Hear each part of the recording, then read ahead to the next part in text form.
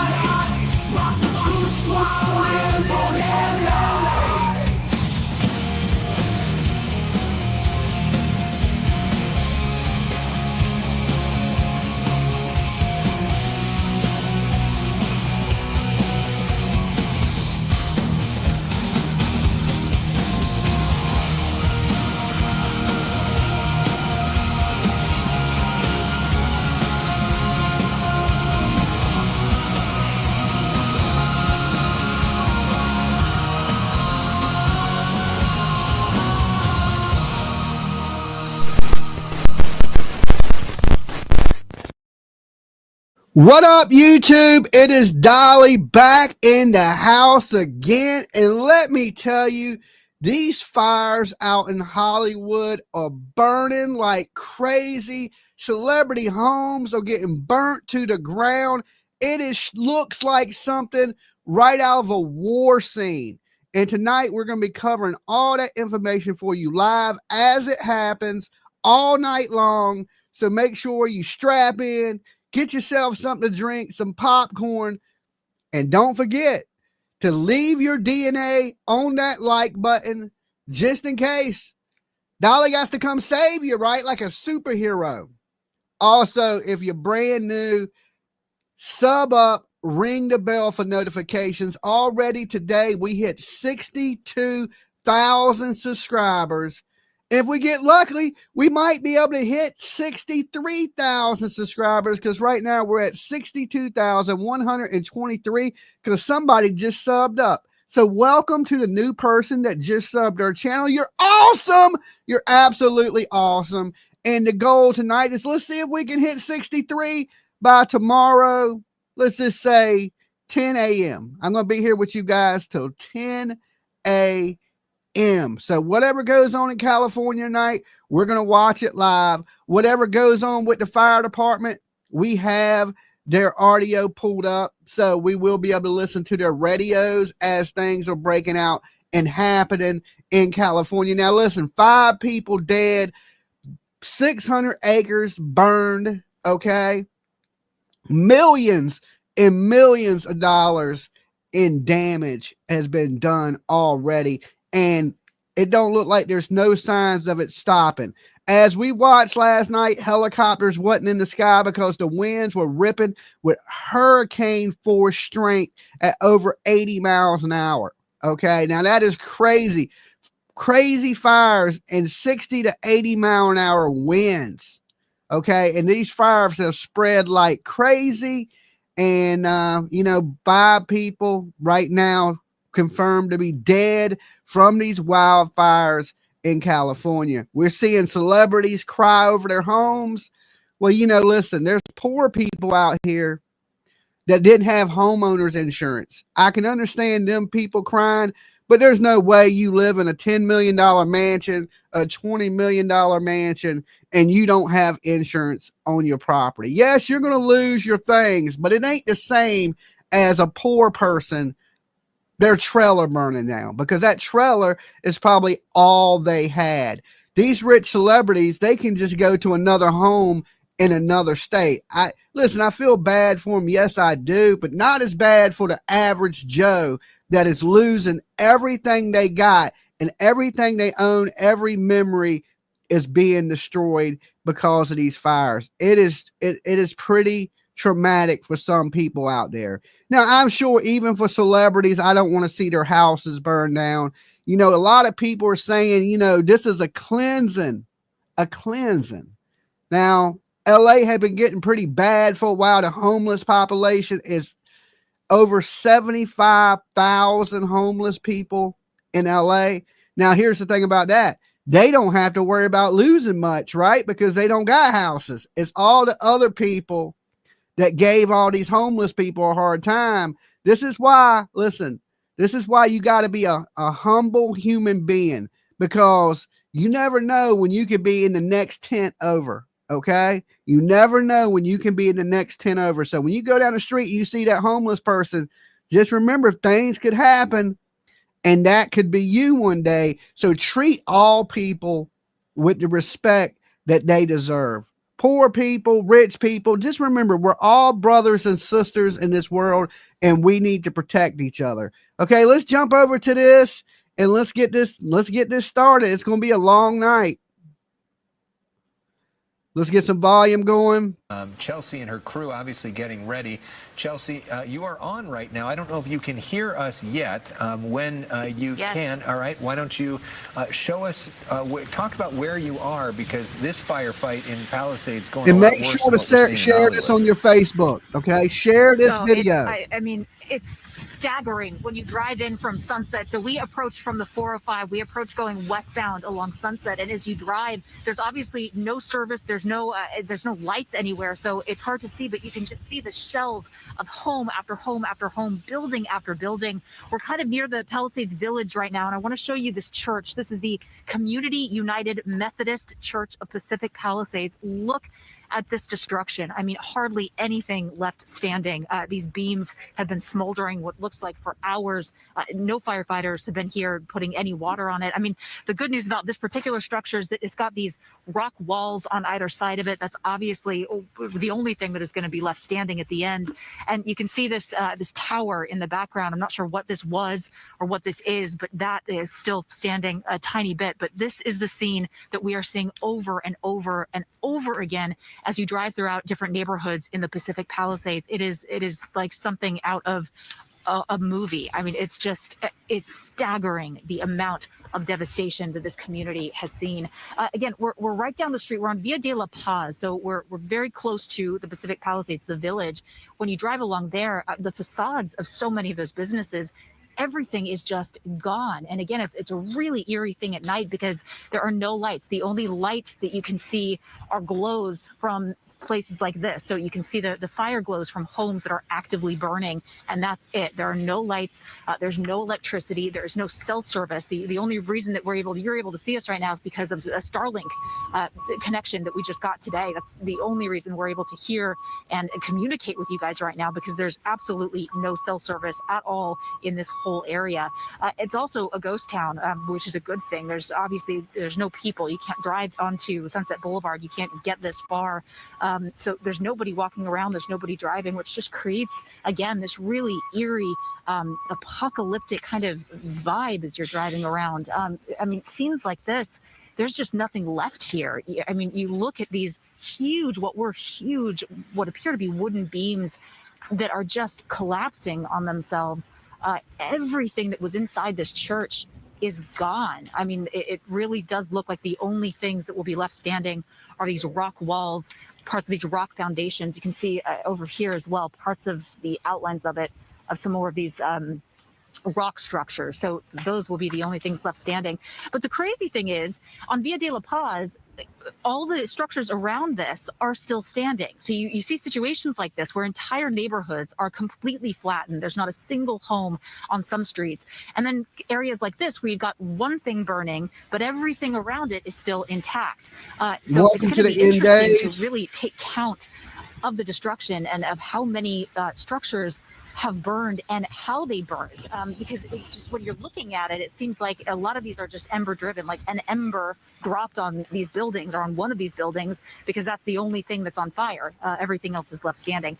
We're also feeling these winds kind of kicking up. I don't know if you can kind of see the smoke and the embers flying this way, but we've just been feeling that in the last, I don't know, 10 to 15 minutes.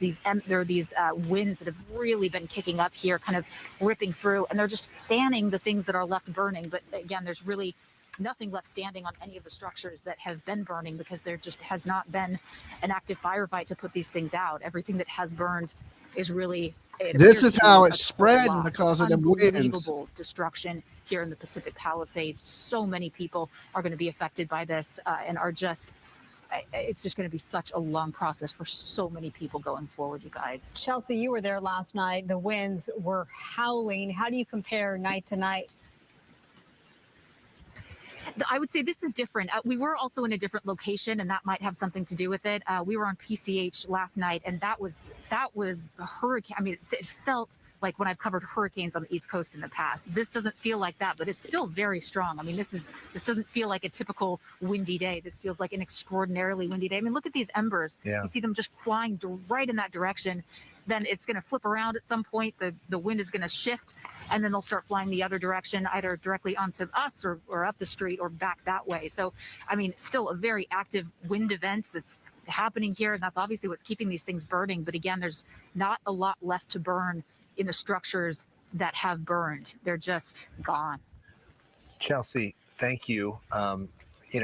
Let's bring meteorologist Adam Kruger into the conversation. And Adam, so often here we talk about microclimates in Southern California. And we just saw an example of that.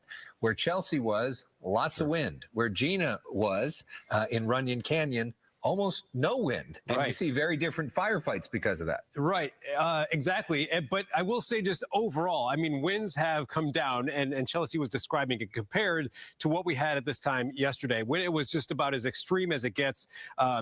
You'd be sitting in a car and that thing would be rocking around, or it was almost difficult at times to stand out in the wind yesterday. But the illustration behind Chelsea, that's great illustration of what the winds are doing. It's still breezy. You still see the embers flying around. But yeah, it's way different in some areas. In fact, in a lot of Los Angeles right now, winds are under 10 miles an hour. You get more so into the foothills, the valleys, and up into the mountains. We still see gusts up to 40, 45. And just in general, where a lot of these fires are, it's like 15 to 30 mile per hour gusts. Still breezy, not extreme. And that's going to be the same trend we see going forward. So let's talk about what we have, first of all, with the red flag warning that continues still into Friday. You'll remember, though, it was a PDS, particularly dangerous situation, red flag warning prior, which is like a category up. Now it's known as a regular red flag warning, and that continues into Friday. Again, winds will relax gradually as we go through the night, but we do expect another wind peak. That's going to be coming around midday Thursday and lasting into Friday morning. We also, though, still until 10 o'clock tonight, have a high wind warning across a large part of our area, and this has been the trouble zone for the most part this entire time. Mostly to the north of Los Angeles is where the strongest winds have been. So still in these areas, the National Weather Service says gusts could get up to 60 miles per hour. We're finding most gusts below that right now. And again, the winds will keep going down as we go through the night. Here's that red flag warning area. And what's interesting in this, and I'll have to go look into this, but it looks like between the last time I showed you this graphic and now, the National Weather Service has now included a pretty good chunk of Los Angeles, which was previously excluded from the red flag warning. So now there's just more areas included in the red flag warning. Along the coast would be one of the exceptions, though. Now, our forecast wind gusts, we're going to see some numbers here that are a lot better than what it looked like last night and early this morning, but still breezy. And that's going to be highlighted pretty nicely by the purple areas. But notice, at midnight tonight. If you're just how the tuning in, winds guys, make sure definitely you are like lower this for a huge video. part of the area. Still some gusty Share it spots on in the your mountains, but we're Facebook. doing much better overall. Then as we go into tomorrow, again, midday, and this is what I talked about, that next surge of winds, we're going to find gusts that could get up to 40, even near 50 miles per hour. Notice the model, for example, around Ontario happens to say maybe close to 60 mile per hour gusts. So we see, again, a big area with strong winds, but not the entire area, because there's this pocket here. And a lot of times this happens around the LA basin, kind of protected by the mountains. So it's not going to be very windy everywhere, but there will still be strong winds tomorrow. That'll go into Thursday night and Friday morning. So here's a look at, Cindy. let's go into Friday at 9 a.m. And again, the purple areas are really a good visual marker as to where Let's the get strongest those winds will likes be. up. And then watch what happens as we continue into Friday. We're going to lose a little data there, but you can still see the colors that Friday afternoon, we really start to see these winds back off. And that's No essentially snow. going to be the end of the current Santa Ana wind event. I want to go a little farther ahead in the forecast than we've done so far this evening to talk about something that we're at least monitoring and keeping in the back of our mind for next week. So as we look at the pattern right now, and we've talked about this for not just this week, but last week with the setup for this event. There's the high pressure, there's the low. Between the two, a big difference in pressure and winds just zipping between these and going in the offshore direction. That's the Santa Ana wind. So that's our current weather pattern. This low is going to get out of here. The high still hangs out here, which still is giving Let's pull an up the offshore scanner kind of Santa Ana also. component to the winds. They just won't be nearly as strong. That's a look at Friday morning. As we go late day Friday, notice the shift in the wind direction now, more coming in from the northwest and not as strong as well. So that's kind of the end of the Santa Ana winds for this current round. What we are watching for next week, and keep in mind now we're looking at Monday night, Tuesday morning next week. There's a lot of time where things can alter a little bit between now and then. But we see not as intense of a setup as what we have now, but we see some type of setup with this low. If it gets positioned south. 1750 North Sycamore Avenue, apartment 308. That's the scanner. We're going to give you Division Yankee with our preliminary plan. You're going to have Orange County, Charlie 1411, which will be your Yankee. We're going to have them report to that address. Roger, if you're good with it, I'd like to move 1019 over there as well. Roger that. So you're going to have 1019 and 1411 Charlie from Orange County. They will be your Yankee. They will talk to you on V22. You can go ahead and talk to me on command. I'll make 1019 Division Yankee, so they'll talk to them on command, and they'll have V-Fire 22 to talk to each other. So we're monitoring Roger the that. I'll news, have the scanners, 1411, everything that's going 14-4. on. 1019 in Yankee. Operations Branch 1, yes. And then stand by. Let me just confirm with Structure Defense Group 1. Structure Defense Group 1 from Branch 1. Need a Division Yankee. Nichols on B-Fire 22. Structure Defense Group 1, I cut you off. I'm just requesting 1019 to go to Division Yankee to that address off of Nichols, and then they'll have Charlie 1411 from Orange County working for them. Okay, can you repeat the address one more time? Yeah, the address is going to be 2451 Nichols Canyon. Copy. 2451 Nichols Canyon. Nichols Canyon. That's accurate. Back to 3. Copy, guys. See Roger. It started as a little fire in a backyard. Take back to tech. Truck 75, 5664. Wow. Secure. Roger. Utilities are off.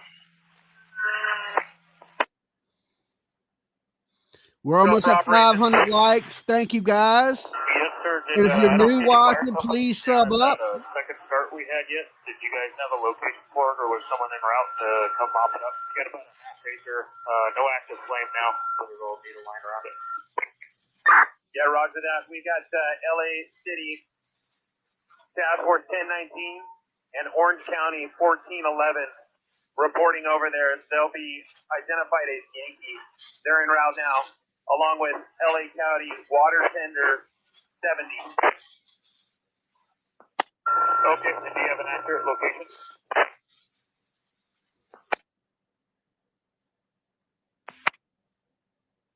I mean, just total 451, devastation here in LA. Hollywood's on fire, Okay. Malibu. Operations from branch 1. Go ahead, branch 1. Yeah, do you have any additional crews? New and subbed up. Hey, Not at Ashley. this time. We're on complete drawdown. Additional. Welcome. The only additional we have is coming outside of the city. Roger. The operations from Structure Defense Group 4. Go ahead, 4. Yeah, just to clarify where we're at, we're up on Mulholland here, up above the fire. We're between Desmond and It was interesting to see. I wasn't thinking that that's what we were going to see, but that's the first time I've seen something where the hillside was affected by the heat or the fire. Also, the other thing about that area is that a lot of the power poles were burning, and so they were leaning. And what made it very nerve-wracking is the thought of perhaps going back down Topanga Canyon. I was worried that by the time we left the area where we were near the village, that it would just mean that we were going to encounter power poles that have snapped due to the fact that they had the burning embers. But what I wanted to do earlier today, but it's very difficult to get around on PCH, is to go farther down south towards Dukes, Malibu, if you know this area.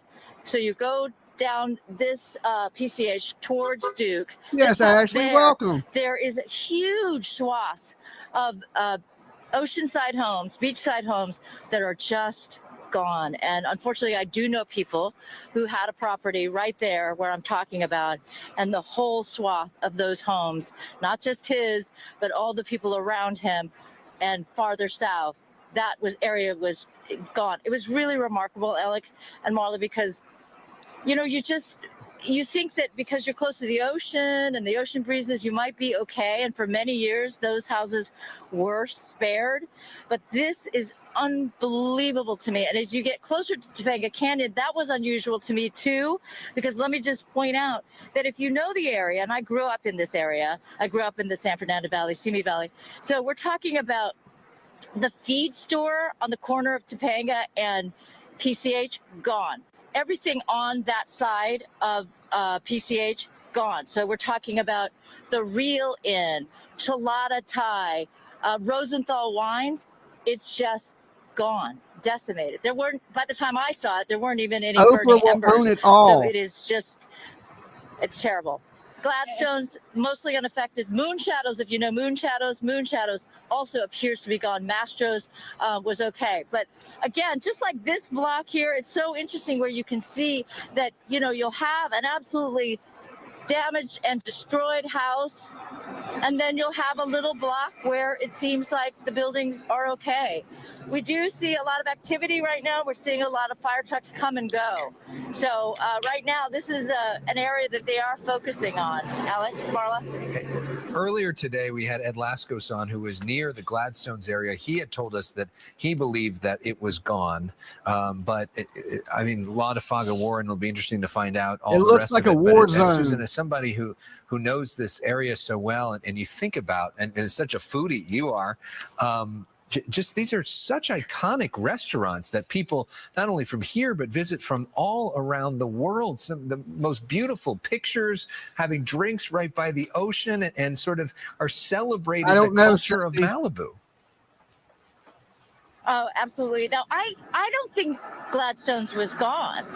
We were in the parking lot, and I thought it was okay. Moon Shadows, however, going further farther north. Moon Shadows, you can't even find it. Let me ask you this. When I went to go find my friend's house, yes, Marla. Well, we had reported about the Real Inn and Chelada. We knew that last night. There was also word that Mastro's was gone as well, but you just said that Mastro's is still standing. Yeah, Mastro's is still standing. The Moon Shadows was interesting because, Moon Shadows has been there. I mean, I think I went there for one of my prom dinners in high school. That's how long it's been there. I went to Duke's. So that was a while ago. But you you would see it as you drive down PCH. You always saw it, you know, it was easy to spot. And just like when I went to go see the status of my friend's house. Thank you for all the new people that are subbing up. If you're just coming in and you haven't, help us hit 63,000. Sub up the channel, ring the bell for notifications. We're going to be here all night with you. We have the scanner, so if anything goes off on the scanner, we'll let you know. We got different news channels pulled up, so if anything goes down you need to see, you will see it here. Yeah, of course. And Yeah. that's such a landmark and icon for so many years and decades. Susan, we thank you so much. Glad that you were able to join us live. We know that the self-service and our transmitting capabilities can be, you know, hairy given the situation. So thank you very much. Joining us on the line is someone who took the time out last night, who was under evacuation from the Palisades fire. Charlotte is joining us tonight. If my memory serves me correctly, you basically were evacuated a few times from various locations and then ended up finding some refuge in Santa Monica, if I'm not mistaken. Yeah, hi. That is correct. Can you hear me? Sorry. Yes, we can hear you loud and clear. What's your situation tonight? And do we know, is your house safe? So as of now, we are still unclear about my home. About 3 hours ago, I actually went back with my parents because we Thank you, Sylvie. A moment of clearness, and we Thank could you. go back for some more belongings, which was a bit scary at the time, and it was a Now, if you're watching me on Jams TV, come on over to Dolly Vision, DOLLY Vision, Dolly Vision. If you're watching on Jams TV, sub up. This is my main channel. I am airing it on my backup channel, Jams TV. So if you're watching on Jams TV, come on over here to Dolly so we can see you. little neighborhood from all sides. Once I had left, I got word that firefighters were finally entering our neighborhood. We're almost at But 1:30. I, as of the past hour, don't have any further updates about our house. But yeah, I had to evacuate. Ended up on foot yesterday. So. And you're and by the way, we're looking at a live picture right now from the Hollywood Hills. Looks like we see a lot of black and not a lot of smoke, which is a really good sign in terms of the firefight there. Pacific Palisades has been a much tougher firefight. Oh, they ain't gonna let the rich last people's night. You're a high houses school burn. student going through this. What has the last 24 hours been like for you? I mean, it's just been a lot of chaos and just not knowing what's Hey going guys, on. What's welcome. next. Come on It's just in. been very Come on in. unpredictable.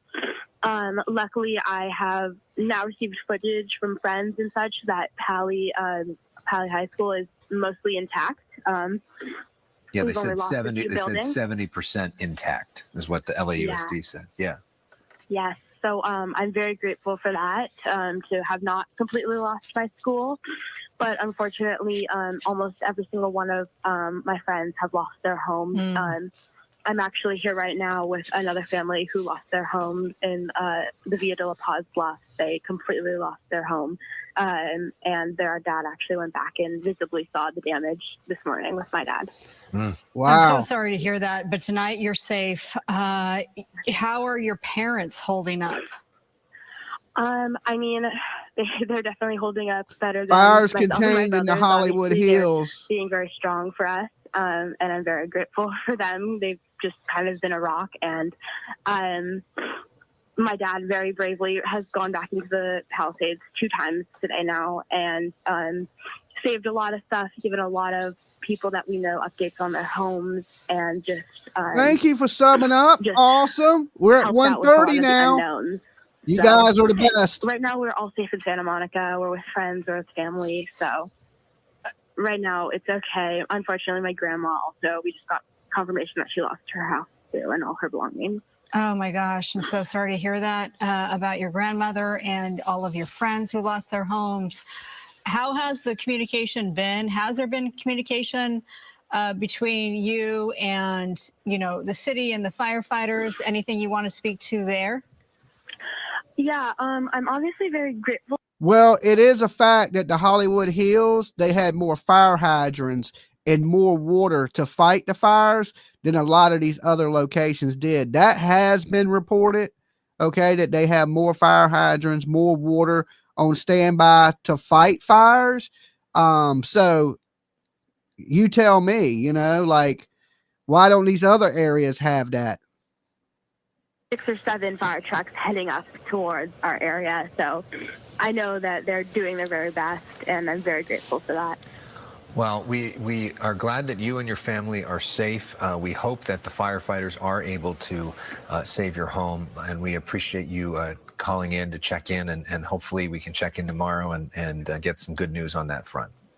Yeah, of course. Thank you. And we appreciate any goodness you can send our way for our home. All right. We're sending it all to you, Charlotte, and your family. Thank you so much for being Thank with you, us tonight. Kat. Chelsea Edwards continues our live team coverage right now. She is in Pacific Palisades and seeing some embers flying behind her. Chelsea.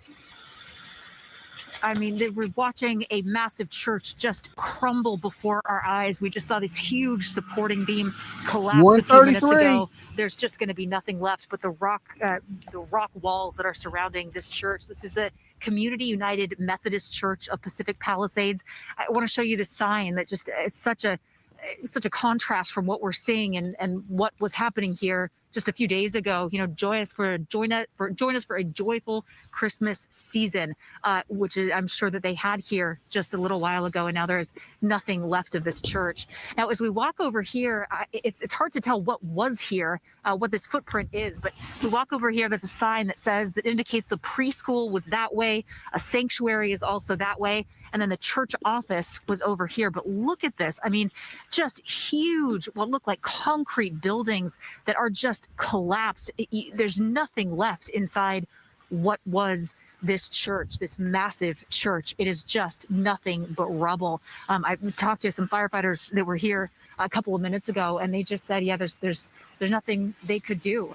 This just is going to burn out. Their resources are just stretched so thin. But I mean, when you look, You can't put fires out if you don't have the water to put them out. You know, if you don't have adequate fire hydrants in certain locations, then they just watch some of this stuff burn around. I also want to point out this kind of bizarre thing that we can't quite figure out. There's a bicycle that looks like it was just abandoned. I don't know what happened here or what the story is behind this, but you see things like this and it points to a very chaotic, very stressful scene. I don't know what would cause somebody to just leave their bicycle in this manner and just leave it on the street. But it probably had something to do with what we're seeing here. So you can also see what the winds are doing by looking at these flames. I mean, look how forcefully they're pushed in that one direction. The embers as well. Oh, look at that beam just coming down. Wow. I mean, we're just watching it crumble bit by bit. When we got here, there was still some structure standing. You could make out what looked like a courtyard here. Okay, That's Tiffany. just gone in the last 30 minutes or so. There's just nothing left. We can also see some, looks like gas-fed fires in various places, and that just makes it so tough because even if you do put some of this out, there's still gas that's coming up. This is just going to continue to burn, especially with the winds the way that they are. There's just nothing that anyone can do. This is just all going to burn. And you see scene after scene of this. I mean, driving in from the east, we came in along Sunset Boulevard toward the Pacific Palisades from the east on Sunset, and it just looks like a war zone. I mean, the only way that you can tell what anything is the light from the fires that are still burning different homes. So you look around, there's entire neighborhoods that are just flattened. I mean, you can't even tell whether or not there the homeless people be drinking out the fire hydrants there because there's debris, but you don't know what was there.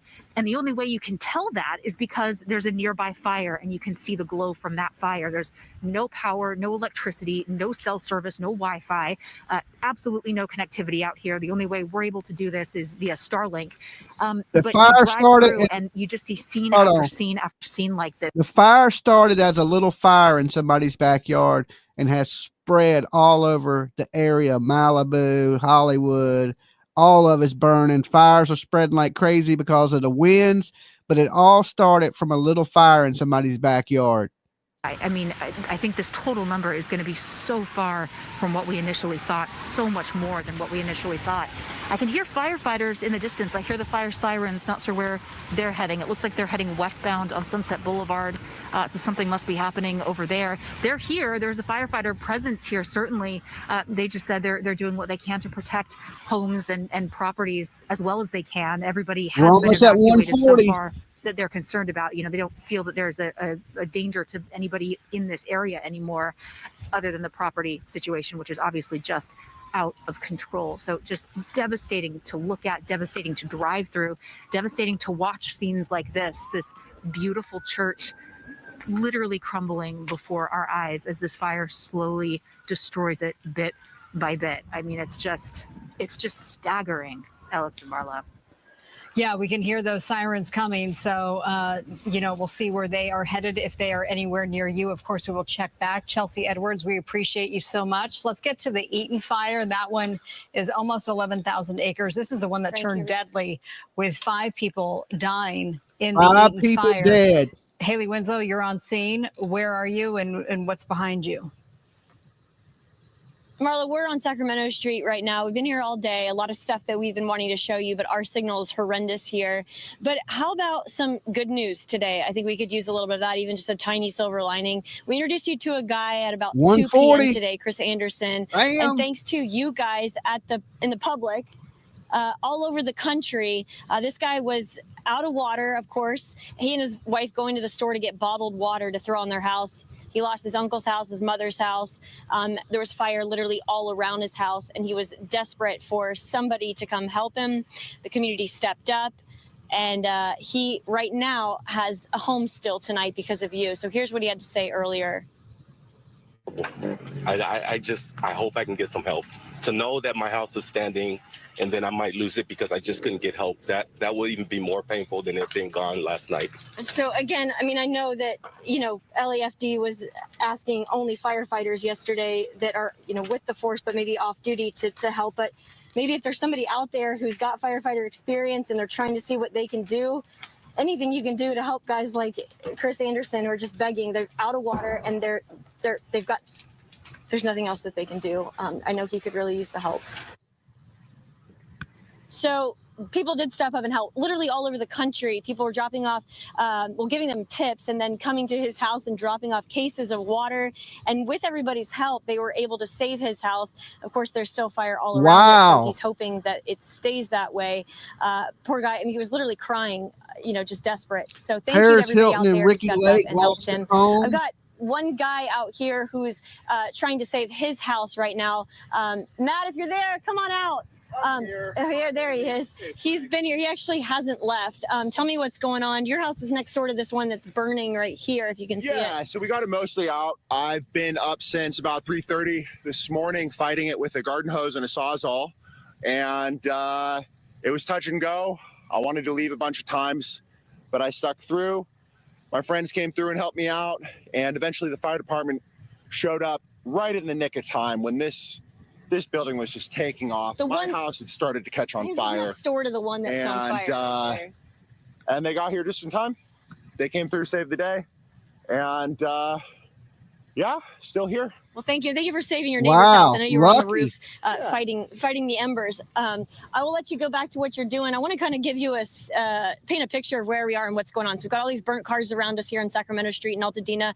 There's a jungle gym of down power lines everywhere around here. And it's actually kind of scary because it's so dark that you don't often see them. So we hope that they're, obviously the power is out and stuff, but you never know if there's a live wire. We've got this down telephone pole right here. And every house, it was a beach house. Paris Hilton's beach house went down. Gone. It's completely flattened. If we walk over here, I don't want to lose the signal, so I'm going to be careful. But we'll show you all of these flattened homes, and it's like this everywhere. I know Chelsea was just talking about a church crumbling. Several churches down the street from here, completely flattened. Bank of America is still on fire. And I want to tell you a few things that I just want to pass along from some friends.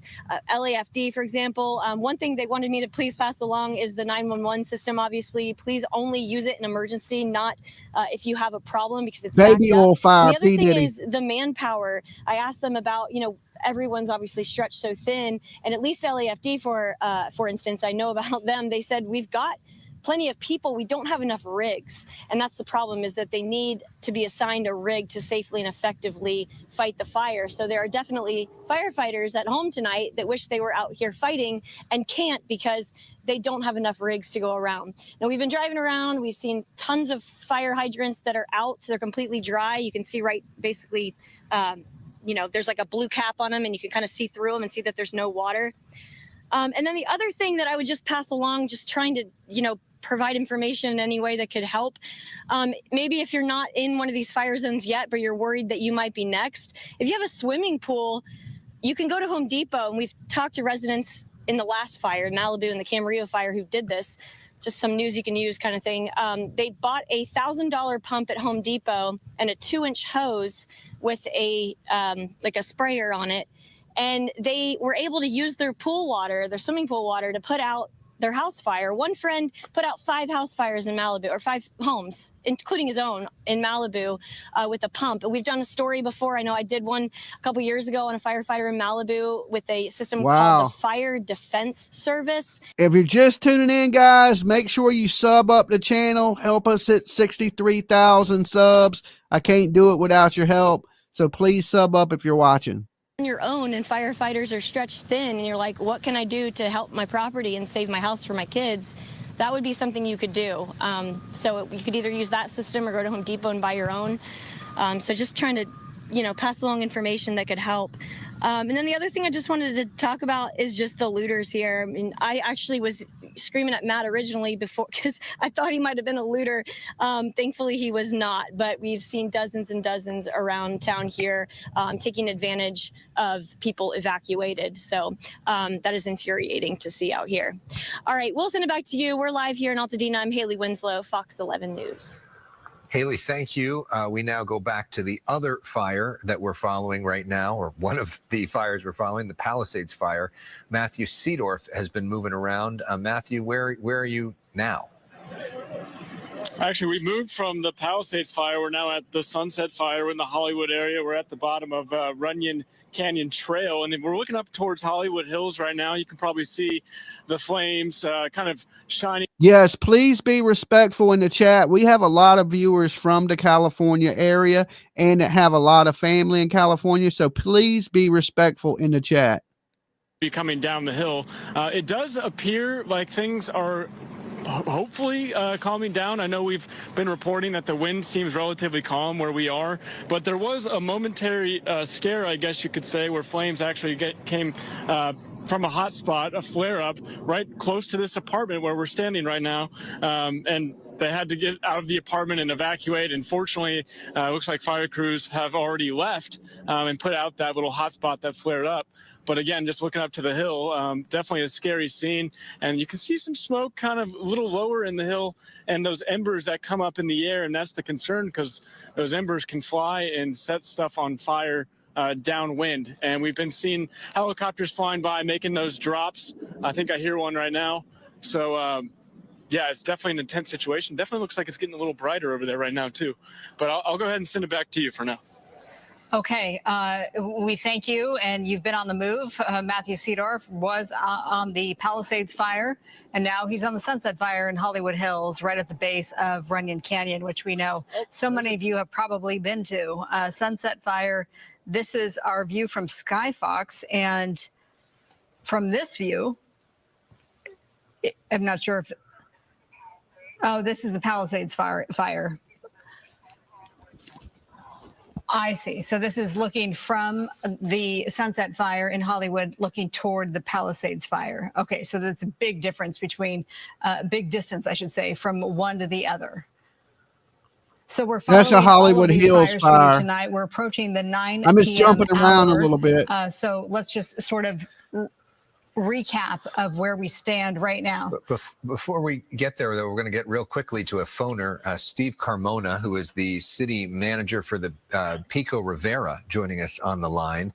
And obviously, Pico Rivera not at the center of all this, but you all are helping out in a big way. Talk to us about the efforts that your city are underway right now. Still burns pretty strong in Hollywood. From the city of Pico Rivera, our thoughts and prayers are with the families and communities impacted by these fires. The city council gave me direction to see how we could help some of the families that are experiencing this devastation. So they allowed me to create a partnership with one of our operators for the Peak Rivera Sports Arena, Lenoria Entertainment. And what we want to do is offer free boarding for horses and livestock displaced by the fires. Again, just trying to see how we can help and in the way possible. One of the things that these families are suffering right now is we really want to make sure that they focus on their safety and recovery without worrying about their animals' well-being. Yeah, thank you for all that you're doing. I'm sure that you've been in Los Angeles for some time now. What are your just personal thoughts on what we're experiencing? We got 783 likes. Hit that like button as you come in. Tragedy that a lot of folks are experiencing. I mean, just to understand 84, the loss thank you. of life, the loss of their home, the loss of their personal belongings. And of course, what we want to try and do is help out whatever we can.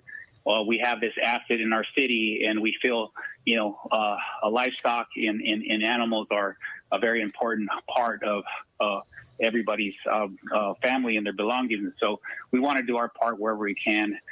This is just one part of what we're trying to do. We're also collaborating with our neighboring cities to see how we can also dispatch resources, whether it's fire personnel, public safety personnel, or other assets that can help these communities get through this ongoing tragedy.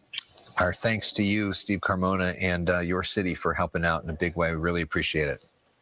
Yes, thank you so much. All right, it is now the top of the hour, 9 o'clock. Let's reset. Here we go. This area is a total loss. Thank God we were able to save our house, and it's very unfortunate for everybody else. Okay, so, these fires are raging out of control, and we want to ask everybody, please be respectful. It don't matter whose house is burned. That's still a person's house. We wouldn't want your house on fire. We don't want to wish this type of stuff on anybody. There should have been better things in place. I agree. And after this is all said and done and the smoke clears, I'm sure they're going to try to put a better system in place, because there were some places that had very little water. There were some places that the fire extinguishers, the fire hydrants had very low pressure. There were some areas that had more fire hydrants and lots of water. So something needs to happen, after this is done. But listen, hindsight's 2020. We can't change what's going on right now. We can just do better in the future, and hopefully, they'll do that. And we have a lot of friends and that live in California, and we're just praying right now that they're absolutely okay and none of these people have lost their life. We know there's at least 5 confirmed dead right now from these fires. Thousands of acres are burned. It's not looking good, and it don't seem to be slowing down. A little bit of the fire in Hollywood has been contained, but not completely. And there's still other places where they don't have water, and they can't even put the stuff out. They're just letting it burn. But what can you do if you don't have the water to put it out? Some neighborhoods completely gone. Houses just completely destroyed. Is complete neighborhoods wiped out, and at least 60,000 people under evacuation orders tonight. Now on to the Eaton fire, which has turned deadly. 5 people have died. Circumstances around their deaths not known yet. Roughly 100 structures have been destroyed there. The Eaton fire exploding in size over 10,000 acres, 0% containment, estimated 70,000 people there under evacuation orders. Thank you for everybody subbing up. that Alex just mentioned in Sylmar scorched more than 850 acres. So that's some updated information. It was at 700 acres, so now 850 acres. No, it's burning 0% fast. containment, and those mandatory evacuations do remain in place. Livestock has been affected in many of these fires. Now, that massive wildfire in the Pacific Palisades area has destroyed, as mentioned, at least 1,000 structures, and officials are calling this the most destructive fire in LA history. Wow. Yeah. let's go now to Fox 11's already, and Ed it's not even Laskos, over who or is close live to for us being on over. Pacific Coast. We're going to go. Okay, so we're going to wait for Ed. As we know, we had Paris lots of Hilton Beach technical House challenges on this gone. night, but as we look from Skyfox, you really get a sense of the scope of this.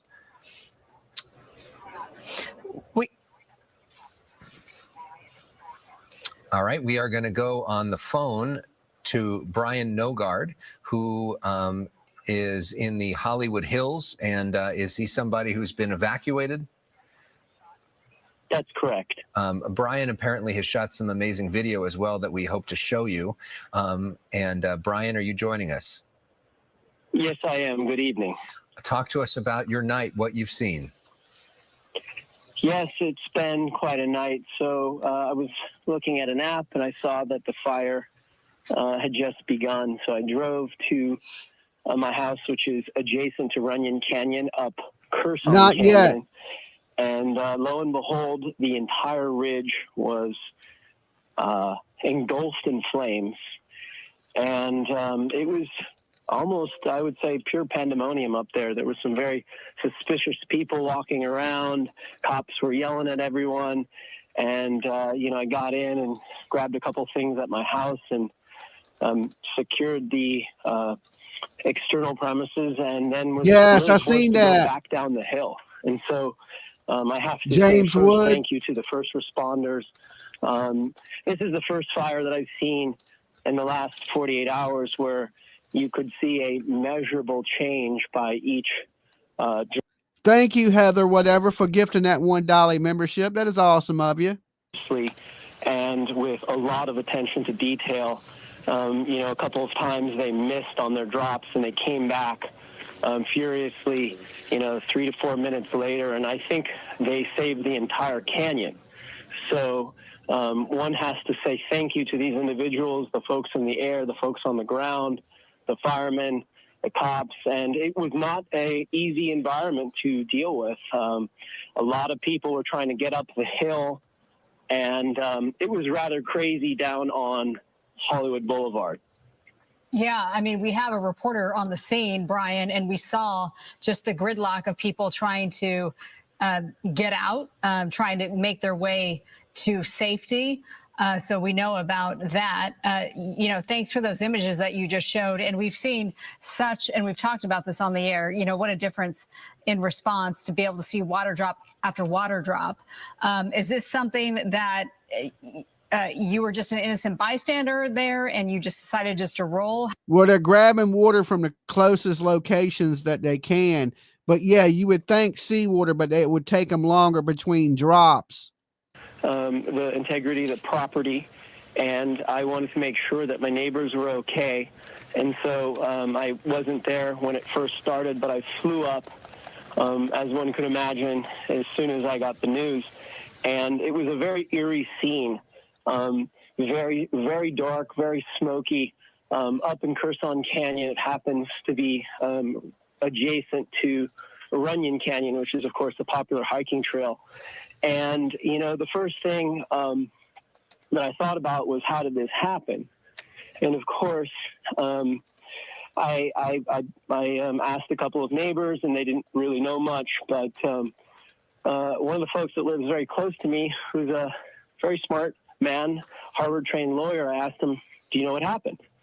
And he said, well, I can tell you what happened. I saw this fire when it was very small on the top of the hill. And I said, how small? And he basically opened his arms up, maybe the size of a small Christmas tree. And he says, about that big. And I said, you got to be kidding me. What time was that? And he said, that was at 5:35 p.m. And I didn't think much of it. In fact, when I first looked at it, he said, I wasn't even sure it was a fire. And I said, well, what was the first thing that came to mind after that? And he said, arson. He's like, there's nobody hiking at 5:35 on that finger trail. And there's no power lines. There are power lines in Runyon Canyon, but they're to the north. And he said, that has to be deliberate. And it really got my attention. And he said, that would be terrible. Once it was, once it was lit, it grew very big, very fast. And so that was probably about 15 to 20 minutes before I actually got up to the apex of the canyon. So rather suspicious. Certainly would love more information as it develops, but makes you think, doesn't it? It does. Yes. And there's now look at them houses. We're looking at a live picture. This must be in Pacific Palisades, I'm guessing, that we're looking at this home burning. Can we confirm the live picture on this? This is the Sunset Fire. So this is the first, as far as I can tell, first thing that we've seen in terms of a structure actually burning because of the Sunset Fire. And this particular structure here looks pretty well involved here. So that is, we don't see the Can you tell what street it's on? Flames. It's hard for me to tell from this particular image. I don't know if you can see our screen, you may be able to help us here. But we don't see those massive flames that we saw a couple hours ago, but the fact that we actually do see we just hit at least one structure burning is not good news. And we need to worry about the winds that created with this and embers and all the rest of that. So we didn't completely get out of the woods with this particular fire here. So that is a tough to see. As we get closer look there, at that you can see beach it looks like a house. pretty large, probably a house there. Yeah, I mean, these are what the homes, many of them look like in the Hollywood Hills. Multi-million-dollar massive homes. properties sloped on those hillsides. And so, yes, to your point, Alex, this is the first one that we've really seen ignite. And you see on the upper right-hand corner, left-hand corner, pardon me, it looks like some palms there are also on fire. A lot of millionaires losing their homes. So a lot of not entertainers. what we wanted to see in terms of this thing, and in terms of an update there. Thank you so much for your perspective and for sending us that video, and hope you're able to stay safe tonight. Thank you very much. Yeah, that was Brian Norgard joining us, who shot some pretty incredible water drop images from the Sunset Fire that we're looking live at. Definitely in the hit the Hollywood like. Hills, and this is Definitely hit the like. And if you're just tuning in for the first time, sub up. Help us hit 63,000. We're jumping between the news. We have the scanner. So if anything goes down that you need to see in these LA fires or these wildfires, I'll have it right here for you tonight. We will be here till probably 10 o'clock in the morning. On one Eastern side and then on the Standard other Time, so side. you got a long night. We were at one point counting 4 different little, if you will, spot fires that had erupted. And the original one was close to the Hollywood sign that we're hearing from a council member, Nithya Raman, who represents this district, that the Hollywood sign was not in its direct path. But nonetheless, there are mandatory evacuations for the... Who is live in Pacific Palisades to talk about the situation there. Well, we still have the wind here, and we have an active firefight. But one quick point, we've moved from Pacific Palisades up PCH. We're now in Malibu, actually just under a mile north or west of Topanga Canyon. And here's the latest firefight. Remember when we were visiting with you about a couple hours ago, we pointed the camera up just before the press conference, and we had that large plume, big fireball up along the coast of Malibu. This is what was burning at that time. 1, 2, 3, 4, almost 6, almost a half dozen structures here, from garages to homes to beach homes. Many of them burned, many of them still burning, active fire. There's this, the rig goes by. Mikey will give you a look, some fire up in the eaves, some firemen there in the front door. They got a charged line. They're trying to hit some of those hot spots. And then there's a garage right off to the right of it. Those cars, that was fully involved a little while ago. And then quick look further up PCH, you can see utility. Wow. You can see that, right? I know it's dark over there. It gives you an idea. Is the flames were roaring here. Some of the embers hit that pole, broke it down. So you'll have infrastructure problems here, as well as a lot of this damage. This area was evacuated. That's the good news, so nobody hurt here. But unfortunately, more structures lost. And also, it shows you the continuing firefight we've had. This from the Palisades, Topanga Canyon, a little north of Topanga Canyon. You still have the fires in the hillsides, and you still have those blowing embers. You see the wind blowing, the smoke in the air, the embers into the air. That's still a problem, because we still have a circling, swirling wind here, and at times you get a good gust. We're seeing more of this too here on Pacific Coast Highway. Sheriff units, black and whites, moving through. You heard Sheriff Luna at that press conference a couple of hours ago saying they will not tolerate looters. The DA also live on our air talking about no tolerance for looters. I think the DA said they'll get hit like a ton of bricks. So I'm thinking this is presumably what's going on, because there have been reports of looting in the area up in Malibu, even back into the hills of the Palisades. So a much stronger law enforcement situation here tonight than we saw last night. Of course, last night it was a whole hell-bent firestorm. Quick other point, it's an interesting thing when you talk about history. This exact very same spot, guys, you remember this, I think it was last January, last February, we had all that rain, remember? And this part of the hillside right over here started coming down, and there was a huge boulder right up there. You remember that? And they had to close down PCH. They brought explosives up there. They blew the boulder up. It's the exact same spot right over here that came down, and now here we are about a year later, different situation, and we've got fire, but luckily nobody heard here as the firefight continues from the Palisades now up here to Malibu. Ed Lascos, thank you very, very much. We want to get back Thank to you, Liv. the Thankful. Studio City Thank you. house fire that we are now over. So just to completely God, clarify that here, house this is is not the about Hollywood gone. Hills. This is a Studio City house fire. And now he is making his way, he and his photographer are making their way to this area. So Well, as you soon as know he these arrives houses here, are we will be able to insured. bring you a live report from the roads below. And you can imagine for our crews, just like everybody else driving, there's lots of road closures because of all of this, lots of increased traffic because of all these different scenes that we're seeing, which makes it challenging to get around. And look, Marla, I think we're going to be near the point where this roof may collapse as well. Yeah, that's imminent. Yeah. So let's show you, as we wait for that, memories and the individuals who are impacted in such a devastating way when we watch that all happen. It almost seems unbelievable that we've had fire after fire after fire after fire. You know, we thought the Sunset Fire, that was astonishing that one erupted over the hill. And now it was easy for us to get Me confused too. because It's sad. how could you think that another That was a massive beautiful fire would house. erupt like this and on the other side of the hill? And here we are. And look at the plume of smoke. As you know, the firefight down below continues. LAFD already strapped so thin. Right. And this is bad news for our friends in the Studio City neighborhood, but frankly, good news for our friends in the Hollywood Hills, because this means that we still have not seen any structures fully engulfed by the Sunset Fire, which was something that we were really concerned about. So our understanding now is we don't know of any structures lost there. LAFD really doing some terrific work there. But now they're concerned about what we're seeing here in Studio City. If you are just joining our coverage as we approach 9:30, this is a brand new fire that has erupted in the Studio City Hills. This is a house fire. It was a 4-story residence that has since crumbled, and then also an adjacent home has caught fire. According to LAFD, they're in their defensive mode, and this is on North Sunswept Drive in Studio City. We do have a crew on their way from covering the Sunset Fire in the Hollywood Hills to bring you the latest on the ground here in Studio City. So when they say defensive mode, what that means is basically, we know we're not putting this thing out. We're trying to limit the damage to everything else. We're trying to stop the embers. We're trying to protect the other. Yeah, they know they can't put that out. They're just trying to stop some of these other mansions from burning down. We know more celebrities losing their homes. You're talking these houses right here that we're seeing on fire now. We're talking multi-million-dollar homes, and it is insane. It is insane watch them crumble the way they are, like matchsticks.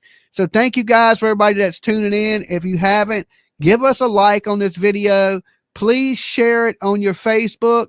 And if you're brand new watching for the first time, sub up, help us hit 63,000. I can't do it without the help of all of you guys. And we will be here throughout the night covering this live. We have the scanners, different news stations pulled up. So anything, you know, crazy or you need to see that happens, we will have it for you right here.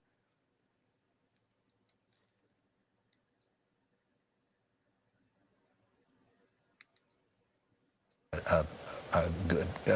That's a concerning sight for everybody in the neighborhood. Very dangerous to be around there. That's probably going to mean a loss of power for people in that neighborhood too. So having the water from the air could be really helpful in preventing this fire from being something that Mabs and Cali, he said they just had an earthquake 5 minutes ago. 100 homes, which is what we were seeing in Pacific Palisades, where something like that starts and the winds were so intense and there was no water to put it on. Good to see you okay, Mab. 1,000 homes are gone. Let's hope that we're able to prevent that. But you do see, looks like these embers are flying in different directions and creating little spot fires in different directions. And that's certainly a scary sight for people in this neighborhood. Skyfox bringing you these live pictures of a house fire, a couple of them now in the Studio City Hills. And it's really unbelievable that, we've gotten to this point. LAFD doing what they can, given the strapped resources. They're putting out information on their social media channels. We check there, but we appreciate you leaning on us. Of course, if you're in this neighborhood and you know anything about this, if you have heard from authorities, please let us know here at Fox LA. We're happy to have your voice join us as well, because we're trying to cover this the best we can while our reporter gets there on the ground. It looks like now this has taken over the hillside and the vegetation. Yeah, look at all that vegetation. I mean, it looks like this is just ripe fuel that is ready to burn. And now we see this thing sort of exploding. We haven't seen a water drop on this. Let's see if we can get this club up to 170. Near Goodland Avenue. Concern as this thing is really starting to take off. Let's talk about the winds. At 3.0 in California. Tracking that. We haven't talked much about Studio City. Let's talk about their weather. Yeah, and one thing before we even get to any maps or graphics or anything, if we just hold this shot, I mean, you see that the smoke is mostly going up. I mean, yes, there's a breeze there, but this is not the situation weather-wise that we saw last night or early this morning, where the smoke was going sideways and the flames were going sideways. Not quite that scenario. So that's a little bit better just in terms of the weather conditions. We have seen a reduction of the winds for sure tonight. We expect the winds to actually get even a little bit lighter tonight before we're they pick at up once 171 again now. Thank you, guys. Tomorrow. And when I say pick up, they won't get extreme like what we had in the last 24 hours, but they will increase a little bit more. But, and you mentioned it, it's just, there is so much happening right 72. Now in so many spots. It is overwhelming for sure, just to keep track of, let alone watch and feel for these people that are going through this, and feel for the crews that are doing what they can to mitigate what's going on out there. But just visually, you can see that the wind, you can tell from the flame. So according to Mab, which he's in parts of California, he said they just had an earthquake. People are saying it was a 3.0. I see something under a 5.0 magnitude. But fires, earthquakes, California's in big need of prayers right now. Current wind gusts, I know the numbers are on the small side, but you get the idea. Maybe if you get a little closer to your TV, you can see all of them. But we've got gusts that are mostly, you see a lot of single digits here. You We're get up good, into some of the Don. foothills and the mountains and the valleys. Obviously, there are some higher wind gusts right now, 20, 30 miles per hour. These are kind of color-coded, which is nice, too. So if you see some orange numbers, that's, 50 in the 50s. Now as we switch to this is over the last 24 hours, the highest gusts that were measured in some spots. You'll notice there are some 90s on there. There are some, I see a 94. I see a few 90s. I see some 80s. And so this was the extreme, unprecedented type of wind gusts we had in the last 24 hours that, you take the fires out of this, and even this alone, just the winds would be incredible. And then, of course, you add the fires on top. We have all the devastation going on right now. So again, what you're seeing here is various weather stations, the peak wind gusts they received or got in the last 24 hours. And notice especially in some of the higher elevations, 70s, 80s, even over 90 miles per hour. If we switch back to the first tab, though, again, that's going to show you the current wind gusts. The first image we had up here. And if we get to that on the computer, you'll see that again, a lot of these numbers, you just cut them in half or even less than half, and that's what we're seeing right now. So that's the improvement we were looking forward to at the end of the day today, and continuing into tonight, these numbers will keep going down. But again, you see just these spots, especially in the mountains, 30, 40, 50 miles per hour still ongoing. And then you have the difference across, let's just say the LA basin. Look at that, 6, 8, 2, 1. I mean, these are some low numbers in many spots as well. So that's a little bit of good news to see right there. Now, if we can switch to what we would call Weather One, the standard weather system here, and show you, what our forecast is. I'll show you what the winds are looking like, and as we continue into the night here. First, though, just on our headlines, I do want to say we have a red flag warning that's still ongoing all the way through Friday. Wow, look it at is all no them longer fires. a PDS, which is particularly dangerous situation. We've talked about that many times. That was the red flag warning we had before. Those are issued for the most extreme circumstances. It was the third time one of those was issued this season, but only the fourth time since 2020. They're relatively rare, just not the case this season. Anyway, now we switch from that to a regular red flag warning. Still means it's breezy, still means it's going to be very dry, still means weather conditions are favorable for fires to spread. But the winds will relax as we go through the overnight here, and then the next wind peak, kind of uptick in the winds, will start to happen midday Thursday, and that lasts into Friday morning. And that's the part of the forecast I'm going to show you here in a moment. Way more We do stuff's have the gonna high burn wind warning before this is continuing over. for all these areas in this yellowish color until 10 o'clock tonight, and then the high wind warning expires. We may see some wind advisories, which is like one classification below everywhere. that. Those may continue into tomorrow or maybe even Friday. But this is issued as winds may get as high as 60, and again, that's mostly going to be some of the higher elevations. And again, that ends at 10 o'clock tonight. Then we have the red flag warning, like I said, and this is a regular red And flag moving warning. towards a lot Continues of through homes. Friday. And one thing that changed just about an hour or two ago is that a good portion of the LA basin and the city of Los Angeles was included back into this red flag warning. The National Weather Service had this area carved out. They've included it now. And so all areas in this magenta color, which is basically everywhere except right along the coastline from LA down to Orange County, all these areas on a red flag warning through the day on Friday. Officially ends at 6 p.m. on Friday. Now let's look at those crucial forecast wind gusts. And as we show you going through the night here, I'll pause it at 1 o'clock in the morning. This is good to see. Yes, it's still going to be breezy, especially up in the mountains and the higher elevations, but a lot of the area will see much lower wind speeds. We see things then ramp back up. So this is that next uptick I was talking about as winds begin to peak once again as we go through late tomorrow morning into midday tomorrow. So this is now paused at noon. Let's see if we can get 180 on this. It'll be over 35. Anywhere you see the purple color is 35 or above. And then the numbers here, you see some 50s, you see 60 miles per hour. This is going to continue to make the efforts difficult in terms of trying to knock down and contain the multiple fires that we have burning right now. Thursday afternoon, still gusty. Again, not extreme, but it's still breezy. Still pretty windy. We still have dry air. And then as we go into Friday morning, there are some areas that are still windy. We go into Friday late day, and then we are pretty much wrapping up our Santa Ana wind event. And again, it's 6 p.m. Friday, the cutoff for when the red flag warnings end. Another thing I want to show you is tracking the humidity, which is, of all the factors that are involved in fire weather conditions, wind and humidity are most important. Of course, very dry vegetation helps fires grow as well. And we know that the vegetation is extremely dry as it's been relatively rain-free, or virtually rain-free, I should say, for about 8 months. Yes, there's been a little here and there, but hardly anything. All right, so relative humidity been very low today. 3.day. Now you'll notice much higher humidity closer to the coast. We actually see a little recovery in the humidities there, and that's why I believe the National Weather Service has just carved out that little area not included in the red flag warning. Everywhere else, though, the humidity is a factor for sure, down below 20%, down below 10% in some spots tomorrow afternoon. And even continuing into Friday, again, near the coast and around the LA basin, it's getting more humid, which is good, but we still see some pretty dry air there on Friday morning, and especially still on Friday afternoon. So that's another big problem as to why the fire weather conditions continue through Friday. It's not all about the wind. It's also the fact that the air will be really dry. And then we'll end right here looking at air quality. And we've seen some of the sensors, especially near the Eaton fire, and that's no surprise. We've seen these get into the bad range or unhealthy range at times today. You see a couple of those red dots right there, and that would indicate that there's a couple of sensors measuring unhealthy air right now. We don't have a sensor, on every single neighborhood block, but you can imagine just in the vicinity of some of these fires, for example, the Palisades fire, if you're around that smoke, you're probably seeing some at least somewhat unhealthy air near you. And I would imagine for many days, as these fires burn to some capacity, we'll probably see air quality issues. That'll be kind of more of a long-term thing.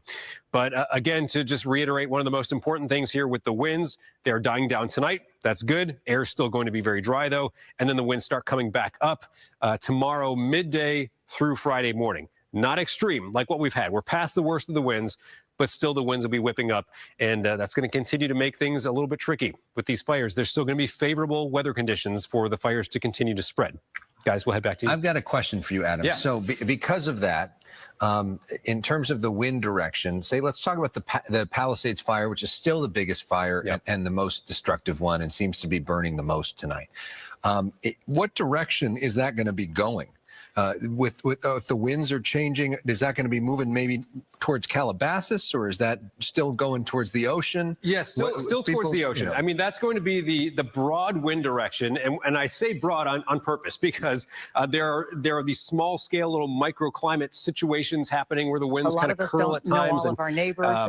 Well, I'll talk more about that in a second, but let's talk about the broad wind direction. It's going to continue to be what it has been. I just want to get the map to kind of pause at a spot that I like here. But it's going to show here that, yes, the wind direction, like it's been all along here, generally from the north-northeast to the south-southwest, which is just this motion towards the ocean.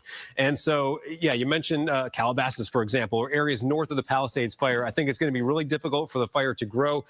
Obviously, if you have burning vegetation right next to other dry vegetation, it might just kind of naturally creep that way, or especially if it's an uphill slope, the fire might creep that direction. But as far as the wind-driven part of the fires, everything should still continue to get pushed towards the ocean from the north-northeast to the south-southwest. So the Palisades fire, another community watching very closely there is Brentwood to Santa Monica. That's another situation where we saw the fire line basically just kind of creep towards the Santa Monica area, but not from the wind, more so just nearby embers and the fact that the vegetation is just starting to eat away at the next vegetation next to it. And so it has crept a little bit that way. And that's part of the reason why a little more of Santa Monica was included in the evacuation for today. That happened this afternoon. But the heart of the fire just spreading in the same direction it's been going, towards the ocean. And then the last thing I'll say, just as far as the wind direction, because that's the broad wind direction, right? But then there are these small scale things that happen for various reasons. One is the topography. And I mentioned this a couple hours ago, I believe, but you think about, you're watching a football game and you see the winds kind of swirling around in these stadiums sometimes. It's because, there's like a topography essentially to the football stadium. Winds come over the stands or they hit other things and they turn direction a little bit. So that can happen here in Southern California. It does happen here in Southern California with all the different topography and the mountains and the valleys and the canyons. Winds generally go in the same direction, but can interact with the topography, curl around a little bit in small areas. And then you add on top of that the fact that the fire itself will cause the winds to change directions a little bit. And that's because you think fire is very hot air. So much burning, so much burning. And so that just kind of like mixes things up a little bit more. If you think about a vertical column of air, 5 people dead already. But you add the lifting air from the heat of the fire, and thousands it just of adds an acres extra burned. motion to everything. And so it's kind of a long way of saying, yes, the winds can turn direction at times, but I think the broad wind direction is going to be the same, just blowing down towards the coast. I feel like we just went through a Bill Nye the Science Guy lecture or something. We just got to class. Thank you so much. Sure. But real bottom line, last question, real bottom line. The winds going back to offshore, going the other direction, when does that happen? Maybe this weekend? Yes. So Friday, I think there's going to be, the winds are coming more from the northwest on Friday, and they won't be as strong. So that's not just a straight onshore Both of them wind, houses but gone the more of the onshore wind starts to happen this weekend. And not to get too far ahead, but and I mentioned this earlier, Monday or Tuesday of next week, looks like it could be some type of Santa Ana wind event kicking up again. I would call it maybe moderate to strong the way it looks right now, which would be less severe than what we have this week. But we're in that season, it seems, and it'll be another situation we'll have to think about and watch for next week. I don't want to get too far ahead, though, because obviously, there's so much going on just right now and today.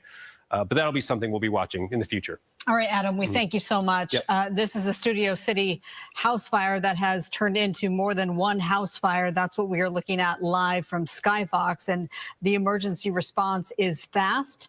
We are waiting for Matthew Seedorf to arrive on scene. This home was a 4-story home. It collapsed live on our air.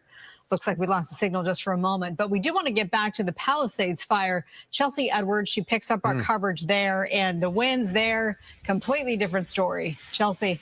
Look at the wind. I can certainly attest to everything that Adam was saying. I mean, this is a steady wind flow directly to the south. So much so, I want to show you, there's now a firefighting presence. They kind of just leapfrogged down to the south of where we're standing here at this church. And that just happened in the last 20 minutes or so. So they're obviously concerned about the embers flying in that direction. And it is just a powerful, forceful wind that's just been blowing south for a while now. And you can see this church just crumbling here. We've got this flashlight to show you. We couldn't see this before because there was a structure in front, but you can see what looks like a cathedral of some sort. Look, if we can pan to the right, you see these beautiful stone arches.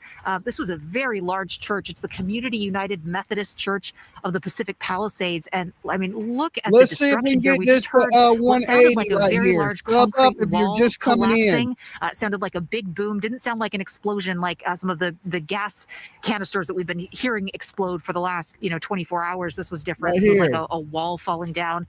And then over here, we just saw the last beam, the last standing beam that just collapsed a couple of minutes ago. So when we got here, this was, I mean, it looked like a structure. It looked like there was something here. And now it's just gone. This fire is just left to kind of just burn itself out. There's nothing left to do, especially with these winds just kicking it up. And I want to show you again, just kind of setting the scene for what we're talking about here. You look over here, we've got this sign, join us for the Christmas season. A couple of days ago, this was a place of worship. This was a place of joy. They were celebrating the holiday season here. And now there's absolutely nothing left. And we're just seeing scene after scene after scene like this here in the Pacific Palisades. We came into the Pacific Palisades from the east. So we were driving toward the west on Sunset Boulevard. And it's apocalyptic. I mean, there's absolutely no service. There's no power in this area. And so the only way that you can see anything is through the lights on your car. And then also just these burning plots, the buildings that are burning all over the place in every single neighborhood as you drive along Sunset Boulevard. It's just an eerie, weird kind of place to be. I also want to say that we've been talking about this. The only reason that we are allowed, that we've been able to bring these live shots to you is because we've just got Starlink. So Starlink has allowed us to be able to do these live shots from this location because, again, there's absolutely no cell service. There's no connectivity of any kind anywhere in this fire zone in the Pacific Palisades. Elon Musk actually just retweeted a clip on X, reposted a clip that was up there of one of our live shots saying that, and he actually made an announcement along with it. He said SpaceX is now going to be providing free Starlink terminals to the affected LA areas tomorrow morning here in Los Angeles. So that's a brand new announcement from Elon Musk based off of our reporting here. And there's certainly a need. I mean, you drive around, nobody here has any kind of service, and unless you have Starlink, there's really no other way to get it here. There's no power as well, so there's no lighting. These firefighters are really up against it. They're just they've got what they've got, and that's it. So all right, we hit 180. They can. Again, it looks like they've leapfrogged 190 to next anticipating these winds going in that southerly direction. I'm wondering if they're worried that some of these embers are going to be carrying to other buildings down south, and that's why they've staged there, but they weren't there before. So that is new, and that is since these winds really picked up heading toward the south. So just devastating destruction all over the place, driving through the Pacific Palisades. I think the numbers are going to skyrocket when we really get a clear picture of how many structures were destroyed here. We're on Via de la Paz. Up there is the village in the Pacific Palisades. So many storefronts, so many buildings just gone, obliterated there. There are entire neighborhoods here in the Pacific Palisades where there's just nothing left. It's hard to tell if there was anything even there in the first place. The only reason that you can make out that something was there is that there are just piles of debris like what we're seeing here, just smoldering piles of debris, but you have no idea what it is. You don't know if it was a house or a business, what kind of structure it was. It's just devastating and just incredible to watch. We've been watching this church burn beam by beam, just crumble. These walls are collapsing. It's just, I just have no words for this. It's just like something out of a movie. Yeah, Alex and Marla. and Chelsea, I didn't know if you had known that about Elon Musk. I was going to bring that up with you. I just showed that to Marla. Yes, you've gone so viral. We appreciate that he's watching, and his 211 million followers on X are now watching Chelsea Edwards' report as well. But let's You're talk welcome, about what Ashley. Starlink Thank is. you for being here. Basically, that's satellites that Elon Musk has launched up, that allow for internet connectivity. A lot of people have described this whole thing as being like a war zone. He literally sent Starlink into the war zone of Ukraine. It's the way that a lot of people there were able to get their internet connectivity. And the fact that Starlink is going to be up around Los Angeles tomorrow is a big deal. That's really going to be helpful to a lot of people. It's a big deal for our reporting as well. You know, I was talking to some other news crews who were in this area a little bit earlier. What they were up against was no cell service, so they had to shoot pieces of video here. Then they're driving to locations where they can get service, and they're having to do these live shots from there. So, you know, they're not able to be in constant contact with anybody with their desk, so they're not able to report immediately what's happening. With this technology, we can now be anywhere, and it doesn't matter. It doesn't matter whether or not you've got cell service. We can report from inside the actual disaster zone, which is a game changer. I mean, it's extraordinary how different that is going to make our reporting and our, ability to be able to, give information to our viewers and to the public. We weren't able to do that before. You know, you had to gather at one place and drive to a different location and then miss whatever was happening in the area that you were in before. So this is going to be extraordinary.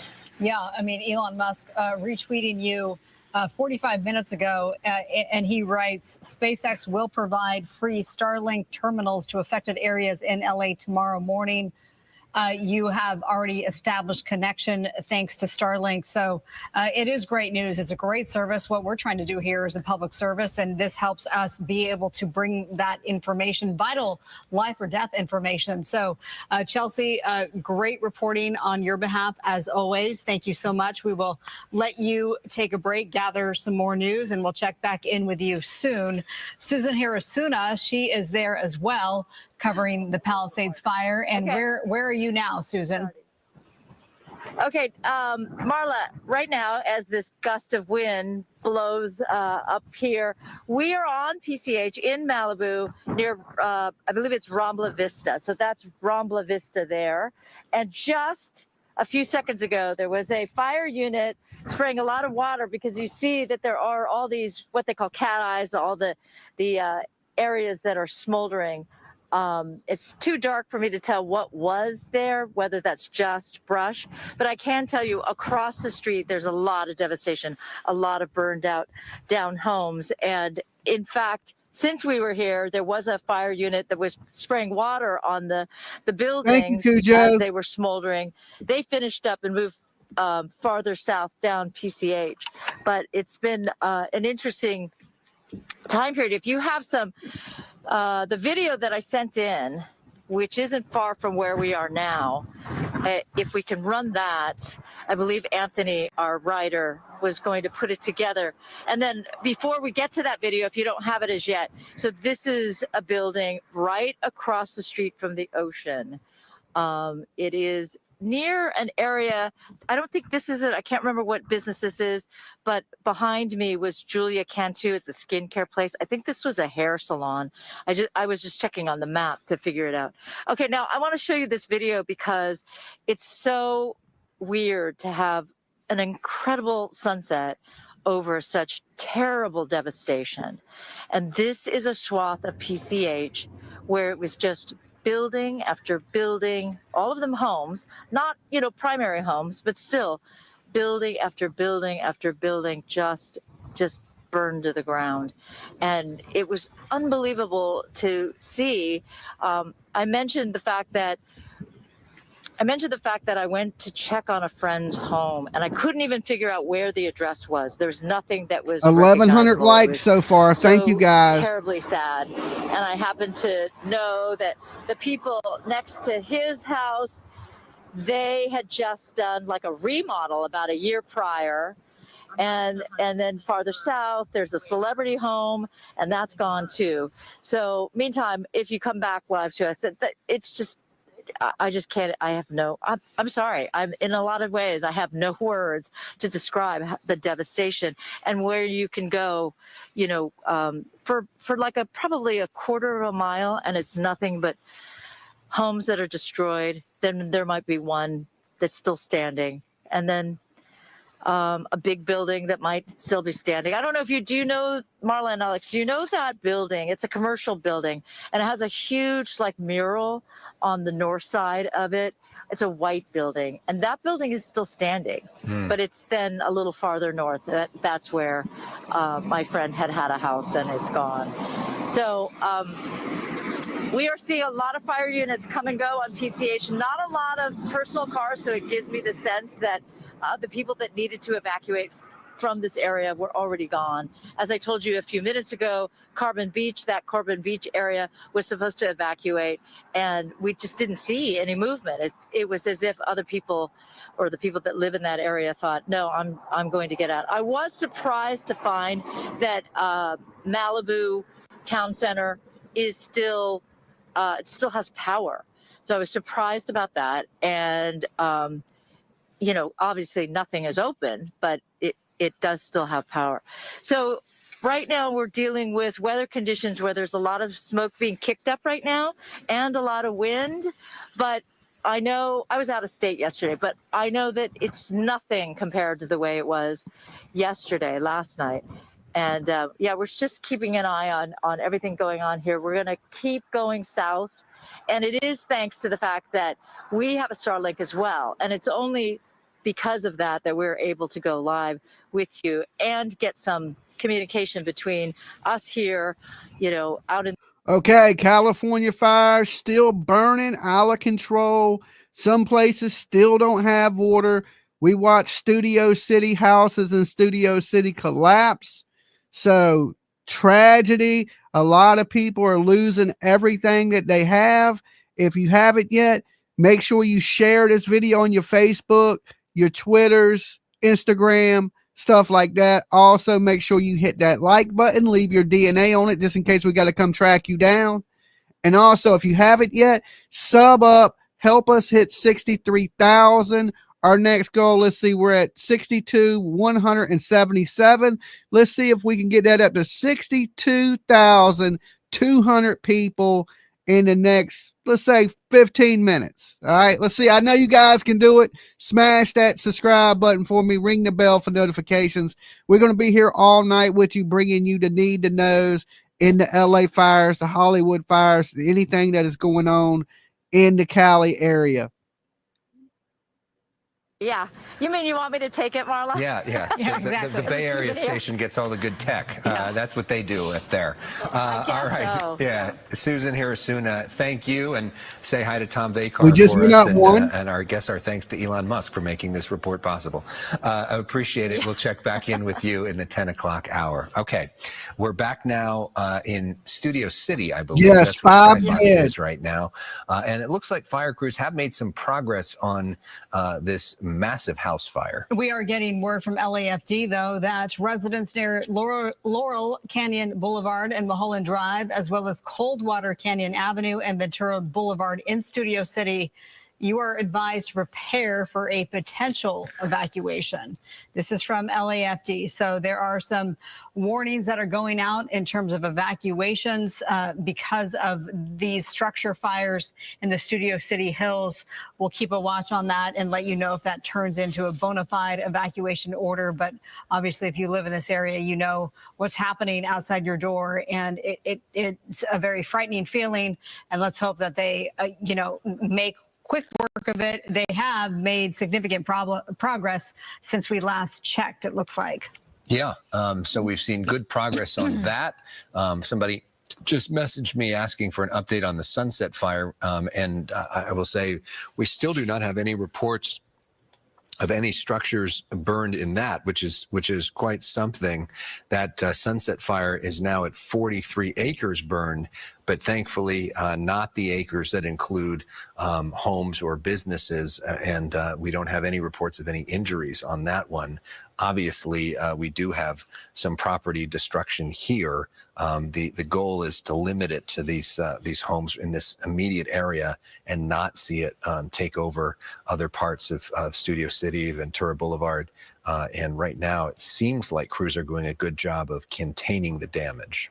We are still waiting for Matthew Seedorf, who was covering the Sunset Fire in the Hollywood Hills, to arrive on the ground below this one to be able to bring you a live report from the scene. You know, we're doing the best we can in touch with LAFD to bring you the latest information. But yes, the flames, those massive flames, they've been put out, thank goodness. And it's still good to see that continuous water line. They ain't been put out, they burn out from several directions here. In fact, 1, 2, 3, at least 3 hoses are on this at this point in time. So, and this is a la, you know, the Hollywood Hills in terms of how hard it is to get to some of these homes and those narrow, winding streets. So it's a similar situation, a similar layout as we've seen on the other side of the hill and for the Sunset Fire in Hollywood. You know, those mandatory evacuations still remain in place. A lot of the iconic places you think about when you think of Hollywood, Capitol Records, TCL, Chinese Theater, the Hollywood Walk of Fame, those areas remain under mandatory evacuation. So we know that traffic is gridlocked in the area. LAPD, LASD, they're all there on the scene trying to make sure that traffic flows okay.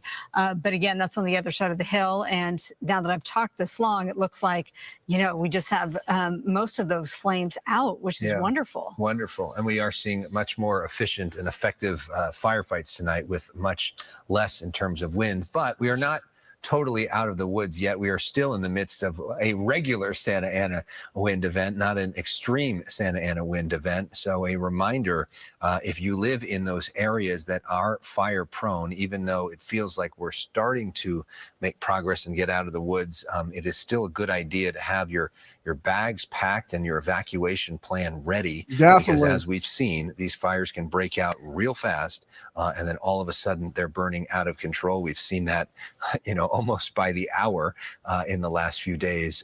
So it is still important to be prepared for that possibility, which is not an insignificant possibility that we're going to have more fires potentially in the next 24 hours. Yeah. So again, we're covering this fire for you. This is the newest one, and that's the one that seems to have the most progress to report. Thank goodness. Over the hill, the Sunset Fire in the Hollywood Hills. Of course, the Palisades fire is what kicked off our coverage yesterday at 10:30 a.m. That fire is holding steady. We haven't had updated numbers, but at last check, almost 16,000 acres. In the Sylmar area, that Hearst fire, 10% contained, by the way. That's a new number we got in, about 855 acres burned there in Sylmar. And then, of course, the Eaton fire in Altadena, that is also where we've seen lives lost. Unfortunately, 5 people killed there as, you know, those flames ravaged those areas in Altadena and Pasadena. So thanks for everybody who's been tuning into this special primetime coverage. We have been preempting our usual Fox primetime in order to give you this special live breaking news coverage. But as many of you know, every night at 10 o'clock, we begin the Fox 11 news at 10 o'clock. And every night at 10 o'clock, we start with an update on everything that we know, the most important breaking news stories for the evening. So we thank you that you're with us tonight. And now let's officially begin together the Fox 11 News at 10. It was kind of scary running around the homes, just banging on people's doors in the middle of the night, just saying, hey, leave the homes. They were packing up, just putting all their valuables in it and taking off. Last night I was up till about 3. So fires are burning all over the place in California. Insane footage, right? Some of the worst fires they're saying in the history of California, and it's not even over yet. Okay. I mean, they're a long ways from this being under control. So at this point, It's still out of control. They're doing a little bit better tonight fighting the fires than, let's say, they were yesterday. Okay. They were having, the winds were a lot worse. The winds have died down, but still, some places don't have water. They're watching things burn. Some fire hydrants were not having very much pressure, right? Some places had more water. And it seems like, the hills, Beverly Hills, they have contained those fires. There's a lot more fire hydrants. They seem to have a lot more water. And people are saying this has nothing to do with money. But, I think, these nicer areas have better infrastructure. They're better prepared. And in some of these other places, if you didn't live in the Hollywood Hills, you pretty much had to watch your house burn. Now, there are $1 million homes burning also. So I'm not saying it's just a rich or a poor thing. I'm saying that some areas were better prepared for this type of event than other areas. So if you're just tuning in, make sure y'all give this video a like. Thank you for everybody who has subbed up tonight. We're at 62,180 people. That is awesome. Thank you guys who have got us to that number. Thank you for everybody that's been liking the video. If you haven't, make sure you share on your Facebook and your X. We are going to be here to the early morning hours, probably 10 a.m. Eastern Standard Time. So we still got about 9 good hours left of streaming with you beautiful people. So make sure you grab you something to drink, grab some popcorn, grab some food. It's going to be a long night of devastation. All right.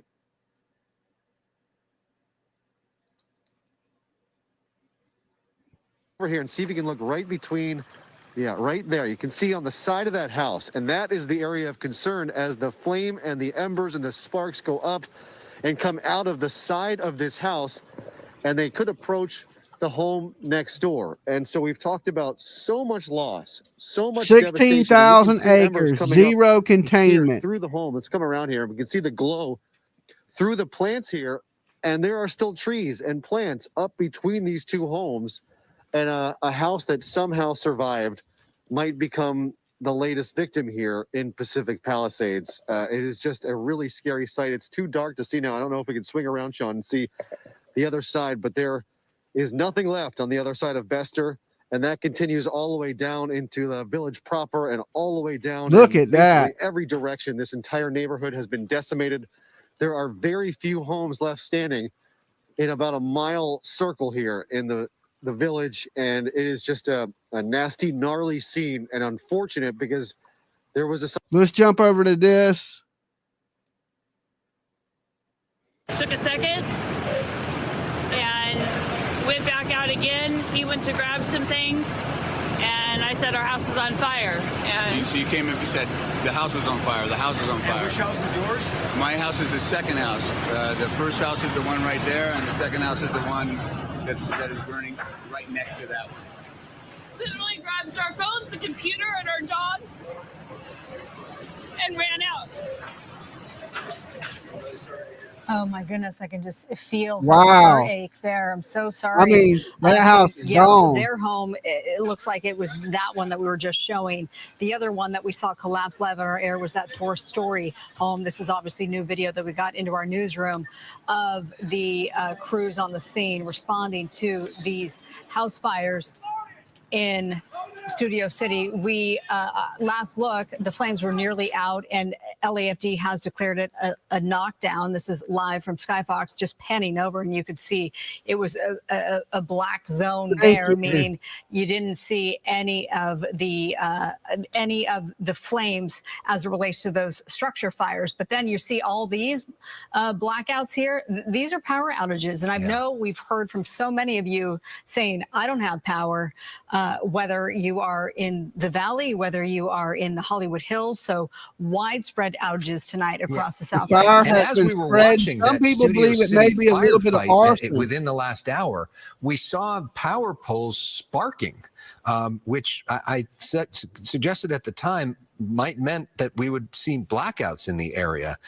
So because I got to assume because of this firefight, we see some of these power outages. So although they're able to knock this fire down, although they were able to contain the damage to that street, the after effect of it also is some of these power outages in the area. And you look at this area, Marla, and we know how heavily congested the Studio all-nighter City area is, and that's a whole lot of people that are without power tonight.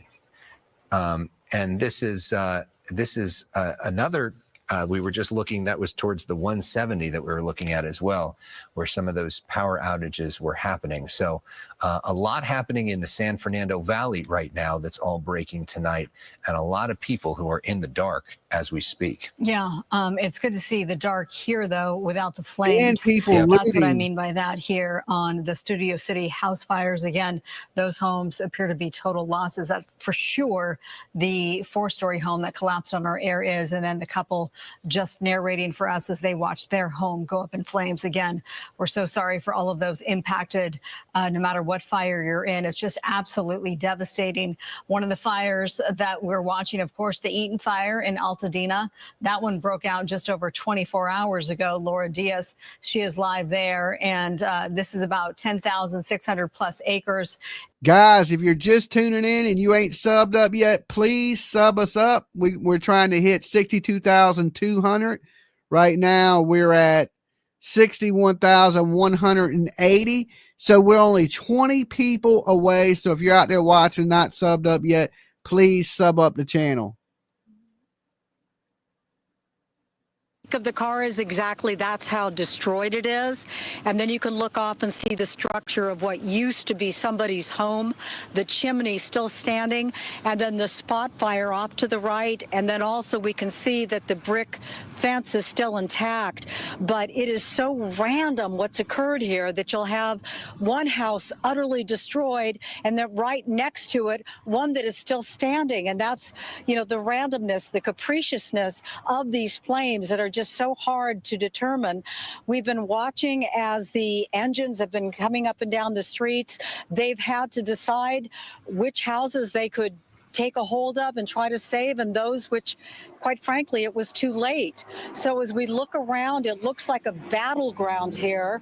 You see an engine going by right there on one of the main streets. That's Altadena Drive. But I really find it difficult to put into words just how barren it is here and how lacking in hope Thank it you, is new to see subscriber. scorched earth, scorched trees, something that used to be somebody's beautiful home Welcome. containing all of their memories just destroyed right down to the dirt, down to the dust.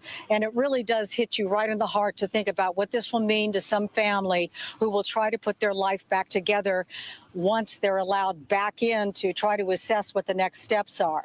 Now, earlier this afternoon, I spoke to a woman. She had evacuated overnight. She was happy to come home and still find her home standing today, but she expressed a great deal of empathy for her neighbors who were not so fortunate. Let's listen.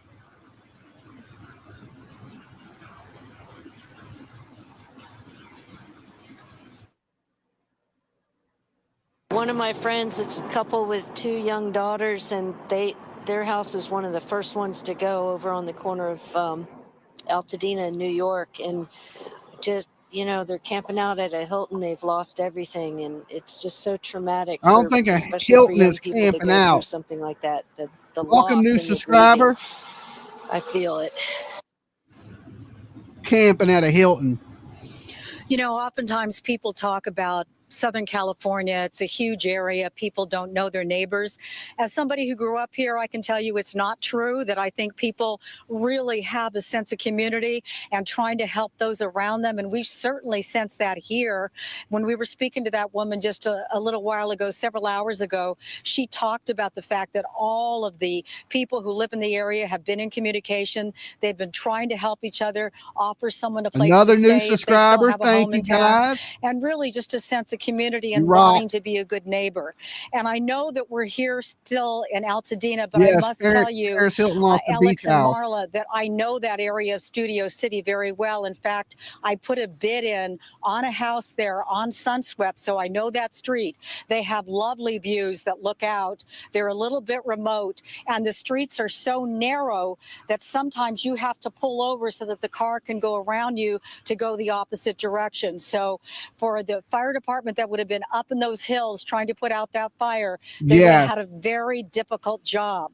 And also the steep slope that sends right up the hillside that would have sent that fire burning at a rapid rate, again, would have been quite difficult. And then the area that they're talking about there over off of Coldwater Canyon is eventually where I did live for some 15 years. Same thing. A lot of people in the industry live up in those hills, and they move there for the view. But when you have a fire that's moving at that rapid rate, fueled by these Santa Ana winds, it is a recipe for disaster. But coming back here live to Altadena, again, you can see what people are having to contend with. And I'm sure a lot of people are asking themselves tonight, why wasn't my house saved? When you see one structure completely intact and then another one like this, that literally could be a movie set, just total and utter destruction. Laura Diaz sending it back live to the studio. Alex and Marla. Yeah, it looks like Universal Studios or something. Laura, thank you for all that perspective. Really interesting context there. We appreciate it. All right, moving on to the schools. Los Angeles Unified School District, as you know, is the largest in the state. The superintendent, there he is, Alberto Carvalho, earlier with officials. He announced that the district, all schools will be closed tomorrow, obviously because of the widespread fires, wind, and smoke. Students will continue to have access to academic resources online and will be able to get meal services at 8 sites between 8 a.m. and 11 a.m. Remote learning may continue on Friday. Officials say they will make that call tomorrow afternoon. It's also important to note, we also heard from Beverly Hills Unified. They are not in the evacuation zone, but nonetheless, they are closing their district schools tomorrow because a lot of their staff are in the impacted areas. Yeah, maybe if we want to show that video, we were just showing of President Biden is in town today with Kristen Crowley. Another note when it comes to schools, UCLA is going to be basically canceling all undergraduate classes for the next 2 days. Their graduate classes are going to go to remote learning. So they're basically trying to keep people off the campus of the University of California, Los Angeles. Welcome, new sub. Chelsea Thank Edwards you guys is live for subbing us up tonight. She continues our coverage of the Palisades fire when we see a church that is not doing well. And we were just talking about LAUSD, and you have board member Nick Malvoin with you. That's correct. He just walked up here. So the church that we've been looking at all night is right across the street from an LAUSD elementary school. And I want to bring Nick in. Nick just happened to be walking by doing some assessments, and we just grabbed you really quickly. What have you observed? I mean, what is the latest here in the Palisades? Yeah, well, things are moving quickly. When I was here with the superintendent doing site assessments earlier today, just this afternoon, the church behind us was still standing. Pali Elementary, which I'm right adjacent to now, is mostly gone. But in addition to, the announcement that the district made that schools are closed tomorrow, there have been so many rumors going out, and for my constituents, mostly in the Palisades, with Pali Elementary, with Marquez Elementary, and with Pali High, I wanted to be on the ground. Okay, we have a little Make sure I was giving up-to-date difficulties. information. And, we are pleased to report that Pali High is about 75–80% intact. Those students are not in school this week. They don't go back until next week because of winter break. And obviously we'll have site assessments and structural engineers. But for the most part, unlike what people were hearing last night, which is that Pali High may be gone, Pali High is mostly there. Pali Elementary is mostly gone. Marquez Elementary is mostly gone. Canyon Charter Elementary, which I was just at, is mostly there. So I'm just trying to update constituents. There's already so many heartbreaking stories of families and constituents who have lost their homes. Schools are closed tomorrow to give them some peace of mind, one way or the other. Obviously, this is not the peace of mind I had hoped to say, which is that an elementary school has burned, but better to dispel rumors and make sure that they have accurate information. And we're here also just making sure that folks in the community are evacuated, thanking our first responders, and not only thinking about schools tomorrow and then Friday, but also thinking about a school like Pali Elementary, contingency plans for students in the weeks and months to come. We appreciate you joining us today. to dispel some of those rumors. I don't because this know if we're information, gonna hit it's hard that. to get out, with We're so 10 much away going from on, hitting and 200 crews though. in all Thank these you for different places. everybody It's hard to subbing up. tell what has burned and what hasn't. You and I were talking before. It's a high bar to make a decision to close LAUSD schools that affects so many thousands of families. Talk about that. I mean, what went into that decision that was made? Yeah, so it's an incredibly high bar for me, and not only because students have missed too many days of schools in the last few years, but mostly just because we have a population in LA Unified where many families rely on us for childcare and for meals. But at the time we decided we wanted to make the school closure decision at a time where families had time to plan. And so around 4 o'clock when we were making that decision, we had 6 fires burning, including the Sunset Hollywood fire, which had just started up in the Hollywood Hills near Runyon Canyon. We had air quality. Even the Palisades is obviously incredibly hardly hit, and we have a few schools that, as we just discussed, are damaged beyond repair. But we also have hundreds of schools in the East Valley, on the east side, near the Altadena and Pasadena fires, where the air quality was really bad. And so we decided, at least for tomorrow, for Thursday, to make a closure decision just to keep everyone safe, keep them off the roads, also for emergency vehicles and first responders to get to schools. Thank you, and then new we'll reassess it subscriber. on Friday. But today we only had a few schools closed in the Palisades, and then we had a few hundred closed on the east. It's on air quality, but we know that these are close calls.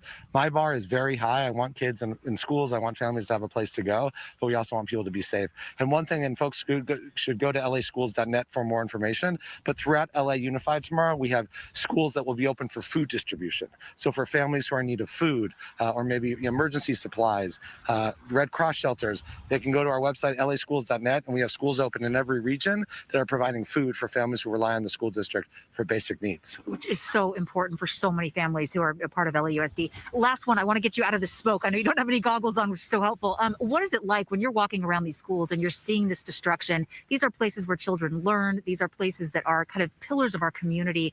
What is that like for you personally to tour the damaged area? It's been devastating. I grew up just next door in Brentwood. I played soccer in the Palisades. This is my community. I was driving around with my district director, whose kids went to Pali Elementary, whose kids went to Pali High, and she lost her home.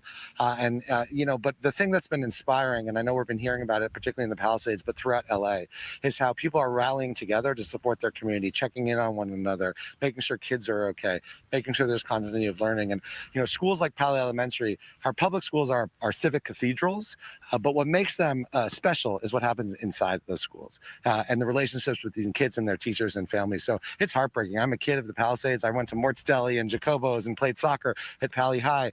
So we're heartbreaking, but seeing the resilience and how our students and our teachers are saying, we will rebuild and we will be there together for folks who need places to shelter or places to eat or places to go to school is really inspiring. And I'm just grateful, and I'm proud to represent this resilient and amazing community of the Palisades.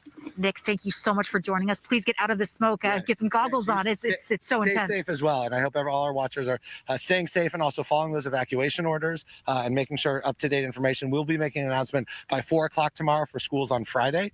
So please stay tuned. All right, perfect. Thanks. Nick, thank you so much. Stay safe. We really appreciate you. Oh, you just heard it. That was such a chance encounter. We've been standing across from this elementary school for the last several hours. The physical outside of it, the facade is still intact. We didn't even know that there was 7 away that from had hitting been 200. destroyed. That is a loss inside Pali Elementary that we are standing right in front of, because the walls are still standing on the outside.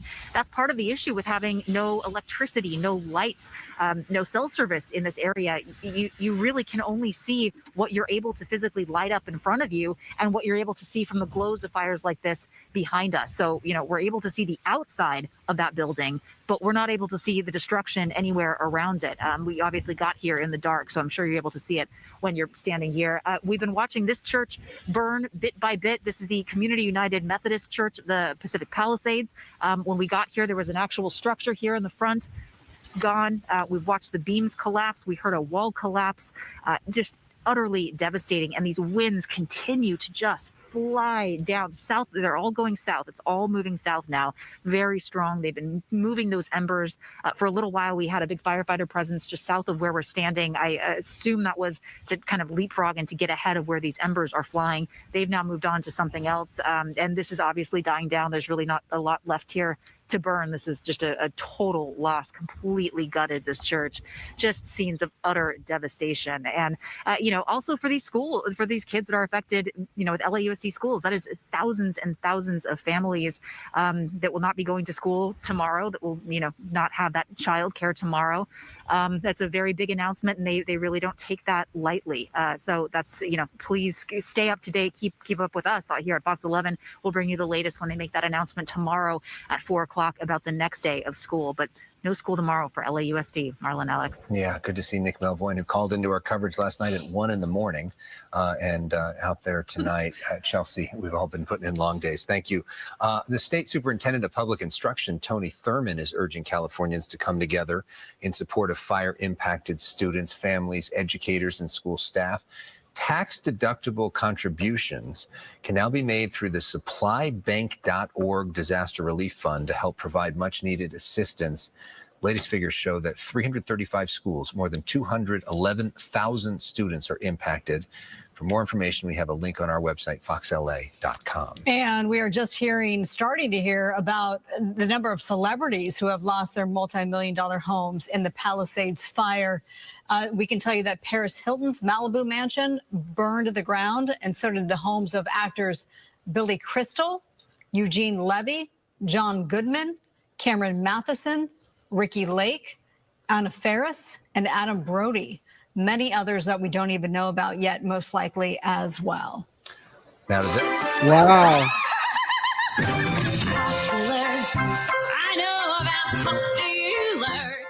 Now, due to those extreme wind and fire conditions in and around LA, tonight's performance of Wicked at the Pantages was canceled. Affected patrons with tickets will receive an automatic refund to the payment method on file. The beloved Malibu landmark is gone. This one here, Moon Shadows, the iconic oceanfront restaurant opened since 1966, was destroyed in the Palisades fire. Yeah, it was known for its dining room, which was perched over the water. The restaurant had been a favorite for decades. Representatives couldn't be reached. They did post on social media confirming that their restaurant is lost. Such a great spot for drinks, and so 7 away from our goal. Is now gone. So all these homes along this stretch just south of Dukes are gone. Firefighters continue to work here on PCH. Iconic restaurant Moon Shadow is gone. The Rosenthal Winery burned down. Topanga Motel has been burned down. Jeremy Lee Quinn, who posted this viral video. Employees, patrons sharing memories of that iconic spot, calling it a second home, a place for celebrations. One person said they visited weekly for years. Another recently rang in the new year there. Many are struggling to believe the loss of this cherished gathering place. Moon Shadows was more than a restaurant. It was really a part of Malibu's identity.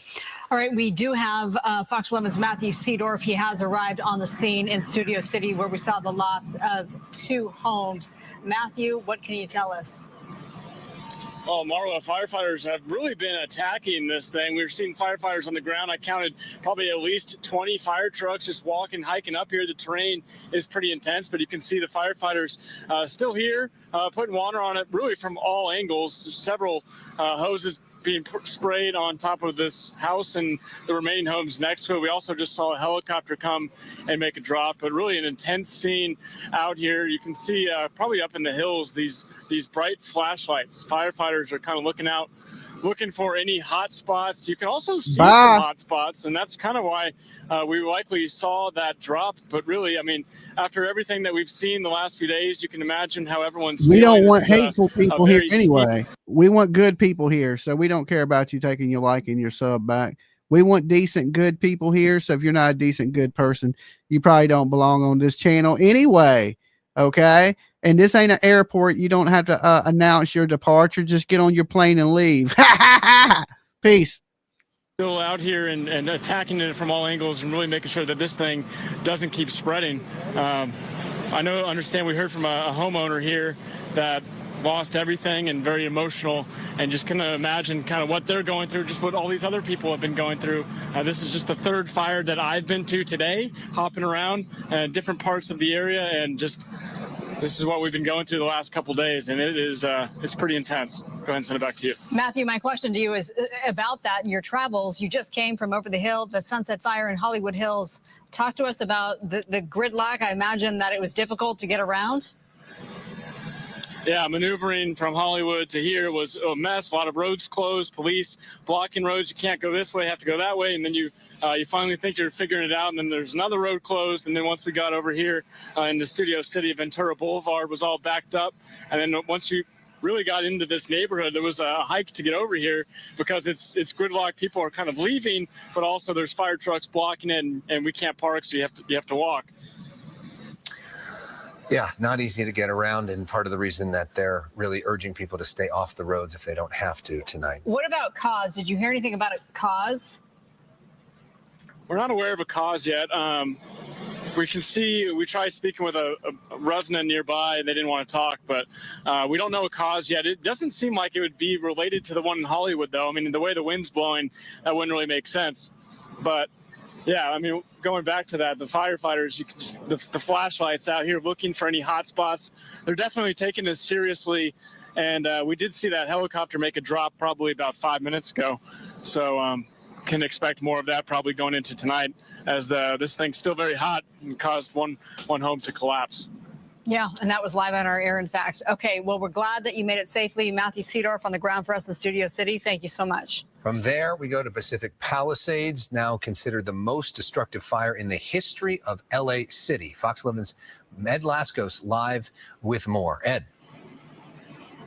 And we've actually moved over. We are in Malibu, just across the line, because it seems like the Palisades fire doing its dirty work now in Malibu, those flying, burning embers. We are just on the north side, the west side, if you will, of Topanga Canyon, Pacific Coast Highway here, 18,000 block, 1, 2, 3, 6, 7 of these beach cottages, garages burning up in flames the last hour. Fire captain from one of the engines, Engine 45, telling me from LA County, the firefighters have moved in here because we're across the line in Malibu, saying about an hour and a half ago they had a fire on the other side of Topanga, sending up, as we've been seeing certainly last night, a sea of those burning embers, and it lit this section on fire, and they've been dealing with it. And you see some of those embers burning up, flying off the top of that roof there, as they still have some active flames inside. The embers picking up, but fortunately they're flying to the left of your screen, which means they're flying to the south. They're flying over the ocean, sand, the beaches on the other side of these homes and cottages. But look at the firefighter down at the bottom of that white structure, that two-story structure. That's something we did not see all of yesterday in all of my travels through the Palisades.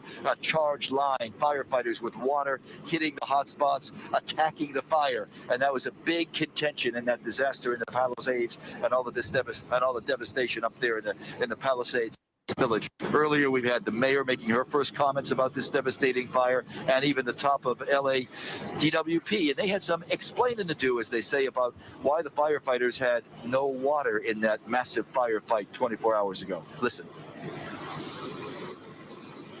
We're still continuing working very closely with Metropolitan Water Department to try to make connections into their system and bring water pressure up so that we can fill the tanks.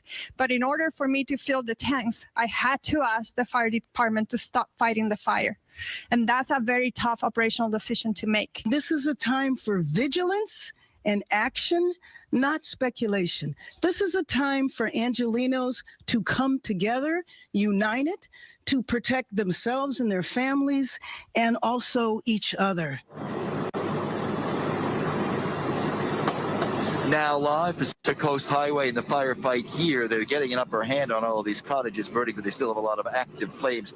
But back to the point of what you were just listening to, I saw that last night. It really was a battle, not in the air with that firefight, especially through, well, I would say all of the Palisades particularly, but I was thinking about when we were in the heart of the village itself. No airdrops because of the searing wind, so it really was a firefight with several of the engines hooking up to the hydrants, no water, but a difference here 24 hours later, wind conditions, also more utility crews moving in. They'll be coming in from the left of your screen from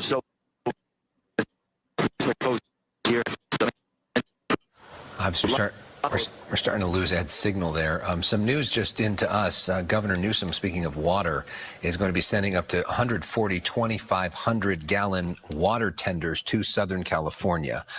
So that will help in terms of getting more water in place for the firefight all throughout the region. You know what we haven't seen, although Governor Newsom did deploy them today is the National Guard. Right. We haven't seen that happen. Questions were yesterday, where's the National Guard, especially at the height of the fire last night when things are absolutely out of control. Not that they're completely under control tonight, but it's a better situation. Nonetheless, Newsom saying today that he has deployed the National Guard, yet we haven't seen it. Haven't seen them yet. Sometimes it takes a little while for them to deploy, so we'll see what exactly they're going to do. I tried to ask that question to the governor this morning when he was with President Biden, and he didn't answer, so hopefully we'll get more clarity from him in the days ahead. In the meantime, let's go to Christy Fajardo. She's been in Altadena, the Eaton fire, also a dangerous and deadly fire, and really has been devastating to see a lot of the images you've been bringing us all day, Christy. Yeah, it is truly heartbreaking. And you heard Chelsea talk about Palisades Charter Elementary. I was there yesterday and we watched as that elementary school sadly burned. And now I hope this is not a repeat, but we are standing right across from Charles Eliot Magnet Art School, and it is on fire. It is very dark. All the power is out, so it is hard to make out the outline of the building. But that glow of flames right there is right at the base of we the bring tower. you information around the clock. Building during the daylight. It is magnificent. But what is so concerning is if we pan to the left, you can peek into the building. You can see the inside is burning. And when we first got here, there were firefighters trying to knock this down, but they have since packed up and left. And so now we're just seeing it sort of burning at a slow rate, but there's no one here to stop those flames. And what is also worrying is seeing that there is a very large column of black smoke coming from where you're seeing the flames that look like they're at the base of the school or the base of the building.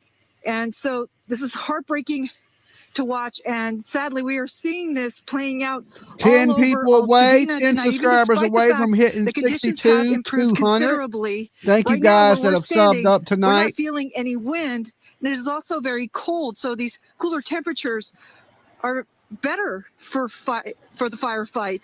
Still, embers that perhaps were missed, that flew earlier and perhaps were missed, got under eaves, started smoldering, and this is what happens. So I again, will this open the is phone lines Charles Eliot in like 30 Magnet Art minutes. School, and right now it is burning. And now that you see, looks like it's a sheriff's department going by, and they put a spotlight on there, so you got a better glimpse at the building. So those of you who are familiar with this, it's actually at the corner of Lake and Calabasas. We were here earlier today watching the Aldi, which is directly across the street, burning.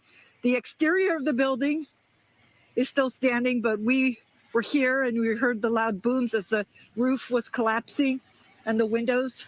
I slept a lot of the So very today. sad situation that we're witnessing here tonight. Let's send it back to you. You know what, Christy, thank you. Just for your information, we have some new information about evacuation shelter for the Eaton fire, and that is at the Pomona Fairplex in Pomona. So a little bit, and they are, by the way, accepting large animals. If you run into anybody who needs a place to go, that has been added to the evacuation shelter list, the Pomona Fairplex. And we'll certainly pass that along. Okay, great. Christy, thank you so much. When we get to these 8 onto this, people, this was I'll posted open up the to phone Truth line. Social not long ago. President-elect Trump slams our governor, California Governor Gavin Newsom, blaming him for the wildfires. He says this is Governor Gavin Newsom refused to sign the water restoration declaration put before him that would have allowed millions of gallons of water from excess rain and snow melt from the north to flow daily into many parts of California, including the areas that are currently burning in a virtually apocalyptic way. He wanted to protect an essentially worthless fish called a smelt by giving it less water. It didn't work, but didn't care about the people of California. Now the ultimate price is being paid. I will demand that this incompetent governor allow beautiful, clean, fresh water to flow into I'll California. be right back with you. He is the blame for this. On top of all of it, no water for fire hydrants, not firefighting planes, should be no firefighting planes, a true disaster. He took to social tonight, and he basically is asking for Governor Newsom to resign. Thank you, just a dreamer. And Governor Newsom pushing back on most of that, but also saying he doesn't really want to get into all of it while all this firefighting is happening, although both of them going back and forth. All right, I was there this morning for this. This is President Biden with Governor Newsom, Senator Padilla, meeting with all the local firefighters. They were briefed briefly at a fire station in Santa Monica after the president observed the birth of his great-grandchild, which was the real reason that he was in town, and spent a few minutes here, didn't answer any questions, but he did listen to Fire Chief Kristen Crowley. Here's some of what she had to say. I've never seen the winds in my 25-year career, so we lean forward as much as possible and pre-deployed. With that, we had a significant amount of fire that occurred. We had an aggressive fire attack. The fire has grown from originally 10 acres to 10,802 acres as we speak. It's an active firefight with our firefighters, and they're doing their very best to protect our people within this area. Would love to play you sound of President Biden talking, but they decided not to put a mic on him, so you can't really hear him. He didn't answer any questions from the media, neither did Governor Newsom. So a photo op more than a press conference today in Santa Monica. You just heard the chief there reciting some of those numbers. Of course, they've since grown from that. That was this morning. Now it's close to 16,000 acres for the Palisades fire. Fox 11 Susan here as soon as she's out there covering that for us, and she joins us now live. Susan? Yeah, Marla and Alex, yeah, we are back in the Carbon Beach area of Malibu, and you see this house here with the octopus on it. We were here when it seemed as if they pretty much had the fire under control. And then as we came back here, we realized that either this house or the house next to it was really going. There were a lot of big flames that were coming up. And of course, the firefighters are continuing to douse that area to make sure that it doesn't continue to burn. But there really is only so much that firefighters can do with the water. What's remarkable about this area is you do have buildings that are still standing, but clearly still they would be considered destroyed. And right next to this house with the octopus is a crumpled house. So I was talking to a woman who walked down here on PCH. She doesn't want to be on television. She told me that her house was saved because her husband decided to stay and try to put out the spot fires, like the back fence caught fire. But ultimately he did have to go because it got so treacherous. And it turns out that their house survived, but the house next to hers, and on both sides, they lost those houses. So their neighbors' houses did not survive. Somehow their house survived. She mentioned that she had been watching this activity on this particular stretch of Carbon Beach since this morning, and that she found it remarkable that they are still here and they're still doing exactly what you see, which is dousing the building, dousing anything that looks like might be too hot, might have an ember, and they continue to do that even though now it's been many, many hours. There is a lot of activity on this stretch of PCH, as we mentioned to you before. This is the northern end of the Palisades fire. We don't see a lot of damage going farther north, closer to Malibu Town Center or the Civic Center. There's not as much, certainly not active like it is here. Now, what's remarkable about this stretch is you see this kind of situation where they didn't burn to the ground. So it wasn't so hot that everything is just absolutely gone. And if we can show that video that I had put into the system earlier today, it was during the sunset. It was absolutely beautiful, except for the fact that that everything was burned so hot overnight that there's just nothing. It's just like you can barely see beams. You can barely see anything was left at all. And it's not that it's flat, but these were all tall. A lot of them were tall, like 4-story type skinny buildings. So anyway, so this is, again, an active part of where we are. The Carbon Beach area and Carbon Canyon area was evacuated only a couple of maybe a couple hours ago. But regardless, it didn't seem as if there were a lot of people that were moving. And we don't see a lot of people out here. I've seen a couple of security people that they're standing by to keep an eye on people's businesses. So I'm going to send it back to you. But, you know, clearly these things are kind of dynamic, right? Where, you know, you think that the firefighters have it under control, and then all of a sudden the flame just rears back up again, and then they've got to do what they're doing right now, which is doused with a lot of water. Alex and Marla? I mean, the contrast, Susan, between that beautiful ocean and that terrible destruction was quite something to see. That very dramatic video. It was heartbreaking to me because I've been to that location many times. And so this is it. Yeah, it was just unbelievable to me, because I think I've covered a lot of fires where you wind up with this kind of thing. I mean, obviously, it's destroyed this house, but there's part of it that's still standing. And I was just flabbergasted at this swath of Malibu Beach, of Malibu, that there's nothing left anywhere. There's no building. It's just all this crumpled debris. That's like where moon shadows should have been. It's the same thing, where you could not recognize where it once was. Yeah. So it's for people who know what it looks like, supposed to look like on PCH.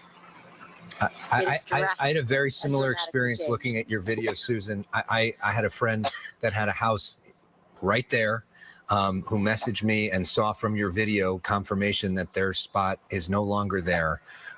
And I remember hanging out at that spot, and it was one of my favorite places, and so beautiful, and that community is so tight knit, and it's just heartbreaking to see it. Yeah. All right. Well, our apologies to your friend and to my friend, and we will continue on with our coverage and give you a moment to catch your breath. But Susan, thank you for that reporting. It really is such an emotional time for so many. Let's talk about some of the evacuation centers as it relates to the Palisades fire. You can go to the Westwood Recreation Center. This is on the 1300 block of South Sepulveda Boulevard. That's right between Wilshire and Ohio. Another evacuation center is open at the Dream Center in Los Angeles. That's in Hollywood. And there are 2 evacuation centers for livestock and larger animals. You can go to Pierce College in Woodland Hills, or the Los Angeles Equestrian Center in Burbank. That's on Riverside Drive. Smaller pets like cats and dogs can be taken to the LA County Animal Shelter in Agora.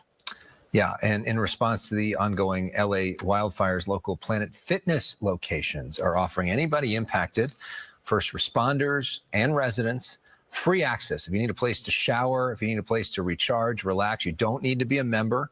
Take advantage. Includes, you got locker rooms there, showers, massage, loungers, Wi-Fi, device charging, all that happening at LA County Fitness locations. So thank them for donating that to the community. NFL is also keeping an eye on the fires, with the Rams set to host Minnesota Monday night, the Vikings, in the first round of the playoffs. The league says should an alternate site become necessary, it would be moved. The game would be moved for Monday Night Football to State Farm Stadium in Glendale, Arizona. At this point, no determination has been made, and the game remains scheduled for Monday at SoFi. Rams beat the Vikings by 10 points in their only regular season matchup back in October. And no indication that SoFi Stadium is under threat right now. The good news there. It could be because of just folks trying to get there and players impacted. Right. The Chargers are stepping up to help those affected. The organization donated $200,000 to support the community. The money will go to several programs designed to assist evacuees, first responders. We're one away from hitting that 200 mark. Chargers are also urging fans to donate bottled Thank you water, for everybody blankets, that subbed clothes up. to evacuation centers. The Chargers are on the road this weekend in Houston, so that should not be impacted. LA County's new district attorney says looters won't get away with it. Nathan Hockman shared a video of his sister's former home destroyed by the Palisades fire. So I'm here in Pacific Palisades at the site of what used to be my sister's home. She's lived here for a while, a long time, with her family, and now this home, along with the homes in the street in this neighborhood, are just gone. I've been here for over 60 years. I've not seen devastation like this in my lifetime. I mean, you have to harken back to the 1990s when we were hit with the floods and the fires and the earthquakes and the riots to even get close to this. Huckman also promised to crack down on those exploiting the crisis. We spoke to him earlier tonight in our coverage. Boom. So the reports of We hit looting over have been coming 200. Across both law enforcement and the DA's office. I want to Next send an goal is unmistakably clear 300. message to looters or anybody who thinks that they can prey on people who have endured these tragedies. We are going to arrest you. We are going to prosecute you, and we are going to punish you to the full extent of the law. So again, it's the tragedies that are going on right now are occupying our first responders. The firefighters have done a magnificent job in responding. Law enforcement has basically called in everybody. Detectives have been putting on uniforms. They've called in help from outside this county, and they are responding in force. But again, there will always be people who look at this as an opportunity to cheat others, Thank to you, steal from others, to 88. scam others. And I want them to understand that we will not be taking this lightly. You guys have been absolutely great tonight. Thank you for everybody who has subbed up so far. Our goal is to hit 63,000. So if you ain't subbed up, make sure you do. AGM88 just donated $6.99. It says congratulations on over 62,000 subscribers, Dolly. Thank you guys, because I couldn't do it without the help of each and every one of you. You know our goal this year is to hit that 100,000 so I can get my little plaque on the wall I've been working for years to get. So if you ain't, you can help me out there just by subbing up and ringing the bell. It's absolutely free to sub the channel. We always bring you the latest in whatever's going on in the world, and a lot of true crime here. I do a lot of true crime. So if you're into true crime, definitely sub up. But when there's, crazy events, we always cover the major events that go on in our country, that basically anything that deals with a bunch of tragedy. Snacks just donated $9.99. Dolly got to eat too. Okay. And I got to keep these lights on, so thank you guys for the donations, and you're welcome. It's a thank you sticker. You're welcome. Very welcome. And listen, guys, if you can't donate, not a big deal. Just like the video, share this video on your Facebook and on your Twitter. And thank you. Thank you so much. Tragedy has struck California, and it's awful hard to watch, but it is what it is.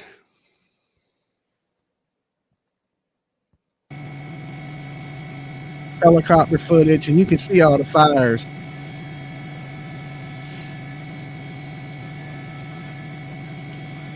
We're also going to pull up the scanner. And look at that new fire, a new spot fire right there in the middle of your screen, a new spot fire getting closer to Runyon Canyon, where fire crews are now manning Runyon Canyon Road. There's a new fire right there that's grown pretty quickly and is now getting closer to Runyon Canyon. What I'm looking for, guys, is for that fire to jump Runyon Canyon Road based on the direction of the winds here. The winds are blowing that smoke and fire in this direction towards our shot here, and we will see if they can keep this fire from jumping Runyon Canyon Road, but it's going to be very difficult with those embers flying through the air.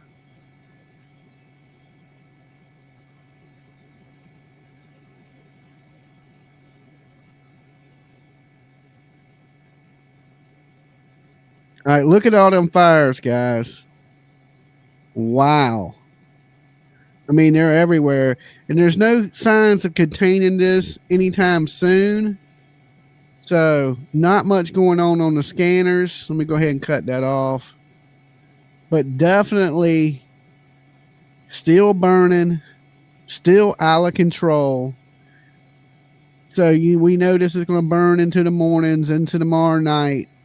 But, pray to God, California needs some rain. If it just a good downpour would save so many homes right now, wet the ground, wet the roofs of homes. And of course, if you want to, the best thing you can do with ambers flying through the air is, get out in your yard and spray the roof down with water.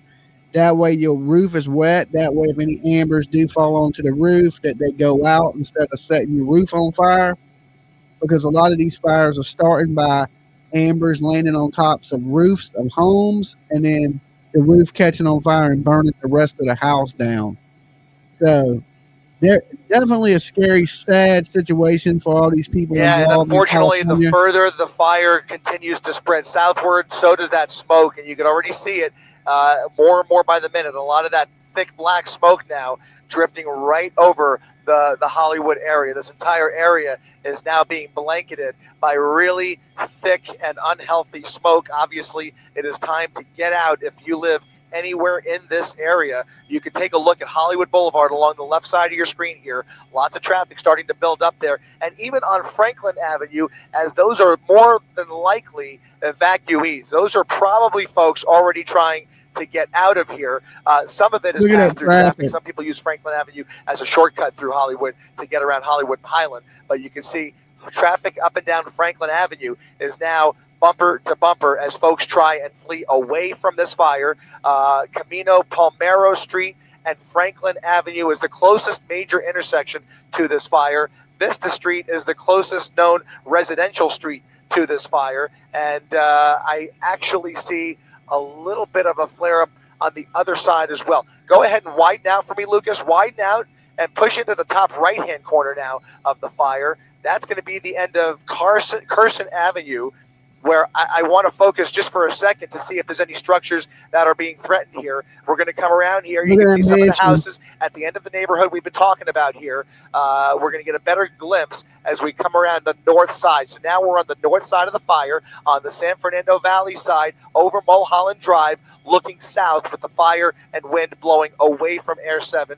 And right along the right side, as we come around this ridgeline, you're going to see Carson Avenue, and we'll see if there's any sign whatsoever. It looks like the wind is actually helping these folks. It's reaching the top of the ridgeline right there, and then it would have to go downhill, which is not convenient for the fire, right? Everything's blowing in the other direction, and fire likes to go uphill. So the folks along Carson Avenue have the luxury of being below the fire instead of above the fire. So Carson Avenue on the right there is down the hill from that flare-up right there. So we're going to continue to watch this section right here as more flare-ups develop, more spot fires develop, and we'll keep a closer eye now.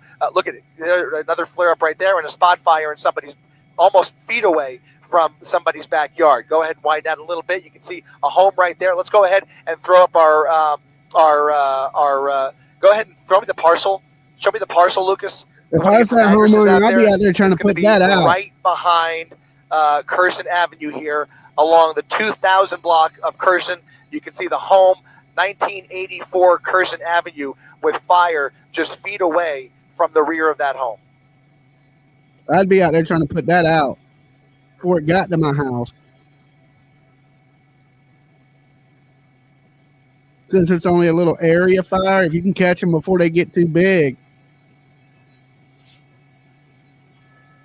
Seems like that you could put that out. But there's some big ones going. I mean, you can just see from the aerial shots. There's a lot of people on fire, causing a lot of power outages, blackouts.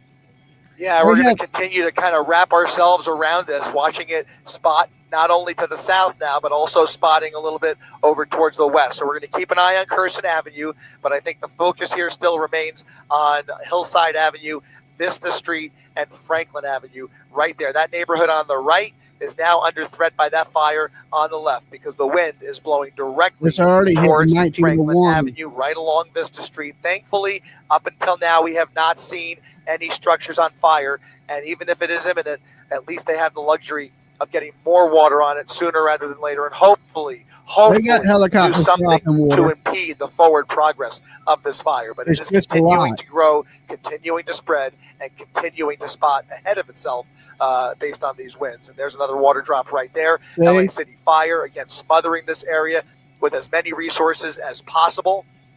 This is now the priority at the moment. Of course, they can multitask and they can address multiple emergencies at the same time. But it is a good time to pray for our city.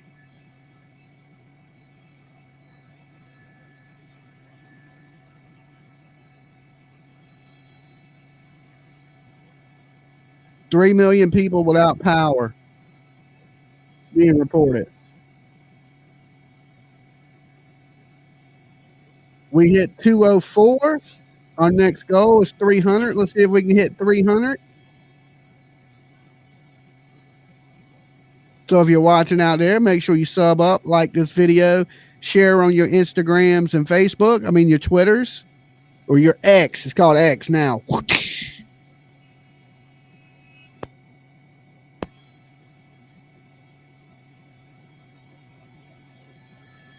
I don't even think I shared it on X. Let me share it.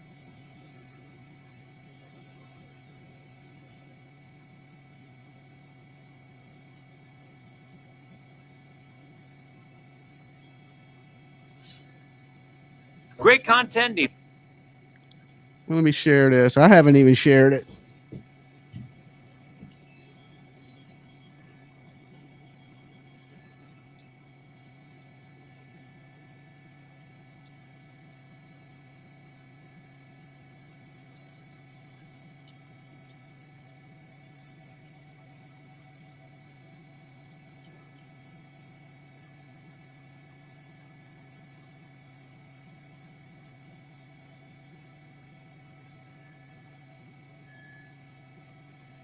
Share it on my Facebook. I mean, on my X. Well, go ahead. We can actually show you Hollywood Boulevard. We're keeping an eye on the traffic, and in the time that we've been here, we've watched things come to a practical standstill, partially due to the fact that LA City Fire has so many trucks now blocking Hollywood Boulevard. So it's really difficult, if not impossible, to get through here. And if they don't already, I would imagine there's somebody down there directing traffic. But essentially, the yellow tape is going to start going up and prevent access to the neighborhood. I encountered that last night when I was driving up to the Hearst fire in Sylmar. But right now, it looks like you see some traffic now. That's a good sign right there. Those are folks along Camino Palmero Street that are now fleeing the neighborhood. Those are evacuees coming down Camino Palmero Street from left to right there towards Hollywood Boulevard. Those are all folks. That street dead ends. Continue to share this on your Facebook. Fire. So folks are definitely heeding the warnings. They're getting word of this, and they're getting out fast.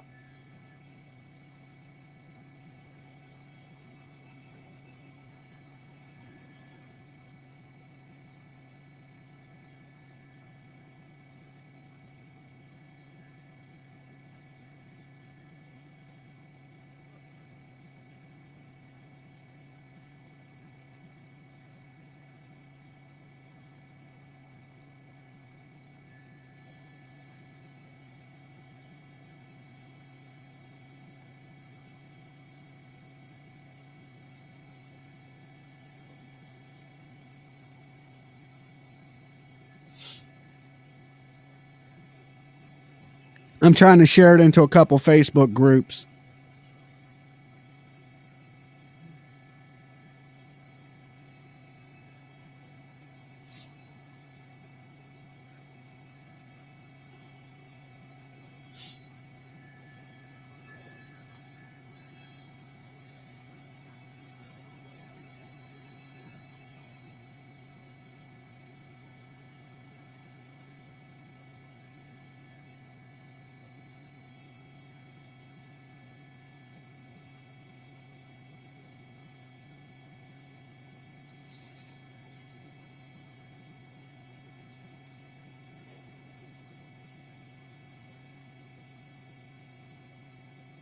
Most of the groups I in are true crime groups. I don't know if they'll share this video.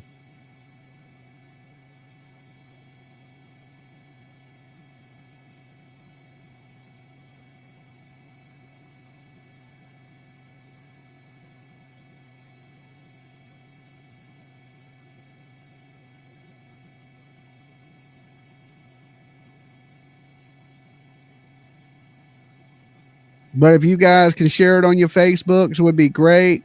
Your Twitters.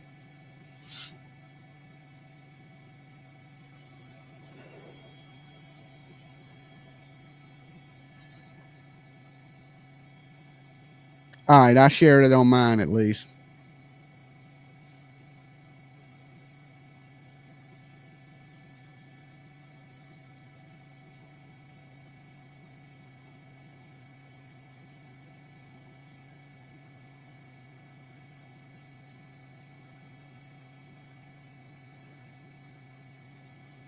And hit that like button if you haven't yet. Okay, we're at we're almost at 1,500 likes.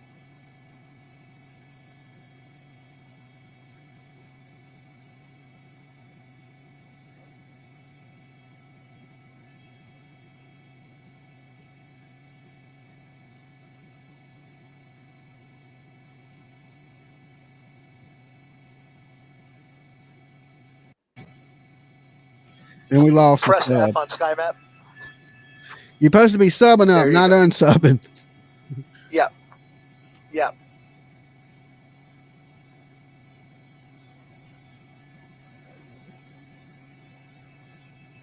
All right, let's mute this. Shoot. Thank you, Gina. Send it back to you guys in the studio. It is now top of the hour. This is when we usually say good night, LA, but our special coverage here on Fox 11 starts right now. Your neighborhood is burnt down, begging anyone to help. Yeah, everything's still burning. Right now, it should be 11 o'clock in LA. I think we're 3 hours ahead of them. So it is 2 a.m. here on the East Coast. I believe it's 11 p.m. on the West Coast. And California is in a world of trouble. The devastation is unbelievable. It looks like something right out of a war zone. And they're doing all they can. The helicopters are up tonight dropping water. Yesterday, well, last night, we didn't see that because the winds were so high. There's that house collapsing, 4-story home in Studio City. Total devastation, destruction. I mean, it's considered already the worst fire to ever hit LA. Okay. And it's nowhere even near being done. The fire is still spreading at an alarming rate. Palisades, Eaton, Sunset fires burning. Pacific Palisades, Them Silmar, sunset near Pasadena. fires are Hundreds bad. of thousands of residents have been ordered to leave their homes as flames threaten at least 28,000 structures. Strong Santa Ana winds are fueling the fires, making containment difficult. And then there's those power outages. Look at this map. This is all adding to the Everybody's crisis. losing According to power. Southern California Edison, more than 3 million people were without electricity in LA County by this afternoon. 11 p.m. Massive fire That's what I broke out said. tonight in Information there. If we could bring that up, actually, let's reverse and show everybody the Sunset Fire in the Hollywood Hills. That one here is what you're looking at. That happened later tonight, and this is again called the Sunset Fire. It has burned 60 acres. It is 0% contained. Again, Sebastian, if we can bring up the Sunset Fire so we get the right information for our viewers, that would be great. Firefighters say that Sunset Fire is moving south toward Hollywood Boulevard. An evacuation center has been opened. This is at the Pan Pacific Rec Center on Beverley Boulevard.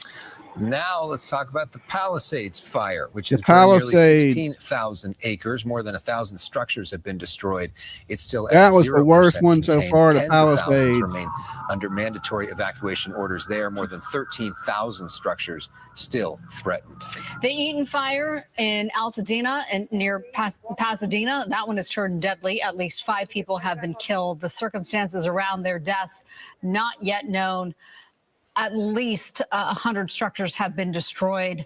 The Eaton fire exploding in size, it now is close to 11,000 acres with 0% containment. Then there's the Hirsch fire, 0%. which is burning in Silmar. It has scorched more than 800 acres. It's just 10% Wow. contained, according to CAL FIRE. We do have live team coverage. Meteorologist Adam Kruger is watching the winds. Susan Hirasuna, Ed Laskos, and Chelsea Edwards are covering the Palisades fire. Laura Diaz is covering the Eaton fire in Altadena. Gina Silva is covering the aftermath of the Studio City fire. And that is where we start tonight with Gina.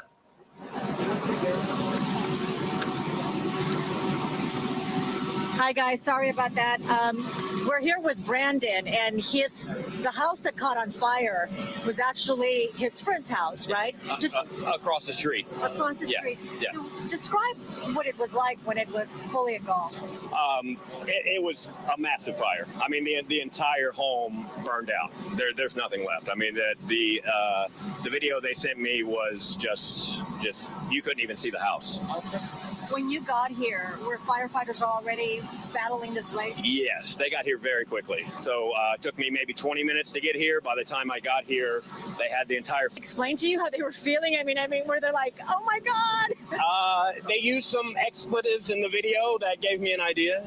Yeah, that video was scary. You could see flames all over the place. So it is amazing. I'm so glad that they are doing well and they weren't hurt. No injuries, but severe damage to the house? Definitely, I think the house is a loss. I don't think they're fixing it. Yeah. What are your thoughts on how these firefighters are working all of these fires? I mean, they're so... It's incredible. It's incredible. The Los Angeles Fire Department, in my opinion, is the best fire department in the United States. We hit 210, 90 people away. They've been working tirelessly. They've never seen anything like this, and I think they're handling it perfectly. Yes, they are. Yeah. Yes, they are. They've got so many fires to put out, and they have been doing an amazing job. We were just in the Hollywood Hills. Crazy. They got control of that one real quick as well. And obviously, Mother Nature is helping because out here it is not as windy as it was last night. Last night where we were, it was just violent. Those winds were violent. Yeah. The wind slowing down has definitely helped, I think. Well, you're a very good friend, rushing to help your friend. That's wonderful. Thank you. All right, thank you for speaking with us. That was Brandon. I'm going to send it back to you guys. This is a total knockdown. The main, the house that caught on fire here at, Sunswept, that is a total loss. The house behind it, also, we don't know if it's a total loss, but some serious damage to it. All right, I'm going to send it back to you guys in the studio. And Gina, we should point out one of the key reasons that it is a total knockdown at this point is because how different the winds are where you are tonight compared to where you were last night in Altadena. Absolutely. I mean, there is no wind where we are right now. It is actually a beautiful night. I mean, if we look at the trees, they're not swaying back and forth. They're not moving at all. There is no wind here. So thank goodness for that, because if it had been as windy as it was last night, we would be telling you, we would be reporting a completely different scenario here. Yep. A reminder of the power of those winds. And hopefully, Marla, this means we're starting to turn the corner and moving to a different phase of this, where we are maybe out of the immediate crisis mode. That would be hopefully the good news. But our thanks to Gina for her reporting out there. The last 36 hours have been an absolute roller coaster of emotions, mainly sad and devastating emotions, unfortunately. So yes, we could be turning that corner, which is a wonderful thing. The Palisades fire, now let's get to that one. That was devastation. About 36 hours ago. In fact, 10:30 a.m. yesterday morning. And we know almost 16,000 acres have burned. Susan Harasuna, she's out there and she has the latest for us. And where are you right now? This is the Carbon Beach area, Marla, and as you see behind me, there's a firefighter right there. He's on the ground spraying what looks like a crumpled building home that is a loss, right? Except that there still are hot spots, there still are embers, they're still smoldering.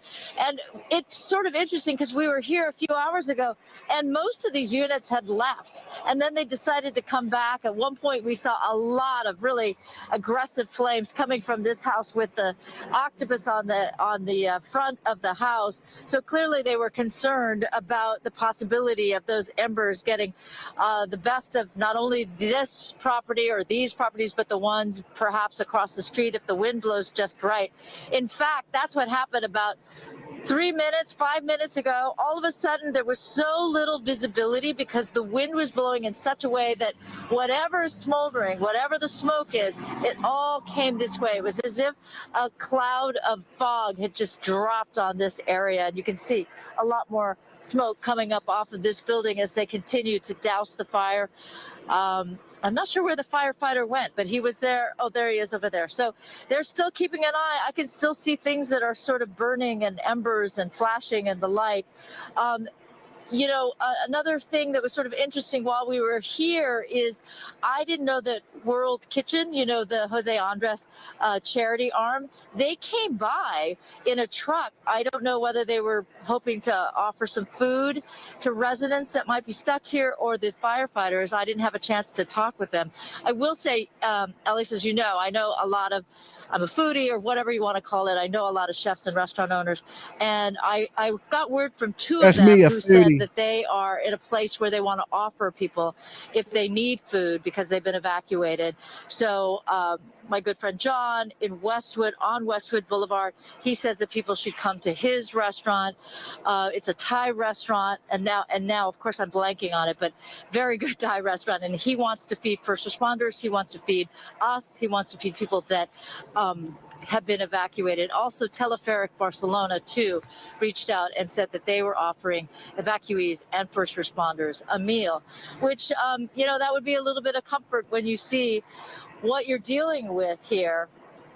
And I said this before, but I do want to point out that this is kind of the kind of fires that we're used to, and that the building burns, but some of We're it just jumping could around a be little still bit. You can see standing. these What was helicopters putting remarkable about fires that out. stretch and many You stretches of see the water PCH don't even do south from much. where we are, closer to the Palisades and Santa We just Monica, seen that is helicopter. They didn't even wide put the fire swaths out. of PCH that had building after building, home after home, very close together. Those homes are just burned to the ground, just ashes and a little bit of debris down below. Thank you for everybody you know, that just subbed up. below the street level. Unbelievable. So that is very suggestive of the kind of fire and the fire conditions that you suffered overnight, where it's just so hot and no one can get close to the fire to even put any kind of water on it. And instead, the fire burned so hot that it just, everything came down We're and at burned. 1,500 likes. So Thank you a so very far. sad situation. Of course, people are just devastated. And, you know, it used to be that you would cover a fire and you really didn't know people that lost the houses. You would talk to the people, but I didn't know them personally. And it's unbelievable how many people I know who've lost property. This is a friend of mine, my best friend out of Houston. And so that is an area on PCH where all of the homes were just burned right down to the beach, practically. It was so difficult to discern one home from the other. I have friends in Altadena. I believe they lost Wow. homes. I have a colleague whose in-laws lost a home. You heard Nathan Hoffman say his sister lost a home. Yeah. It is just remarkable how personal all of this is for those of us in the city of Los Angeles. Yeah. I'll send it back to you. I mean, Susan, you think about it, because usually in a fire, maybe there's 2 or 3 homes that are lost, not over 1,000. So the chances of knowing somebody is much higher. And we have people in multiple different communities as well. And if we're doing food shout outs, I want to give a shout out to Chef Andrew Gruel, our friend out of Huntington Beach, who has been feeding people and accepting donations at the Calico Fish House, where he owns. A lot of people have been getting together there to help. You see folks. that So big water shout out to helicopters Andrew are dropping, Gruel, ain't and doing also my friend nothing. Emily Capretta in Ventura County, fuelstationpsp.com. She's got a gym there. They're feeding first responders, collecting donations and food for first responders.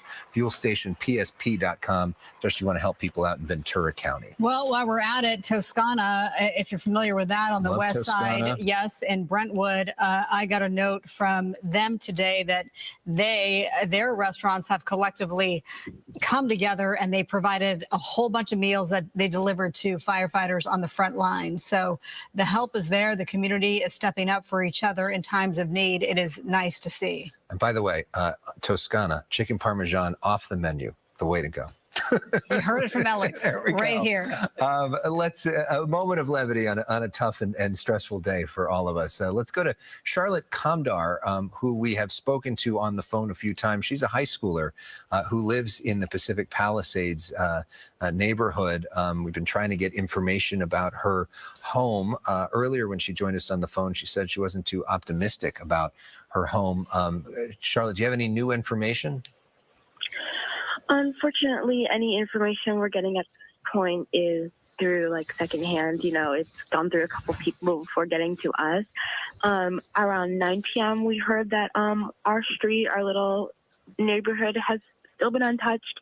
That hasn't been confirmed, but I'm now more hopeful, seeing as we had a close friend a couple hours ago talk to a firefighter in our area who says that if the winds stay the same, they can kind of go on the offense and start attacking the fires back and protecting our homes more strongly. So I'm really more optimistic than I was earlier when I spoke to you guys. Yeah, because you were pretty certain that you had lost your home earlier, but good news that your home could be still standing tonight, thank goodness. But unfortunately, a lot of the your students, those you go to school with, your friends, they've lost their homes, and also your grandmother lost her home as well.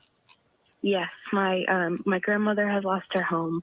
My aunt and uncle and my cousins, almost all of our closest family friends, and basically anyone we know. It's as if the entire town vanished overnight. It's going to be many years before it's back to like the lively community, if in any time that it was. You know, my family is very involved in our community. We love, you know, playing baseball and being a part of PPBA, and it's just the Palisades has been such a beautiful, friendly community for the last 14 years we've lived here, and it's just unimaginable to think about the fact that, you know, this March we won't be out as a community on the baseball field cheering the little kids on, you know. Yeah, we know the athletic fields at Palisades Charter High were destroyed, but the good news is you go to that school, 70% of it was saved. Unfortunately, Palisades Elementary, Marquez Elementary, and Palisades, they were destroyed. What is your final message tonight for folks in the Palisades and other areas that are dealing, you know, with a situation like yours? I honestly just, I'm saying keep your loved ones close. Be grateful that, you know, you have your family around you, and, you know, so far we haven't seen any lives lost, and I'm very grateful for that. Yeah, no lives lost in Palisades. Unfortunately, in Altadena, we do have 5 people so far in terms of lives lost there. Charlotte, thank you so much. Our best to your family. Thank you. And by the way, while we're sticking on this theme of restaurants that are helping out, one of our viewers was watching and just sent me a message saying vegan places providing food to first responders and those affected by the fire include Sugar Taco on Melrose and Gokoku Ramen Sushi in NoHo. So thanks for watching, and thanks to those restaurants for doing the right thing and helping folks out. Fox 11's Ed Laskos continues our live team coverage right now. He is looking at the Palisades fire. Wow. And has Look been at that. on the move tonight. Ed. And we're on the move in the Palisades now. Still a lot of active firefights going on here. Really some active ember casting and spot fires. Mikey will give you a look. 16,900 block here of Sunset that crosses Salerno Drive. The home in the foreground is gone. Nothing but rubble. On the backside, though, there's a little alleyway and another home back there. It is burning. Some of the engine companies came by most recently. LA City Engine 63. The firefighters went down there, checked it out, and said it's debris that's burning. It'll burn itself out. And they're not concerned about it at this point because there's no, as you can see the flames down there, you don't see a lot of those embers, those burning, glowing embers coming up. So that's the good news. That's not ember casting. Across the street, though, this is another part of those fires that they're dealing with. I know you got to swing around here in the darkness. That home, well, firefighters on the backside, it has been glowing, burning inside for the last couple of hours as we've been driving by. Now they've gotten some hose lines on it. You got a lot of that white smoke blowing up, and look how the smoke is blowing off to the side back toward the ocean.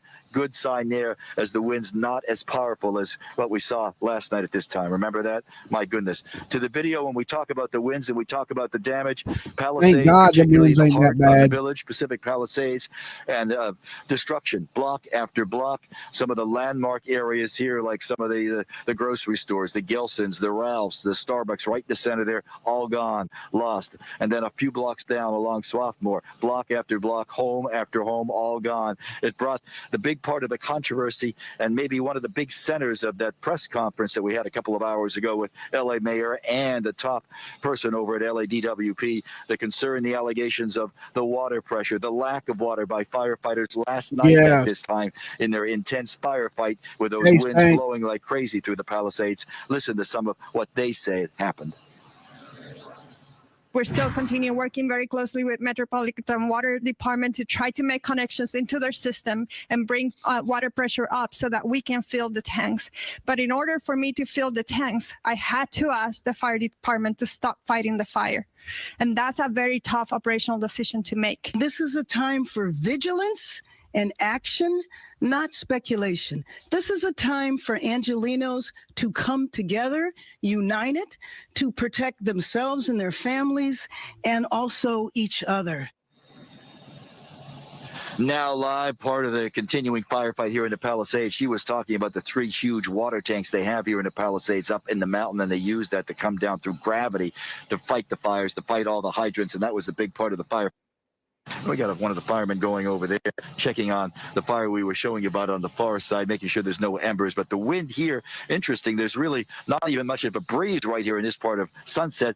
You're down last hour on PCH just north of Topanga, and there was a very strong breeze blowing down there, very stiff wind actually. Here, not much at all. There's some more fire units coming, and basically they're just going block to block, as you can see, using their flashlights, using their big searchlights, checking on these spot fires, and if they look dangerous, they're hitting them fast. They don't want any flare-ups here, but most of the damage, unfortunately, certainly when you go up that way into the village itself, you saw the video, most of the damage already done. But now we're live here in the Palisades. Let's go back to the west side. Do we know, Ed, last night you were near Rick Caruso's property, the Villages itself. We saw a lot of the stuff around it burning. Do we know if the Villages itself survived? I'm sorry, I lost you for a second. What did you say? I'm sorry. The Caruso property that you were next to last night, the Villages, did that itself survive? Yes, it did. Amazingly, we went driving back there because we were in the middle of that firefight last night, remember? And the gas stations on both sides, the 76 station, the Gelsons, that's all gone. But the Caruso property, the Village, that looks fine. The lights were on it. The a couple of engines were around it. It survived. No damage that we could see, but everything around it incredible. Like, well, as we've been saying, looked like a bomb hit it right there in the village itself. All right, Ed, we thank you so much. We're going to stick with our coverage in the Palisades. Let's go to Chelsea Edwards. She is there, and you earlier had showed us an entire church that had burned to the ground. Now, where are we? We're in the same place, but it's an entirely different view because everything that was in the forefront of our picture in those earlier hours is gone. I mean, we've watched it fall piece by piece. Take a look at what's left. So you can see what's left of this church. This is the Community United Methodist Church of the Pacific Palisades. Utter destruction when you look at what is left here. So when we got here, there was a structure kind of in the front of this that was sort of blocking our view of this, but now you can very clearly see what's left. You can see these archways, the main part of this building, and just nothing but rubble. I mean, you have to think of the heat that would have caused this kind of destruction. It's really incredible, just remarkable. I mean, you've got these metal beams here that are just twisted and mangled. So much just destruction. I don't even know how to describe this. It just looks like a war zone or a movie set. These giant beams that have come down. We watched that same thing look like a movie. One by one. This looks like it was at one point a beautiful courtyard. That obviously the main part of the church itself. Over here we have some very large walls. We heard one of these coming down. It was a loud sound, huge crashing sound. It came out of nowhere. So obviously just smoldering for a long time and finally just couldn't stand the heat anymore. And we had an entire wall just collapse. It sounded like a big explosion, but not an explosion like the canisters that we've been hearing, more of like a concrete wall just collapsing in on itself. This metal gate that's gone. The only things that are going to be left standing, I think, are these, these stone structures, which have been untouched. I mean, obviously have burned, but are still holding steady. And you can see the damage also to these trees. I mean, look how high these flames got. Look all the way up here. I mean, that must have been incredible when that was burning. Just a wild scene to see. It's incredible. I was just looking on this church's Facebook page and on their website as well. They had just had the whole lineup of church services. It's Christmas services as well. You can see on their sign, it says, "Join us for a joyful Christmas season," which it sounds like they had. Really shows you the stark difference between just a few days ago and what we're seeing now in terms of this incredible destruction. Let's walk a little bit further and show you some more of this. So again, we can see this. I mean, look at this huge beam that's down. I see what looks like a cross that's been burning right down here. There's a sign here that says the church office that way, the sanctuary, and the preschool. And just look what we can see here. I mean, it's hard to even tell what any of this was. This was just such a powerful fire. I mean, it's just truly stunning. Now, this is right across the street from Palisades Charter Elementary, which we've been talking about pretty extensively. You know, obviously one of the schools that has been heavily damaged by fire. We can see it. My colleague Elliot Mendoza and I have kind of taken a walk now, and we can see the damage. When we first got here, there was absolutely no light whatsoever. The only light that we could see was coming off of this building that was burning, this church that was burning. Let's see what else is going on. And when we're looking at the building across the way, the facade looked fine. It didn't look like there was any damage at all. But now when we walk around the back, we can see some of the devastation at that school. And, you know, that's part of the reason that LAUSD is now going to be closed for all students on all campuses tomorrow. And the destruction, just incredible. We're going to show you that in just a little bit. We'll walk across the street. But again, when you look at this, I mean, it just speaks to how incredible this damage is. As Ed was saying, you know, you drive along Sunset Boulevard and you see home after home after home in situations like this. And again, there's no connectivity here. There's no cell service. There is no power, no electricity. So, you know, the only way that you're able to see us right now is falling in Texas for the first time. That's why we're able to go live in what would otherwise be a dead zone. 219 on the subs. Thank you, guys. Really incredible to look at this. I mean, look at what's left. Just nothing but the if you're just tuning in and you're just joining us, make sure you give this video a like. If you haven't subbed up yet, please do us a favor, sub up the channel, ring the bell for notifications. And also, if you could, share this on your Facebooks or your X, Twitter. Also learned, unfortunately, that Marquez Elementary, the other elementary school in the Pacific Palisades, also burned to the ground. You know, if you want to find a silver lining in this, Palisades Charter High, that was 70% saved. So good news there. And Chelsea, we're just getting this word from Cal Fire, by the way, so that you have the current numbers.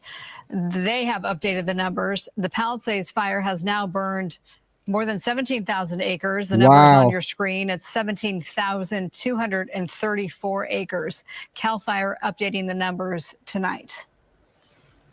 Wow, that is a lot. I mean, not surprising when you look at this devastation. And I'm sure the structures, you know, when we look at the number of the structures, I think it's 1,000 plus as of now, or that was at the latest count. We're almost at 1,600 likes. It's going to be just so many. I mean, everywhere you drive, there's just neighborhoods that are completely flattened, home after home after home. The scope of this is just, it's hard to comprehend. Yeah, I mean, for you today, driving in, because you obviously were with us late into the night, but you get a different sense of it during the daylight. When you got a sense of it today, driving around with the sun out, how did you process that? Well, you know, by the time we got here, so we started our day. Elliot and I started our day at the evacuation center in the Westwood area, the one on Sepulveda. Yes, it's crazy, Grammy T. So our perspective is a little bit different in that we drove in the pitch black. So and all the lights are out. There's no traffic lights. There's absolutely no lights anywhere. All you can see is the glow from the fires that are burning all around these neighborhoods. Yeah, that's right. And a reminder that evacuation center is the Westwood Rec Center, which yesterday didn't have a whole lot of people. Tonight was packed with people. And I know you said several of them were watching Fox 11 earlier. If they're still watching us tonight, we wish you well. And we're pulling for all of you, and we hope we all can come together to help all those folks. Chelsea Edwards, thank you so much for your reporting tonight. I've seen a lot of speculation online from folks that are talking about potential arson, concerns that there may be people going around setting fires. We don't have any official confirmation of that. I know people have different videos that they've posted as well that are concerned about things like that. We don't know in terms of the big major major fires, what started them. There are investigations into that. But be vigilant. If you see anybody doing anything suspicious, call it in and try to get fire crews out to those fires really quickly to make sure that we don't have more scenes like that. Let's talk more about what is burned in the Palisades fire. Iconic places like this, Moon Shadows. I know a lot of you are familiar for it. The Moon Shadows the is iconic gone. oceanfront restaurant. It's been open since 1966. It has been destroyed in the Palisades fire. Of course, it's known for this. Its dining room perched over the water. The restaurant had been a favorite for decades. While representatives could not be reached, videos are going viral to heartfelt tributes from fans mourning the loss. Along this stretch, just south of Dukes, are gone. Firefighters continue to work here on PCH.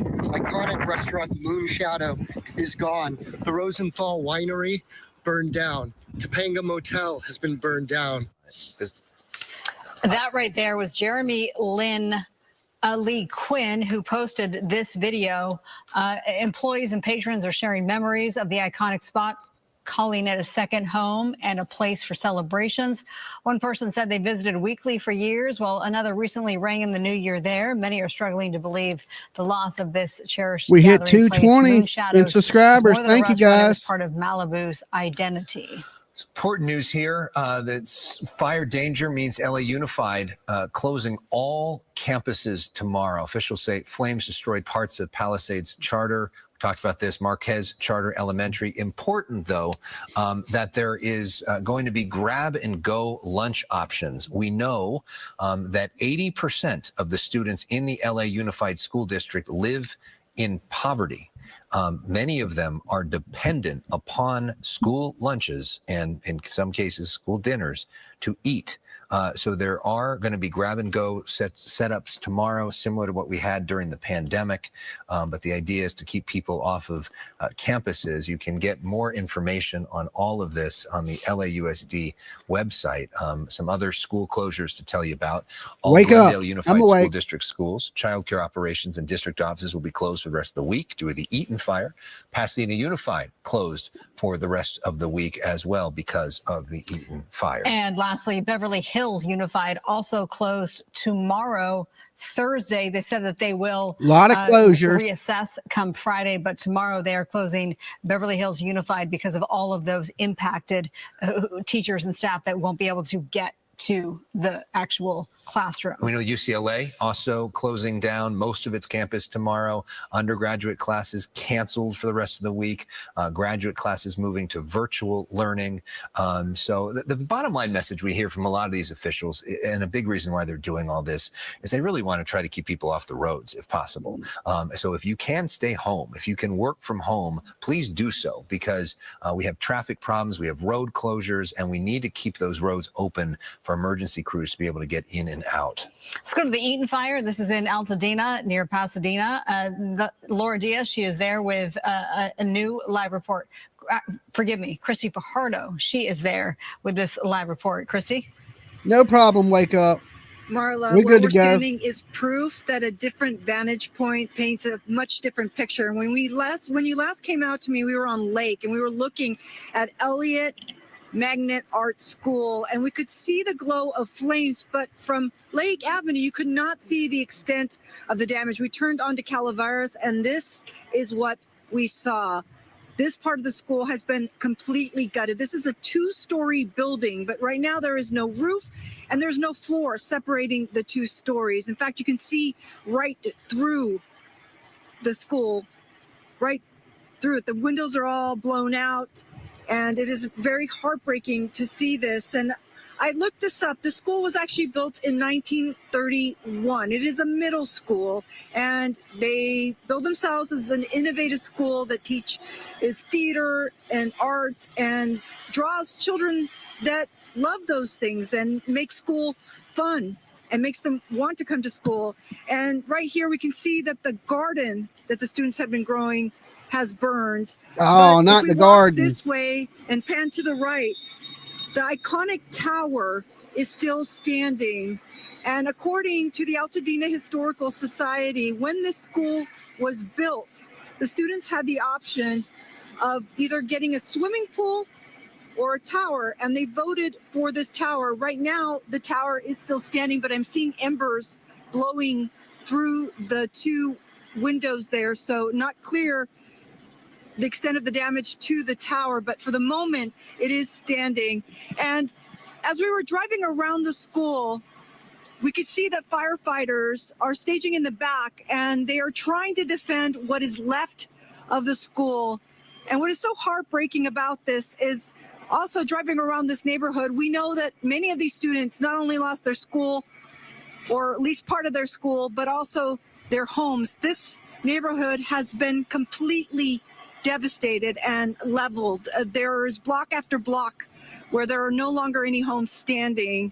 And these middle schoolers also, if you think back, did not get a normal or average 222 subscribers. Thank you, guys. They experienced We're climbing. the COVID shutdowns, and now their middle school experience won't be normal either. So it's just heartbreak on top of heartbreak for these students. And earlier today, about a couple of hours ago, actually, there was a firefighter who sent out a picture on social media, and it showed a firefighter actually breaking into the auditorium of the school. And there were comments from people saying that they work here and that they are absolutely heartbroken to see what has happened to Elliott Arts Magnet School. That's the latest from Altadena. Let's send it back to you. Wow. So heartbreaking. And you think of probably all the students that have been there for so many years watching their school burn. Thank you, Christy, for that. This next guest is hopefully going to give you a little bit of hope about the best of humanity, because I love what he's doing. I just gave him a shout out and he was watching. And so I said, why don't you call in? And his name is Andrew Gruel. He's a chef. You see him often on Fox News Channel, and he's been on our show, The Issue Is, several times. He's based in Orange County. And he has been basically using his restaurant as a way to feed people and also collect donations for people as well. He joins us live on the phone. Chef, thanks so much for what you do. Can you talk to us a little bit about what you've been up to We for lost the last the 24 stuff. hours? What? Certainly. Thank you so much for having me on, and also thank you all for the amazing coverage. Initially last night when we saw the fires pop up, I had just posted a note out there about coming to the restaurant if you needed a place to just eat, if you needed a place to be, as well as we would help and provide hot meals. And then behind the scenes, we're also offering up our house to people in the X DMs, if you will. But that grew to something bigger. We started having customers come into the restaurant asking, how can I help? What can I do? And we have been coordinating and communicating with a couple groups up in LA that were giving us specific lists of what they needed. So we had put some bins out front of the restaurant while we were cooking and setting up all these meals to bring up. And people just started showing up with truckloads, pallets. We actually had pallets sent in of water and products and formula, baby food, shoes, socks, jackets, blankets, every single thing you can imagine that they would need. And then guests started showing up and saying, we had one guy come up in his full Tesla truck. He would load his truck up and follow us up there. I mean, we took a caravan up there, multiple truckloads. We were up there for about 2.5, 3 hours, dropping off hot food. And by the time we got back, we already had 2 more truckloads that had been dropped off at the restaurant for us to start delivering back to various outlets in Los Angeles. And we've talked about the Dream Center several times tonight. Earlier tonight, we actually interviewed Pastor Matthew Barnett on the air, and it looked like you stopped by the Dream Center. Yeah, we got a new Center sub. Right now Thank you. is the primary outlet through which we're working and they're helping to distribute some of these products. We also dropped with the World Central Kitchen, all the hot meals, et cetera, and tomorrow we'll be doing the same. But what Matthew's doing over at Dream Center, they're all volunteers. Everybody is so incredibly positive. It's funny, they got music playing outside, positive music, and there's just pallets of stuff being dropped. They're organizing, coordinating. And this was also in coordination. I should mention it was Glenn Beck's nonprofit who had connected us together, and we knew Matthew as well. So this And is just a another great coming sub. together of Thank people. you. And, like I said, right now I've probably got 300 messages of people that want to help, donate, send goods. We're receiving Amazon notifications left and right. We had people dropping stuff off at the restaurant no less than 15 minutes ago. And when I say stuff, I'm not talking about a bag of goods. I mean, we're like our own Walmart over there. It's unbelievable. That's so cool. So in other words, you've gotten hundreds and probably thousands of people saying yes, chef, to you, Andrew? For the first time in my life, but I must say, my wife Lauren is the one who's doing all this with me. She's coordinating so much of this in the background, and we have our kids with us as well. And then so we're watching them kids on the screen right now. Those are your kids. I don't know if you've got a monitor, but those are your kids working. Yeah, well, those are the kids working. Those are my kids, just so they don't think I kidnapped somebody for free child labor. Yeah, it's okay if it's your kids, right?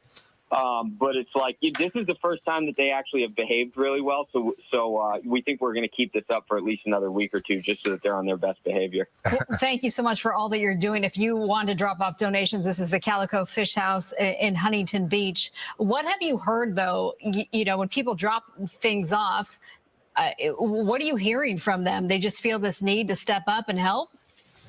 Yeah, most people don't know how to help, right? So they're like, should I be sending my money to a random organization? And there's nothing wrong with that at all. But I think what they've been saying to us is, I know if I buy this particular good, you're going to get it into the hands of somebody who needs it right away. So there's that efficiency element, because we know how important this is right now. And I think they feel comfortable doing that, coming to the restaurant, as well as we have actually had a lot of people who have come to the restaurant in need of help, who have evacuated, either taken buses out of Los Angeles. You know, these are not, you know, it's funny, there's these horrible toxic comments online where they're like, oh, everybody's rich. And even if that was the case, you know, people lose things. That's totally irrelevant. But we are having a lot of people who are struggling and on financial hard times who have come down, are either going to stay with friends, and we've provided them with free meals. And it's just those types of things. So this is a whole mixed bag of people in all different areas of life. But the customers see that, and they appreciate that. A lot of customers who have helped us, we said, hey, you have a free meal, right? Like, I'm not letting you pay. So it's kind of this merry-go-round of help. Thank you, so Butterfly a lot of people Girl. watching this right now, they're going to say, that sounds great. How can I help? What can I do tomorrow? Where do I go? What do I do? What's your answer? Well, we're going to be taking multiple trips up again to LA. We're going to be cooking fresh food. But I think for people to kind of help quickly, the most important thing is that they are still looking for diapers, wipes, baby formula, water, socks, shoes, kids' shoes. Those are shoes of all sizes, but especially kids' shoes, and hygiene products, as well as feminine hygiene products. So any of those donations at the restaurant, we are going to be just taking truckloads up there along with the hot food in tranches. So they can come by 16600 Pacific Coast Highway. That's in the Sunset Beach area of Huntington Beach. Everybody can also, Lauren's a lot better online. They can message her on any of these outlets and help to coordinate. And then once again, the Dream Center is really the central area in which a lot of this is getting distributed, at least on our end. You're doing God's work, Chef Andrew Gruel. Thank you so much. And I'm glad that you were watching when Alex gave you the shout out, because it's really nice to be able to report some good news. I mean, we've been live hour after hour, commercial free, and we have just been reporting bad news, and more bad news. So thank you so much. Keep it growing. You know, doing what you do and lightening up the newscast. Giving us some hope. Thanks for appreciate having me. it. Important work. Andrew Gruel.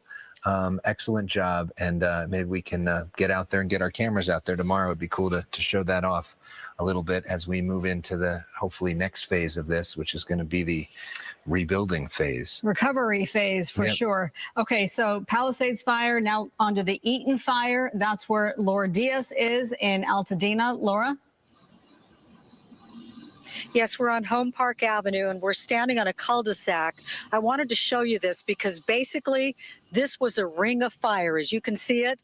We talked a little bit earlier about how some homes Ring were of fire, able to Johnny survive and others Cash. were absolutely decimated.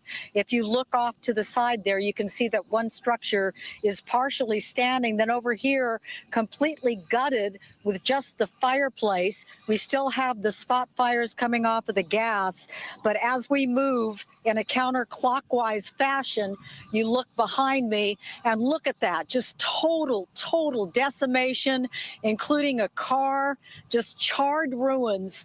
It looks as though a bomb absolutely fell on this cul-de-sac, and this is what was left behind. This is what's left of people's lives. Look at this, charred ruins. Looks like it was beams, some kind of metal, I don't know, of some sort of facade that was in the house. And I'm sure that people had just moments. As we look over my shoulder, you can see 1, 2, 2 cars. There's one off to the far left that's still intact, but Wow. people absolutely had to just take what they could and get out. And this is the story that we've been telling over the last couple of days of people in just extreme situations. We know that the fire was highly combustible. In fact, of the 5 deaths that we had here in Eaton, there were in 3 different households, and it was described as being an explosive fire. So those people Thank you, just new didn't have the subscriber. chance to get out. You know, as someone who's covered the news for many years here in Southern California, and I'm well versed on the phenomenon of Santa Ana winds, which used to be just a couple of months out of the year, and now we find them just about 12 months out of the year. And what it has done to people is to put them in a position where you really never know when a fire might strike. And we know that we learn lessons each and every time about what we can do to try to protect our homes, And try another to protect sub. our lives. Welcome. But when it happens in an instant, people really don't have much time to respond. The best they can hope for is that they're able to get out of the house intact with their family and just grab whatever they can.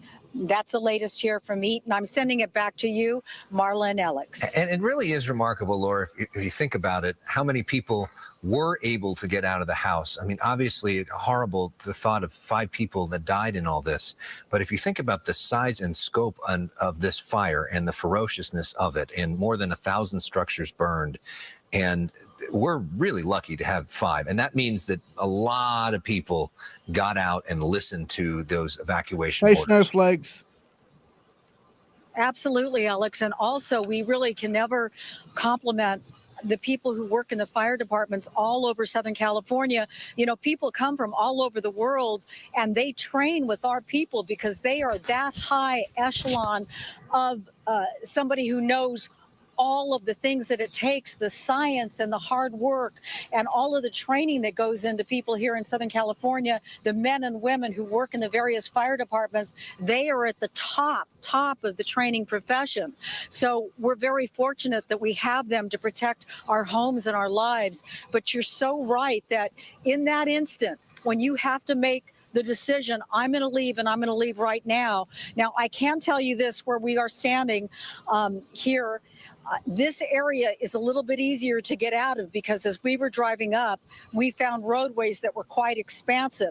When you're talking about the area there in Studio City or in the Hollywood Hills, it's really difficult to navigate those turns, and they are so narrow that sometimes the fire trucks can't get up that narrow roadway, and they have to pull those hoses all the way up. It is backbreaking work. So hats off to the men and women who've worked so hard to keep us safe here in Southern California. And my heart does go out to those people who will have to start all over again. But if you have your family, you have everything. Well said, Laura. Really, really well said. And we know that the Eaton fire, that's where arrests were made for those 3 looters. We learned this early on today from LA County Sheriff Robert Luna. Laura, thank you for your reporting. And let's talk more about that idea of looting. LA County's new district attorney says looters are not going to be able to get away with it. Nathan Hochman sharing a video of his sister's former home, which was destroyed by the Palisade fire. Pacific Palisades at the site of what used to be my sister's home. She's lived here for a while, a long time with her family, and now this home, along with the homes in this street and this neighborhood, are just gone. I've been here for over 60 years. I've not seen devastation like this in my lifetime. I mean, you have to harken back to the 1990s when we were hit with the floods and the fires and the earthquakes and the riots to even get close to this. Hochman also promised to crack down on those exploiting the crisis. We spoke to him live earlier tonight during our coverage. So the reports of looting have been coming across both law enforcement and the DA's office. I want to send an unmistakably clear message to looters or anybody who thinks that they can prey on people who have endured these tragedies. We are going to arrest you. We are going to prosecute you, and we are going to punish you to the full extent of the law. So again, it's the tragedies that are going on right now are occupying our first responders. The firefighters have done a magnificent job in responding. Law enforcement has basically called in everybody. Detectives have been putting on uniforms. They've called in help from outside this county. and they are responding in force. But again, there will always be people who look at this as an opportunity to cheat others, to steal from others, to scam others. And I want them to understand that we will not be taking this lightly. If we will go after you, we will make sure that you understand that this will not be tolerated. Yeah, and to echo that sentiment, LA County Board Chair of Supervisors, Catherine Barger, she said essentially the same thing. They are working hand in hand, the Board of Supervisors and the DA's office. And she said, Barger said earlier, the full weight of the county will come down on you. That was her message to any potential. Yeah, if you're looting. Let's talk about our weather now. Adam Kruger, this really is the key to this whole thing. You've got to look at And you see how traffic's still backed so up. it's going to stay dry through Friday. Winds go down tonight. They've already started to do that. They pick back up tomorrow and into Friday morning. I'm going to take a closer look at that in a moment. But I want to start with the map of the perimeter of the Palisades fire. And we got a short time ago an update on the acreage. It went up about 1,500 acres. But I can tell you where that increase occurred. And if you look at this, basically the orange color is the fire footprint, or like the perimeter of the fire. And you can see on the left side of your screen, it extended all the way to that gray color, which was actually the burn scar from the Franklin fire around Malibu last month. Of course, then we had the fire just run all the way down to the ocean. There's no telling how far it would have gone if the ocean wasn't there. But as we look at the colors, you'll notice like different shades of orange here. And that's each update that we got from the agencies that put this together. So the brightest orange color right here was the original footprint or perimeter of the fire.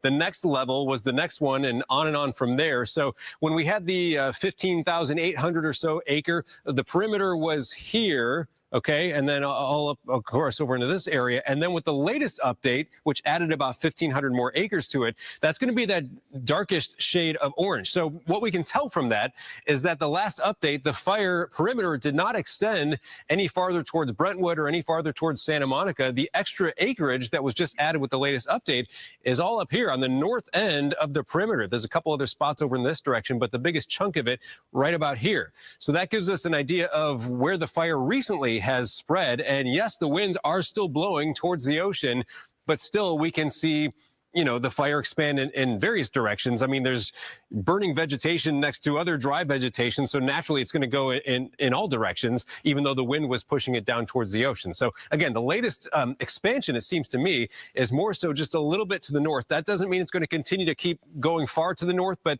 it's somewhat of a good sign, you know, if you're watching from, let's say, the Brentwood area, and I know there's those evacuation orders that extend even into parts of Santa Monica. I have not seen this perimeter advance at all. Okay, so I mean, we don't really need the weather because a lot of us are not in Cali. So let's jump over to something that's not the weather.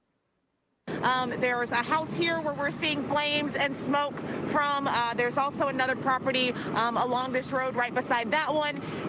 We're at 2:30 on the subs now. Thank you, guys. We'll get some thick black smoke that comes up. So I believe on the backside of those properties, which we can't see from the road here from Pacific Coast Highway, but on the backside of those properties, it appears that fire crews are working to get a handle on some flames there on the back end of those properties that are threatening this white home that is in the center of this portion of Pacific Coast Highway here. This is the 18,800 block of Pacific Coast Highway.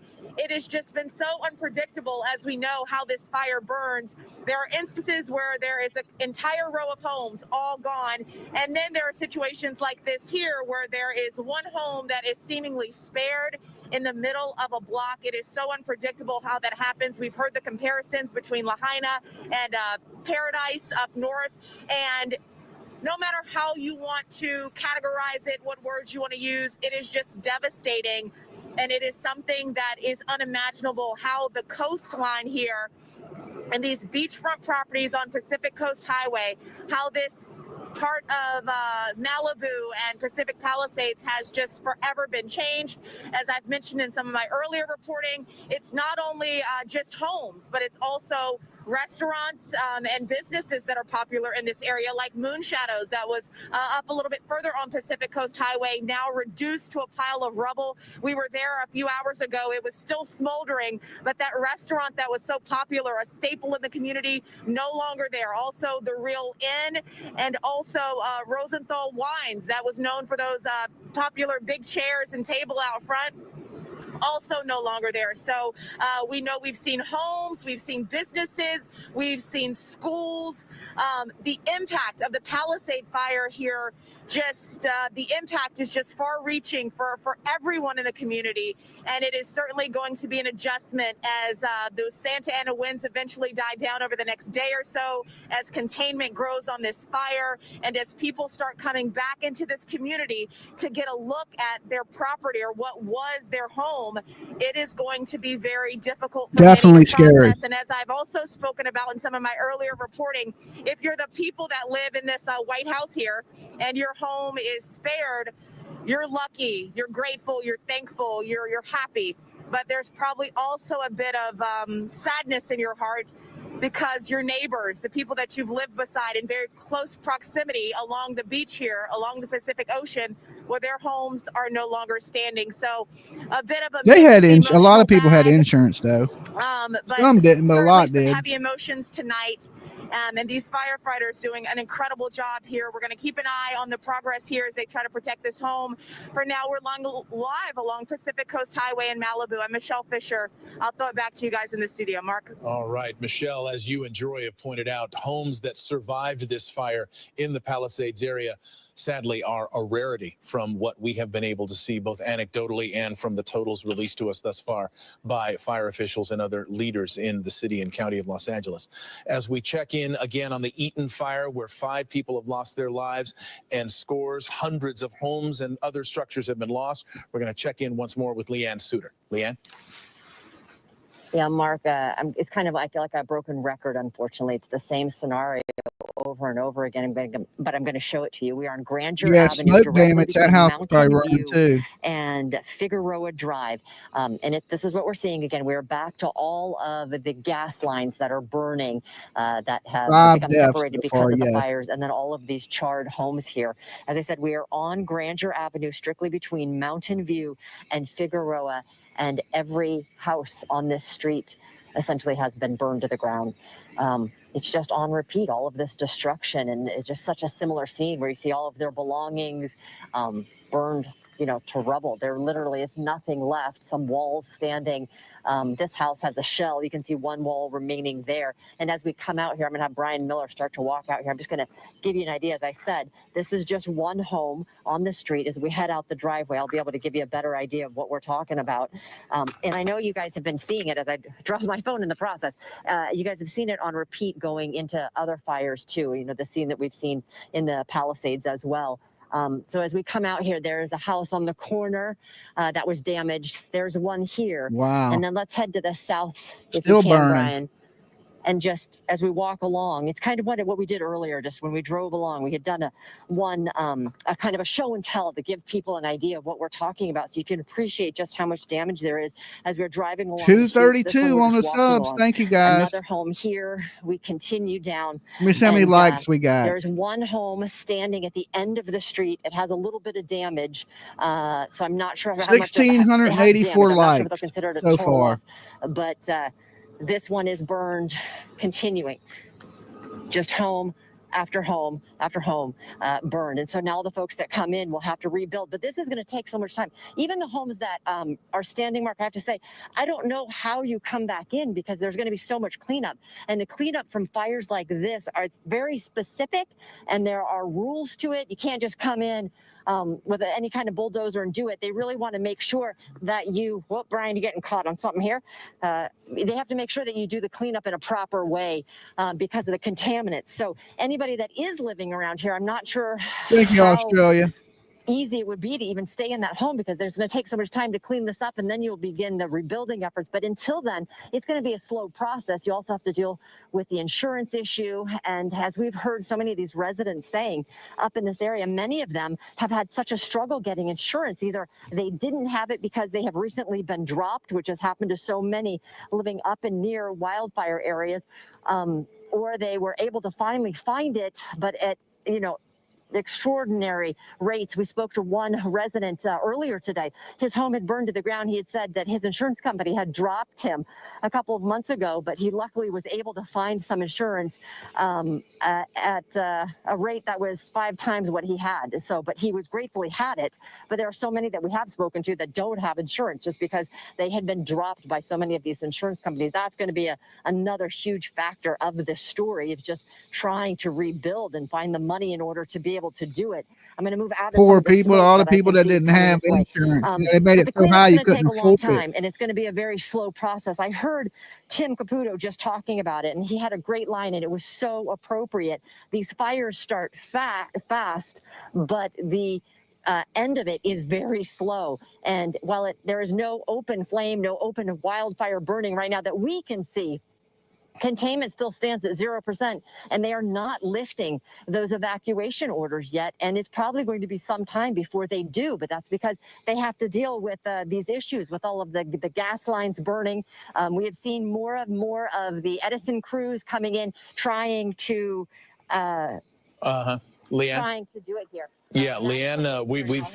I mean, Thank you for that live report. We have come to the end of our broadcast of our fire coverage today. It has been another day and night of explosive fire danger. Our crews on the ground and in the air have been working around the clock under horrendous conditions to bring you all this information, life-saving information in many cases. Okay, life-saving information. So that broadcast is going down. Let's jump back over to 11. Help put out this fire. This is insane. This is probably the craziest. So, around the clock action, a lot of these news agencies have been running since this began yesterday at 10 o'clock. So, a lot of hours have been put in by the news people, the firefighters. I'm hearing that a lot of these firefighters, that a lot of volunteers have come in to help, but they don't have enough fire trucks to actually go out and fight the fires. So there's more people volunteering, more fire companies from around the country that are volunteering their fire trucks earlier around 9 o'clock tonight, which was terrible. On because of these devastating wildfires, which continue to burn out of control across Southern California tonight. Let's talk about them right now. You're looking at them, at least 7 fires. Got fire in Palisades, the Eaton fire, the Sunset fire. We've also have hundreds of thousands of residents who have been ordered to leave their homes as flames now threatening at least 2,800 structures. Santa Ana winds fueling these fires, making containment difficult. The good news is, though, the wind's not nearly as bad as last night, which is allowing firefighters to make some progress tonight. Making things worse, though, are power outages. Look at all of these power outages. According to Southern California Edison, over 3 million people without electricity 3 million. in LA County this afternoon. I was among power them. outages I know it's right difficult. Here. A massive fire breaking out tonight in Studio City on Sunswept Drive. Flames tearing through a 4-story home just before 9 o'clock. We watched this live on our air as that fire spread to nearby brush and buildings. 50 firefighters battling that blaze. Good news is complete knockdown, nobody injured. They were able to contain the spot fires. Still don't know what caused that fire. Meanwhile, wildfire spreading in the Hollywood Hills tonight. That's called the Sunset Fire. It burned 60 acres at 0% contained. It was moving. The good news here, though, they made pretty quick work on it because the fire water dropping helicopters were able to get on that fire quickly. An evacuation center is open at Pan Pacific Recreation Center on Beverley Boulevard. That fire looked like it was going to be a lot worse than it ended up being, though. So that's a sort of a win for LA Fire Department tonight. The biggest problem, though, continues to be this fire, which nobody would consider a win. The Palisades fire. We got new numbers tonight. It's burned now more than 17,000 acres. At least 1,000 structures have been destroyed, still 0% contained. We still see it burning lots of different areas tonight. Tens of thousands of people remaining under mandatory evacuation orders. More than 13,000 structures are threatened. And then there's the Eaton fire. That's the only fire that we know of so far that has turned deadly. 5 people dying there. Yep. Still don't know how they died, why they died, what they were doing. Roughly 100 structures have been destroyed. Eaton fire exploding in size. It now tops 10,000 acres. That's at 0% containment. Some good news in the Hearst fire. This is burning in Sylmar, scorched more than 800 acres, now at 10% containment, according to CAL FIRE. So some containment on that one. We've got live team coverage tonight in the midnight hour. Meteorologist Adam Kruger is watching the winds. Susan Hirasuna, Chelsea Edwards covering the Palisades fire. Laura Diaz covering the Eaton fire in Altadena. Gina Silva, the aftermath of that Studio City fire. Let's start with Chelsea Edwards with the latest on what is happening right now in the Palisades. Chelsea. Just utter destruction, Alex. So for the majority of the night, we've been right across the street. We've watched it burn really brick by brick, beam by beam. That fire is now almost extinguished. You just got piles of rubble right across the street, though. Take a look at the aftermath of what is here at Palisades Charter Elementary School. I mean, it's hard to even recognize what this was. You can see that school burned what looks to like the the ground. outline. Uh-oh. Skylink is It looks like messing we're up. having some signal problems from Chelsea, who has been advertising the Starlink technology that she has been using. Elon Musk even tweeting out how great it was that technology she's been able to use. Clearly not working right there. Hopefully we will get that signal back and go back to Chelsea in a minute. In the meantime, let's go to Studio City. That's where Gina Silva is live for us tonight. Fire has destroyed multiple homes in that area, and she's been talking to people that live in that neighborhood. Gina. And fires ain't no joke. Well, Alex, you can see behind me, we're at Ventura Boulevard and Whitsett, and the intersection is still closed off. Ventura Boulevard is open, but Whitsett, south of Ventura, is closed. People are not allowed to go in and out because of the fire. Even though it has been considered a knockdown, firefighters are concerned that it could flare up again, hot spots, that kind of thing. And so they just want to make sure that everyone in this community is safe. Now, joining me is Josh. And Josh, you've had quite a night. Your house, I understand, was behind the house that caught on fire. Is that Yeah, correct? we're three houses away. We were watching the news and figuring out when we should leave for because the Hollywood Hills fire was going. And as we heard popping sounds. We turned the TV down because I thought it was coming from the TV. We looked out our window and it was a huge fire, like barreling down on us. Yeah. It sounds terrifying. Describe your emotional state at that point. I think I've used the word surreal a lot in my life. That was definitely one that was like, it felt like a bit of a nightmare that you all of a sudden, it was odd to have watched TV of a fire and then we've all been watching what you've been doing for the last 24 hours and to look out your window and think, oh, I had plenty more time. What happened? Did I fall asleep for 3 hours? I thought the Hollywood Hills fire was going out. And so, yeah, it was a little a nightmare. Yeah. So what did you do? We were slightly packed up. We got a little bit more packed up in about 30 seconds, got the dogs, got in the car, and drove out of there. There's 20 cars behind us trying to get out of here by the time we left. So. Well, firefighters, LA City firefighters have been amazing. They attacked this from the air, from the ground. Your thoughts on what they've been doing? I mean, it's been incredible. So many fires. Yeah, no, there's no words to describe. The Studio City fires were brutal today. Like I couldn't believe, I would bring tears to my eyes to think that we were taking resources for what I consider to be small as we were watching everybody go, and they were there. They did their job. They were just fantastic. I said thanks to a couple of guys when I went up there to go get the rest of our stuff. Yeah, and obviously the winds died down. Yeah. It could have been a completely different scenario if the winds were as strong as they were last night. Were you here when the winds were just roaring? We were. We lost power last night. I have a little generator, so I was out with my headlamp generator on. My headlamp trying to get the generator going. There's just ashes blowing in your face. It felt very odd last night. And then the power came back on, and we were kind of like, felt like we could be safe for a little while. And I'm never expecting a house three houses away from us to just erupt into flames. Crazy. Well, I'm so glad that you and your family are fine. You're not going to stay here tonight, though, right? No, we're gonna head to Ventura. We have a cousin there whose house actually burned down in a fire a few years ago. So yeah, they're rebuilt, and like everybody out there, like everyone, we're gonna all pull together and rebuild everybody. And my son over there already said he's gonna help do whatever needs to get done to help everybody. Yeah. We really appreciate you guys too, like out there. Like I know you're tired. I know this work is hard, and we're watching you all the time. So thanks for providing some kind of help for us. Yeah, I appreciate that. Thank you so much for doing the interview, and I will let you know go because I know Ventura is quite a drive. Okay, great. Thank you. I'm glad your home is fine.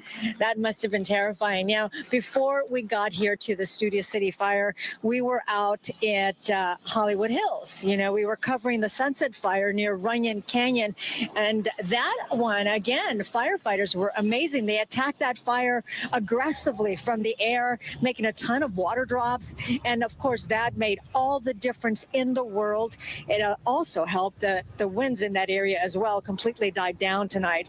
Now, before that, we were in Altadena covering the Eaton fire, and that has been such a destructive blaze. 5 people lost their lives, and more than 1,100 structures have been destroyed. More than 10,600 acres have been charred. And again, that battle is still going on in that area. And Alex, you know, just walking down Lake Avenue, you can see the entire town. So much destruction. It is just heartbreaking to see that. And home after home, the entire blocks, homes just burned to the ground. It's just awful. It is so much to talk about. It is so cold here. But let's talk for a moment about the Hollywood Hills because it looked for a bit like that. Well, here we go again. But by the time you left there, was it basically we're kind of out of the woods there? Yeah, you know, when we first got there, we saw that Good orange morning, glow Rebecca. and the smoke, the black smoke. It really looked frightening. And then we were there perhaps maybe an hour.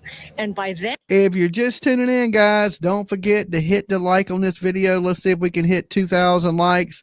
Also, if you're not subbed up yet, sub up. Help us hit our goal. Our next goal is 62,300 people. So we got 76 people to go. So if you haven't, sub up, ring that bell for notifications.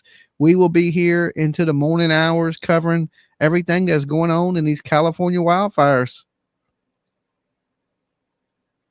Specialty as a reporter. You talk to more people than I think anybody on the air in Southern California. And one thing that struck me. well, because Yeah, you love people, or at least you're really good at pretending that you do. Nobody wants to hear me just talk all the time. They want to hear from the people, you know? But just to one thing that has struck me hearing from the people through you is that want and need to help each other, the way that we have seen Southern California coming together and people stepping forward, wanting to help.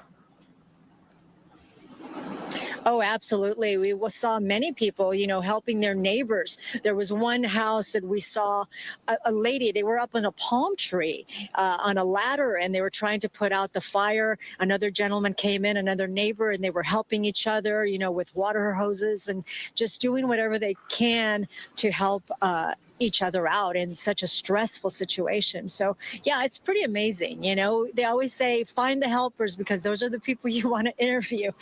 They have quite story, and you know, they're just wonderful. And that was the case. We found that in the Hollywood Hills, that one gentleman who was just running from one house to another trying to help his neighbors. Gina Silva reporting from 3. I can open up the call-ins. All right, give me a second. I'll pull them up. You know, we ain't took calls tonight, but I'll open the phone lines up. Give me 1 second. It takes me a minute. All right. Hey, Dolly, I'm watching your live. Blah, blah, blah. Let me check some of these messages that I missed. Sebastian, the neighbor, calls the police department all the time. Okay. I'm just checking some of these messages I missed. Hendersonville, Tennessee cop arrested. All right, let's open that. A lot of stuff to do with the Sebastian Rogers case. All right. So now I'm going to open up the phone lines. Give me a second. I will pull the number up onto the screen. Where's it at? Banners. Okay, banners right here is the call-in number. Call-in number 757-797-6694. All right, call-in number is open. If you want to tap in on these California wildfires, you're more than welcome to. All right. You still got a firefighter working on putting water onto any kind of hotspot. Now, this, I believe, is the northern edge of the Palisades fire. When you go further south, farther south, you get to the fire station, and it's really not that far away. I just drove down there, and because I wanted to see something that I had noticed before. May and keep sure me enough, up. right across from the fire station, there are homes that burned. Earlier today, we had seen some fire activity and fire trucks there. And all right, let's take this call. Dolly. Hey, Dolly. Oh my gosh, I've never called in before. Hey, who's this? Where are you calling from? My name's Madison Adeline. I'm calling from LA. Hey, Madison. Hey, one of my cousins actually lost her house last night in the Palisades fire. Them fires she are had horrible raised there. 9 kids there. Yeah. Yeah, we're actually looking at scenes from it now and on the screen, and I think that was the most brutal fire so far. Oh my gosh. You know, and does she have another place to go? Is family taking her in? What are they going to do? So she raised 9 children in that home in the Palisades, and so they're all grown now. So she has 9 kids in LA, and she's gonna stay at their houses. Yeah. But it is so sad. I just really wanted to really highlight that, you know, not all the people that are losing their homes are like, you know, super rich or glamorous or whatever. Yeah, I know. I watched trailer parks and everything's burned down. And well, those trailer parks are worth $1 million each, but some of those people have lived there for a really long time. Do you know if she had insurance? I'm hearing a lot of insurance companies been dropping people and getting rid of them because of, you know, these wildfires. Yes, my family member did have it, but I haven't. I'm not exactly sure what all that is about. That's just devastating. And another thing I really want to highlight, if I could, for anyone who lives in California, our brush clearance date where you need to clear your brush is June 1st, and there's signs all over Southern California that say you need to have your brush cleared by that day. And if you own the land, it's your responsibility. Like brush? Is that dead bushes or what is? It doesn't have to be dead necessarily, but if it's a problem, you should be able to know and get it out of there. Like dry things that are gonna become dry. Just like don't let your land get overgrown. You know. Yeah. And, if anybody has elderly neighbors this summer, and you don't think maybe there's a chance they won't be able to clear their brush, it'd be really nice if people could do that for their neighbors or help out if they have like gardening tools or an extra Saturday. That would be really nice. Yeah, see, we don't have those. See, I'm on the East Coast. I'm right on the coast of the East Coast. And we don't have fires like that. Now we did have the swamp catch on fire where we had a big swamp fire. Which basically just smoked up the city, but nothing was houses wasn't threatened, nothing like that. So when people are like clean up your brush, I'm like, what is brush? Like we don't even understand that here on the East Coast. Like hillsides, dead grass. Well, we kind of get this like almost like tall grass that grows all over in the springtime, and it's really beautiful, but it dies off in like 3 months. So that stuff needs to go.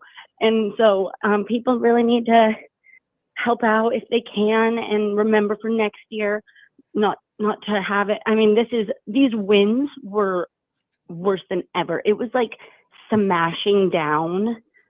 It felt like it was like crushing. Yeah, I mean, stuff in I was seeing it was 68 60 to 80 mile an hour winds yesterday with no hurricane. I was like, why is the winds blowing so hard? Yeah, we don't get hurricanes. Maybe once or twice, but not very much. Yeah, like here, you would have to have a hurricane off the coast to get 60 to 80 mile an hour winds. Yeah. So, I mean, California's a scary place. Y'all got earthquakes, wildfires. I mean, we get hit by a lot of hurricanes here in Virginia where I'm at because I'm on the coast.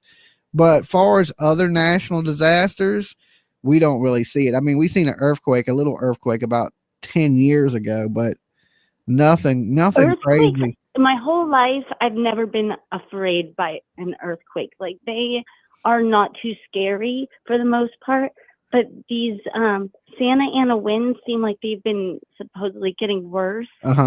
So it's just hard to know how things are going to go with the fire season. Last year wasn't as bad, and then now this year it's just worse than ever. Yeah, they're saying this is the worst fire ever in California history, and it's not even over yet. Oh, it's so bad. My area normally gets it, but we're a little bit out of it this time, and I'm so thankful. But it's so hard to watch, like, Malibu burn down, all of our memories. Yeah. And everything. Yeah, I've seen a lot of landmarks are going, and you know, so many people around the country just think, oh, it's celebrities' homes that are burning down, but really it's a lot of regular people just like you and me, and they're losing their homes. A lot of old people, and I feel so sad for them. They worked really hard for their houses, and I hope they all will make it out of this all right. I'm so thankful for not too many lives lost, at least in my area. Yeah, there's 5 so far total that I've heard of, and some people are rumoring that the people were asleep in the home, and I guess the home went up, but I'm not positive. But you know, you got to take these warnings seriously when they tell you to evacuate. You got to get up out of there. And you can't even blame them for wanting to stay back and protect their house, because I'm sure it's just natural. Yeah, you don't want to lose, but you know, all this stuff is replaceable, but your life ain't. And those fires, like, I've never seen such an orange color in my life. It is nothing you can stop. Yeah, and you see the helicopters are dropping water on it, and it's not even touching the fires. It's like they're still burning bright as can be, you know. So them fires are burning very, very hot. Thank you so much for talking to me, Dolly. I've been listening to you for about a year, and I actually stopped drinking a year ago, and it's really been helping me stay sober. I just wanted to thank you for that. Cool. Yeah, I stopped smoking like 6 months ago. It helps me stay sober too. No, I keep you in my prayers for your health and everything. Thank you. You've been doing real good. I've been trying. I got a heart doctor's appointment coming up. We finally got to meet, though. I really appreciate you having me up. No problem. You be good. You stay safe. Thank you. I'll be down in the chat. Thank you so much. All right. Peace. Bye-bye. Okay. So there you have it. California resident, everything, you know. So somebody sent me this video of this dude saying some really rude stuff to the news. As the news interviewed him, they said, what caused the fires? And he said, I'm not going to say what he repeated because it was pretty disgusting what he said, you know. And so whoever sent me that, like, I seen that when it happened live. And you listen, it's what's going on right now is we need to stand together, stand strong. You know, listen, we may not know a lot of these people in California, but they're our brothers and sisters just like anybody else. They're our neighbors, right? Some of these people are your family, you know, so everybody needs to be respectful in this, right? Everybody's house that didn't burn down wasn't $1 million homes. Some of them, you know, were, I guess he said the trailers would cost $1 million, but you got to remember, land prices there for something that's not that nice is really expensive. Okay. Just like Vegas and stuff. But you know, in Virginia, land don't cost as much. So if you had $1 million home here, oh my God, you're living in a 4-story, nice, really nice home. You know, $1 million there will get you a trailer. That's the difference from the East Coast and the West Coast. The price of living on the West Coast is extremely expensive. Now, if I said, hey, I live in $1 million house here, you can believe that it's going to be super, super nice. But I don't live in a house nowhere near that. Okay. Nowhere near that. So, and I could never afford to live in Cali, right? I just couldn't. I couldn't afford that $1 million trailer that burnt down. All right. I'd be damn sure living in a trailer park. I could tell you that. Because, you know, them houses are in the millions, and then you got those mansions that are multi-million-dollar mansions. So, and even listen, rich people, yes, they got their money to replace their house, right? We know that. But, you know, the things you've collected, things that mean a lot to you, even to rich people, you know, maybe a Grammy, maybe it's something that's important to them that is irreplaceable. Rich people still have things, pictures, family heirlooms, and things like that that can't be replaced. And they still lost these things too. There's been celebrities on TV today crying, right? Crying over, and you know, they have insurance and they have the money to replace their house, but they still can never replace some of the things that were in that house. And that's the terrible thing about fires. I've lost plenty of stuff in house fires, right? I've been through it. It sucks. It totally sucks. And once it's done, it's like, you know, you can't cry over spilt milk. It's no, you know, it's just about cleaning up, rebuilding, and getting back to where you were. And, but some of those things you lose, you can never replace, right? I had a lot of collectibles and things like that, and I lost a lot of stuff in a house fire. So you just thank God you don't lose your life. Paris Hilton crying. Well, I don't know if Paris Hilton's crying. She lost her beach house. She didn't like lose her main house or anything like that. You know, she lost a beach house, and, you know, she's rich as all get up out of here. She probably got 15 houses across the country. So, I mean, I get it. It ain't a big deal for them people. But like I said, the people that are living in them trailer parks, and people that are living in the middle class neighborhoods, people that couldn't afford the high rates of insurance, it's terrible for those people, you know, heartbreaking. And especially for the 5 people that lost their life. And like I said, when you get these warnings that you need to evacuate, you need to get up out of there. All right. You need to definitely get up out of Dodge. They tell you to evacuate for a reason, because they're, you know, people are so stretched so thin, they may not be able to save you, right? It may be too late. So we're enjoying a lot of sun here in Northern California this week after a lot of rain in the last 2 weeks. Well, I'll bet you they're wishing there was some rain right now in California, because it's terrible. Okay, so I'm going to jump back over to this video. I will leave the phone lines open. Okay, the call-in number's on the screen if you want to call in. If not, we'll be watching these videos together and just keeping up on what is going on. The garden that the students had planted has also burned, and this school was built in the 1930s, in 1931. And this is another scene. If we pan this way, I can show you, is the iconic tower. It is very recognizable, and according to the Altadena Historical Society, when this was built, students had the option of either getting a pool or a tower, and they voted for the tower. So that is still standing.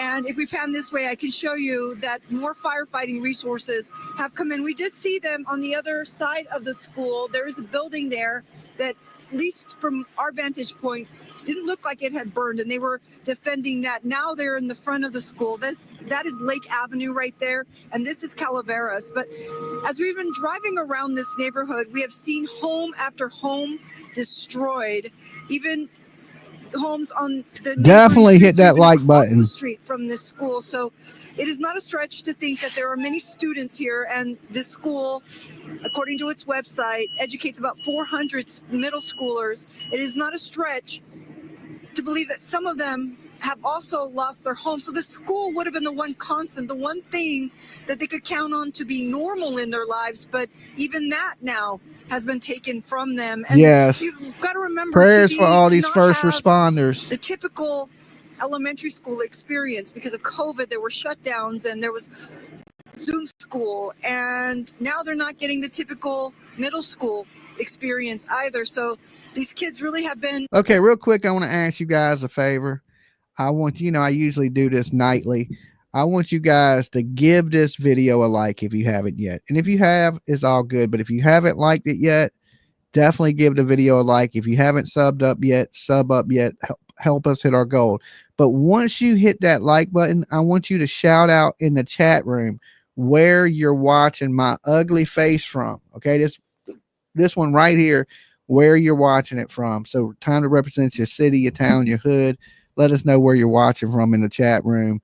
I want to see where my beautiful people are at tonight.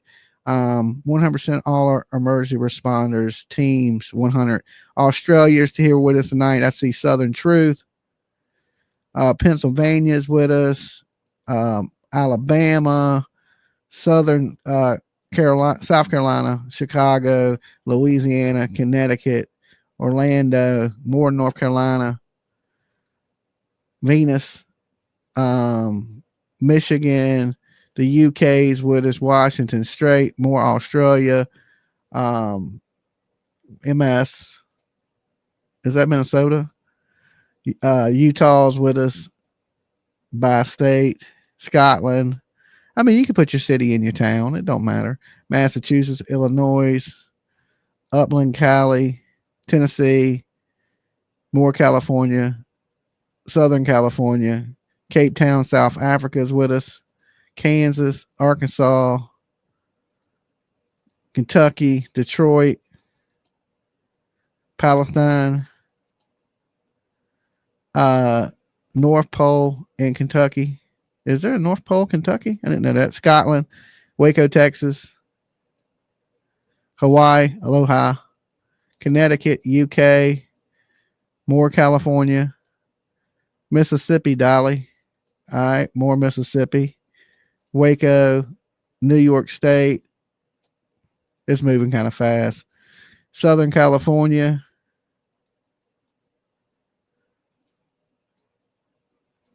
various locations. Pennsylvania, all over the world. Yes. SoCal. Good to see SoCal. Kentucky, Florida, Ohio. I hope everyone is doing well. I'm doing well. Hope you're doing well as well. Scotland's here, Indiana, Maine. Awesome. Austin, Texas, East Coast. Yeah, we broadcast from Virginia. Upstate New York's with us. Oklahoma's with us. We broadcast from the 757 in VA. So we're on the farthest away you can get from California. Okay. I'm on the coast, just like, LA. But I'm on the opposite coast. Ireland is here with us. So we got people from around the world. South Florida.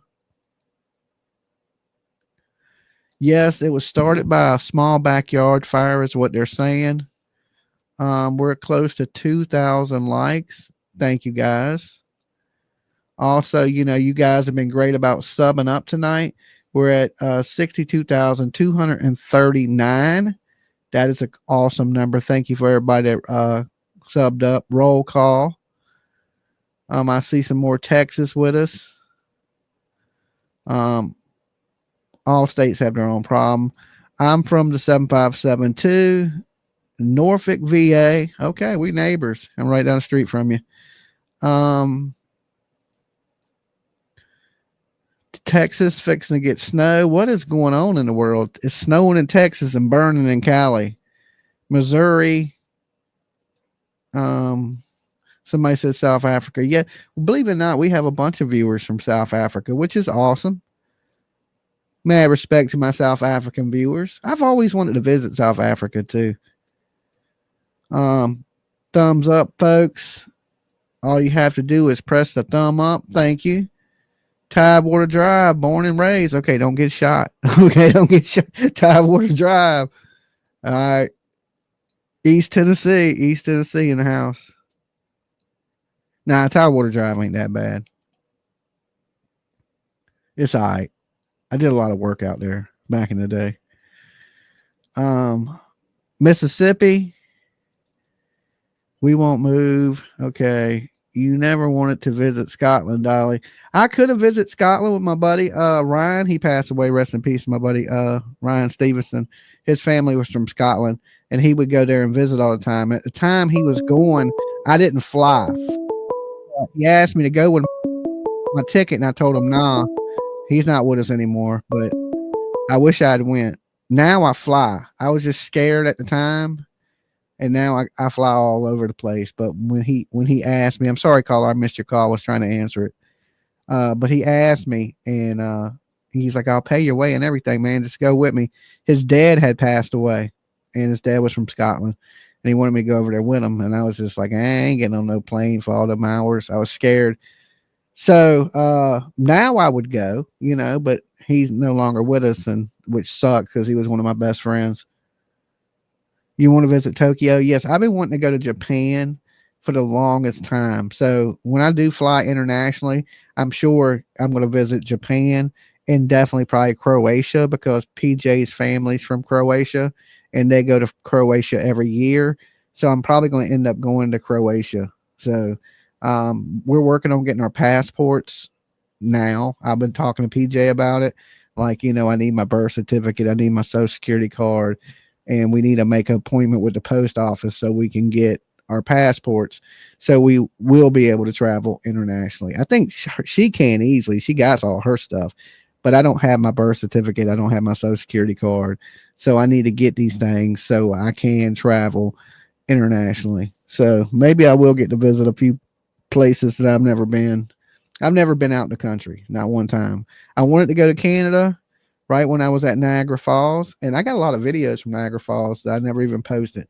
I might need to post some of those videos, but I couldn't go to Canada because I didn't have a passport. And permission from your doctor, Dolly. Well, my doctor done gave me permission to travel. What my doctor did tell me was I don't need to be doing no hiking up like mountains and shit. But far as just traveling and going places, I'm good to do that. Just don't overexert myself, Yeah, I don't need to be like climbing mountains and hiking up mountains and things like that. But she did tell me she wanted me to get out and do things, exercise, keep moving, just not overdo it. She don't want me running no marathons or, nothing crazy, nothing too extreme. But far as traveling, she gave me okay, I never seen Niagara Falls, and I live here all my long life. Niagara Falls is beautiful. It's like, I love upstate New York. It is a beautiful place. If I had another home, I'd probably want to live in upstate New York. I like the East Coast. So, but I wouldn't want to live in the city of New York. It's just, too much shit, too many people, too wild. But upstate New York in the country somewhere, beautiful, beautiful.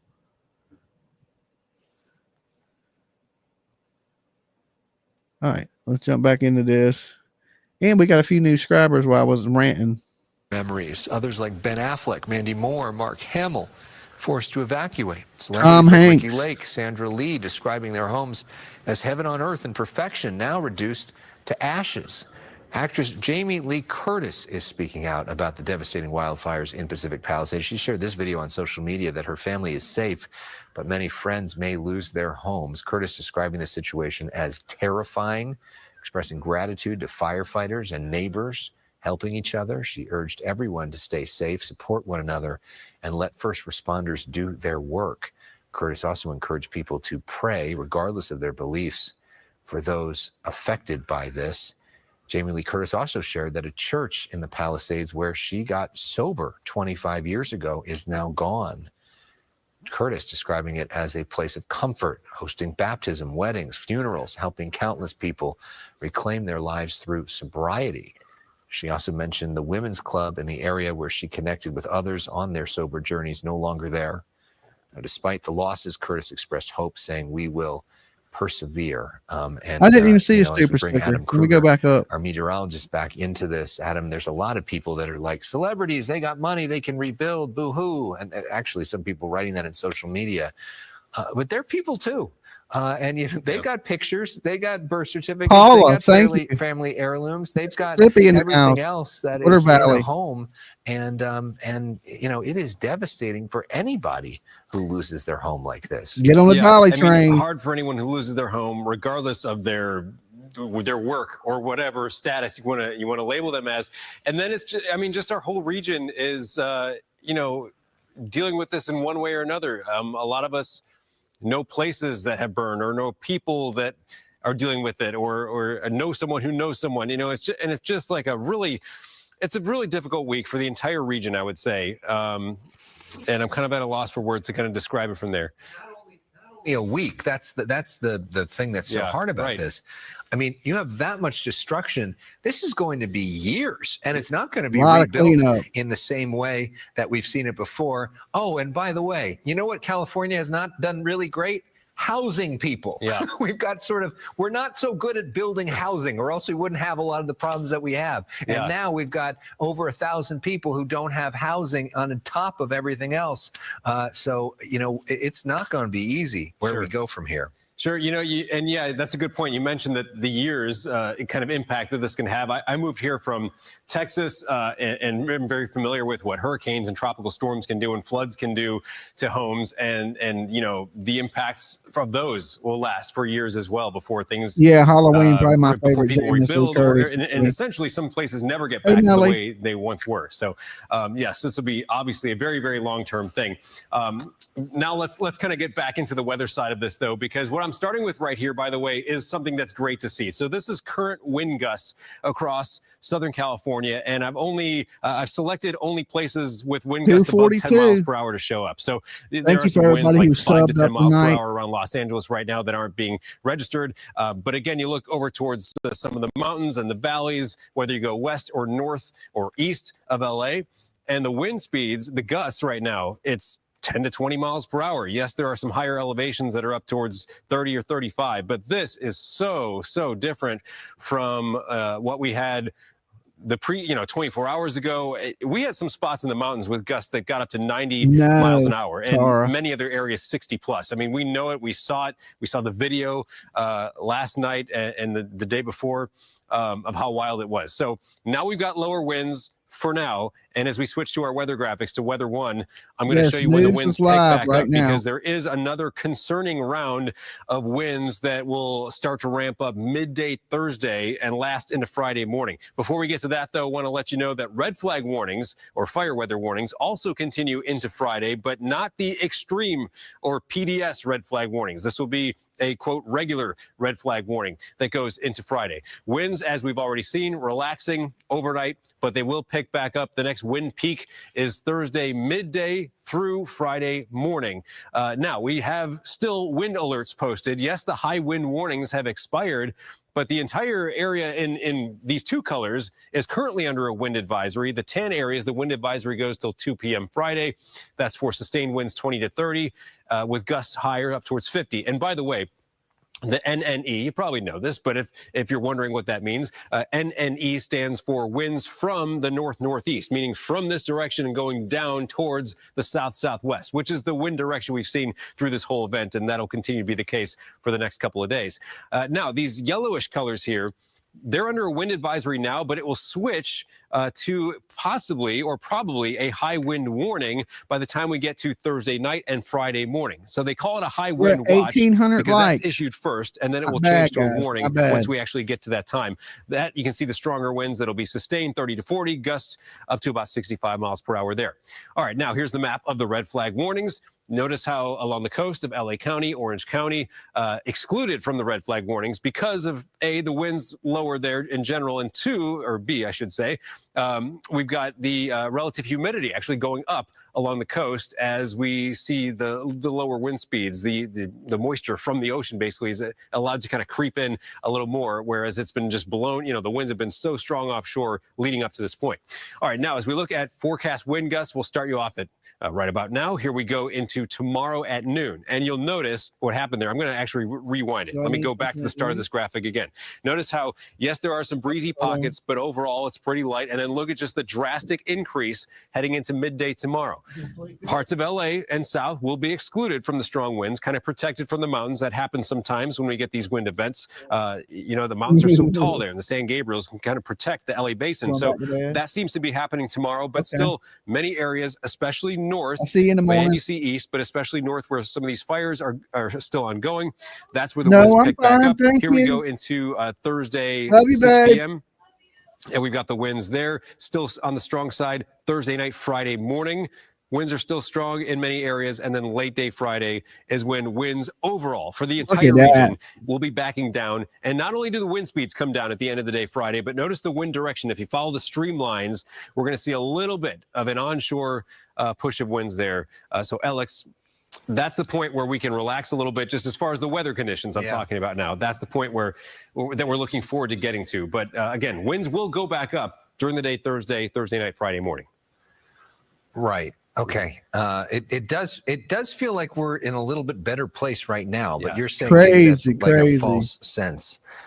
It's what you're saying. A little bit. I mean, we were up here. We come down here, and then we're going to kind of come up to like between the two of those by tomorrow, especially tomorrow afternoon, tomorrow night. So yes, just because the winds have, wherever you're watching from, if the winds have turned calm, don't think it's going to stay that way for the rest of this week. We do expect the winds to go back up, but not to the extreme level that we had going back, about 24 hours or so. Okay. Mm-hmm.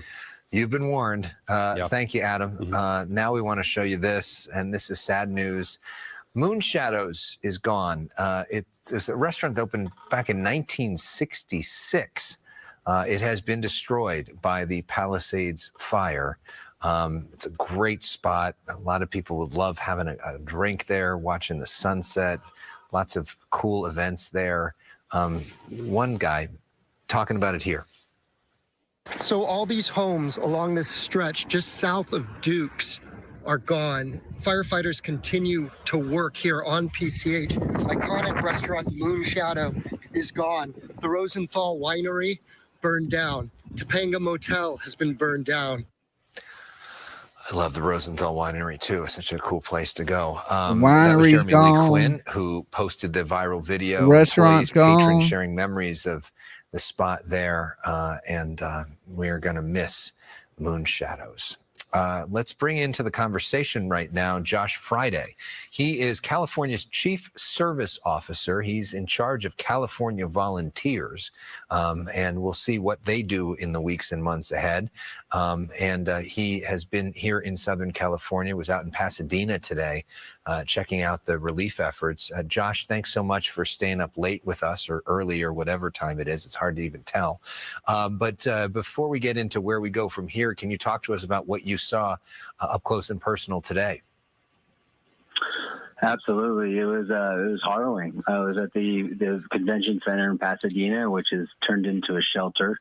There was about 1,200 people there, including a nursery, an entire nursing home full of seniors who had been evacuated and were staying there in the evening through the night and set up there. There were families. I saw a young boy who was helping distribute food who had ash on his face, and you could see families, struggling and choking from the smoke, and people with their pets. And it was, this is a devastating, heart-wrenching time. But I also saw incredible, inspiring work from our first responders. Members of the California Service Corps were there helping run the shelter, along with the Red Cross. So people are stepping up to support their neighbors and their fellow Angelenos in a big way.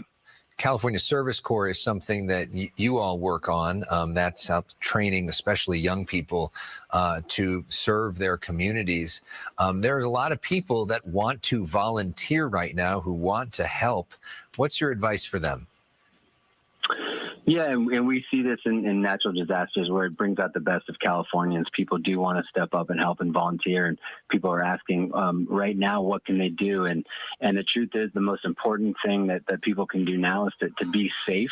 to sign up for alerts at ready.ca.gov and to heed the advice of the evacuation orders from local officials. However, we also want to make sure that people are preparing for power outages, even if they're not directly impacted by the fires. They could also be impacted by the power outages. And then we're really calling on those who are safe and in a good place to check on their neighbors, especially those that are elderly, those that are high risk, making sure that people are able to evacuate if they need to, and they get the help to be able to do that, but that they also have the resources. As power is out for many throughout the city and seniors are by themselves, this is a great time to call someone you know who might be alone, or knock on the door and check in on your neighbor, and be a good neighbor, and confident we are going to get through this working together. So what you didn't really talk about there was a lot of specific volunteer projects. Is basically the message at this point. We got to get through this crisis first, and sometimes doing stuff like that might even get in the way. Let us get through this, and then direct your energy once we're through the crisis phase. That's right. There's going to be a long recovery effort where we are going to be calling on people in a big way to step up and help, to volunteer, to roll up their sleeves and work on projects and help recover and rebuild. But this is a time now where we need people to be safe. So we're not asking for people to self-deploy at this point. You can, for those who are able to, can donate to causes that are helping those who have lost everything at philanthropyca.org. And again, like I said, we're asking people to check in on their neighbors and help those who might be most vulnerable. But this is a time where we're asking people to first and foremost be safe and heed the evacuation orders of the local officials. I know you travel up and down the state. I know you've thought about maybe running for other offices too. Where do you see California going from here? How does our state rebuild from here? What's next for us? Well, we're going to get through this crisis right now. That's what we're focused first and foremost on. PJ gifted 5 memberships. Everyone. That was sweet of her. Make sure y'all thank PJ. But the reality is we know in California that climate change is just going to continue to make these issues more difficult. That we have an insurance crisis that we're going to have to continue to tackle and deal with, and that we have to build communities that can withstand these types of environmental conditions as our environment changes. And so I think we're confident, and the governor talked about it today, about being optimistic about how we're going to recover and our ability to rebuild. Is that we're gonna do this by calling on people to come together, by working together and asking people to serve and help, and that's what's going to be coming in the weeks and months ahead. Yeah, and insurance reform is probably something we're going to be talking a lot about in the legislature as well, because that needs some work. Josh Friday, thank you so much for your work to volunteer and to make our community better. I'm sure we'll be talking to you about those efforts in the weeks and months ahead, but we appreciate you calling in, I guess, in the middle of the night right now, and I look forward to talking to you going forward. Thank you, Alex. Appreciate it. Josh Friday, California's Chief Service Officer, member of Governor Newsom's cabinet. Governor Newsom remaining in Southern California tonight. He was supposed to go to Washington for President Carter's funeral, which, by the way, is tomorrow or today, I guess. But he is going to stay here in Southern California to help with the response. President Biden was supposed to go after the Carter funeral to Italy to meet with Pope Francis. He canceled that trip. He's staying in Washington to help oversee the federal response to these fires. By the way, that Carter funeral will be airing tomorrow morning on KCOP, Channel 13, not Channel 11, because we're going to be doing the fire coverage on Channel 11. The Carter funeral is going to be on Channel 13, coverage of that around 7 o'clock tomorrow morning, our time. Amazing how little attention that has gotten this week here, because these fires are obviously such a moment of concern, a life or death moment for us. And so where are we going next? Are we talking about the political back and forth? So we're talking about that. And there's this back and forth between Trump and Newsom. This is what Trump wrote on Truth Social. One of the best and most beautiful parts of the United States of America is burning down to the ground. It's ashes, and Gavin Newscum, that's what he calls him, should resign. This is all his fault. Trump accusing the governor of prioritizing the Delta smelt over wildlife preservation. That's something that's long been argued against in terms of liberal policies. The governor's office denying Trump's claims, calling them pure fiction. They say the governor is focused on protecting people and ensuring firefighters have the resources. So that is going on. Meanwhile, this was going on. This is how I started my morning, which was like 55 hours ago, it feels like. If you haven't sub up yet. Governor Newsom were in Santa Monica. I was in there with them. They met with all the different fire leaders. I can't even talk. Senator If you Padilla have not there yet, as well. sub up. The president got a briefing from the crews there, including Kristen Crowley, who's the fire chief for LA. Take a listen. I've never seen the winds in my 25-year career. So we lean forward as much as possible and pre-deployed. With that, we had a significant amount of fire that occurred. We had an aggressive fire attack. The fire has grown from originally 10 acres to 10,802 acres as we speak. It's an active firefight with our firefighters, and they're doing their very best to protect our people within this area. The governor says that, or the president said that he's going to give the governor in California whatever we need in terms of fighting this fire. Governor Newsom expressing his gratitude that President Biden basically said yes right away to federal funding. Why does that matter? The federal government is going to basically pick up a huge part of the tab on this. Yeah, definitely not. Quite a tab. We're talking about a multi-billion-dollar price tag for the fighting of this fire and for rebuilding. So the federal government's going to be picking up a lot of that. It'll be interesting to see if any of that changes when, of course, we get a new president in less than 2 weeks. But thank you. No, at least Biden is trying to put this Zero in place containment. so that money will be paid for and allocated before he gets out of office. So well, I mean, they got it, is, some of it under back in control, but they're Washington not tonight. saying He it's will be contained. at the Carter funeral. Thank you, Melly. President Trump, 100, President PJ, Biden, both love, going to be chat, there. love. Thank in you, addition Melly. to Hope you're doing President well. Obama, Good to see President Clinton. So it'll be interesting doing some of the people watching. Very rarely does President Trump go with all those other presidents. I know. So you to done happen slept tomorrow at the National Cathedral slept 8 hours in Washington.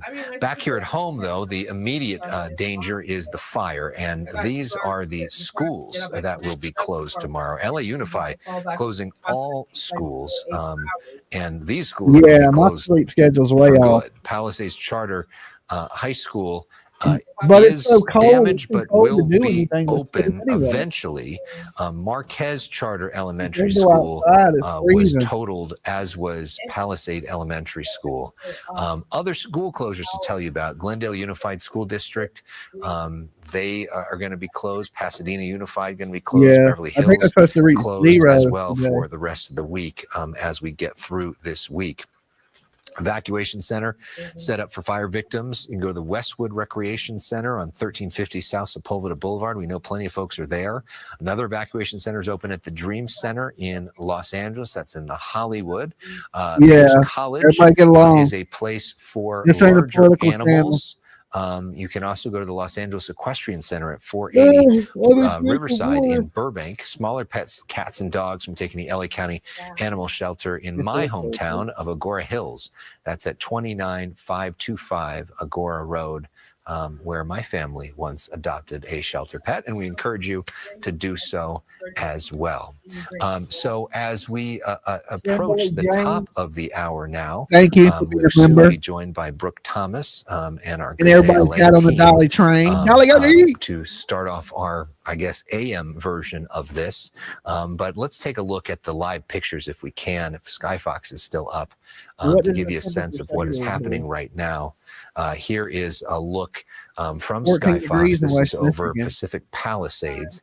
You can see the 25 flames feels like continue 11. to light up the night sky. Pacific Palisades, very dark. A lot of the power out in the area, not a lot of lights, but you see this orange glow. You know, the good news and the bad news is not a lot of structures, as far as we can tell, are threatened or burning right now. The bad news is part of the reason for that is so many of them have already burned. There's not that much more to burn. Our meteorologist Adam Kruger tells us that the winds have the flames pushed towards the ocean and not towards the east, not towards Calabasas. It wasn't nothing good yesterday on not Twitter. towards Brentwood or Santa Monica on the different ends of this. We have seen the worst devastation in Pacific Palisades and real bad devastation in Malibu as well.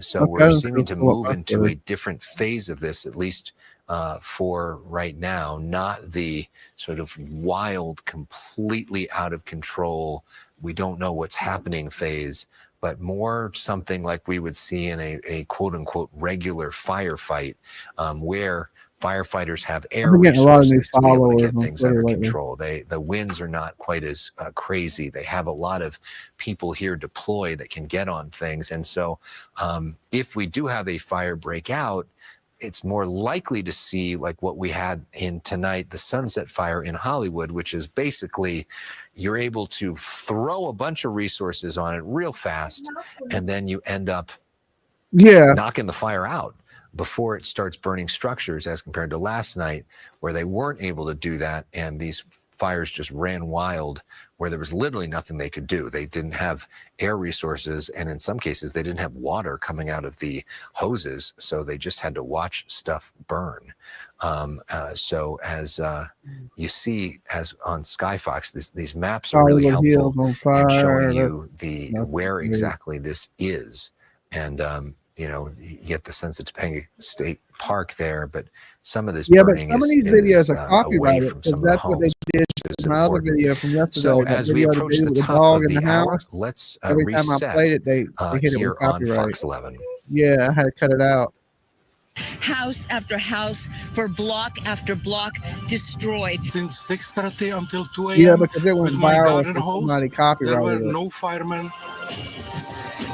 The entire neighborhood is burned down, begging anyone to help put out this fire. This is insane. This is probably the craziest thing I've ever seen in my life. You got to watch when they play music too. That's the only bad thing. When they start playing music, you don't know if the music's copyrighted, if it's not copyrighted, and they like to hit a lot of that stuff. So usually if I hear any music, I'll cut it down for a minute until the music's passed. Like their intro to the news, like they play that music in the beginning. And then after that, it's okay to play it when they're just talking. But sometimes whatever music they're playing may be copyrighted by the person that wrote the music. It could be copyrighted by the news channel. There's the house collapsing. That was brutal. Now, and welcome to Fox 11 News. We are continuing our live coverage at 1 o'clock in the morning. So often, if you join us at 1 o'clock in the morning here on Fox 11, we rerun an episode of our Fox 11 News at 10 with myself and Christine Devine. Tonight, we are on live for our continuous coverage of the several wildfires that are burning around Southern California. In a moment, my colleagues Sandra Endo and Brooke Thomas will take over our coverage. I'm Alex Michelson.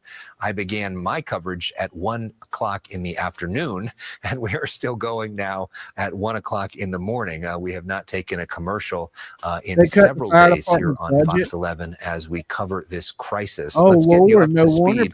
If you're just joining us here in the middle of the night, wildfires raging across LA County, forcing mass evacuations. At least 7 fires that we have seen in different areas, including Pacific 17 million? Palisades, Yeah, we got to Silmar, stop all this. Hollywood, near Pasadena. Hundreds of thousands of residents have been ordered to leave their homes as flames threaten at least 28,000 structures. Santa Ana winds have been fueling all of this. Thankfully, right now, the winds not nearly as bad as they were. Power outages adding to the crisis, according to Southern California Edison. Look at this map. Over 3 million people without electricity in LA County this afternoon. Big fire broke out tonight on Sunswept Drive. This is in the studio. We saw a big fire tonight in the Hollywood Hills. The Sunset Fire burned 60 acres. Good news is here, it did not spread. We did not see any structure. Childhood home or whatever she said. She lost her childhood home, Paris Hilton did. I think it was a beach house.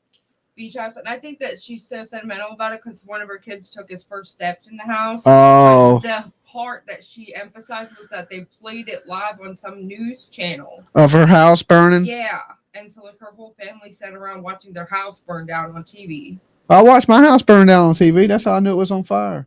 I know, but I mean, I don't know. I was sitting here, and I had moved out of it, and I was sitting here, and I turned on the news, and it said 3-alarm fire, and it was on my block of my house. And I was looking, I was like, oh man, I think that's my house, right? Mm-hmm. And it was blazing. I'm talking about flames shooting 30 foot up in the air. And all of a sudden, I hear a knock on the door here. And I'm like, who is it? And they were like, it's the police, the fire marshal. And then when I opened the door, and they were like, do you own the house at so-and-so? And I had seen it on the news. I knew it was bad. And I was like, yeah. And I was like, how bad is, they said it's on fire. I said, how bad is it? They said, not only if it's on fire, but it's caught both of your neighbors' houses on fire. Oh, Lord. So it caught the house on both sides of my house on fire. And my house was a total loss. They put theirs out. My house was a total loss. Gone. In the wind. I mean, in a matter of 30 minutes, that bitch, like, because it's an old house. It was an older house. So it was, that wood was all dry. It went up in 30, 45 minutes. The house was completely gone. I just don't understand. It's 2025. Like, shouldn't they make some kind of specialized soil that holds moisture? I mean, when I showed up the next day, it was just the foundation. Wow. It wasn't even there. Wow. So it had burned completely to the ground. And I had got most of my stuff out of it in the move. Well, that's good. But like a lot of my collectibles, I had some expensive things still in there. Like work stuff, right, that I had stored in there. So it's still a lot of stuff got lost in it, and it burnt Sam to the ground. So Billy Crystal, John Goodman, Eugene Levy, Billy Crystal, and John Goodman. John Goodman's house is gone. Wow. We're a couple people away from hitting 62,250 subscribers. So if you're watching out there and ain't subbed up yet, make sure you sub up the channel. Street that has been completely leveled, where there are no longer any walls. In fact, the only structures that are standing are chimneys. And on Lake Avenue, we saw business after business also destroyed. We watched as the Aldi food market burned. There was also a B of A that burned, and hopefully those companies can transfer the employees to other locations. But there were also so many small businesses that were burned also to the ground. And in some cases, there was really nothing left. I couldn't even tell what type of business. We saw one that the only thing that was left was a sign of a tooth with a smile on it. So we can guess that was some kind of dental practice. There was another that that was a dry cleaner or a laundry. And there was also several that looked like restaurants where we could make out an oven, but everything else around it was just burned to the ground. And so this could be a very terrible trifecta for some of these students. They might have lost their homes, their school, and their parents, possibly their livelihood. So this is not going to be easy for them to rebuild. And sadly, we're talking about middle schoolers, so 6th, 7th, and 8th grade, kids that are between the ages of 11 and 14, just depending on when they were born and when they entered school. And the one source of comfort would be their school, their friend groups, and that would be the constant, maybe reassuring to them. And that may not even be an option. So really heartbreaking scene here in Altadena. Let's send it back to you. Christy Fajardo, thank you. And in terms of what you're seeing, are you seeing any sort of active flames? Are you seeing any structures threatened at this point? Or are we kind of out of the woods on that?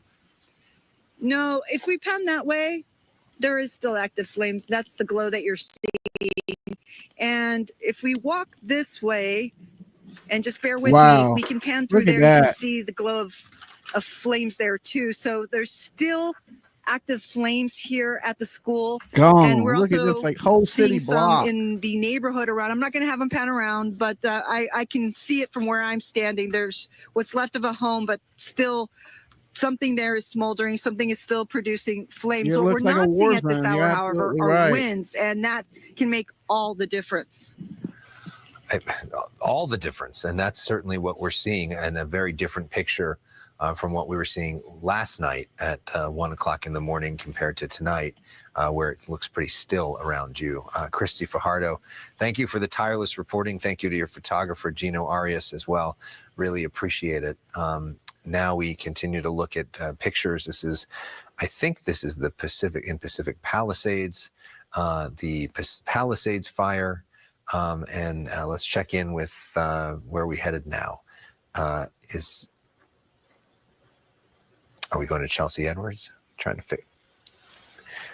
Okay, we're gonna keep things moving and talk about the Sunset Fire.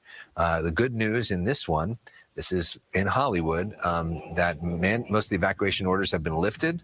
The area north of Franklin between Camino Palmero and Sierra Bonita remains closed until Thursday morning. Fire crews are still working to prevent flare-ups. Residents are returning home and urged to stay cautious as firefighters continue to operate in nearby neighborhoods. Now we want to show you the firefight from a little bit earlier in Pacific Palisades. Fox 11's Matthew Seedorf was right in the middle of it. Another home is on fire right now at PCH in Topanga Beach Drive. Massive flames. Firefighters trying to do their best they can to put it out. Just look at this. It is absolutely out of control. We have Los Angeles County Fire Department firefighters here trying to put it out. See if we can get a little closer. The edge of this power pole on fire. Firefighters here, you see they're trying to get this hose so they can get some more water on the homes next door. Apparently the mayor went on vacation. Look at all these embers shooting up in the air. We have those winds still gusting 20, 30 miles per hour right now, and they're landing on the roofs of these other homes nearby. We've actually seen firefighters going down here. I want to play this real quick. Let me bring this over.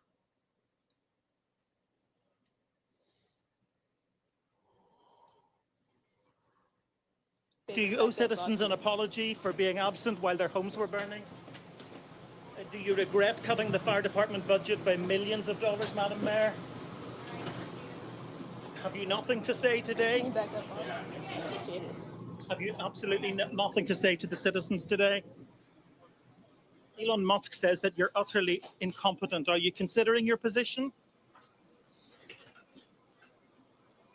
Madam Mayor, have you absolutely nothing to say to the citizens today who are dealing with this disaster?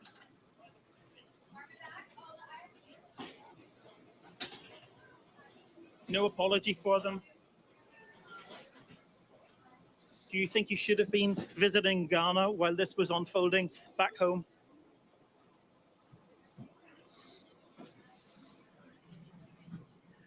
Wow, right? She ain't got nothing to say. She could have said, you know, I didn't know this was going to happen. We couldn't have predicted this. There's things she could have said. She's literally running. They cut everything by millions of dollars. It's her getting off the plane. Madam Mayor, let me ask you just again, have you anything to say to the citizens today as you return? No. Hold on 1 second. She can't get out fast enough. Madam Mayor, just a few words for the citizens today as you return to deal with the catastrophe. Can you take this down?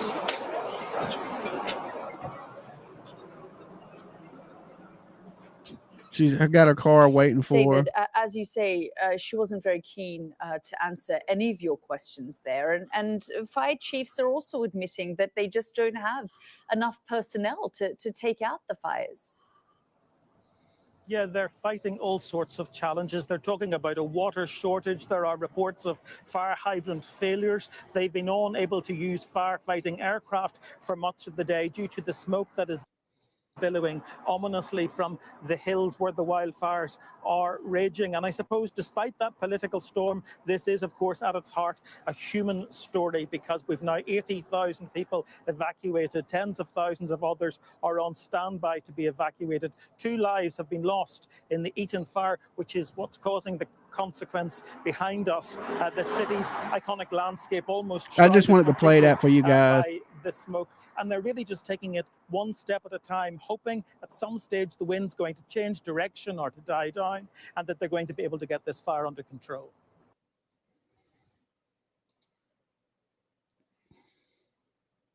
You're about a mile down the road from here. Tell us your address. I'm at 615 East Los Flores Drive, Altadena, California, 91001. Board the Dolly train. Choo choo. Thank you, Dolly. 3 sides true crime. So he's Thanks got for fire being here basically with us. all around his house, and somehow there's no damage Mad to his love. house yet, but it's only a matter of Come time, on, and there's Dolly literally no train. We water got room to for be able to fight everybody. himself. How we gonna eat? Is there anything else you want to say?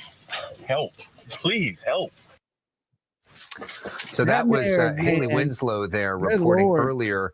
And, you know, as far as we know, that guy was able to protect his house. But we hopefully can get a good follow-up with him. And after that aired, some of our viewers came forward to try to help him as well, which was a really cool thing to see.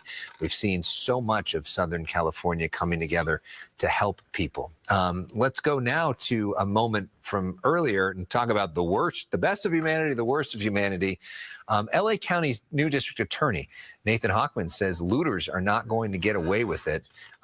First, he shared a video from his sister's home, or at least what used to be his sister's home in Pacific. Okay, we're not going to talk about that now. So I'm here in Pacific Palisades at the site of what used to be my sister's home. She's lived here for a while, a long time with her family, and now this home, along with the homes in the street in this neighborhood, are just gone. I've been here for over 60 years. I've not seen devastation like this in my lifetime. I mean, you have to harken back to the 1990s when we were hit with the floods and the fires and the earthquakes and the riots to even get close to this.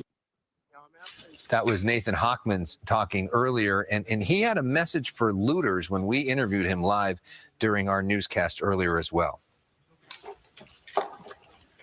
So the reports of looting have been coming across both law enforcement and the DA's office. I want to send an unmistakably clear message to looters or anybody who thinks that they can prey on people who endured these tragedies. We are going to arrest you. We are going to prosecute you. And we are going to punish you to the full extent of the law. So again, it's the tragedies that are going on right now are occupying our first responders. The firefighters have done a magnificent job in responding. Law enforcement has basically called in everybody. Detectives have been putting on uniforms. They've called in help from outside this county, and they are responding in force. But again, there will always be people who look at this as an opportunity to cheat others, to steal from others, to scam others. And I want them to understand that we will not be taking this lightly. We will go after you. We will make sure that you understand that this will not be tolerated. We understand that there were at least 3 people arrested for looting in Altadena. Don't have any reports yet of that happening in Pacific Palisades. That was Nathan Hochman, clearly ready to prosecute them if that goes forward. So that's been part of our coverage today. Also, we want to go to this. We talked with George Whitesides, the newly elected congressman. Here's some of what he had to say. I think that the combined damages will be, well in the tens of billions for this. This is one of the largest disasters that California has ever suffered. and that support from the president is going to be absolutely crucial. He made an extra commitment, I think, going above and beyond, and I think that that is going to be super important to, our communities recovering from this, which will take, let's be honest, years. What are you hearing, Mr. Whitesides, from your constituents? What do they need right now? Well, I just left an evacuation center here in Pacoima where people are bringing their pets and, they are scared. They are concerned about the smoke. So far, the evacuation centers on the north side of the county are well stocked with food. I think people want to make sure, particularly for elderly and the young people, that they're managing. I want to play this for you guys too. No, well, now CNN strikes. I can't play it. Shit. And to protect the folks who are the most vulnerable in our community. We can listen to it though. Hold on. I mean, those hydrants are typical for 2 or 3 fires, maybe 1 fire. You have something at this scale, but again, that's going to be determined by the local. What is the situation with the water? Obviously, in Palisades ran out last night in the hydrants. I was trying to firefighter on this block. They left because there was no water in the hydrant here. The local folks are trying to figure that out. I mean, just when you have a system where it's not dissimilar to what we've seen in other extraordinarily large-scale fires, whether it be pipe, electricity. That was Governor Newsom. Okay. Basically, not having water in the fire hydrants, not my job. Okay. Well, whose job is it? Whose job is it to protect the town? I would say, it's the governor and the mayor's job to make sure the city's running good. 3 Sides True Truth. Thank you so much for your donation. Get you a nice seat on the dolly train. Put your seatbelt on. Watch out for fire ambers and flames. It might get a little warm. Newsom, shut up. Yeah, it looks like they dropped the ball to me. I'm not into politics really, but when the mayor runs and don't answer questions, I mean that's a telltale sign right there. When somebody asks you what the problem is, you go, well, it ain't my job. Well, could you explain to whose job it is and who dropped the ball? Right? Like you guys dropped the ball on your people, right? You dropped the ball a little bit on your people, like these people's homes, and lost everything because the fire hydrants don't have water in them. That is ridiculous, right? Like if you told me that on the East Coast that the fire hydrants don't got water in them, I would say you're crazy, right? I would just be like, you're crazy. There's water in all them damn fire hydrants. I didn't know there was a limited amount of water in a fire hydrant. Okay. I didn't even know that. Who knew that? Anybody know that on the East Coast? Right? Like we don't have these type of problems on the East Coast though, because our fire hydrants work. Apparently. I don't know. I've never seen nothing like this, because it just don't happen here. So I can't remember one time on the East Coast that the East Coast was on fire. Like I said, we had the swamps catch on fire and they'd be burning and it'd be all smoky, but it never really affects homes. It's never in an area that's like populated, because the populated areas have fire hydrants and things like that. And we got good firefighters and first responders, and our cities. I live in a Commonwealth, so at least they do their jobs. Okay.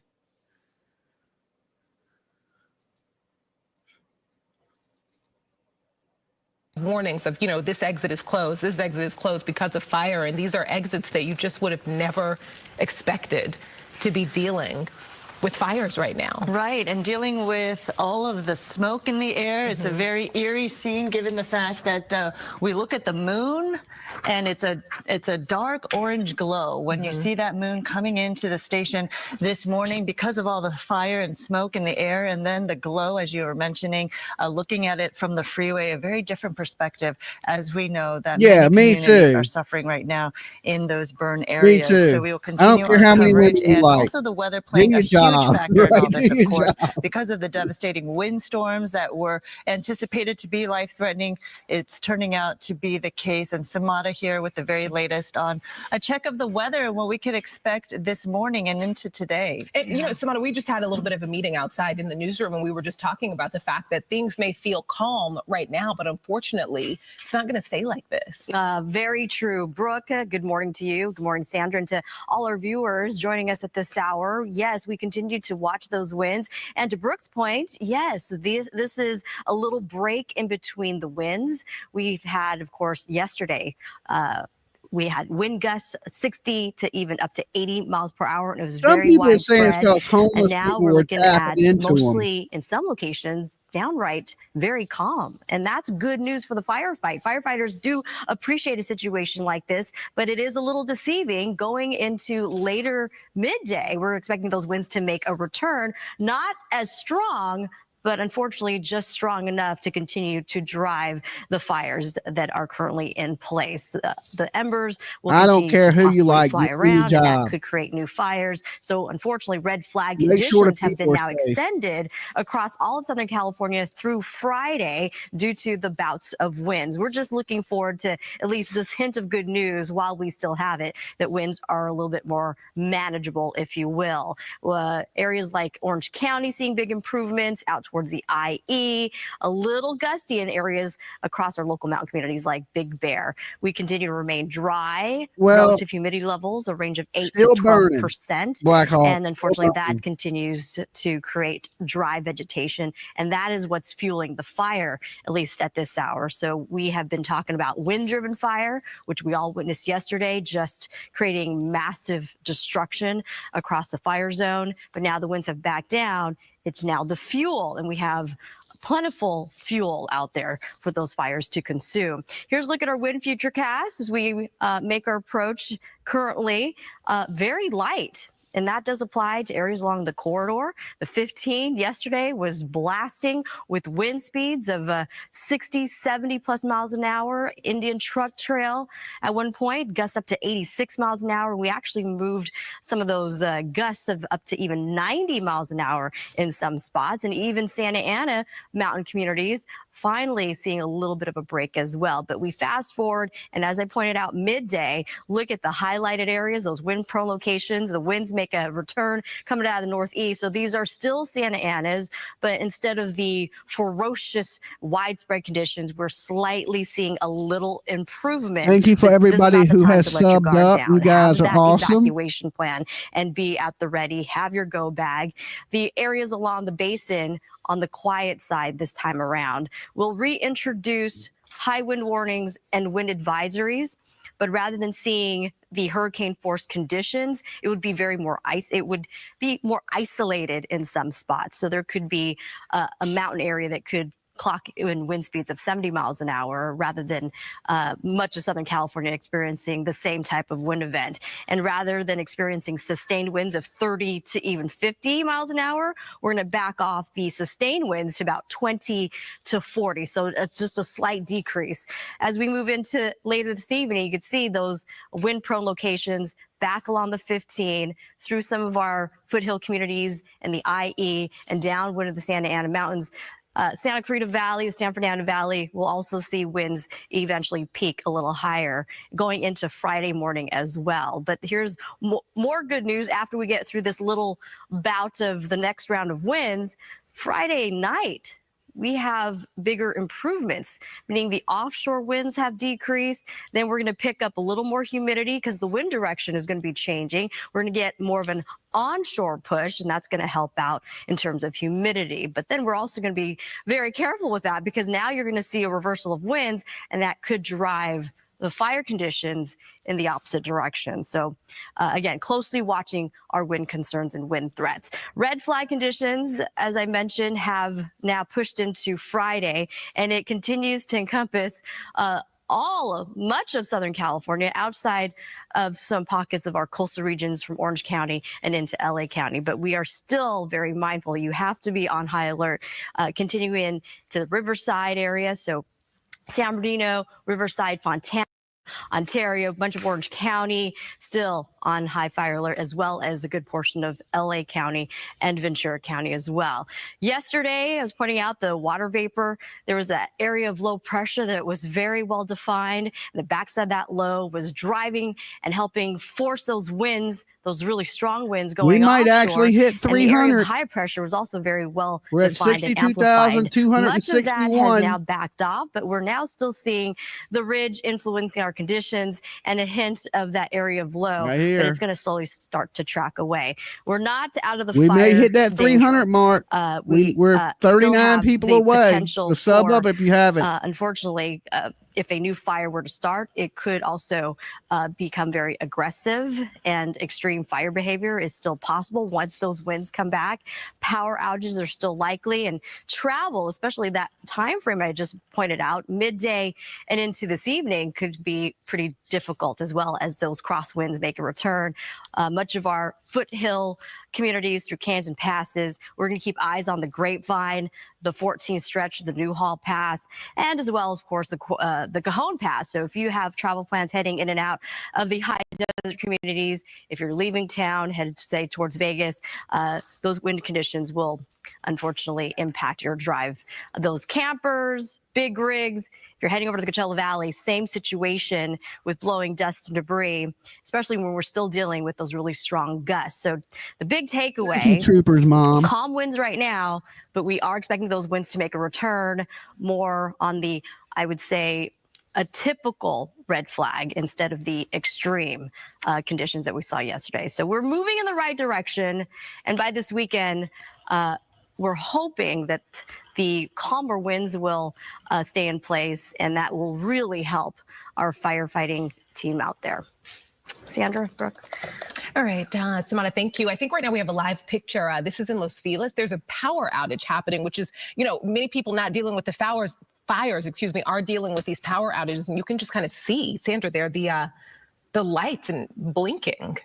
Right, as we pan down, or Skyfox readjusts this shot right here, again, overhead Los Feliz, you saw those blinking lights along the hillside, but clearly just spanning over the area right here to take a look at our perspective at this hour, 1:30, we're approaching, and yeah, a lot of communities without power at this point because of the situation dealing with fires. Are obviously the infrastructure is tapped right now, and people trying to get a handle of the weather situation, the resources that are available out there. Many communities not even in the fire zones, feeling the impact from all of this with those power outages as well. Right, like it's not just the wind, it's the power outages, a lot of preemptive power outages, officials trying to do whatever they can to keep people safe just ahead of just kind of preparing for the fire danger that we knew was coming, and that obviously we are seeing play out right now.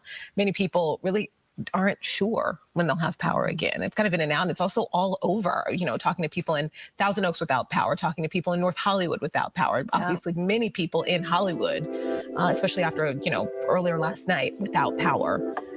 I was speaking to a friend in San Dimas who was without power for quite some time. Yesterday evening into the overnight hours, they were relying on generators to get some power up and running. And these are communities with a lot of first responders who are also responding to this all throughout the Southland. And they're dealing with their own personal issues at home as well. So many families impacted by this, obviously, because of the widespread nature of what we're dealing with the weather system, as Samada has been telling us, but with all of the flare-ups and the fires that we're experiencing all throughout the Southland. Yeah, just another example of how much you need to be prepared to go. At any time, you need to be prepared for anything, because, you hear one thing, you hear an alert, hey, this is going to happen. And again, it doesn't always come to the top of everyone's mind, especially if you haven't lived through something like this. How many different ways you can be affected by this? How many ways you can be affected by a community, that's not yours. Yep, and we want to remind people the 6 Ps, of course, and packing up, being prepared to go. People, pets, personal belongings, personal laptops, photos, pictures, and plastic, which means, you know, your credit cards, obviously, your debit cards, any cash with you, as well as prescriptions. So don't forget those 6 Ps as you maybe think about packing up, being ready to go, if in case you get that alert that you must leave. If you do get one of those alerts, leave now. And right now we want to go to this. Our Gigi Graciette, she is covering the Palisades fire. She's been covering it since yesterday morning. She actually talked to a man who lost his home in this fire. The Palisades is not just the wealthy, it's the people, the everyday people like this. My neighbor fixed surfboards. That's what he did. He was a surfboard fixer. He was, you know, and they live day to day, paycheck. They live modestly, and there are a lot of senior citizens that call this mobile home park home. Correct. Yes, senior citizens, just a lot of good people, just good American people, just what do they call the salt of the earth? I just love them. Palisades, people who live there, they're taking this burned, you know, char. They're dealing with this. They are still standing. Look at this American flag as they're taking this as a sign of hope. You know, obviously there are, yes, many people in the Palisades who also have a lot of money, but these are still human beings. These are families. There are children. The impact of losing your home and like this, it just can't be overstated. Everybody matters. And as he was mentioning, yeah, it doesn't matter how much your home is worth. It is a home to somebody. And he was saying that the misconception is that only the wealthy live in this area. But for him and the community there, it is a place where they call home, and living paycheck to paycheck. Clearly, this is going to be a really hard hit in terms of what it does to their livelihoods and their lives. We just lost right the now, though, at What? 1:33. This is the Palisades fire. Continues You guys to are supposed to burn. be subbing up, Thankfully, not we do have a little unsubbing. reprieve from the winds right now, but clearly things can change at a moment's notice. And just you saying that it's, you know, 1:33. It is now Thursday morning, 1:33. We've been watching it came back. this community burn since 11 a.m. Tuesday. That's right. 10:30 it broke out on Tuesday morning. Let's see if we can hit what an 62,300. We're incredible only 38 couple of people days away. for so many of us as we've been watching this, and the turn of events, you know, hour by hour definitely changes as we give you updates on the acreages that have been burning, and also the multiple fires now that we're dealing with throughout the area.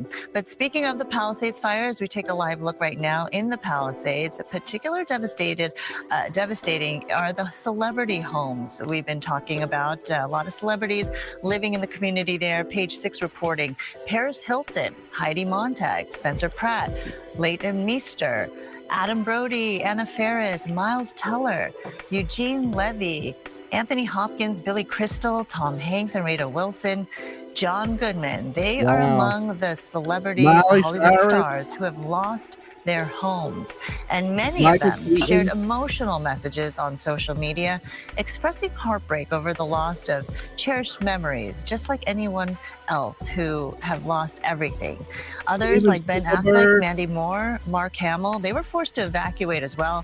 Celebrities like Ricky Lake and Sandra Lee described their homes as heaven on earth and perfection, now all reduced to ashes. And if you've been following Jamie Lee Curtis on her social media, she's been posting a lot of the devastation she's seeing. She's speaking out about these devastating wildfires in the Pacific Palisades. And she shared this video on social media that her family is safe. She says, but many of her friends may lose their homes. And Curtis described the situation as terrifying and expressed gratitude to first responders and firefighters and neighbors helping one another. She urged everyone to stay safe and support one another and let first responders do their work, because this is a situation where obviously when people were evacuating, we saw all those cars backed up. It was really tough to get out of the community. And she's saying that people need to pray, regardless of their beliefs, for those who are impacted. Jamie also sharing this, that a church in the Palisades where she got sober 25 years ago is now gone. She's describing it as a place of comfort, hosting baptisms, weddings, funerals, and helping countless people reclaim their lives through sobriety. She also mentioned the women's club in the area where she connected with others on their sober journeys. It's no longer there, and really she was just touring the Palisades and posting all of these pictures on her social media. It's really heartbreaking to see all the devastation, and despite all these losses though, Curtis expressed hope, saying, "We will persevere." Yeah, look at this. A really important, well-loved Malibu landmark is gone. 35 away. This is Moon Shadows, iconic oceanfront restaurant. It's been open since 1966. We've been told it's been destroyed in the Palisades fire. And Sandra, that's not all, obviously. Yeah, you know, it's known for its dining room that's perched over the water right there, as you're seeing some of the pictures that people have enjoyed staying here, dining here, enjoying the view. The restaurant had been a favorite for decades. And while representatives of Moon Shadow couldn't be reached, these videos are going viral to heartfelt tributes from fans mourning the loss. All these homes along this stretch just south of Dukes are gone. Firefighters continue to work here on PCH. Iconic restaurant Moon Shadow is gone. The Rosenthal Winery burned down. Topanga Motel has been burned down. That was Jeremy Lee Quinn who posted this video that is, gone viral. Employees, people who have long gone, they are sharing memories of the iconic spot. They called it a second home, a place for celebrations. One person actually said they visited weekly for years. Another talked about, recently ringing in the new year there. Many people are just kind of struggling to believe that, the loss of this cherished gathering place. Moon Shadows was more of a restaurant. It was a part of Malibu's identity, just obviously driving past it. Many people have, even if you've never gone, you've seen this building. That's right. It's always a landmark along PCH saying, okay, it's north of Moon Shadows, south of Moon Shadows, kind of gave directions based on that. And you definitely knew the area and knew that iconic landmark. We want to go back to that live picture of the Palisades fire. Again, we've been talking about the fact that this has been burning for almost 2 full days. And to give you perspective of how much has burned, the Palisades fire right now is 17,234 acres in size. And giving, again, perspective to all this, the size of Manhattan in New York City is 14,604 acres. So the size of this Palisades fire is bigger than the size of Manhattan, New York. That's the enormity we're talking about. That's the size and I'm going to be here with you guys. And again, as we came on the air on Tuesday at 10:30 when it broke out as just a vegetation fire along the hillsides there in the Palisades of 20 acres burned, and it has exploded into this devastation and this tragedy. So clearly you get the sense of size here that we're talking about. Not quite yet. Bob DeCastro, he was at the Eaton fire yesterday where firefighters in one neighborhood, they actually didn't have any water, and then an airdrop came in to help. And the fire chief here was very honest with me. He looked at me. He knew who I was. He said, "Oh, you're with the news." He says, "We have no water. We have no water." And I said, "What is that normal?" And he said, "I've never seen anything like it before." He said he'd never seen anything like it. So I don't know what the problem is with the infrastructure or what had happened with the water here. If it's the same situation as the Palisades when they had run out of water because they depleted the resources or all the tanks had already been drained and they have to replenish those tanks and it hasn't happened yet. I'm not an expert on the water delivery system here, but all I know is this is a home that's on fire. No problem, and Fort Chihuahuas. The fire chief that is here on the scene from another city here in California is telling us he has never seen anything like this. And Thank you, lean on me. they can do. They're just doing the best they can to try and protect these surrounding homes. The winds, I will tell you right now, definitely give it a like. Let up quite a bit. So that is the good news, but it's just surprising. Now seeing finally some help from the skies here. We've got a water drop. Maybe that's going to take place here very shortly. Come move to the side here, Carlos. You can see him over here. He's coming on this side. There he comes. This is from a water drop coming from LA County, right on top of this fire. You're going to watch it here live.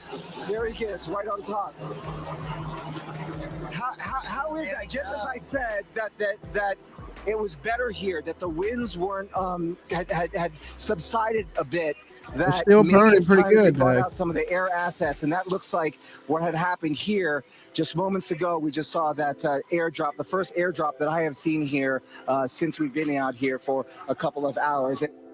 You know, just talking about those airdrops, you even heard the excitement in Bob's voice. You know, you may not be dealing with this personally. You may not be impacted. Your home may not be impacted personally. But I think that, like, everybody is pulling for everybody. I saw people talking about, you know, watching these airdrops happen live and cheering them on like they're watching a basketball game, just because everyone wants this to be over. Absolutely, and unfortunately, I was on live and watching that happen with Bob, and the airdrop was successful, on target, hit that house, but then it's not enough. Right. And they were tapped out of water with the ground crew right there. They had neighbors in the house next to them pulling buckets of water from a swimming pool to try to douse those flames. So clearly a lot of frustrated emotions out there, high emotions as well, and definitely a scary situation when you know that the first responders are dealing with a limited resource like water that they definitely need for this. So during our extensive coverage, though, we want to show you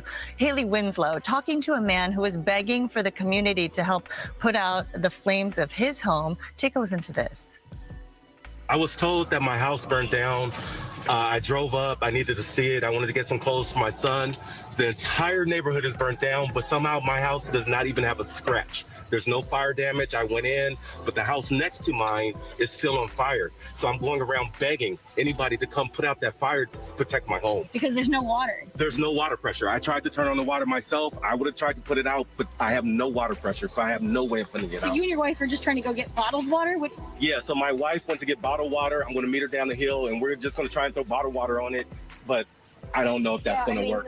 You need a lot more than that. And so the firefighters said that you're basically not on the list right now?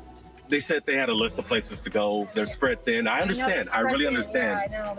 But, so you're just begging somebody, if anybody's got water and can help, you're about a mile down the road from here. Tell us your address. I'm at 615 East Los Flores Drive, Altadena, California, 91001. I'm begging anyone to help put out this fire. So he's got fire basically all around his house, and somehow there's no damage to his house yet, but it's only a matter of time, and there's literally no water to be able to fight it himself. Correct. Is there anything else you want to say? Help. Please help. That's the desperation you're hearing from so many residents who are his house facing this survived. tragedy. The fact that there is no water, these hydrants are tapped out. Obviously, this is a bigger discussion and debate and problem that needs to be solved. But right when we're in the thick of this and in an emergency situation, the fact that fire responders and first responders, fire crews out there are trying to tap into these hydrants, and then a trickle comes out, not enough water Use to douse ocean these water. flames. Water's It's so water. frustrating for these homeowners, for these neighbors, these community members to face this situation, knowing that help is there, help may be on the way, but there are no resources for firefighters to be able to tackle these blazes. And we're hearing this time and time again, and the desperation, the frustration, the emotions running high, and people losing their homes and everything they have inside. It is just so heartbreaking to hear. And this message, of course, was received by hundreds of people who watched this. A lot of people around the world sending this man and this area water and supplies. Listen to this. And thanks to you guys in the public, all over the country, this guy was out of water, of course. He and his wife going to the store to get bottled water to throw on their house. He lost his uncle's house, his mother's house. There was fire literally all around his house, and he was desperate for somebody to come help him. The community stepped up. And he right now has a home still tonight because of you. So here's what he had to say earlier. I hope I can get some help. To know that my house is standing and then I might lose it because I just couldn't get help, that will even be more painful than it being gone last night. So again, I mean, I know that, LAFD was asking only firefighters yesterday that are, with the force, but maybe off duty to help. But maybe if there's somebody out there who's got firefighter experience and they're trying to see what they can do, anything you can do to help guys like Chris Anderson who are just begging. They're out of water and they've got there's nothing else that they can do. I know he could really use the help. And speaking of resources and manpower, people did step up and help literally all over the country. People were dropping off, giving them tips and then coming to his house and dropping off cases of water. And with everybody's help, they were able to save his house. Of course, there's still fire all around it, so he's hoping that it stays that way. Poor guy, I mean, he was literally crying, just desperate. So thank you to everybody out there who stepped up and helped him. the desperation of trying to put out a house fire with bottles of water. That's like throwing teaspoons of water on a raging fire. But somehow, as Haley mentioned, that his house is standing and is okay, and it was unaffected by the fire. But speaking of resources and all hands on deck with the call out from LA Fire to have any active duty firefighter or volunteer to come in, step up and help out in all this, the Clark County Fire Department and the Las Vegas Fire Department, they sent a 24-member strike team of 5 engines here to California. Just one example of the many surrounding areas bringing in the resources, volunteering to help our situation. You know, we were just talking about water and the water being gone, and you heard that man say, you know, I tried to turn the water on, there's nothing there. What often looks like there's just no water. Firefighters are not able to refill the water supply. Also, an engineering professor at Purdue noted that in, large cities like the one that we're in, oftentimes massive wildfires like this can damage pipes that are already slightly damaged, pipes that are perfectly fine. You have fire raging all around you. And so a damaged pipe, something that you can't even see, can also help deplete a water supply, can also help, stop the process of, water being able to be of use for firefighters. So sometimes it's not even just exactly what you're seeing. There are multiple things happening when a wildfire damages an entire system. Like this. There are things happening that, we can't even see. And what looks like, negligence may actually be a wildfire doing what a wildfire does. And this is horrifying because regardless of what has happened, you end up with someone desperate doing anything they can just because he doesn't want to sit there and watch his house burn. So he's using water bottles because that's all he can do other than watch. It's the sheer desperation, right? People taking matters into their own hands. And obviously, it is dangerous for people to do that, to try to protect their own property on their own. It's a scary situation. But, it's going to be months in the making in terms of figuring out what went wrong, the response to all of this. Certainly not the time and place to really started deal with this. Yeah, right now, because of the fact that we're in the thick of it and they're still responding to try to put out all these fires. Let's bring some Monica Khan here in the conversation because obviously, when it comes to specifically what started this, that's under investigation still, and we may never know that. But what we do know is our conditions outside are definitely fueling this. Absolutely. There is I'll be right back some with good you news, guys. at least at this hour. If you just walk outside, you'll notice dramatic differences in wind conditions. Yesterday, just a matter of just 24 hours ago, we were witnessing catastrophic, strong rivers of wind going offshore, fanning the flames and creating these massive fires. The fires, of course, still very active across the Palisades, especially, and eyes on Eaton fire and the Hearst fire. But the great news at this hour is that winds have backed down. And this is what gives the opportunity for firefighters and our aerial apparatus to continue to take advantage of this moment and really get a better handle on the situation. So instead of the ferocious flames and embers casting miles downwind, creating more spot fires, it's going to be a little bit better, at least this hour. So we have several hours of the slightly relaxed conditions before stronger winds make another return. But the stronger winds that are coming our direction is a lot less in strength if you compare it to yesterday's events. Yesterday, we were talking about wind gusts of 60, 70, 80 mile per hour conditions, and that is ferocious. Right now, calm, but eventually, instead of moving up to 80 miles an hour, those hurricane force conditions, we could be looking at gusts, again, still in the danger zone, about 60 miles per hour. A high wind watch will be reissued later, sometime late tonight into Friday morning. So just keep that in mind, especially if you live in the areas of the Santa Cruz Valley. And yes, this does apply to some of our local corridors, the 14, the 5 through the Grapevine, and wind advisories currently in place. We are anticipating those winds to come back later midday, and we're looking at wind speeds range of 20 to perhaps 35 miles an hour, and that's sustained coming out of the northeast because we're still dealing with Santa Ana conditions. But again, not expected to be chaotic as what we have been witnessing. High wind watch will also be in place, unfortunately, for the Santa Monica Mountains, and that does, unfortunately, may impact the Palisades firefight. But for right now, I'm sure much of our first responders and the firefighters that have been working around the clock tirelessly to get a good handle of the current wind situation. Again, very relaxed at this hour. We, unfortunately, are still dealing with red flag conditions, red flag warnings that were supposed to expire yesterday evening, unfortunately has now been extended into Friday. So we have another day of these conditions where if a new spark were to occur, and yes, we're watching those embers that could create new fires, that is still possible because we're still dealing with very dry conditions. Relative humidity 8 to 12%, and that's bone dry. So if a new fire were to occur, it could also become could rapidly spread.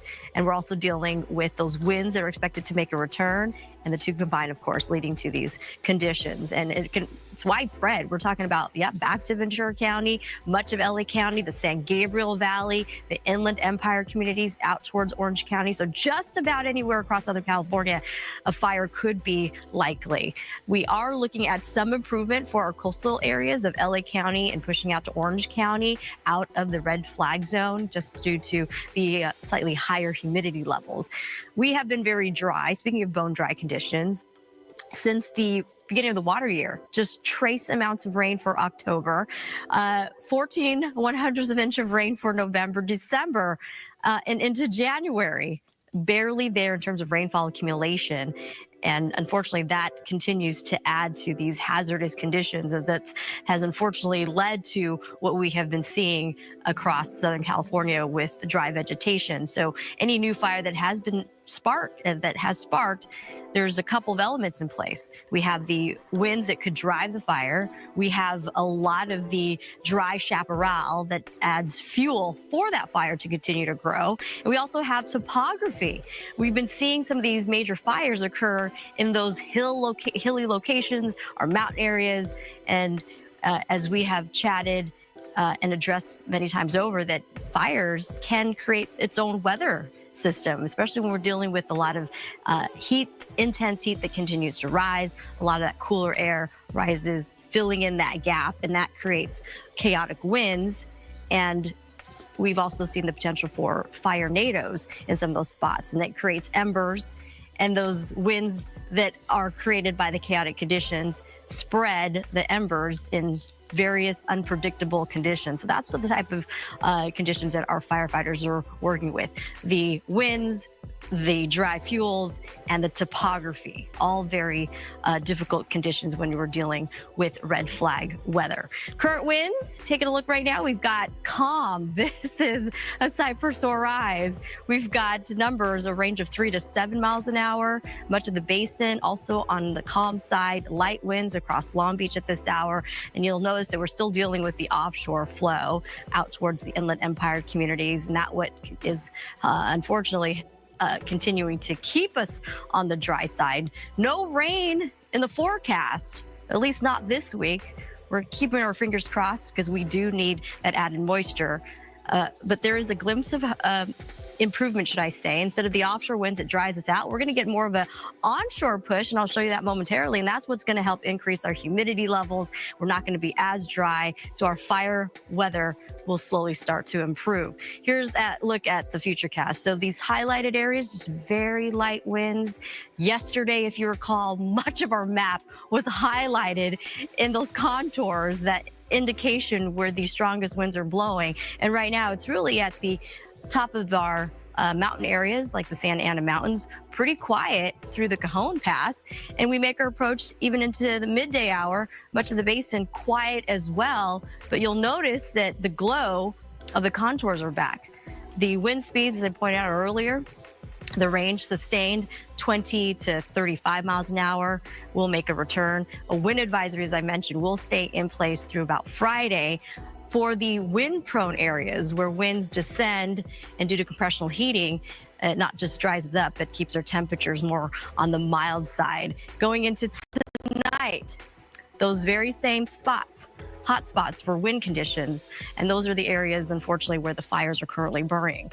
Friday morning, we'll back off just slightly for some locations, but it's highly variable. There will be some spots that could see winds tick up a little bit, and there will be also areas where winds will stay more consistently on the lighter side.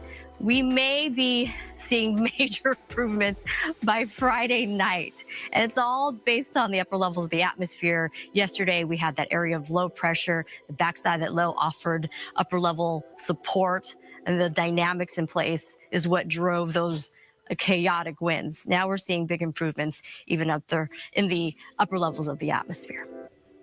We'll take advantage right now of the calm winds. Sandra, Brooke. I just want to thank you. LA County Sheriff Robert Luna announced deputies arrested 2 people yesterday for allegedly looting homes of victims of the Eaton fire. He had this message for anyone looking to prey on fire victims. So if you are thinking about coming into any of these areas to steal from our residents, I'm going to tell you something. You're going to be caught, you're going to be arrested, and you're going to be prosecuted. Don't do that. Stay out of these areas. It's only for emergency workers and people who live there. All right, so stern warning right there. And, you know, it's really sad. I was actually thinking about this yesterday. We saw some beautiful pictures, some of our photographers out just documenting this, and some firefighters doing what they can to pull out what are obviously family heirlooms, really important things that they can save just while trying to, you know, put out fires. And my first thought was, oh, my goodness, I hope no one steals those things. Yeah. And it's just sad that that even comes to mind, but obviously it's warranted. Just on that note, new District Attorney Nathan Hochman also let it known that you will be prosecuted to the fullest extent of the law, anybody who is looking to prey on the victims of these fires. That's right. And I know a lot of people looking for information out there in the impacted areas. So here are some apps that you can use to keep yourself updated with the very latest information about the wildfires and all those evacuation orders and the centers if you need relief. So first, go to the Fox Local app. We have live coverage for you and bring you the very latest information from all the news conferences, from officials to live pictures of the fires as well.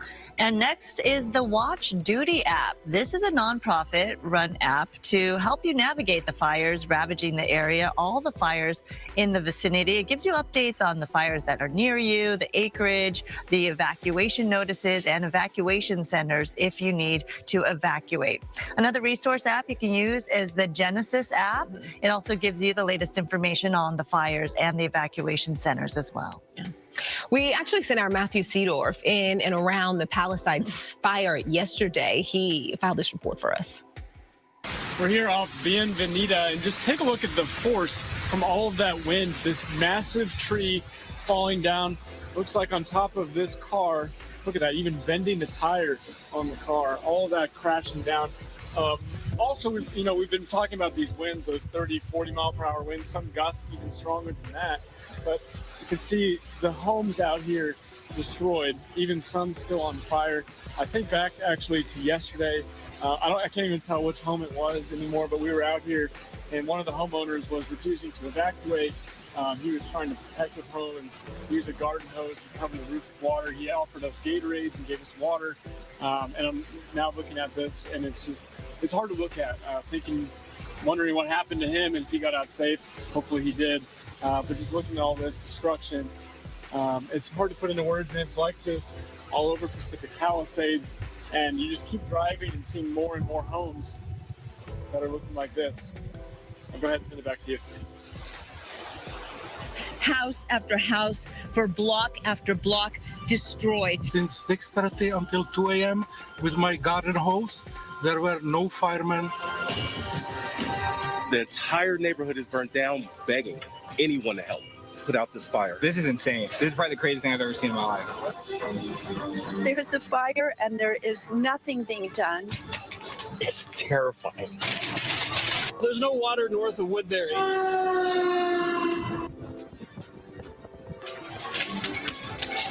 everything in this neighborhood. Altadena is not existing right now. This area is a total loss. I'm scared. My daughter is scared. We had to evacuate. There's a fire nearby. It's really a crazy night. Oh, yeah. All right, it is 2 a.m. this Tuesday morning. Thank you for choosing Fox 11 for your coverage. I'm Brooke Thomas here with Sandra Indo. This is a live look here at the Eaton fire. This has just been, nothing less of a horror show. That's right. And the Eaton fire, as we look at it, the acreage is right now being reported as 10,590 acres in size, zero containment at this point. There are a number of night-flying helicopters responding to the Eaton fire at this moment. A third air attack has been requested, a third night-flying helicopter now en route. So certainly the firefighting continues in overnight hours, despite the darkness, despite the stillness of the night. In comparison to what we've seen in terms of the wind gusts, there's a little reprieve, so it helps with the aerial attacks and the assessments that are going on with the work that they're doing from the sky. So certainly, hopefully getting some progress being made on that as the winds die down a little bit at this point. There's an evacuation center that's been set up for victims of the Palisades fire. You can go to the Westwood Recreation Center, all evacuees. It's on 1350 South Sepulveda Boulevard. There's another evacuation center I want to let you know about. That's open at the Dream Center in Los Angeles. There are also 2 evacuation centers for livestock and larger animals. You can go to Pierce College at 6201 Winnetka Avenue in Woodland Hills, or the Los Angeles Equestrian Center at 480 Riverside Drive in Burbank. Any smaller pets like cats and dogs, those can be taken to the LA County Animal Shelter at 29525 Agora Road in Agora.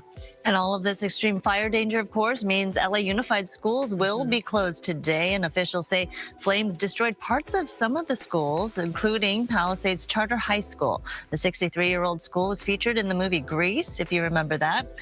LA Unified officials say Marquez Charter Elementary is also severely damaged.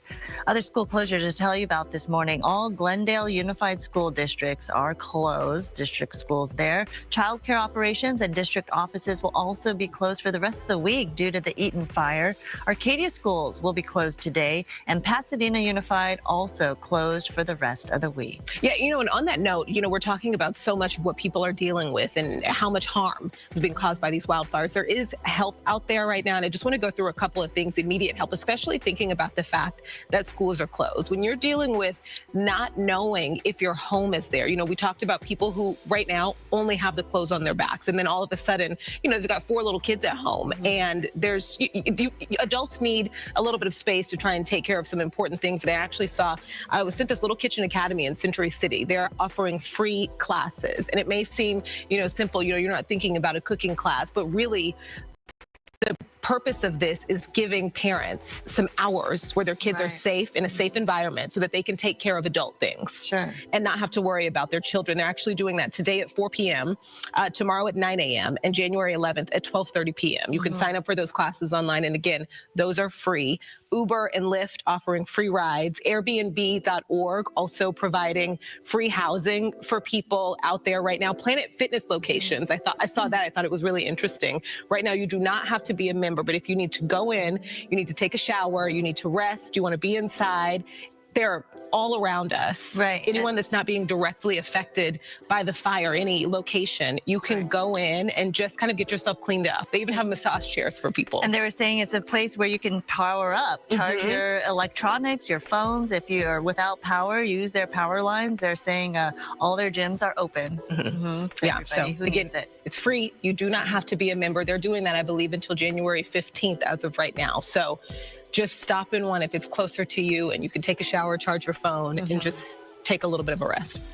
Okay, let's bring Samada Khan here into this conversation to talk a little bit about what's going on outside. Samada. Yeah, Brooke, good morning. Sandra, to you as well, and to all our viewers. And speaking of getting a chance to rest, how about we take a nice little break from the constant ferocious winds? Just 24 hours ago, we were all part of witnessing the chaos and the devastation caused by those extreme wind conditions. We had the particularly dangerous situation yesterday. That that has lifted, but that doesn't mean that we're out of the woods yet. We're still going to be getting those winds, but we're going to take advantage of this break while we had it. Winds are expected to make another return, not as strong, but unfortunately it's just strong enough to potentially continue to have that fire spread, especially through the Palisades fire. So we continue to watch the winds and we have to be on our toes. And here's a look at the relaxed, more manageable conditions, and that's what is allowing our aerial assets to be up in the air to help continue to fight these local fires that are very active, not just for Pacific Palisades, but also the Eaton Canyon fire, the Hearst fire, and all the other active fires that are working right now. Current winds, 0, which translates to calm conditions, 3 to 5 mile an hour winds from Camarillo to Oxnard. And look at this from areas of Santa Clarita out towards much of our valley communities. Nice to see that we're looking at light winds all the way down the Santa Monica mountain ranges. Speaking of Santa Monica, we've got 5 mile an hour winds there. Much of the basin also reflecting very calm offshore conditions, and out towards the IE as well. And Orange County also getting a little bit of a break. But as I mentioned, we've got winds expected to make a return today. I don't know how they believe in the air. We have wind advisories that will be reissued. We've got numbers instead of the 20 All right, we're at 275 now. 40 mile an hour sustained. We're going to be looking forward to, at least for the wind advisory zones, at least at this hour, 25 to perhaps 30 to 35. And gusts, instead of up to 80 miles an hour, we're going to dial it back to 60, which is still very strong. And unfortunately, that could have enough gusts behind it to create the current fires to spread. But right now, as I mentioned, we're just going to focus on the good side. This is just what's coming our direction. And let's do that. Let's pull the scanner for a second.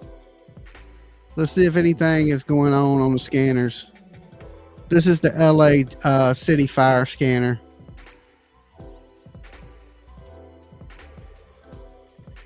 Oh shit, what happened? Really nothing much on the scanners right now this morning. Let's see how many people are watching the scanners. There's 3,000 people on the scanner right now. I didn't mean to pause it. 878 from into 102 up on the hill there. Tell me how much is 3/4 up there?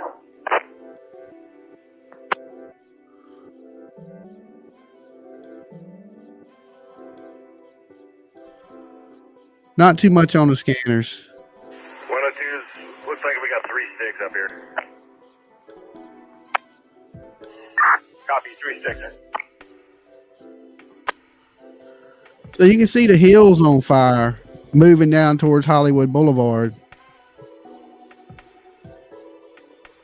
But what they were saying is fire don't like to burn downhill, only uphill. So the fires above them, they should be good unless the wind changes directions.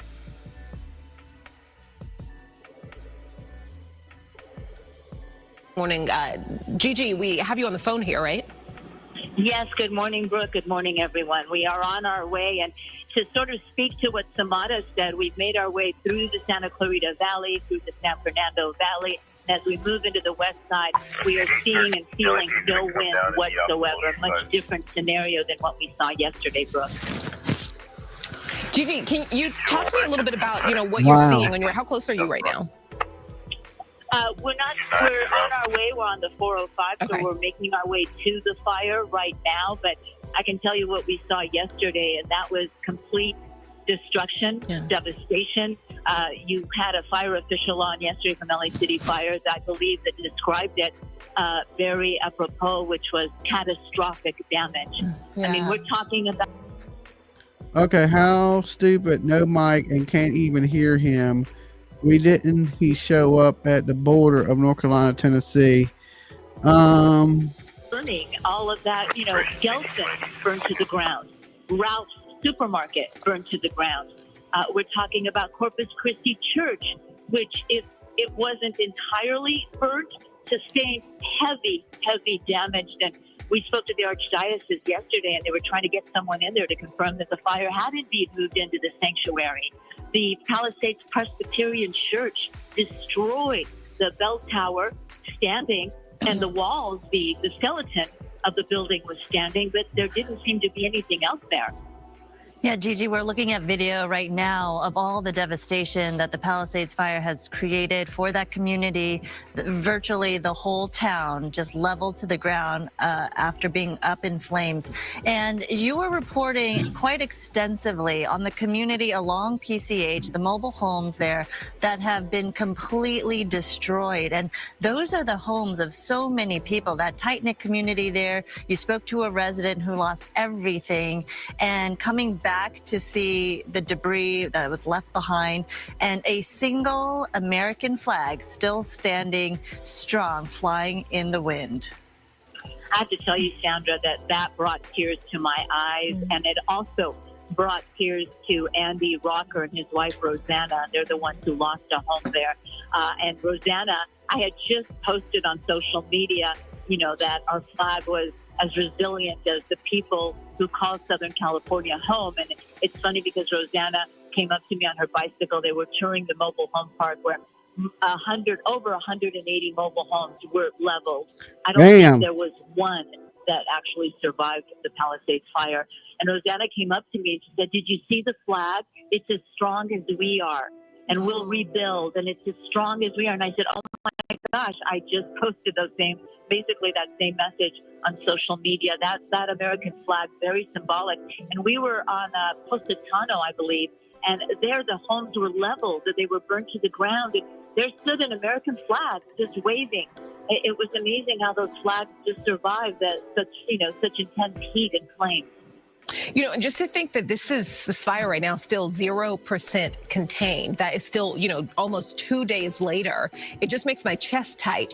We talk so much about how so much of this community is gone. The fire is still going, Gigi. And the damage assessment teams, Brooke, those are the people that will come in and they will physically walk block by block and log. They will log, has a home sustained smoke damage, has a home sustained damage, or a business, or is a home or a business totally destroyed. And we've spoken a lot about homes, and obviously our focus is there, but let's keep in mind our business owners. And we're not talking about, Chase Bank and Ralph, major conglomerates. We're talking about hallway cleaners that I saw burning yesterday, the small Thai restaurant on Sunset and PCH that was burning yesterday. Those most likely are small, family-owned businesses, and they will be severely affected because their livelihood has basically been shut down. Right. So our hearts go out to all the business owners also. We saw entire buildings on our way out as we made our way through the village of the building where Chase Bank is.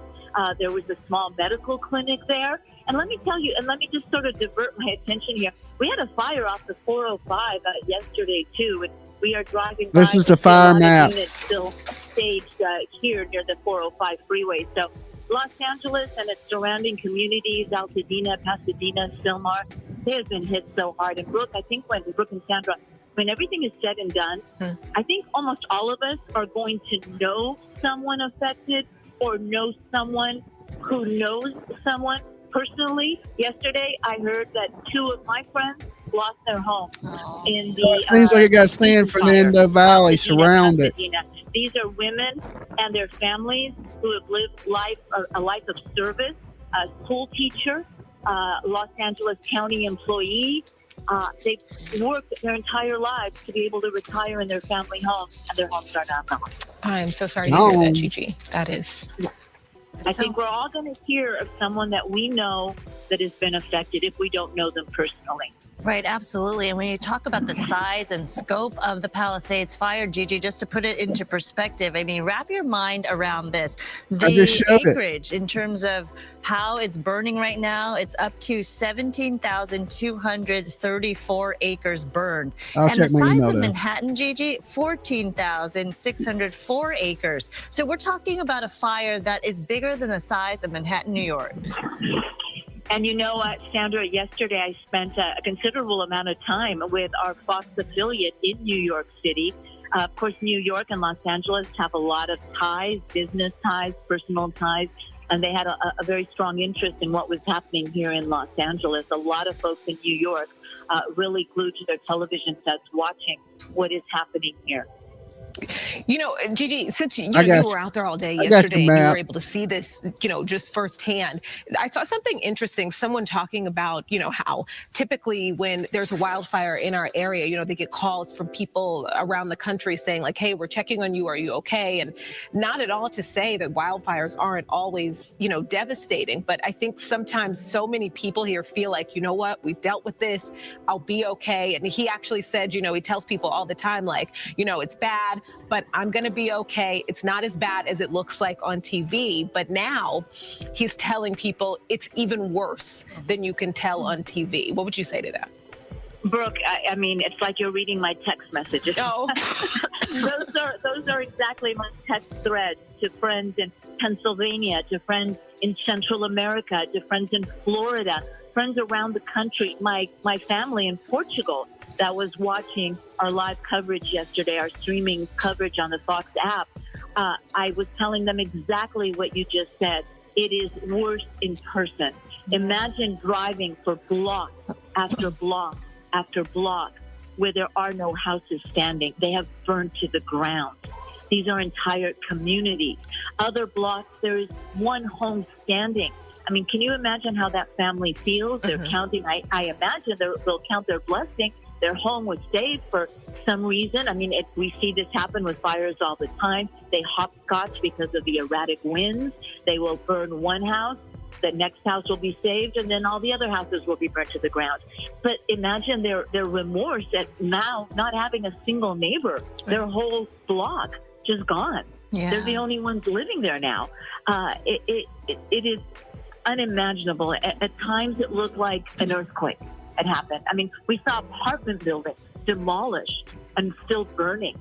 And we saw the frustration, Brooke and Santa, in the firefighters' faces as they stood helplessly. Some of them didn't have water to put on the fire. Brooke, they were using their hoses to drain water from swimming pools to try to save what they could as the other houses next to them burnt. The public library, there was no firefighter there. There was no one there as the public library basically collapsed in front of us. The Corpus Christi Church, again, the Palisades Presbyterian Church. And for those wondering, the Lutheran Church Yeah, I'm still awake. Appeared to be unaffected. Of course, we didn't go inside. We don't know if there's smoke damage. We don't know if there's any fire damage in the back. Sweet baby Jesus. The Episcopal Church, St. Matthew's, there was huge concern in the Episcopal community. We paid a visit to the church. It appeared unscathed, although I later learned that 2 small structures on their property did burn to the ground, but the sanctuary appeared untouched. A lot of concern from folks who call the Palisades home or simply know people who live there or have families there. Yeah, you think about all the emotions that you're seeing, Gigi, and hearing from the residents there, the first responders that you're seeing on the ground, all the heightened emotions. It is crazy. Look at all that to devastation. desperation. We heard one man in the Eaton Canyon fire trying to ask for bottles of water to protect his home, and that's how he was going to try to keep these flames at bay because there was no water. And the frustration from residents who don't see any help around, and they feel like they have to take matters into their own hands, to those first responders, as you were saying, the firefighters who are just frustrated to the point where they're trying to do their job, but they don't have the resources they need, and they can't fight these fires, and they're helpless. So we have seen and heard of story after story of these high emotions that are running throughout these communities, and you're seeing it firsthand and hearing from these people firsthand, Gigi. I actually read a tweet from a Palisades homeowner who was asking anybody to please tell him of any private firefighting services. There are actually insurance companies actually contract out with private firefighting services, and they stage them when they have time to do this. And I have not seen it here in the Palisades area, but I have seen this on multiple fires, and I've actually spoken to the people who run these services. They will stage a water tender, a fire truck with water in the driveway of a home that's insured, and they've been contracted by the insurance company to protect that home. And I saw a tweet, a message, asking, please, does anybody know about private firefighting service? I will pay any amount of money to get someone to my house. There are no firefighters here. So I don't know if that person found somebody or not. And by the way, we're making our way down Sunset Boulevard, and I already, between the 405 and Palisades, and I can see the hills are on fire. And I know you had Skyfox stuff, and we saw the glow of that fire. We know they were fighting the fire near Piuma, obviously trying to control the spread into the Calabasas, Agora, San Fernando Valley area. They were fighting that. I mean, total devastation on the ocean You front. can see the glow of the fire. And, of course, all the streets Burnt here all are them shut houses down. We're going down. through a checkpoint right now here on Sunset Boulevard. The LAPD has it shut down. Good morning, officer. I'm live on Fox 11. We're covering the fire. Okay, there's a checkpoint here, and they're asking for our credentials, even though we're in a live satellite truck right now.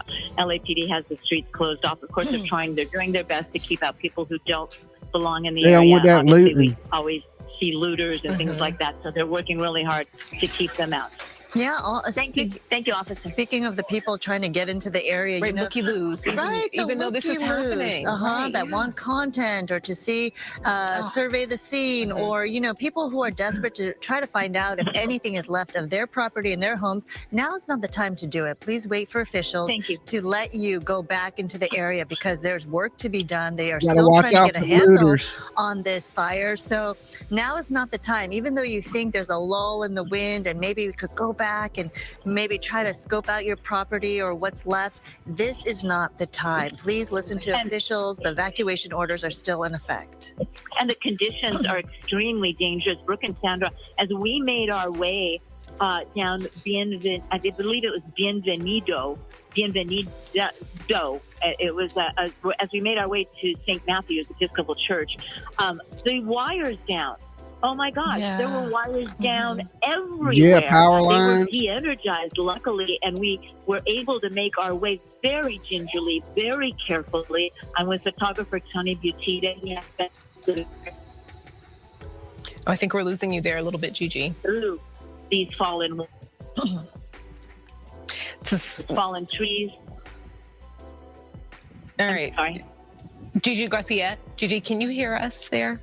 We're going to check back in with Gigi in a bit. That's also something that, just on a good day in this area, the cell coverage is spotty. And so, as you can imagine, during a fire, during a wildfire, couple that with all the power outages and all the emergency response communications out there, it is difficult to get a signal out. So we'll check back in with her in a little bit. What a perspective, though. We're so lucky that we have Gigi Garcia. Truly. All our reporters out there. Absolutely. On the scene, and they've been spread out dealing and covering with these 5 major fires burning.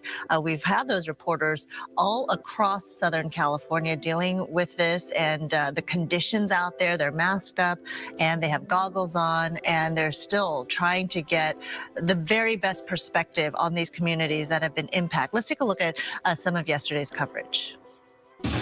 It was kind of scary running around the homes and banging on people's doors in the middle of the night, just saying, hey, leave the homes.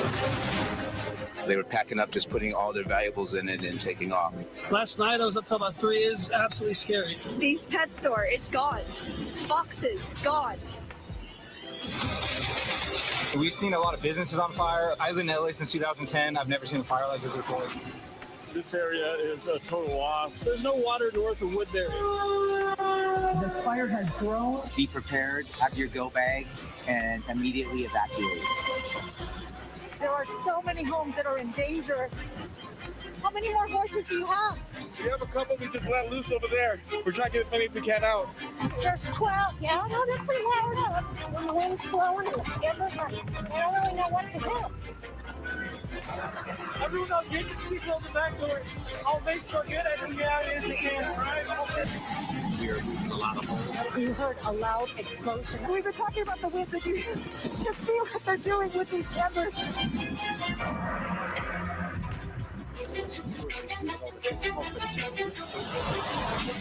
Can't help but feel bad for all the people who live here, and we've never had a fire like this. It's bad. It's horrific.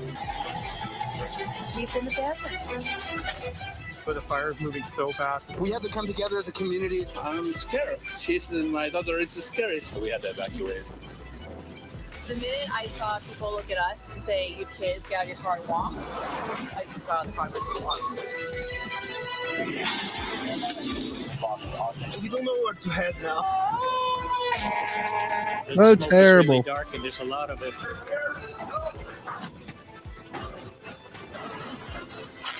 To listen to these evacuation orders. We want people to lean forward, ready, set, go, and be ready.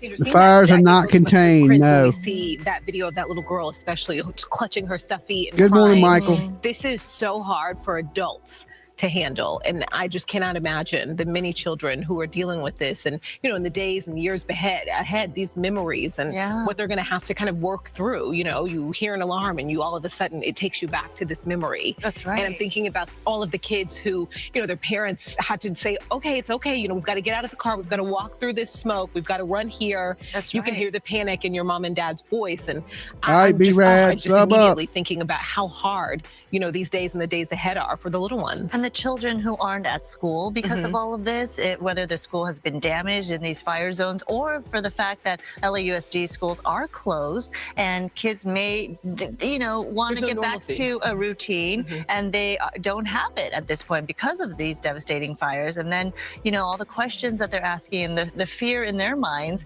as a little child, will our house be okay? Right. Will I be okay? Will my school be okay? Will my They're friends saying be it's okay? not So contained. it definitely has an impact and a domino effect all throughout this area, whether you're in the fire zone or not, for these little children, especially, as you mentioned. I think we have Stu Mundell, I believe, live up in Skyfox. Stu, good morning. Talk to us. Where are you? What can you see?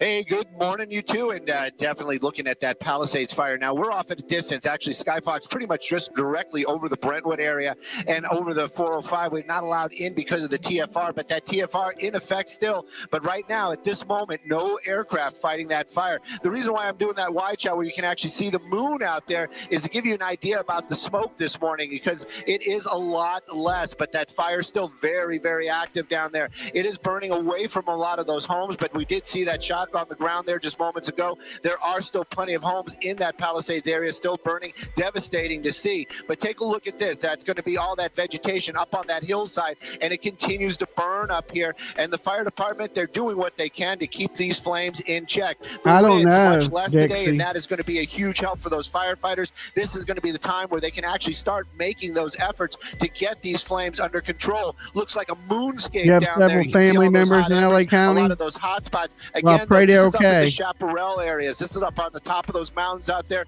the Santa Monica Mountains. So you probably can see some of this glow from the valley. But as it stands right now, we're still talking about 17,000 plus acres, pushing that 18,000. Give me a second, guys. I'm going to grab me a bowl of cereal. As we took off this morning from Van Nuys, I did do a scan of the area. The Eaton fire still very active out there, but a little less flames are being seen, at least from the valley this morning. And of course, that Sunset fire, the one that broke out last night, as I understand it, Dylan, my pilot this morning, the one that actually called it in, the guy that said, hey, you know what, we've got something burning over here. He's one of the first people that called, and maybe there were some 911s, but you know what, very proud of him indeed. That fire definitely under control, but right now the Palisades one, that seems to be the one still burning out here, very devastating. Waiting for that sun to rise, because I definitely want to start seeing that some of that areas that have been devastated by the fire. I'm told that it is apocalyptic to see from the air, and actually waiting to see that myself and to show it to the folks at home. Sending it back to you all. Right, Stu, and your perspective is just quite eye-opening, because we've been talking about the enormity of the Palisades fire, larger than the size of Manhattan, and you can really tell from your shots just how widespread it is, how devastating it is, and from your perspective as well, the wind, right, how it's shifting. It definitely is still having an impact on these fires. I mean, we are enjoying a little bit of a reprieve from those high gusty winds, but you can tell that smoke is moving, and the flames are as well, Stu. Definitely, Sandra, the smoke, the winds are really, I mean, even though we haven't been in the air, or I haven't been in the air that much since this fire started, the winds have been what I've been watching. And that Eaton fire, that is going to be definitely a concern, because if the winds definitely shift, it might be pushing it away from the Altadena area, but it's going to get up into the Angeles. And I'm sure firefighters, as well as I, can just do the math right there. That is going to be a very dangerous situation. Out here, though, you can see a little bit of that smoke, like you said, Sandra. etc. Still kind of pushing it towards the same direction, but it's moving from the valley towards the shoreline. That's what those high winds or the crazy gusts were giving us for the most part during those Santa Ana events. But right now it is much lazier. That's probably the better way to put it, but it's still very devastating. Even if this was just the fire that we were looking at, this would still be a lot of fire for those firefighters. And of course, you can see it right there, those winds kind of pushing it over towards the ocean. A lot of hot spots, a lot of vegetation still out here. And when I say that, that's fuel for the fire. So this fire definitely is still very, very active. I'm still hearing those containment numbers at 0. Hopefully they're going to start getting those up a little bit higher as these winds start to slow down a little bit. I did see Sam Dubin's report yesterday, and they do have the tractors out there, the big bulldozers, and those are they're actually going to make those lines around the fire. And since they've been out there, I'm still hearing the 0% containment, but those numbers have got to start climbing, especially because of all the work they've been doing out there, putting those brakes for that fire it can basically burn up to and then be able to stop at. But right now, still very active out here. And again, this is in the Palisades, the flames that we're showing you away from the homes. I'm actually doing some button pushing up here, but I'm having a little bit of an issue this morning. Not sure exactly what is going on, but I'm unable to bring up the map at this moment. But because I wanted to show you where the shoreline is, where Gigi's at down there over by the actual shore. That's going to be way down over in this area over here. So those flames quite a distance from the Pacific Coast Highway. You can see some of those red embers right there. I would venture to say that that is probably one of the structures that are burning. And of course, you can make out the red lights. Those are going to be the fire trucks. But those are way at a distance, and that's going to be out by Pacific Coast Highway. So you get an idea of all the distance between there. And something else that's very eerie that when you think about it, and it's something that I'm more used to than most of the people watching, is usually you'd see lights on down there. You'd see a lot of like what you're seeing in the foreground right here out towards the Palisades area. All that is off, probably due to the power being out, but the wires down and etc. So it is a very eerie situation. And of course, that devastation, thousands of homes, or at least 1,000 homes burned. That is, it's quote unquote apocalyptic. And as when the sun starts to rise and the smoke is not going to be there, hopefully we're going to get some pictures of that as well. Stu, we actually just got another evacuation order in. This is for the Sunset Mesa area. The order is to leave now. Now, obviously, it shouldn't have to be said how important it is to listen to these orders and get your family to safety. Stu, I just, I think what's great about our team here is so many people here have been here and been able to see so much, history in our area when it comes to tragedies, unfortunately. But can you talk to me a little bit about the differences? Because I'm hearing so many people say, this is the worst they've ever seen. And this is obviously the worst I've ever seen. But that's easy for me to say. I'm still, I think, fairly new to Los Angeles. 90. Oh, you know what? Reported by a neighbor that's sheltering in place. He states that the house next to him is on fire. Copy that. 20526 PCH was burned to the ground. Copy. Open mic. Did they not learn anything from this? Well, they want us $29 million. So they're going to close. Open mic. One in each council district. Open mic. Let's make that public. That's about That's an issue. Open mic.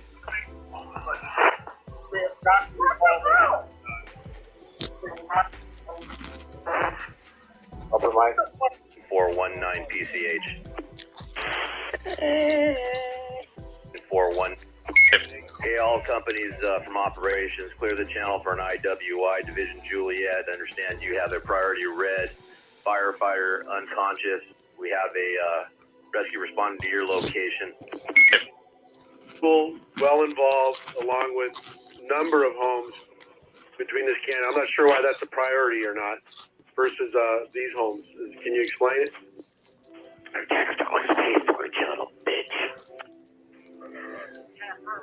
Go ahead and operate as you feel appropriate. 25-year-old female initially altered after blunt head trauma. 25-year-old female initially. Fire down! Fire down! All companies clear the command.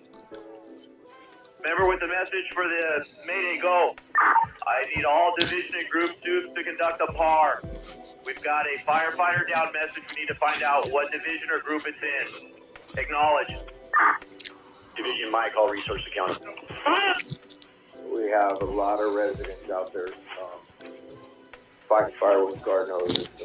We have to pick your best targets of opportunity the best you can. We're having real problems with water.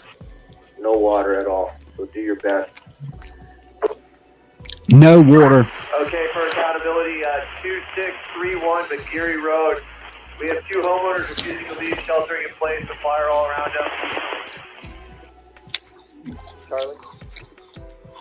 Cover Patrol 981. Palisades, Air Attack LAV 118. Okay, Air Attack, go ahead. Charlie, Brandon Shin, stand by. I'm with Division now. We're trying to figure it out right now. Palisades, Air Attack LA on V1. You will have Tanker 41 from Fox, Tanker 01 from San Bernardino, Tanker 107 from San Bernardino, Tanker 122 from NTC and Orca. Okay, enough of that. Go ahead. Hours or 24 hours of that fire, and that is, I think, what the impact is, especially out here in the Palisades. Eaton Canyon, that's another one.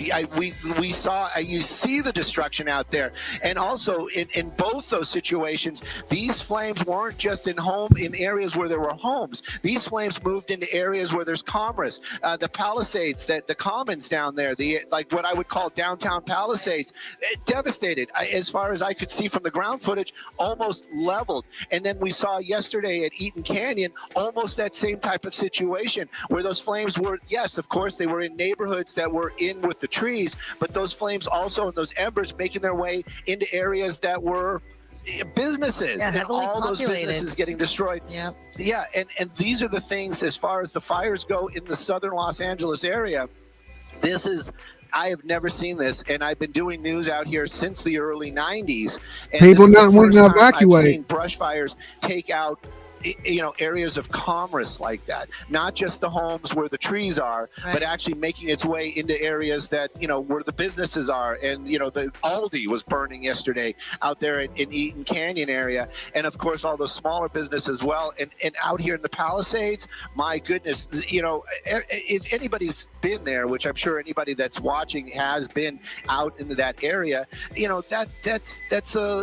like the heart of town. It's like downtown, but just gone, just leveled. Them And we're ambers taking a don't care look where at they the fire. land. The Aldi's up in flames. This is the Eaton Canyon fire in Altadena. And as you mentioned, Stu, you often talk about the urban wildlife interface, and that's usually where we see these fires break out and the edge, the bordering edge of homes that are butted up against the wildlife interface. Those are the ones that are usually in harm's way and impacted. But this is completely different, sweeping through entire neighborhoods and even town centers.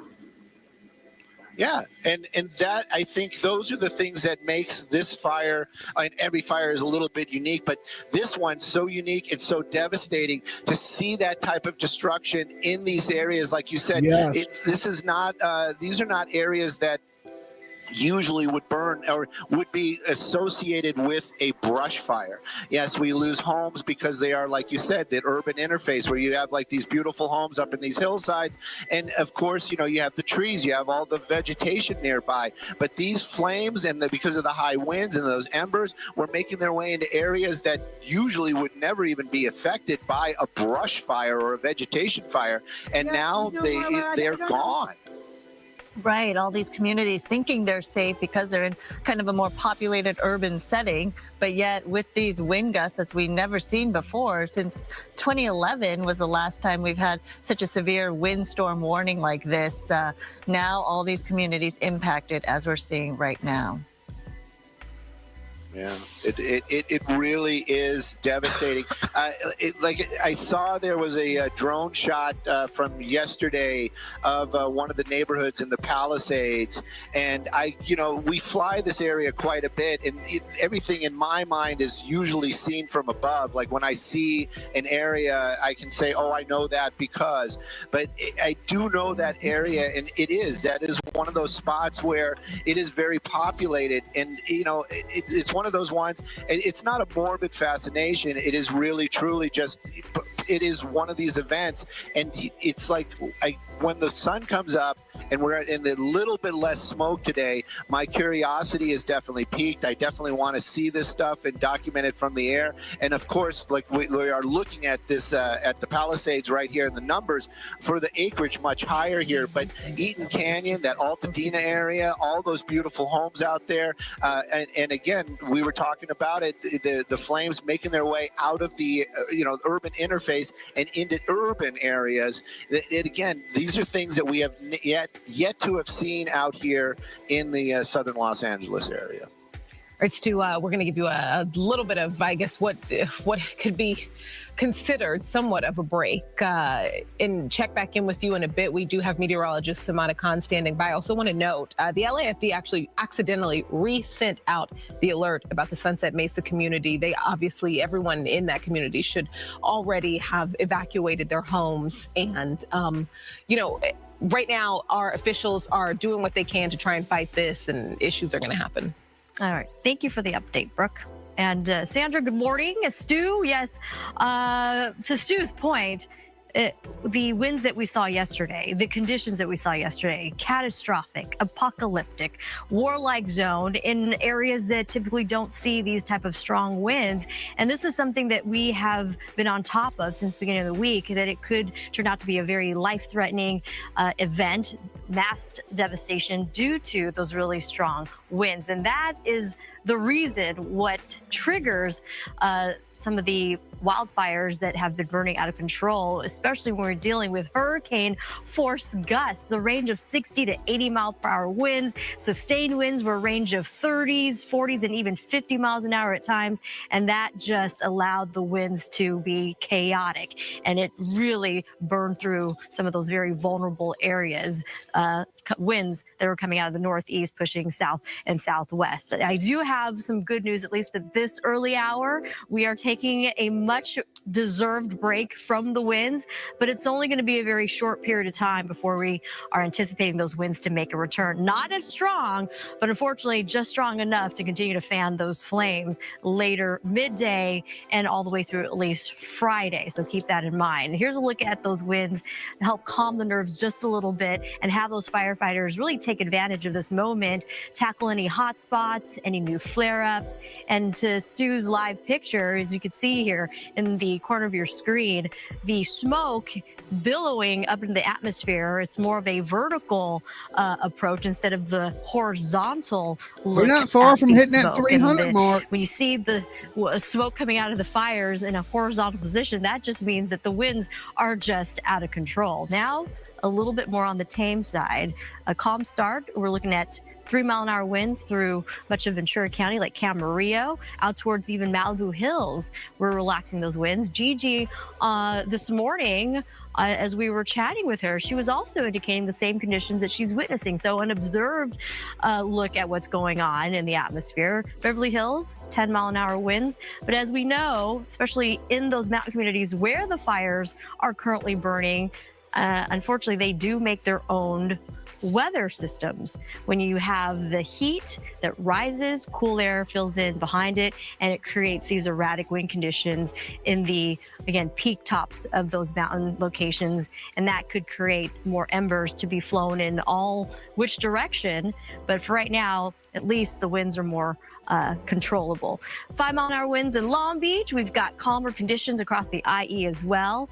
And unfortunately, even the IE will be going through another round of winds. The National Weather Service actually reissued a high wind warning that will be in place at 6 o'clock this morning for the Inland Empire communities, and I'll show you that momentarily. In the meantime, 24-hour, big difference. Yesterday, those really powerful gusts. Today, at this hour, calm, but eventually we're going to be seeing gusts not at 80 plus miles an hour, but more like at 60 miles per hour. You can see these wind alerts widespread still, but mostly pertaining to Ventura County and LA County, where sustained winds could still be right around 25 to higher levels at times. That's a great shot, by the way, that Stu and our Skyfox crew is offering us. And that's a shot of the moon, the waxing gibbous, about 80% of the moon being illuminated at this hour, and then all that smoke that is in the atmosphere, the light is being scattered, and it's showing us even the moon has a kind of an orange glow.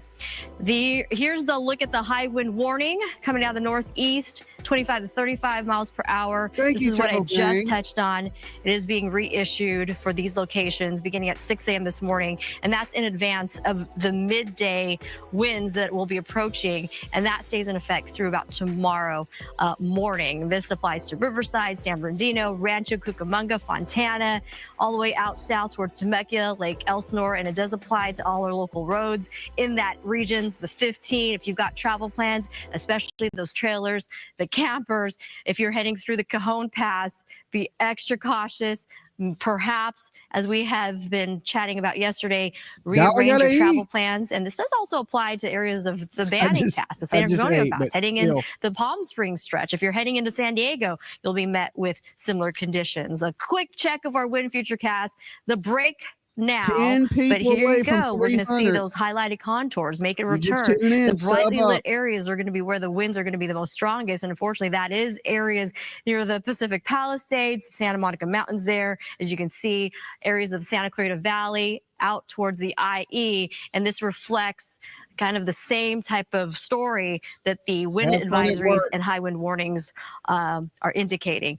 It won't be until Friday night before we finally get the real break that we deserve across Southern California. But we are still in red flag conditions. Any new fires that are to pop up could unfortunately rapidly grow and spread. So we obviously have to continue to be on our toes at this hour.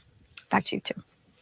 All right, Samantha, thank you. Let's go out to Gigi Graciette, who is now set up along the Palisades fire. And open flames. Look at that shot, already. Yeah, right behind you, Gigi. Wow. I'm on Toyopa Drive, and this is going to go down as one of the hardest hit neighborhoods in this fire, because yesterday I drove all of this and it was house after block of houses burned to the ground. We're on the 800 block, not far from Drummond, if you're familiar with this neighborhood. And what you're seeing is an open flame. We believe that possibly that might be a gas line, and that is why it is burning so strongly. But what I want to show you is next to it, you see the fire continue to smolder in different spots. I mean, I count at least 6, 7 different areas where the fire is smoldering, and that is very dangerous should the wind pick up. We had a little wind gust just a couple of seconds before we went on live. Those wind gusts can stir that dirt, that ash that is covering some of those hot spots, and send that flying and cause another fire. And that's always the concern. And this isn't the only house where we're seeing this. We're actually seeing it up and down the block. Photographer Tony Buttigieg, I'm going to ask you again to please come with me, and you can see across the street the same situation. That could be an open gas line. We see a tree that appears to be burning, and this is up and down this darkened street where, again, block after block, Toyopa Drive near Drummond. We drove it yesterday between the Corpus Christi Catholic Church, which sustained a lot of damage. That's right near the public library, and Drummond. And it was just total devastation. Houses. Yeah, allegedly the fire started as a small fire in someone's backyard and has spread. That's the rumor that's going around, but it's undetermined right now. So, but what I've heard is it was a small fire in someone's backyard that has spread and escalated into a nightmare. Fire official put it on our air live on Good Day LA yesterday. The damage from the Palisades fire is catastrophic. These are people's homes. And that is what we are seeing. We're going to continue making our way through the Palisades, but we'll send it back to you. Gigi, I think something that you do that I always think about, I think you do a really great job of acknowledging, obviously, during any sort of tragedy that your life is the most important thing. And trust me, the people who are dealing with this, they know that and they are grateful. But just losing your home, the trauma, the stress, just even the fact that you have to even start thinking right now about rebuilding, it just can't go unsaid that this is devastating. Definitely devastating. You know, we talk, or I talk a lot, and I say this a lot, about the pieces of people's lives. I've seen people scour through the ash looking for a wedding ring, looking for a book that might have survived the fire. I saw a family rejoice when they found the family Bible that had only been scorched. It's the little things that make up our lives, the little things that mean so much to us. Whether you live in a one-bedroom apartment, a single, a condo, a townhouse, a house, a mansion, that's your stuff. And there's stuff that can be replaced, you know, clothes, all that stuff, pots and pans, fine. But the things that can't be replaced. And remember, this fire broke out at 10:30 in the morning. So the majority of folks who live here and work were away from their homes and may not necessarily have been able to get out everything that they would have taken with them, the things that mean the most to them. And that really is. Somebody asked me what I think about the Virginia water situation. Yeah, I noticed it the other day that my water was cloudy. Like it looked, I don't know, like it didn't look clear. So, I mean, right now I ain't been drinking the water, city water. I don't usually drink city water anyway. I drink bottled water, spring water. But you know, I still wash my clothes and things like that, take showers. And I noticed when I was, you know, taking a shower that the water wasn't clear. So Tiffany hit me up today and said that the water in Richmond is off for some reason. You know, there's water shortages and stuff like that. So I don't really know, but I know the water's damn nasty. I know that. So don't drink it if you're in Virginia.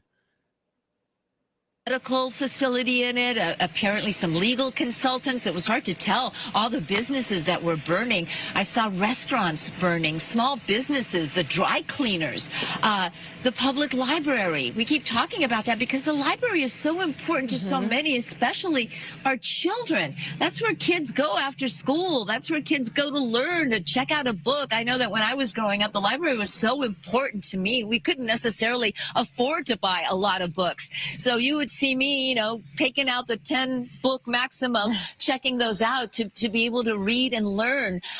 They are the center of our lives, of communities, and they are gone. They are burnt to the ground. How do you even begin to rebuild? This will take a very long time. The library is a safe space for so many young people, right? So many teenagers, so many kids. It keeps them out of trouble. It also keeps them safe. Water on a good day? The library means so much more than just books, you know, but the fact of the matter is the history that is in a library. Yeah. It just, you know. And then when I use water to cook with it, we have one of the brittle filters that we filter the water through first before we even cook with it. So, yeah, you got to watch the water around here. It's like Flint, Michigan. And, you know, she was asking if anyone is at all possibly nearby, could they go and grab her cat? And immediately there were nasty comments and people were saying, you know, why didn't you take him with you? Because she wasn't home. Exactly. 10:30 in the morning. A lot of, you know, working folks have left for the day. A lot of moms have dropped off their kids at school and have gone to run errands if they're not working right away. So a lot of people weren't home. That's why we saw all those people trying to get into Pacific Palisades. The people who abandoned their vehicles, they were desperate to get in, to get out. They just left their cars because they weren't moving and they needed to get home, to get their pets, to get family members. Christy Fajardo, our reporter, interviewed a lady who was desperate to get in to see her dad, who's in his late 70s and had a slight dementia. Now, Hollywood's okay so far. And she was struggling because, you know, obviously, like they asked us for identification at a police checkpoint. They were asking her, well, where's your ID, you know, that shows you live in this area? Well, she doesn't live in this area, but her dad does. Thankfully, Christy reported that police worked with that woman and were able to get her in to get her father out. And when you see that play out in front of you, I mean, it changes you forever. These are not just stories that we cover. These are people's lives. These are people's homes. These are people's business. This is a tight-knit community. We spoke yesterday to Andy Rocker and his wife, Rosanna, and they actually have a chat group with all the residents in that mobile home park on PCH, Pacific Palisades Bowl Mobile Estates. Over 180 homes were lost there, mobile homes. And Andy was telling us, these aren't rich folks, you know, that there's a rent control there. They are working folks. They're senior citizens. They live on, you know, fixed incomes.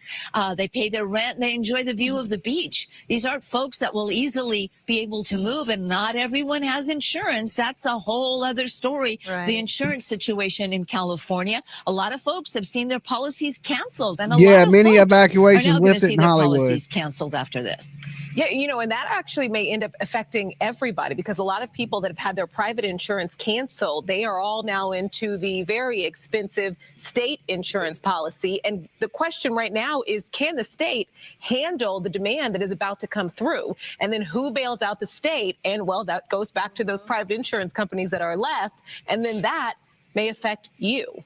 There's so much to this. Yeah, and what do you do? Everybody. Yeah. All right, Gigi, thank you so much. What do you do if you don't have fire insurance? Right. Yeah. Exactly. And it's hard to get, and it's very expensive. Thank you so much, Gigi. We'll check back in with you. We want to get to this. Susan Hirasuna caught up with a woman in Pacific Palisades who was concerned about the lack of resources. This is a story we've been following, and a lot of stories that we're hearing from this area. And she said she was frustrated with the city's slow response. Listen. We're on Topanga Canyon, not far from the village area, and a couple of residents called our assignment desk to point out the fact that they've got a major fire on this ridge over here that we're looking at. But you see no sign of any kind of air support, and we're not hearing any fire engines coming in this direction.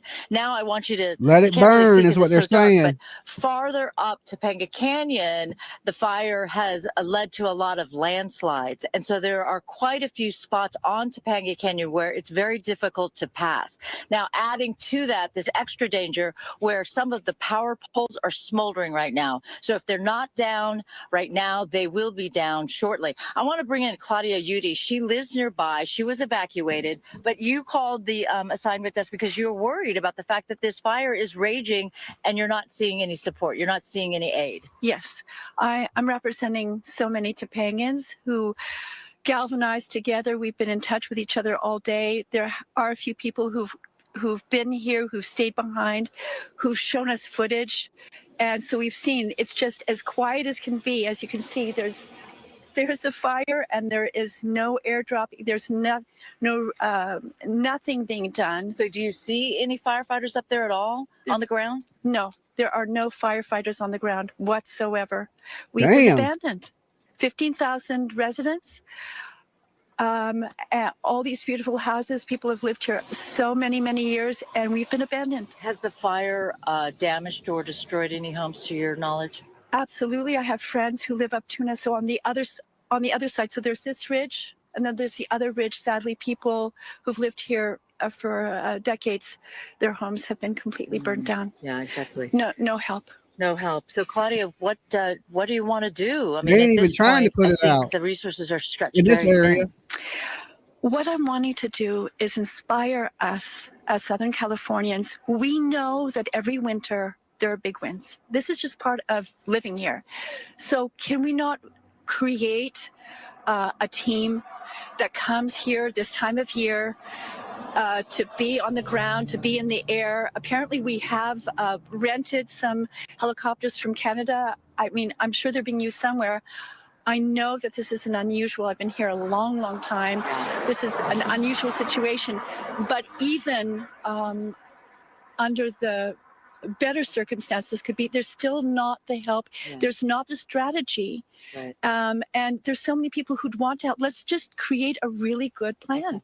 Claudia, thank you. I appreciate your perspective. And I just want to point out that we just watched that car blow by us. And it's just so nerve-wracking to me because we had driven up from PCH, so going northbound on Topanga Canyon. There were multiple spots where you could not travel past in the lane without veering into the other lane. So again, the situation here, dynamic. What is dangerous is not just the fact that the fire is getting so close to Topanga and Topanga Village, but also the fact that this major thoroughfare is not going to be passable anytime soon. All right, breaking All right, news. good morning. I'm Brooke Thomas. We're coming up on 3 o'clock this morning. That's right. Thanks for joining us at this early hour. I'm Sandra Endo, and welcome to Good Day LA. We do have continuing coverage of the breaking news that we've been following, all the wildfires that are raging across LA County, forcing mass evacuations, and hundreds of thousands of residents have been ordered to leave their homes as flames threaten thousands of structures. We're talking about the strong Santa Ana winds that are fueling these fires, making containment difficult. The Palisades fire has scorched more than 17,000 acres, reducing more than 1,000 structures to ashes. Zero containment at this point, and the blaze continues to force tens of thousands to stay away under mandatory evacuation orders. There are another 13,000 buildings in the path of danger. Winds are driving multiple fires across LA County. In Eaton Canyon above Altadena, 5 people sadly have died. This fire has exploded to more than 10,000 acres. Some 100 structures there are destroyed. Eaton is at 0% contained. Winds that drove the flames are easing at this hour, but as our meteorologist Samad Khan has let us know, that is just a temporary break.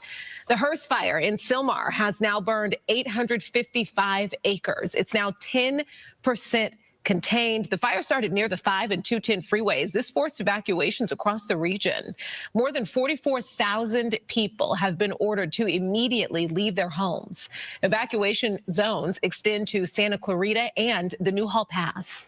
And the Sunset Fire has burned 60 acres in the Hollywood Hills. There is 0% containment at this point, and flames are pushing towards Hollywood Boulevard. Most evacuations, though, have been lifted, but areas north of Franklin Avenue remain closed until later this morning. Firefighters are monitoring for flare-ups, and residents returning home are urged to stay alert. An evacuation center is open at Pan Pacific Recreation Center. And a massive fire erupted. Parts of Palisades Charter High School, Pali High, the 63-year-old school was featured in the movie Grease. LA Unified officials say Marquez Charter Elementary is also severely damaged. Other school closures to tell you about this morning. All Glendale Unified School Districts will remain closed, and child care operations and district offices will be closed as well for the rest of the week due to the Eaton fire. Schools will also be closed in the Alhambra, South Pasadena, San Marino, and Arcadia school districts. Also closed today, schools in Monrovia Unified as well as Pasadena Unified closed for the rest of the week. All schools in the Santa Monica Malibu Unified School District will also be closed.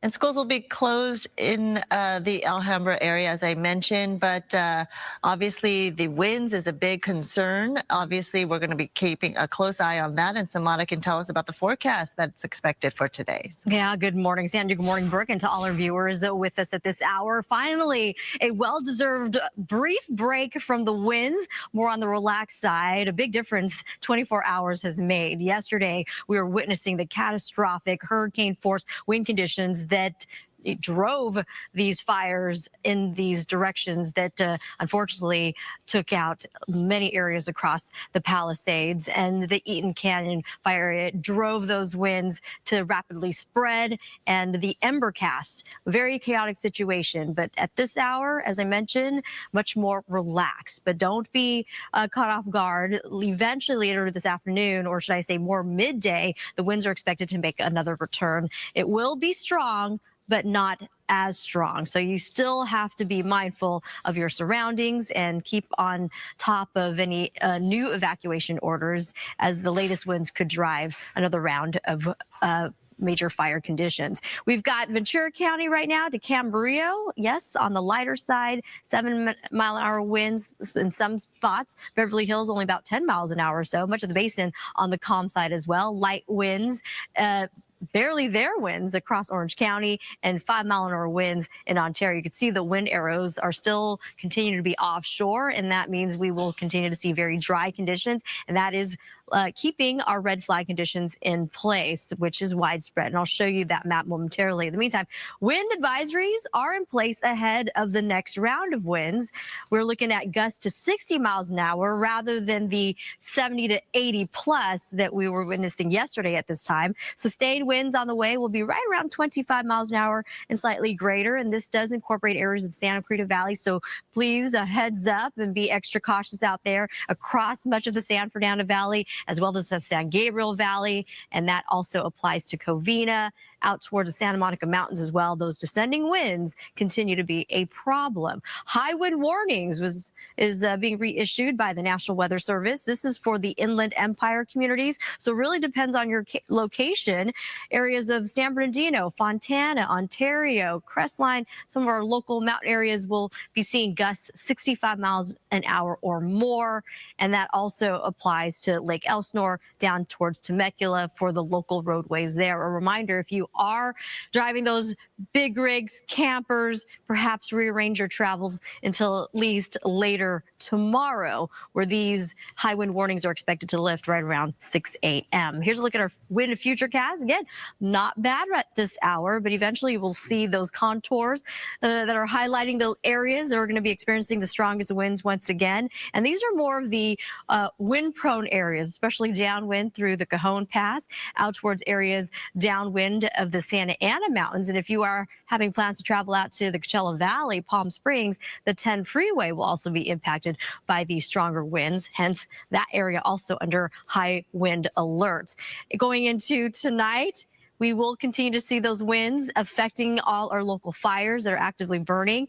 It won't be until late Friday that we'll finally get a big break, a well-deserved break, and the humidity levels will be increasing. So we're less in the fire danger, and we're going to be watching those winds. Instead of the offshore flow, we're going to get the onshore flow. So winds will be coming from the ocean to land, and that's going to elevate, again, the moisture in the atmosphere, and that's going to help the firefighters as well. But something that we've got to keep a close eye on, depending on the strength of the onshore flow, it could reverse the wind direction, and that could pose new issues. So we'll see if that how that plays out. Here's that area of high pressure. It continues to influence our weather, those descending winds, but we're losing much of the upper level support as that area of low pressure that was situated a whole lot closer to Southern California is now south to southeast of us. But the western periphery of that area of low is still still enhancing winds for areas like the IE and Orange County. But eventually, all that will improve leading into the weekend. Red flag conditions continue to be widespread. Red flag areas that were in place yesterday were supposed to lift right around 6 p.m. yesterday evening. Unfortunately, we're going to extend it due to those winds. So red flag conditions, if a new fire were to ignite, it could rapidly spread once again, and that will be extended to Friday for much of Southern California outside of some of our coastal areas. So be mindful of that.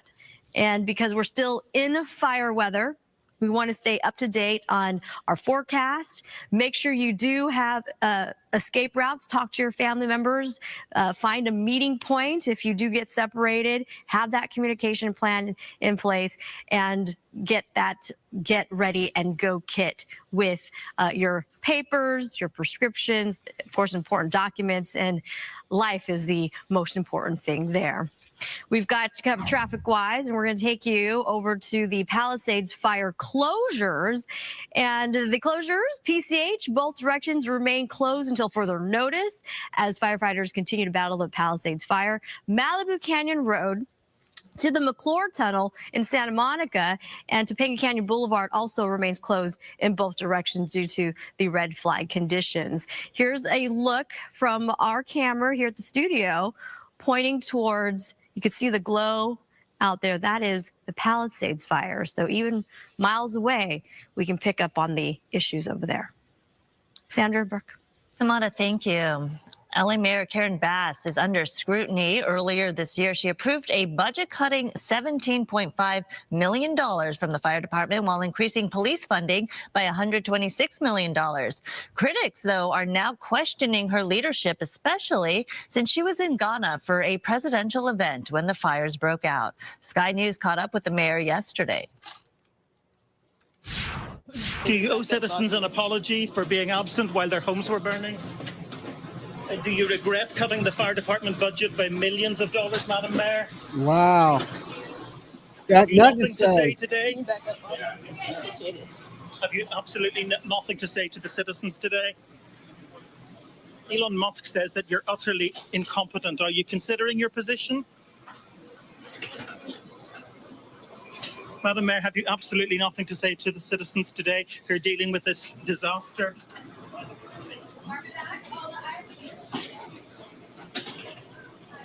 No apology for them? Do you think you should have been visiting Ghana while this was unfolding back home? So Mayor Bass returned yesterday after going viral, after refusing to answer questions from Sky News. And last night, Mayor Bass, though, did hold a press conference. Is going to be an effort of all of us coming together, and we have to resist any effort to pull us apart. In terms of my flight home, I was on a military flight, as I mentioned, which allowed me to be in constant communication. I was on the phone, on the plane, almost every hour of the flight. So although I was not physically here, I was in contact with many of the individuals that are standing here throughout the entire time. When my flight landed, immediately went to the fire zone and saw what happened in Pacific Palisades. And that answers the question as to when she decided to come back and how quickly she was able to get back at that point. I do think, just even looking online and talking to many people do still have that initial question of why did she go, knowing that we had this warning of the winds and the fire danger. And I think, there's hope that there will be an answer to come, soon from that. Let's toss up to Stu Mundell in Sky Fox, I believe, over the Palisades fire, Stu. Yep, Brooke, we are still here over the Palisades fire, and we're keeping an eye on those big flames that are moving up away from homes, but up into that heavy chaparral and vegetation area, and that is where what we're looking at right there. Now, it definitely is a different picture from what we were seeing in the past couple of days. The wind's much lighter. The smoke kind of lazily moving out towards the west, and that is exactly what firefighters have been hoping for quite some time, a break from that high winds. Is it going to be the perfect situation for them to put this fire out quickly? Well, maybe not quite that, but it is definitely going to be a lot better than it has been in the last couple of days. Right now, these flames, you can see them, and there are some homes in the bottom part of the picture. I'm going to push in right there, but that's kind of a little bit of an optical illusion. And when I say a little bit, we were using the tech here in Skybox to take a look and get some distances from this home right here to these flames that we're seeing. That's about a mile's worth of distance right there, which is a good distance for the firefighters. But if you're living in that home, believe me, you don't want to see that in your windows anywhere nearby. Now, the flames are definitely moving their way away from the Palisades, coming more westward. And when I say cutting close to, I'm going to get a little bit of a wider shot here. You can see the 405 freeway in that shot. It is quite a distance away. That's going to be the, I believe, Getty Center right there in the center. So that gives you some landmarks out here. But these flames definitely still moving. As far as the firefight goes, I am sure there are boots on the ground, and those guys doing a lot of tough work. Those dozers are out there cutting those lines that they're talking about are really what those containment numbers are going to be coming from as soon as they start tallying those up. But as far as aerial firefight, right now, I'm not putting them down. These guys are working hard. They're doing what they can. We actually see one LA City firefighter helicopter doing a couple of drops out here. When they do those drops, they seem to be very effective. Sending it back to you all in the studio. All right, Stu, thank you. LA County Sheriff Robert Luna has a message for anyone looking to prey on fire victims. So if you are thinking about coming into any of these areas to steal from our residents, I'm going to tell you something. You're going to be caught, you're going to be arrested, and you're going to be prosecuted. Don't do that. Stay out of these areas. It's only for emergency workers and people who live there. People will steal from anybody. LA District Attorney Nathan Hochman also had this warning for looters. Us, both law enforcement and the DA's office, I want to send an unmistakably clear message to looters or anybody who thinks that they can prey on people who have endured these tragedies. We are going to arrest you, we are going to prosecute you, and we are going to punish you to the full extent of the law. So again, it's the tragedies that are going on right now are occupying our first responders. The firefighters have done a magnificent job in responding. Law enforcement has basically called in everybody. Detectives have been putting on uniforms. They've called in help from outside this county. and they are responding in force. But again, there will always be people who look at this as an opportunity to cheat others, to steal from others, to scam others. And I want them to understand that we will not be taking this lightly. If we will go after you, we will make sure that you understand that this will not be tolerated. Now, State Superintendent of Public Instruction Tony Thurmond is urging Californians to come together in support of fire-impacted students, families, educators, and school staff. Look at that. Tax-deductible Good contributions Lord. can be made through the supplybank.org disaster relief fund to help provide, much-needed assistance.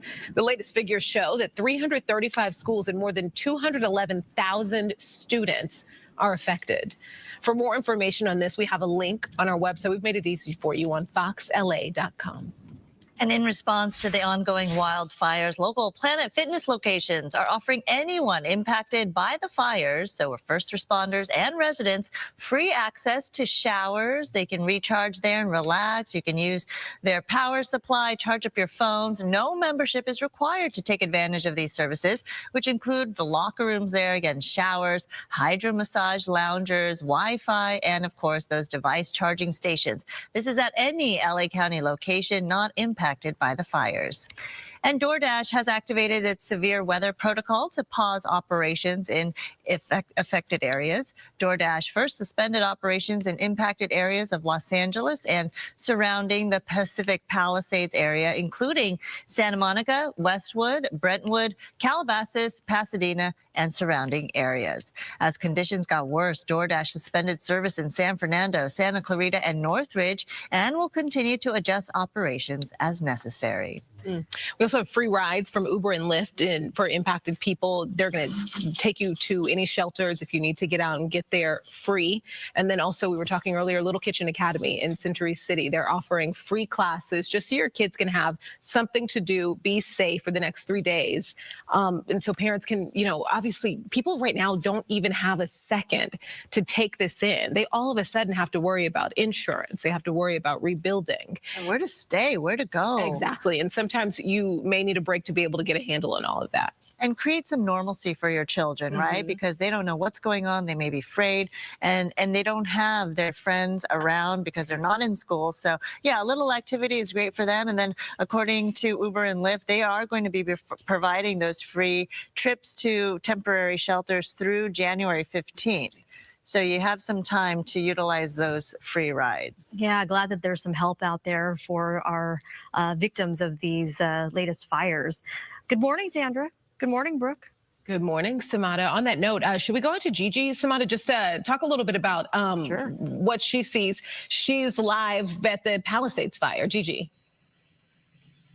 We're live at the Palisades branch of the public library, and we were here yesterday as this building was just collapsing in front of us. And take a look. There is so much damage. I'm using a flashlight just to be able to light things up, to be able to see. You can't make anything out. There you can see the sign, Public Library, and what once read Palisades branch. This library was actually built under Mayor James Hahn back in 2002. That's when it was open. So it stood here for almost 23 years, and now everything is gone. You can't even make anything out. The roof has collapsed.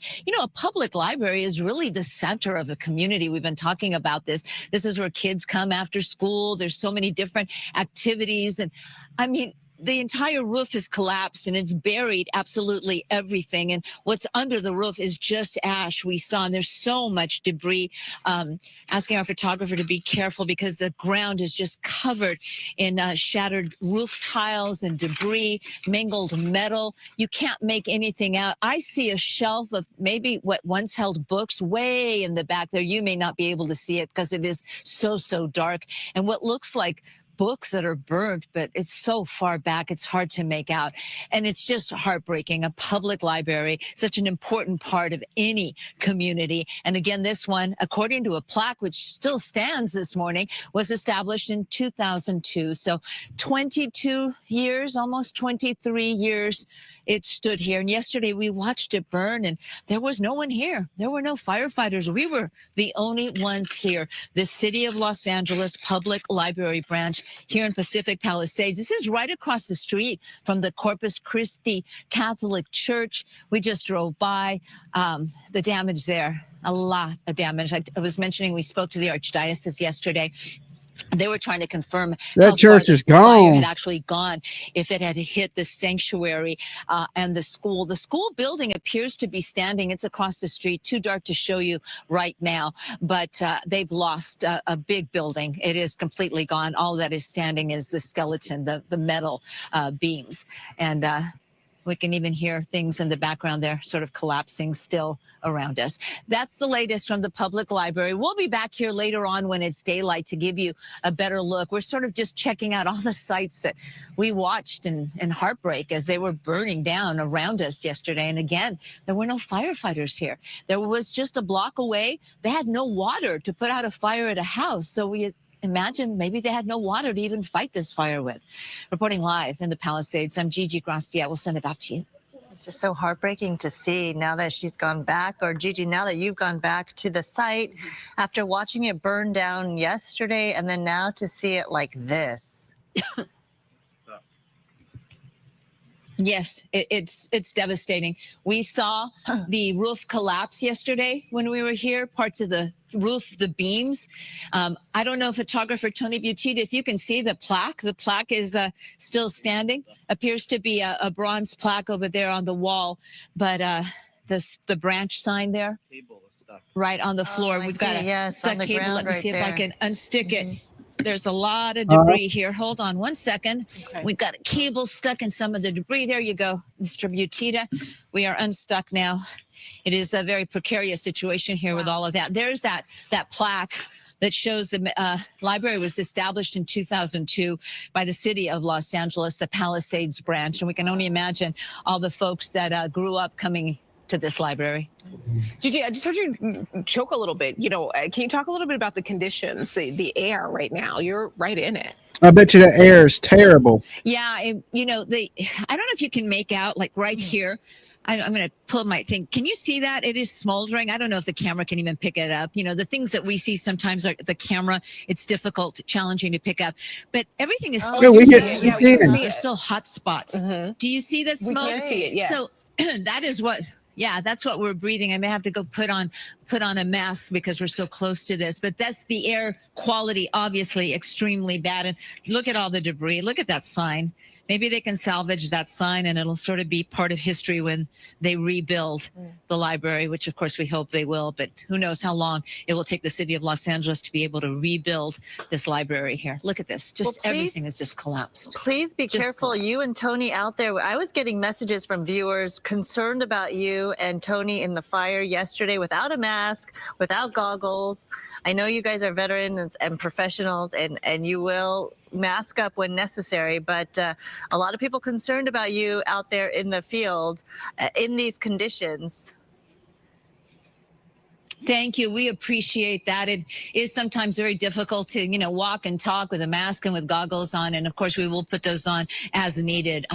But because we're just so up close here and personal to this library, and there's still, you know, there's a lot of hot spots. You know, when you see a roof collapse like that, it collapsed on burning fire. It was still burning. So it creates pockets of hot spots underneath. And that's very challenging for firefighters because they can't get in to get to those hot spots. So they usually keep a very close eye on house fires where the roof is collapsed because those fires tend to reignite sometimes. So no one here, though. No one here. We're the only ones. And we were the only ones here yesterday as the library burned around us. Entire communities, an entire neighborhood. This is just, it's devastating. And again, it's still at 0% containment. And we haven't, unfortunately, we haven't seen the end of this anywhere near it. And we haven't seen the end. We haven't been able to get, a full look at the devastation. Okay, Gigi, thank you so much. We'll check back in with you in a bit. Let's talk to Samada here, also sitting with us, watching that. It's hard to take in, almost 2 days of this going on. It's got to be so surreal for Gigi. She and her wonderful photographer, and all of us following her journey yesterday with those ferocious winds that blew through the area, and all of us, to Gigi's point, the library being the heart of a community. Right. There's memories there. It's significant, and to see it all burned down. They didn't even try to stop that loss. library from going up in flames. Makes us all a loss for words to see not just the library, but mass devastation across Pacific Palisades. Go ahead. No, okay. I'm still curious about the wind, and I know that's exactly where you were about to go. And I think right now you can kind of feel like, okay, we're good. Maybe firefighters will be able to get a great handle on this and this one and this one and this one, because multiple fires are burning in our area right now. But we were talking earlier, and you've been letting us know that this is just a break. And how bad is this going to get? Yeah, a well-deserved break, by the way. And as to Gigi's live shot, the winds have been tamed, a lot calmer than where it was yesterday. The catastrophic strong winds that really allowed the fire to grow and become ferocious and out of control. Very quiet winds, calm, maybe a few gusts here and there. But those winds, yes, relaxed at this hour, but it's only going to be a brief break. We are anticipating those winds to make a return midday and through at least early tomorrow. They're So the winds are going to pick back up as they were yesterday when we're dealing with hurricane force conditions, but it's still strong enough. And the worry continues to be there. Red flag conditions due to the approaching winds once again later this afternoon could produce more fires if winds kick up, which we're anticipating sustained right around 20 plus miles an hour. And that is unfortunately just strong enough to fan the flames. So we're going to take advantage of the conditions as best we can. I'm sure all our firefighters have been working tirelessly to try to get a containment, a handle on this, are working very hard. To Gigi's point, the hot spots that are embedded in all those structures could still pose a problem, but this is a time where firefighters are going and looking to find and tackle those hot spots, any flare-ups. Yeah. And this is the perfect opportunity to do it. We're looking at wind speeds, areas in and near the Santa Monica range, about 5 miles an hour or so, 12-mile-an-hour winds at best. We're keeping tabs, of course, on all the local fires outside of the Palisades. The Eaton fire, currently winds are also calm there. The Hearst fire, the Lydia fire. Much of the basin, very quiet. We're looking at Ontario, at best 5-mile-an-hour winds. And we're going to hope that the stronger winds don't come back, even though that is what the atmosphere, looking at the models, that's what it's indicating. We lost that upper level support that drove those strong winds. That has relaxed. The upper level dynamics are changing a bit, and that's why we're not seeing the hurricane force winds that we saw yesterday. Look at the winds, right, that we had just 24 hours ago. Right. Fremont Canyon, an area of the Santa Ana Mountains, 94 miles per hour. Arrowhead Springs, San Bernardino Mountains, 92 miles an hour. Magic Mountain Truck Trail, we had at one point 86 miles an hour, and as we had forecasted yesterday, that winds were expected to get stronger late night Tuesday and into early Wednesday, clocked into 90 miles an hour. Rancho Cucamonga, Eaton Canyon, just horrific wind conditions. How do you even battle something like that? So understandable, the conditions that firefighters are dealing with and some of the hard decisions that they had to make while being out in the elements. Wind advisories are in place ahead of the next coming winds, sustained coming out of the northeast. So we're still dealing with Santa Ana's 25 to 40 miles an hour, and we will continue to be very dry.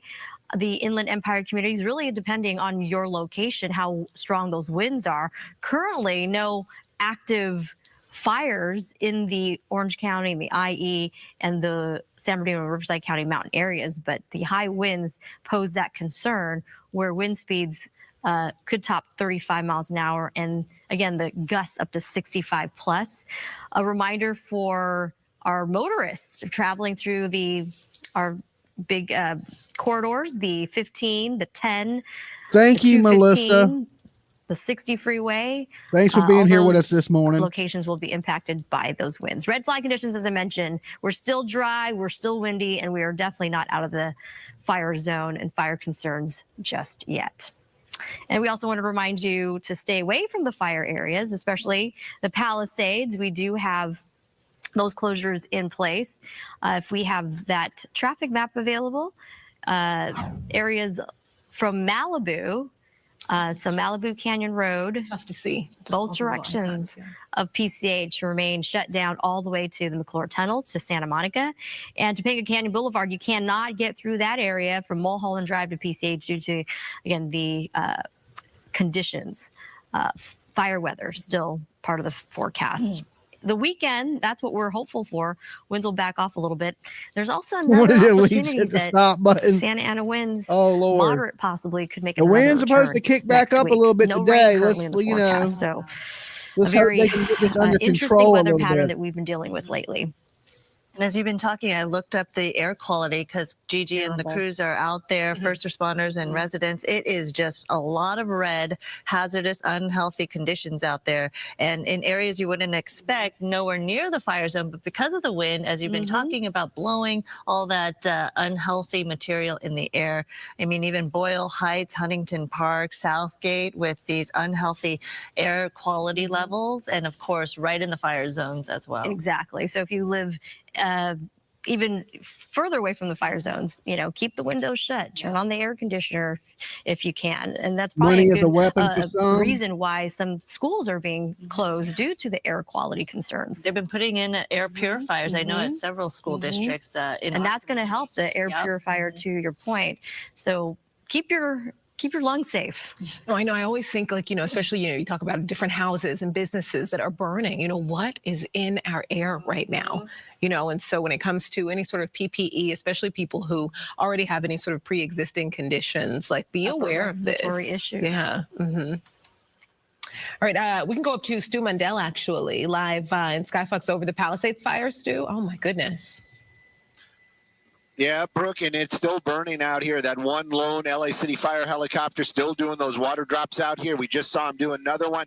You know, it is a daunting task, but every time that helicopter does a drop, it really does improve the sight picture just a little bit. As I'm getting a little bit of a wider shot here, I got to tell you, that is technically still the Palisades. Those flames still kind of moving their way towards the 405 and Getty, but it is still quite a distance away. Something else that just letting you all know, if you're watching the shot right now, you can see some homes there in that bottom part of the screen and the flames up on that hill.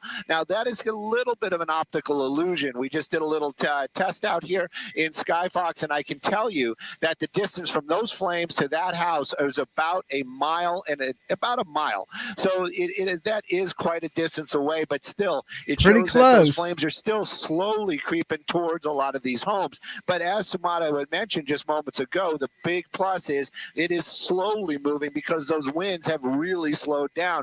Take a look at some of that shot right there. It's still very dark, but the glow from the flames, you can actually see some of that smoke in the background. It isn't going straight up, but it is definitely not laying flat like we had been seeing for the past couple of days. And that's what's giving those firefighters this little bit of a break, and they are able to start really doing more of those effective water drops from the helicopters and also boots on the ground trying to get those hot spots out. The only plus about the flames that we're showing you right there, not near any structures. I'm going to do a little bit of a pan right there and kind of show you the area that has really been devastated, and also something that we noticed from the helicopter that might not be that apparent to a lot of folks is there's a very few lights on down there in that area. This is going to be the Palisades proper that I'm showing you right there, and this area right there, it would be lit up. It would kind of look more like this if it wasn't after that fire. So those homes been destroyed, that area devastated. We're talking 1,000 structures, maybe more,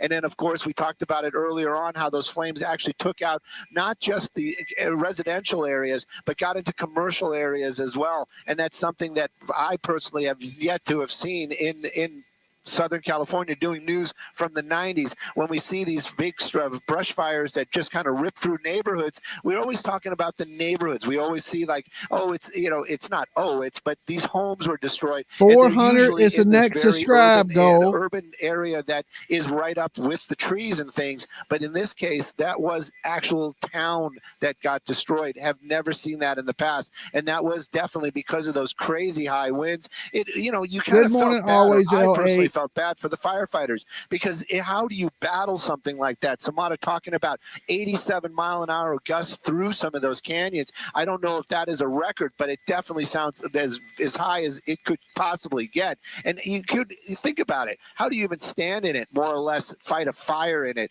and with those embers blowing, hopscotching around? As just a short time that we've been talking, just a sight picture of the flames that we're looking at right there in the Palisades area, you can see that a lot more smoke and a big heavier glow there at the bottom. I believe that those flames basically getting into more fuel, some vegetation, and now it is becoming less wind driven and more terrain driven. Those flames probably running up a hillside right there, but this is what the firefighters are looking at, and they're going to try to keep this area in check, and that is the deal right now. They are going to continue to do those water drops as daylight comes. I can almost guarantee that we're going to start seeing those super scoopers out here, and maybe even some fixed-wing aircraft making their way out, doing those FOS check lines. We have yet to see that at this fire, and it also is going to show you how just the winds, and then of course the aircraft coming in, how quickly they're going to be able, and I'm hopefully saying this, how quickly they're going to be able to contain that hot spot up there and really start, we're going to start seeing a lot of that glow and that actual fire burning up here. And then of course the hot spots are going to, all the mop-ups are going to be having to be taking place. But right now still very active as far as these flames go. And of course that fire continues to burn. Gigi down there on the ground in those areas, those homes and residential areas that have been devastated. I heard her talking about that library being flattened out there. It is monumental as far as fires go in the Southern California area. And right now it is not out. And of course those winds changing, of course the humidity, Samara was talking about it, humidity is definitely going to help the firefight. But if those winds change direction, now it might actually be pushing it into some other areas that have more vegetation, and it could start another round of how are we going to get this under control. There's that lone LA City firefighting helicopter. I don't think we'll have time to actually watch them make that turn and come and do a drop, but this is what's going on. They're continuing to do what they can to try to keep those flames in check. Those helicopters, he's not just up there picking his own spots. They have designated areas that they're dropping, and they're trying to control the movement of those flames. And you can see it making a turn, and he's probably going to do a drop somewhere right up in here. And again, some people might say, well, the fire's back there. Well, you know what? That area is in a spot where it's almost a controlled burn. They're just going to let it run up that hillside. This area right here is the spots that they are concerned about. These are the hot spots, the embers that they're worried about blowing into homes, and that's the reason why they're doing these drops right there. It's hard to see, but he just unloaded the water right there. And again, it might not be putting out that fire that we're seeing, and it isn't a miss by any means. He's basically cooling the ground in front of where that fire could go to prevent that fire from continuing burning. But take a look at that. There you go. Oh, you got some of the vegetation really starting to pop on the backside of that hill. Send it back to y'all. Right, that water drop kind of creating a protective line so that the fire doesn't spread from that location where you were showing, Stu. And a good point you mentioned, because we're looking at the glow from the flames and the smoke, but then all the black hillside and the black land that you're looking at, the dark pitched out, blackout areas. Your point is that that was once the community of the Palisades, but then because of all the devastation and the burnt out communities, there's no power there. So that's why we're seeing that whole area just blacked out with no lights twinkling where we normally would see lights, right? This is what the ocean looks like usually, just black in the middle of the night because there's no lights there. But now we're looking at where the Palisades once would be lit up. And because of the devastation left behind, no lights twinkling there. Yeah, and that's that really, it really, I think the pictures when the sun comes up and we hopefully will have a little less smoke blowing over those communities, those pictures are really going to put the face on this fire as far as the devastation. When we start seeing entire neighborhoods where there might be one home standing amongst hundreds, that that is really what's going to start really kind of those are the pictures that people are going to say, oh my goodness, that's what burned. Because a lot of times when we talk about brush fires or vegetation fires out here in Southern California, it is just that. It is in the vegetation, and it's, you know, it is devastating, but it is forest land. It is vegetation that burns. But when you see entire neighborhoods destroyed, that's an entirely different type of situation. And that is basically what happened in the Palisades in the last couple of days. Gigi and all the ground reporters, I've been watching them, Haley, and I don't want to start throwing out names because I don't want to miss anybody,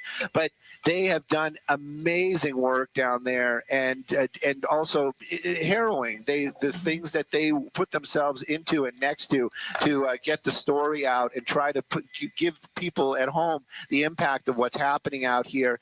It really is devastating and apocalyptic in its own way. But right now, this is up in the hillsides. This is the vegetation portion of it. Hopefully, these lighter winds and a little bit of it does look like the really going to help the apocalypse situation. And of course, we've been just talking about Palisades because that's what we're looking at right now. But you know, we have Eaton Canyon, Altadena area. They have been devastated as well, and so many homes destroyed. And of course, sadly, the loss of life up there in the Altadena area. I'm waiting to hear a little bit more about the story behind that, who those people were. But as I understand it, 5 people losing their lives up there. This is heartbreaking in every aspect of covering a news story. No, this is heartbreaking. And I think, Stu, we were talking earlier about how we're just in this space where everyone is just looking for any sort of relief. And we've almost started cheering on these drops, just almost the excitement. You could feel it here as we're watching, you know, the plane go in, and we were kind of waiting, anticipating that drop and wanting to see what happened. And it's become almost like, it feels like you're watching a sports event when, you know, you see the plane come through because you just want this to be over.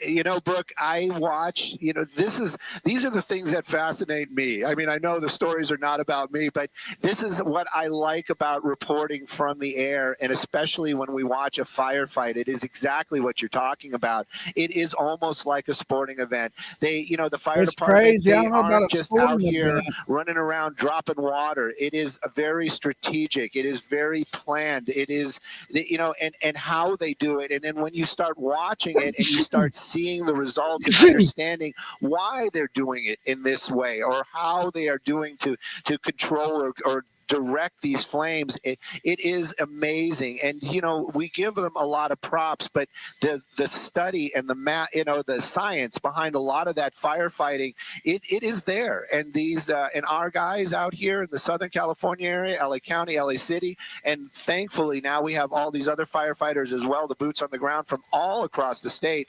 These guys really, and gals, know their business and know their job. And it is so, like you say, sometimes we hold our breath, but I just sit here and I watch, and you start seeing the progress. Oh, you did a drop here, now they're putting a line there. Well, they're putting that line there because the winds are blowing. It is really interesting to watch. And if you know, if somebody's out there and they're thinking about job in firefighting, it is really something to watch and understand. And there's a lot of science behind a lot of this firefighting. It isn't just, oh, we're going to go throw some water on this, or we're going to try to stop it here. It's why they do it. That makes it so interesting to watch. Stu Mundell up in Sky Fox Live over the Palisades fire. Stu, thank you so much. We'll check back in with you in a bit. Right now, we want to check in with meteorologist Samana Khan. Samana. Oh, yes. Good morning, Brooke. Good morning, Sandra, and to all our viewers. And Stu, good morning to you, and very good visuals, a good idea of what's going on at the fire zone right now. Yesterday, we were watching the chaotic and catastrophic wind conditions. At this hour, much better conditions. Winds are on the lighter side, but we're not out of the woods yet. The red flag conditions, because we're still very dry, and even though we're getting a nice little break from the wind, which is well deserved, and it's giving our firefighters a good opportunity to get a jump on these hot spots and potential areas of flare-ups, but we're anticipating winds to make another return. There will be locations, depending on where you are, high wind warnings will still be in place for the Inland Empire communities and Orange County areas, as well as some of our local mountains. Wind advisories will continue on into the early part of tomorrow, as well as high wind watches for areas vulnerable to winds, which is the Santa Cruz Valley. But the ferocious hurricane force winds that was widespread yesterday as it tracks right now, a lot better. We're looking at winds still strong, but not as strong as they have been. Here's a look at the red flag conditions, widespread. If a new spark or any fire ignition, it could lead to rapid fire growth, and hence we still have to be on top of it and be on our toes. Here's a current look at our wind situation, and much relaxed at this hour. Ventura County looking pretty good. Van Nuys, only 7-mile-an-hour winds. Much of the basin looking pretty good as well. Beverly Hills, perhaps 12-mile-an-hour conditions. A stark difference from the last 24 hours across Orange County as well. And the IE, quiet and calm before the next round of winds set to arrive sometime midday all the way into the early part of your Friday. So we are not done with the winds yet. Here's a look at the high wind watch, where gusts could still range about 60 miles an hour, and that continues to be a threat. And the high wind watch will also be impacting areas of the Santa Monica Mountains. Wind advisories for much of the San Fernando Valley out towards the interior valleys across Ventura County. And yes, the San Gabriel Valley as well, near the Eaton fire. We've got eyes on the Palisades fire, the Lydia fire, as well as the Hearst fire. And we have the high wind warnings that will be in place through Friday morning for all these zones, extending all the way from Temecula and northward into San Bernardino. Caution for the drivers out there, campers, big rigs. Another reminder again to perhaps rearrange your travels as this wind, Santa Ana winds decrease in strength, potentially sometime around Saturday and Sunday. And where you look to the upper levels of the atmosphere, and this is what kind of guides us as to how strong the winds might be, how weak they are, especially when we're dealing with fire conditions. You didn't know area of high pressure, again, continues to impact our weather. Mild temperatures, those descending winds, keeping things, again, right around the 60s and 70s. Yesterday, we saw a very strong area of low pressure. The backside of that low helped to reinforce those offshore winds, and hence the strong, powerful conditions yesterday. Well, that area of low pressure is now shifted away from Southern California, but the western periphery is still impacting areas of, say, the IE, as I mentioned. If you haven't yet, make sure you sub up, ring that bell for notifications. Tomorrow. Here's a look at the 7-day forecast breakdown. So temperatures will rise in the 70s. So interior spots like downtown LA, it's actually going to be a pretty nice afternoon. We're actually listening but then, of course, you to News couple that 11. with air quality, a lot of smoke, a lot of ash in the atmosphere. If you have upper respiratory issues, to make sure you protect yourself. Winds continue into the early part of Friday. We become a little bit breezy, and temperatures will sink just a little bit. And we're closely watching Tuesday as winds could make a return. Santa Ana is still going to be a problem then as well. Just an idea of give you a better scope of the conditions that we're dealing with now, a stark contrast of what we were dealing with yesterday. The Hearst fire, 94-mile-an-hour 10% winds in contained. Fremont, 92 in Arrowhead Springs. Hurricane force winds yesterday was really tough to battle. Now it's because firefighters an opportunity to get a good handle on it. Look at that. Traffic conditions. We also want to remind folks to stay away from the fire zones. And a reminder, PCH remains closed in both directions. Malibu Canyon Road to McClure Tunnel shut down. Topanga Canyon Boulevard from Mulholland Drive to PCH also remains closed until further notice due to, again, the Palisades fire. Back to you, too. All right, speaking of yesterday being a different story, when we're talking about the winds right now, a little reprieve as you're seeing a live look from the Palisades fire right there from Sky Fox. But yesterday, quite a different story. And Matthew Seedorf was reporting from Pacific Palisades for the last 2 days. And once again yesterday found himself in the middle of a firestorm. Another home is on fire right now. PCH in Topanga Beach Drive. Massive flames. Firefighters trying to do their best they can to put it out. Just look at this. It is absolutely out of control. We have Los Angeles County Fire Department firefighters here trying to put it out. See if we can get a little closer. The edge of this power pole on fire. Firefighters here. You see they're trying to get this hose so they can get some more water on the homes next door, trying to prevent the fire from spreading. Look at all these embers shooting up in the air. We have those winds still gusting 20, 30 miles per hour right now, and they're landing on the roofs of these other homes nearby. We've actually seen firefighters going down here, knocking on doors, and no one's home. They're busting in, trying to keep everything out.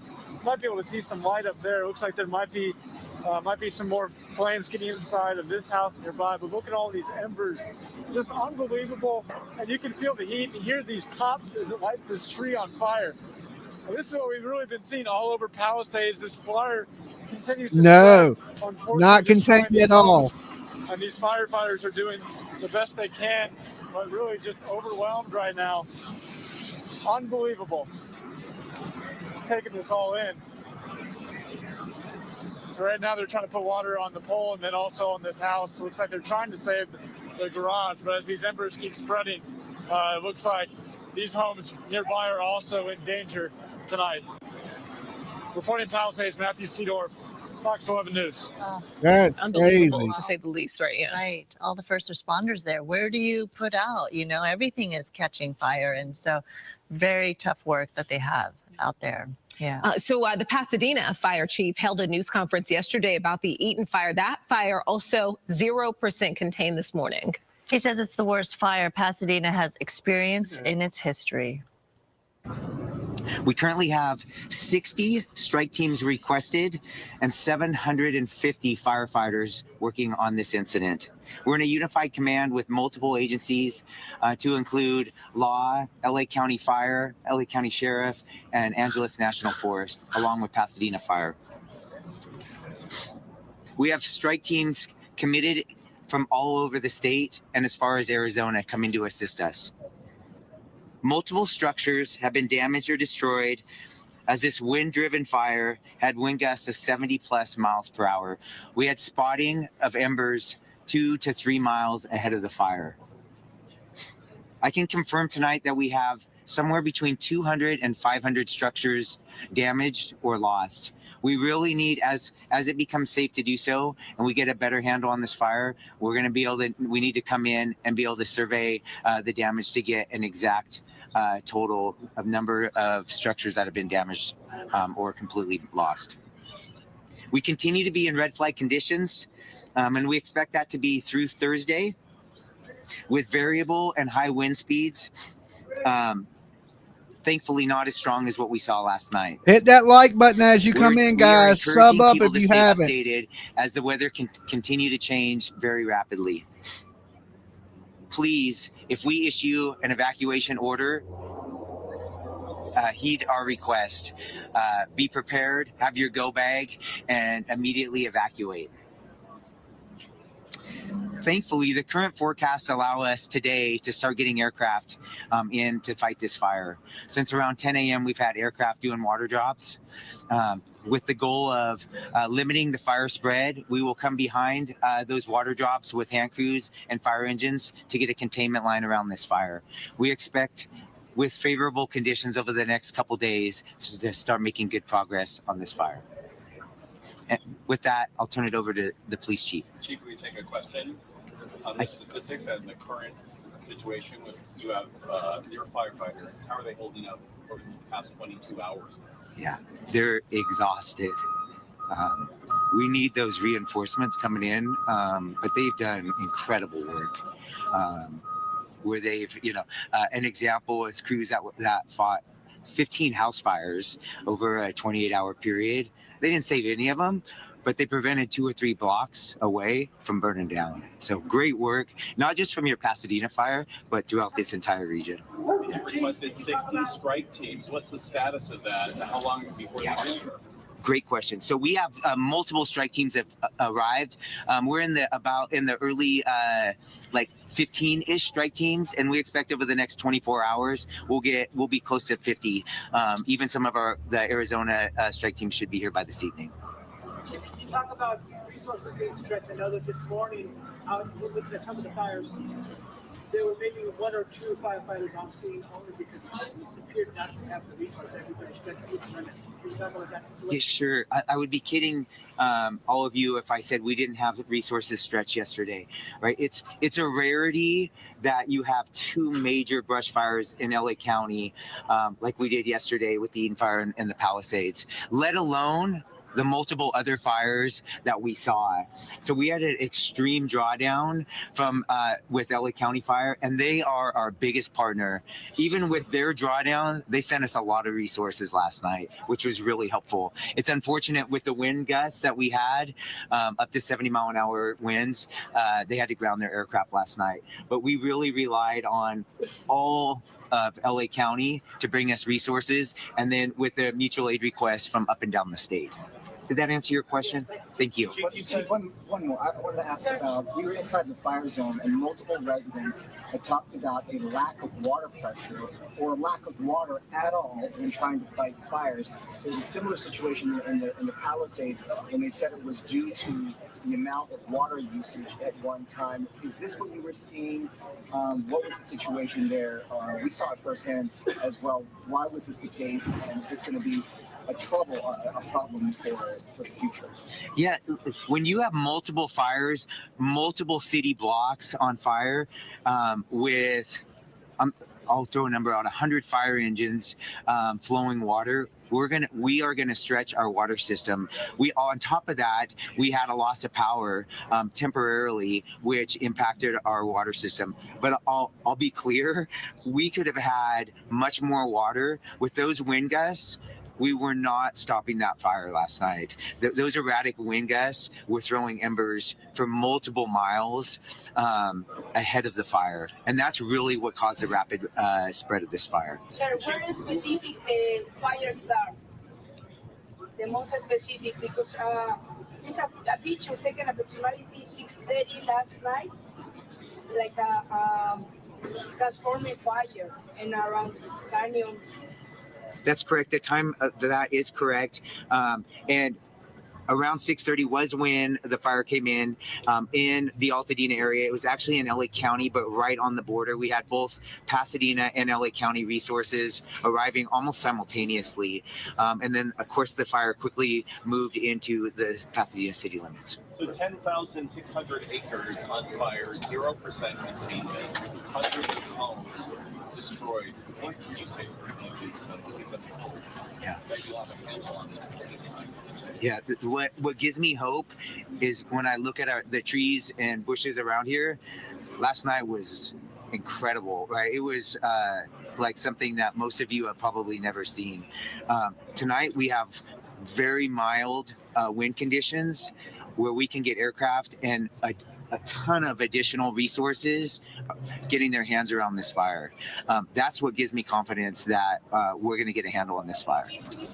Before, why don't we bring the police chief up, and then then you can ask questions of both chiefs. Can we talk about the cause of the fire, and if there are other, you know, that there's several fires burning, are any of these connected to the like a person? The cause, you're going to love my generic answer, but the cause is under investigation, right? We have multiple fire investigators as well as fire and arson investigators from LA County and local resources investigating that. And we need to let them do their good work so that we can come up with an accurate cause and origin. Hey there, good morning. I'm Brooke Thomas. Thanks for joining us and sticking with us really on this nonstop fire coverage. Yeah. I think a lot of people are hoping that we turn a corner today, that with some of the winds subsiding, at least not as strong as they have been over the past couple of days. Welcome to Good Day LA at 4 a.m. We have continuing coverage of the wildfires that are raging across LA County. This, of course, has forced mass evacuations. Hundreds of thousands of residents have been ordered to leave their homes as flames threaten thousands of structures. Many homes have been lost. Many structures have been lost. Santa Ana winds are fueling those fires, of course, making containment difficult. Let's get you updated on the situation out there in terms of the fires, the multiple fires being fought all across our region.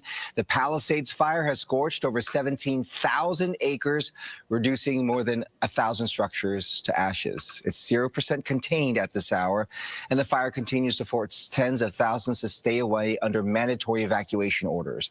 There are another 13,000 buildings in the path of danger. Winds are driving multiple fires across LA County. Let's go to Eaton Canyon above Altadena. 5 people sadly have died. It's just some of the worst news to come out of this. This fire has exploded to more than 10,000 acres. Some 100 structures are destroyed. Eaton is at 0% contained. Winds that drove the flames are easing at this hour. The Hearst fire in Sylmar has now burned 855 acres. It is now 10% contained. Now, this fire started near the 5 and 210 freeways. It forced evacuations across the region.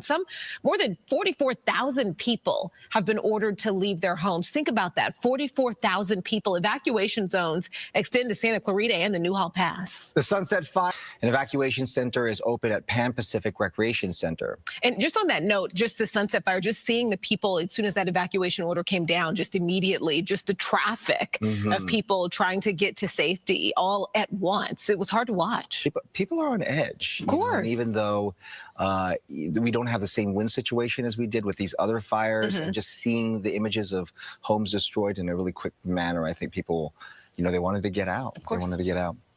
A massive fire that also erupted last night. Seeing the images of homes destroyed in a really quick manner, I think people, they wanted to get out. They wanted to get out. A massive fire that also erupted last night in Studio City. Here's the latest on that. Flames engulfed a 4-story home. This was on Sunswept Drive.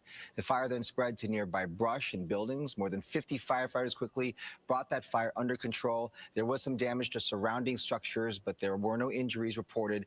Residents near Laurel Canyon and Mulholland, as well as Coldwater Canyon and Ventura, are advised to remain prepared for possible evacuations. You were just watching video of Mayor Karen Bass, LA Mayor Karen Bass. So many questions for the mayor of Los Angeles right now, and so many questions will continue to be asked and hopefully answered in the coming days. People want some answers. Lots of frustrations and broken hearts out there. Of course.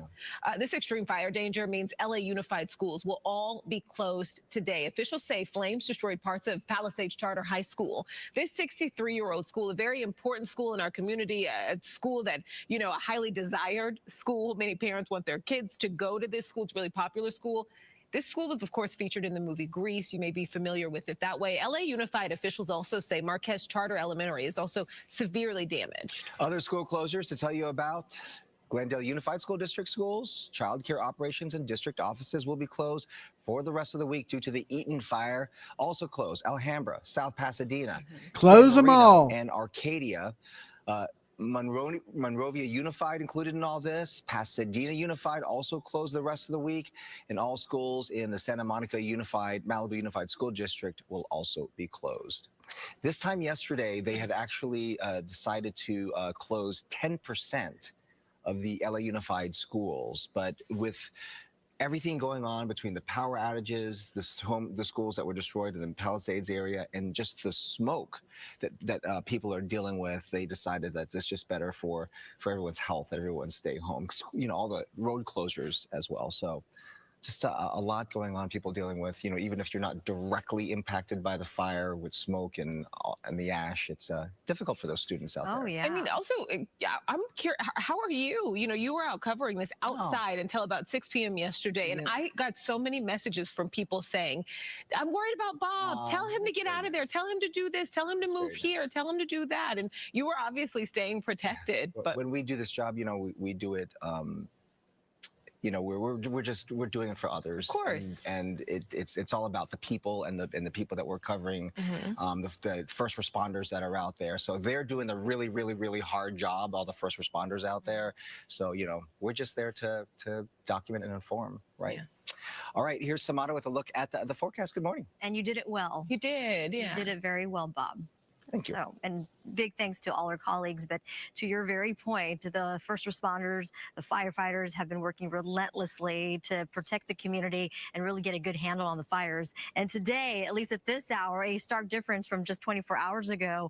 Yesterday, we were dealing with the ferocious, strong, powerful winds that created these catastrophic conditions. This time, right now, we're actually looking at wind conditions cooperating, giving us a little bit of a break so firefighters can get a better handle and look for those spot fires or flare-ups. And hopefully they'll take advantage of the next several hours before another round of winds expected to make a return. And depending on your location, will determine how strong those winds are. But unfortunately, any winds, especially when we're dealing with active fires across Southern California, not going to help. Hence, red flag conditions will stay in place all the way now through Friday. So they have been extended because we continue to be very dry. We're still getting the Santa Ana's winds going offshore. But right now, pointing out how conditions are on the calm side. 3-mile-an-hour winds at best from Ventura County, Malibu Hills, Van Nuys, about 14 miles an hour. It's still pretty gusty along some of our canyons and passes, those wind-prone locations. The basin, big improvements there as well.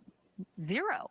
That just means calm, no winds. 5-mile-an-hour conditions for Ontario. But eventually, as we approach the midday, we're going to be looking at winds making a return, but not as strong as what we experienced the last couple of days. Look at how strong we experienced those winds last 24 hours. Hurricane force.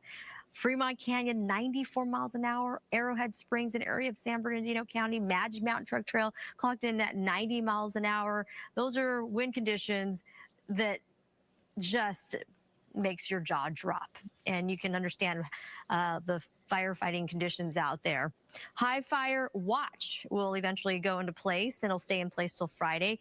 Rather than the 80 to 90 plus mile an hour winds, we're going to reduce those gusts to about 60 miles an hour. But again, that is still strong enough to pose threats. Wind sustained coming out of the northeast, 25 to 40 miles an hour.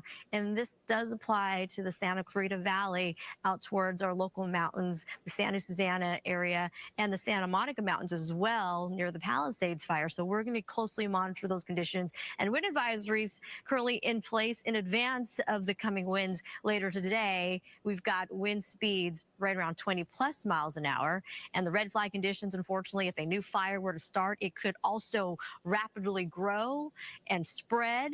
So hence, we're still in that fire danger zone. And this applies to just about everywhere across Southern California outside some of our coastal regions.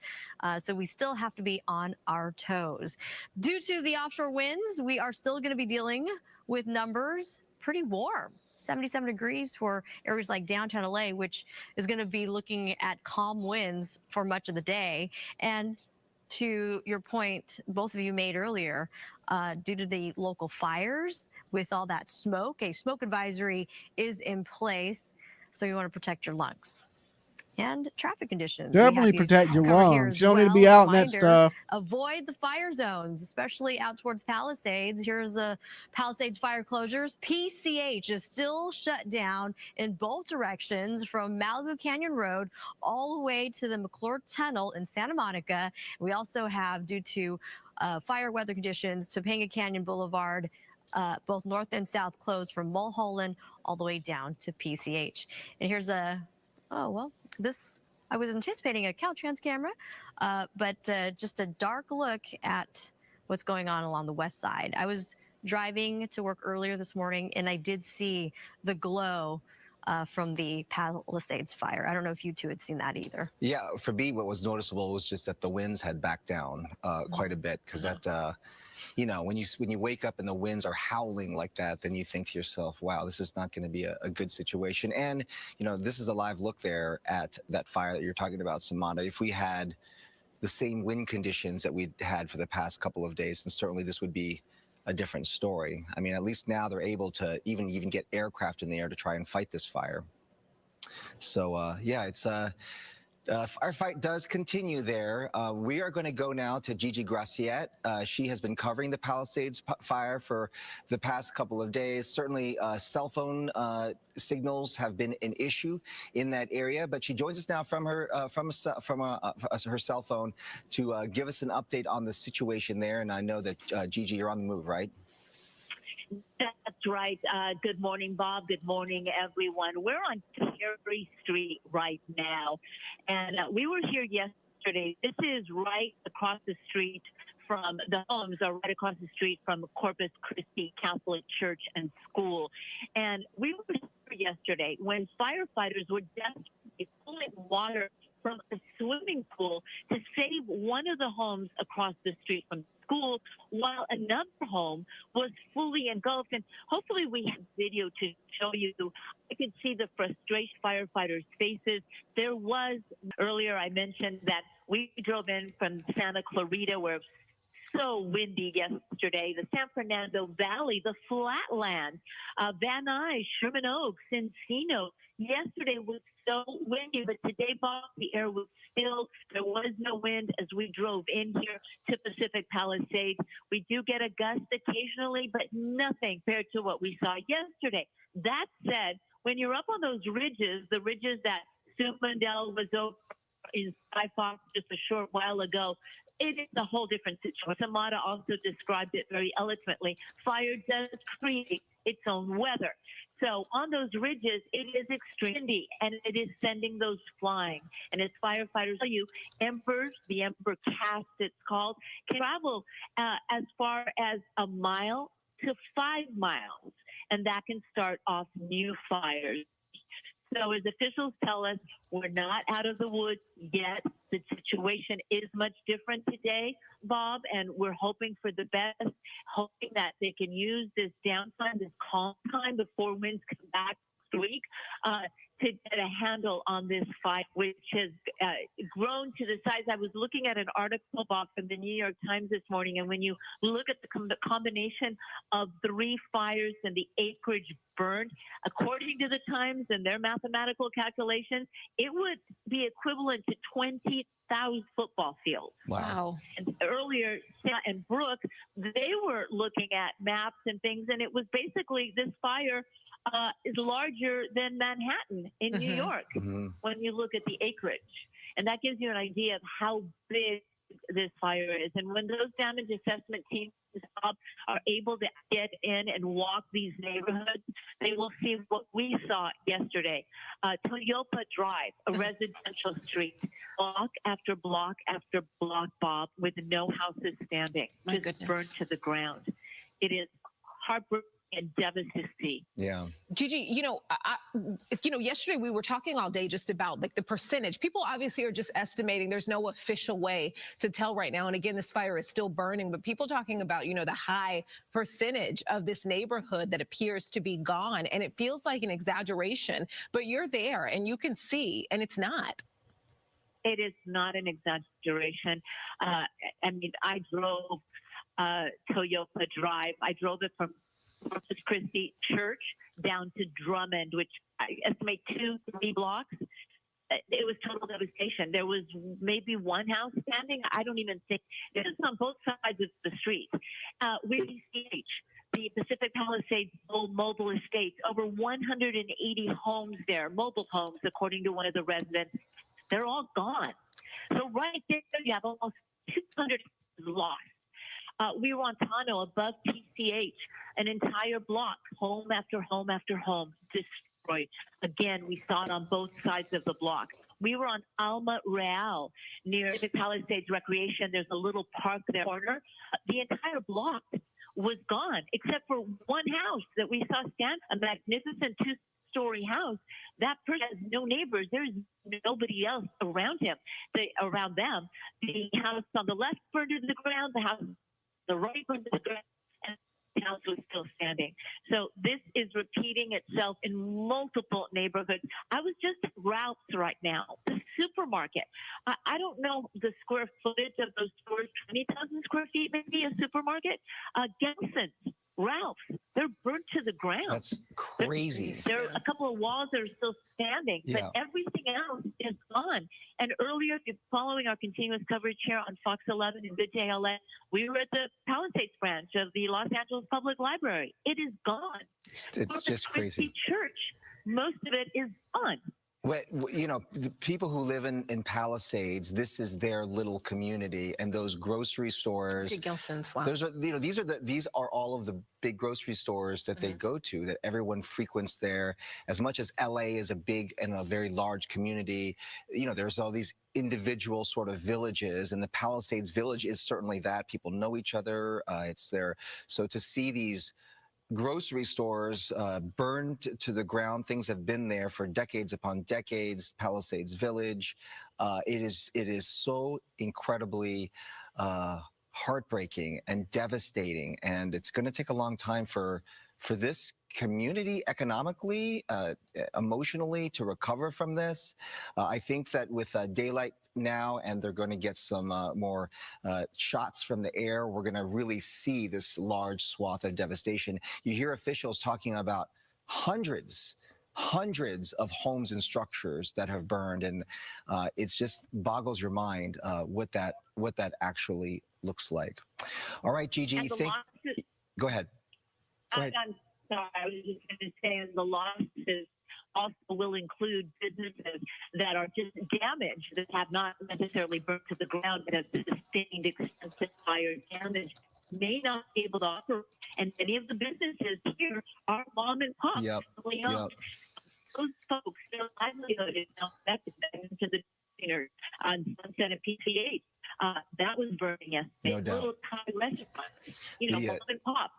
That also is affected. So a lot of stuff to talk about. You're right. You're right. I mean, this is in the days and the weeks, and it's going to be the economic impact, and is going to be staggering. And how our area, our region, really recovers from this is going to be yet another story that will be told. In the meantime, we got to get a handle on all of these fires. 0% containment.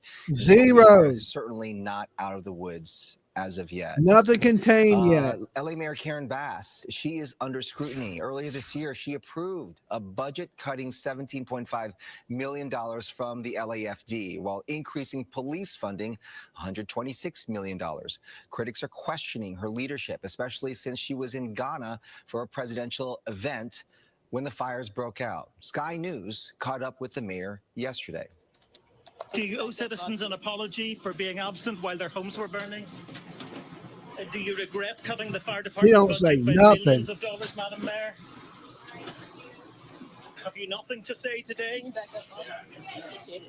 Have you absolutely nothing to say to the citizens today? Elon Musk says that you're utterly incompetent. Are you considering your position? Madam Mayor, have you absolutely nothing to say to the citizens today who are dealing with this disaster?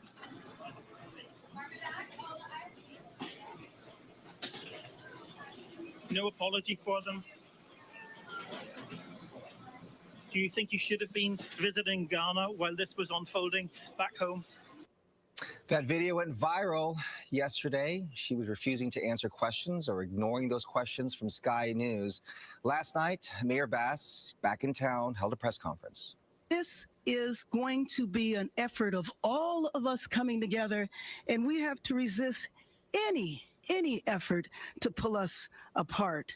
In terms of my flight home, I was on a military flight, as I mentioned, which allowed me to be in constant communication. I was on the phone, on the plane, almost every hour of the flight. So although I was not physically here, I was in contact with many of the individuals that are standing here throughout the entire time. When my flight landed, immediately went to the fire zone and saw what happened in Pacific Palisades. Thank you. Obviously, so many more questions there to be answered, and obviously this is something we're going to stay on top of. Let's get you to this now, though. LA County Sheriff Robert Luna has a message for anyone looking to prey on fire victims. If you are thinking about coming into any of these areas to steal from our residents, I'm going to tell you something. You're going to be caught, you're going to be arrested, and you're going to be prosecuted. Don't do that. Stay out of these areas. It's only for emergency workers and people who live there. Yeah, and he's not the only one sending a message. LA District Attorney Nathan Hochman also had this warning for looters. Both law enforcement and the DA's office, I want to send an unmistakably clear message to looters or anybody who thinks that they can prey on people who have endured these tragedies. We are going to arrest you, we are going to prosecute you, and we are going to punish you to the full extent of Good morning, Rebecca. So again, it's the tragedies that are going on right now are occupying our first responders. The firefighters have done a magnificent job in responding. Law enforcement has basically called in everybody Detectives have been putting on uniforms. They've called in help from outside this county, and they are responding in force. But again, there will always be people who look at this as an opportunity to cheat others, to steal from others, to scam others. And I want them to understand that we will not be taking this lightly. That we will go after you. We will make sure that you understand that this will not be tolerated. There's also this now. State Superintendent of Public Instruction Tony Thurmond urging Californians to come together in support of fire-impacted students, families, educators, and also school staff. You can make tax-deductible contributions through the supplybank.org disaster relief fund to help provide just much-needed assistance right now. The latest figures show that 335 schools and more than 211,000 students are affected. That's just students alone. For more information, we have a link on our website, foxla.com. In response to the ongoing fires, local Planet Fitness locations offering anyone impacted by the fires, first responders and residents, free access to shower, recharge, and relax. No membership is required to take advantage of these services. They include locker rooms, showers, hydro massage loungers, Wi-Fi, and device charging stations at any LA County location not impacted by the fires. DoorDash has activated its severe weather protocol to pause operations in affected areas. DoorDash first suspended operations in impacted areas of Los Angeles and surrounding the Pacific Palisades, including Santa Monica, Westwood, Brentwood, Calabasas, Pasadena, and surrounding areas. As conditions got worse, DoorDash suspended service in San Fernando, Santa Clarita, Northridge. They will also continue to adjust operations as necessary. In the Pasadena area yesterday, the Altadena area yesterday, anything above the 210 freeway, lots of it was just shut down completely. Restaurants were all closed. So the Eaton it's fire. almost, Eaton fire. So everything's all, everyone's has evacuated. So it's a crazy situation. To see more than 1,000 people already at the evacuation center. These were families, seniors, people who had to evacuate senior centers, convalescent homes, all at this. It was really startling and stunning to see that many people in one place. And World Central Kitchen, which immediately responds to this, was there providing food. They brought out trucks and they were paying for food trucks to be able to feed all these folks who really didn't have food at that point. And then as the Red Cross then was able to step in and try to deliver and get help to those folks who were displaced. It just goes to show, though, how quickly this all happens. Yeah. Yeah. People just left. 318. Thank you guys that have subbed up. The brighter side of this chaotic wind story is the fact that communities are coming together to help each other. And there's that light that brings hope to all the fire victims there. Wind conditions, we are adjusting these a little as well. The ferocious winds that blew through the community yesterday were unprecedented. We had hurricane force winds, and it wasn't just one or two localized areas, but this was widespread with wind gusts that reached up to 90+ miles an hour in some of our mountain communities. Magic Mountain Truck Trail clocked in a wind speed of 90 miles an hour. Fremont Canyon, an area of the Santa Ana Mountains, was reporting back 94-mile-an-hour winds, so a stark difference. At this hour, we're going to take advantage of the more relaxed atmosphere. We've got calm conditions across Camarillo, 7-mile-an-hour winds in Oxnard, and really good to see, at least at this hour, Malibu Hills, very light winds, 10-mile-an-hour winds in the Beverly Hills area, and we'll continue to watch, again, all our local fires. Much of the basin all the way down the coast, also calm conditions.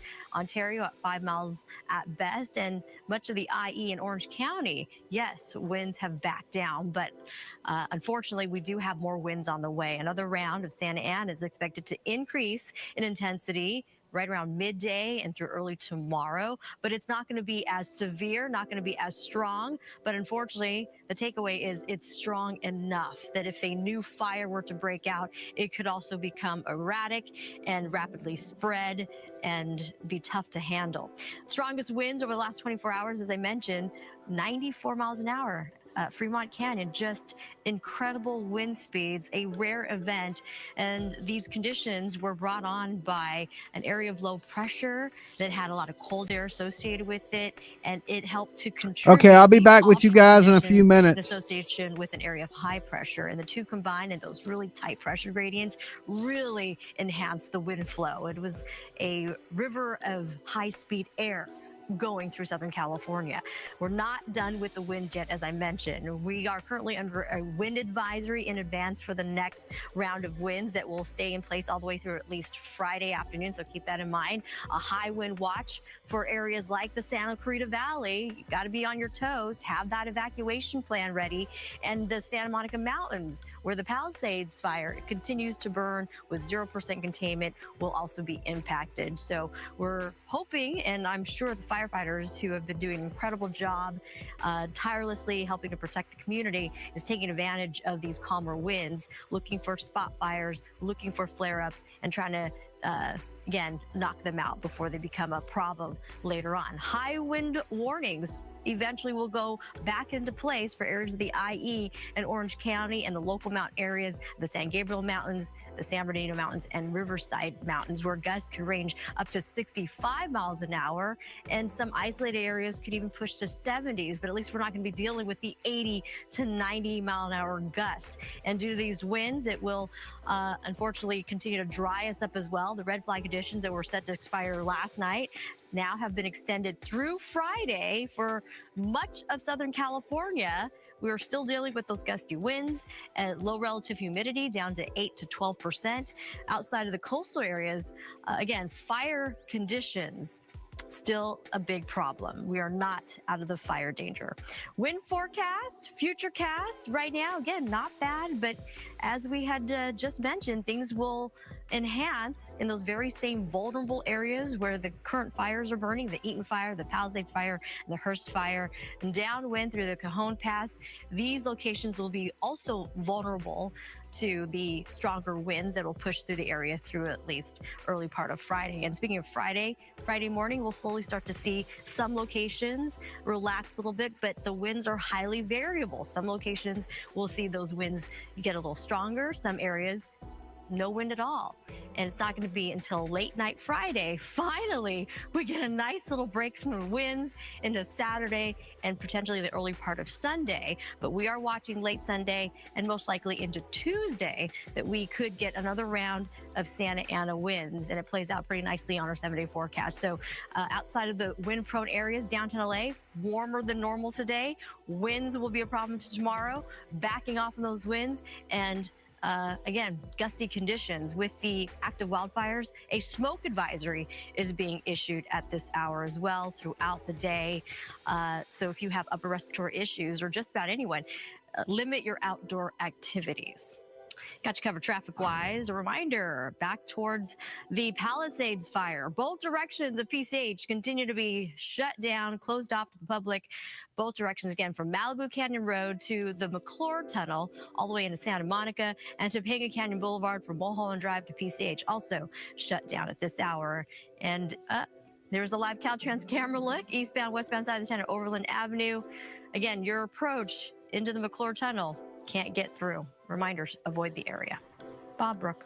All right, Samantha, thank you. Let's go to Mario Ramirez. We have him live on the phone right now. Mario, are you there with us? Hi, Brooke. Yes, we are in Altadena. We're talking about this huge fire that is still burning out of control, the Eaton fire. And we're at Lake Avenue, North Lake Avenue and Alameda Street. And right now I'm looking at a strip mall where there used to be quite a few businesses, dry cleaners, daycare, a fish and chips restaurant, to name a few, all burned to the ground, leveled here. I drove a stretch of lake basically from Calaveras Street down to Marchetta Street, and it looks like every other structure is destroyed. And there are still some spots where you can see flames. The streets here are still very busy, at times flooded with emergency vehicles, LA County and LA City fire crews.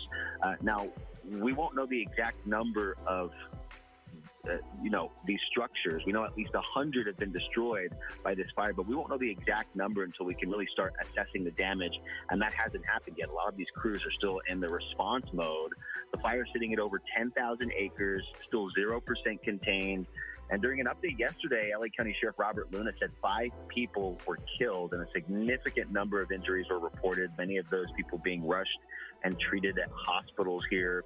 The fire was first reported Tuesday near Altadena and Midwick drives around 6 o'clock here in Altadena. And some of the communities still under mandatory evacuation orders include Pasadena, La Cañada, Flint Ridge, Altadena, and Sierra Madre. So we also know the LA County Fire Chief says the department has basically reached capacity, Bob and Brooke, and they're requesting more resources from Northern California and out of state. And some of those resources we could see today include 50 engine strike teams and as many as 250 engines. We also know that crews are coming in from Nevada, Oregon, and Washington to help tackle the fire. So we're keeping an eye on this area, but it is still very active. And I imagine once the sun starts to rise, we'll really get a better idea at this early stage at some of the businesses and some of the structures that have been lost here. But it is just devastating, even so dark early at this hour, driving through the area and taking a look at some of the damage already, Bob and Brooke. Mario, yesterday it seemed like the winds had died down, and yet it was interesting. We were covering a spot fire when it really didn't seem like the winds were all that strong. So the winds definitely are a huge issue. And I think a lot of folks, people who live in that area, people who have been evacuated, and first responders are hoping to turn a corner. Yeah, we can tell you right now, we're not feeling those strong winds like we did yesterday. We know they're supposed to pick up a little later, and I know Sumata mentioned that. So we're getting a break in the conditions, at least for right now, and we hope that continues as long as it can, because that's really a relief for these fire crews. Many of them are rushing from spot to spot. We can see them here in this area. They'll finish tackling one little spot fire, and then they'll get called to another because at times those winds can pick up the embers and really spread things unpredictably. So they've got their hands full, resources are strained, and yes, the calm winds are definitely a plus this morning. All right, Mario, we will check in with you. We know you're surveying the area right now and trying to find those locations that might be trouble spots in the Eaton Canyon area. And as you said, with daylight, we expect to get a better picture of this and also are bracing for what could be another, albeit not as strong, but a wind event this morning. Mario, thank you. Thanks, Mario. We're also hoping to find more information on those 5 deaths, waiting for more, whenever possible from authorities. It's just so tragic, so devastating. It's the thing that, I keep thinking about the most. Yeah. They haven't detailed them, obviously, but they said 5 deaths and multiple injuries from this fire. So right now they're just, they're trying to contain these fires. Yeah, of course. And so we'll hopefully get some more information about those injuries and the deaths later today. During our extensive coverage, Fox 11's Haley Winslow talked to a man in Altadena. He was begging for the community to help put out his home. Listen. I was told that my house burned down. I drove up. I needed to see it. I wanted to get some clothes for my son. The entire neighborhood is burnt down, but somehow my house does not even have a scratch. There's no fire damage. I went in, but the house next to mine is still on fire. So I'm going around begging anybody to come put out that fire to protect my home. Because there's no water. There's no water pressure. I tried to turn on the water myself. I would have tried to put it out, but I have no water pressure, so I have no way of putting it out. So you and your wife are just trying to go get bottled water? Yeah, so my wife went to get bottled water. I'm going to meet her down the hill, and we're just going to try and throw bottled water on it, but I don't know if that's going to work. You need a lot more than that. So the firefighters said that you're basically not on the list right now? They said they had a list of places to go. They're spread thin. I understand. I really understand. Yeah, I know, but so you're just begging somebody, if anybody's got water and can help. You're about a mile down the road from here. Tell us your address. I'm at 615 East Los Flores Drive, Altadena, California, 91001. I'm begging anyone to help put out this fire. So he's got fire basically all around his house, and somehow there's no damage to his house yet, but it's only a matter of time, and there's literally no water to be able to fight it himself. Correct. Is there anything else you want to say? Help. Please help. Yeah, and just look at the soot on his face there. You can see the soot on his face for just how, panicked he is, trying to do whatever he can. This message, by the way, was received by hundreds of people, not just in LA, but across the world. People were sending him water, sending him supplies. Look at this update. And thanks to you guys in the public, all over the country, this guy was out of water, of course. He and his wife going to the store to get bottled water to throw on their house. He lost his uncle's house, his mother's house. There was fire literally all around his house, and he was desperate for somebody to come help him. The community stepped up, and he right now has a home still tonight because of you. So here's what he had to say earlier. I hope I can get some help. To know that my house is standing and then I might lose it because I just couldn't get help, that will even be more painful than it being gone last night. So again, I know that, LAFD was asking only firefighters yesterday that are, with the force, but maybe off duty to help. But maybe if there's somebody out there who's got firefighter experience and they're trying to see what they can do, anything you can do to help guys like Chris Anderson who are just begging. They're out of water and there's nothing else that they can do. I know he could really use the help. So people did step up and help literally all over the country. People were dropping off, giving them tips and then coming to his house and dropping off cases of water. And with everybody's help, they were able to save his house. Of course, there's still fire all around it, so he's hoping that it stays that way. Poor guy, he was literally crying, just desperate. So thank you to everybody out there who stepped up and helped him. Yeah, first you hear somebody say, thank you, Haley. You hear someone say, water bottles, but it's easy to judge, but you don't know what you would do in that situation. Two, I can easily understand the panic that he's going through. And so his options are to do what little he can or sit there and watch. And I imagine many of us wouldn't be able to just sit there and watch. Yeah, there were multiple story after story of people whose homes were burning or were threatened, and there was no water pressure at all in those affected areas. So just a huge frustration and a panic for these homeowners. And I will say that these communities have been incredible because neighbors were immediately stepping in to try and help their other neighbors protect their homes. It was not even their own home, but they said, they were gonna. So I saw that firsthand yesterday. Also, I want to talk a little bit about the water pressure because I think there had become a big conversation about maybe possible city mismanagement and official mismanagement, but that doesn't necessarily have to be the answer. There are wildfires raging and pipes are affected by a wildfire, by homes burning and what that does to the water system. And so a lack of water pressure could simply be the wildfire doing what a wildfire does. Right. And that many engineers stepping into this conversation saying, hey, listen, you have to think about pipes being affected by fire. Sure. And that affects, what the firefighters are able to use. It is, the usage is a big deal, but there will be some criticism here from here on out about the infrastructure and why things were not upgraded prior to a fire like this, a devastating situation, when they know that these things will inevitably happen. So that's another conversation that's going to happen certainly in the weeks and the months and years to come. We want to get on the phone with Christine Devine. She's joining us with her perspective on this. And Christine, I know you've been watching all of these images, and as a longtime Angelino, how devastating and heartbreaking it must be just to watch all of this take place. Good morning. Yeah, good morning. And let me just tell you, as a journalist, to not be with you all bringing this important information is really hard. My spirit is with all of my Southern California friends and family, which is everybody, our community, our home. I am away. I'm in Rio de Janeiro with my birth father, and in a cruel twist of things, I'm here for the summer, and it is pouring.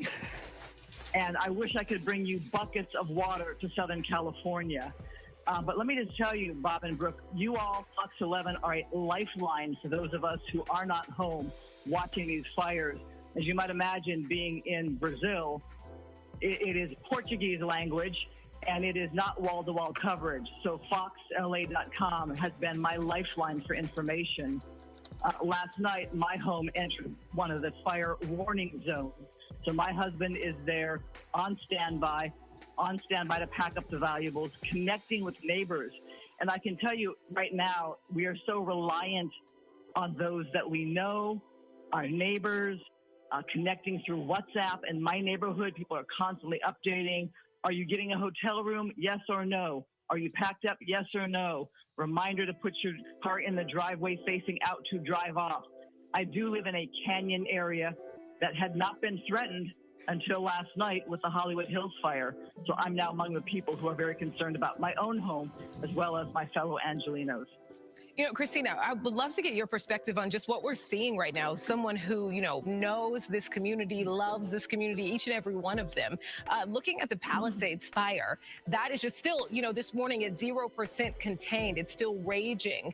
It looks like most of that community is gone. What's going through your mind as you're watching some of these images come in?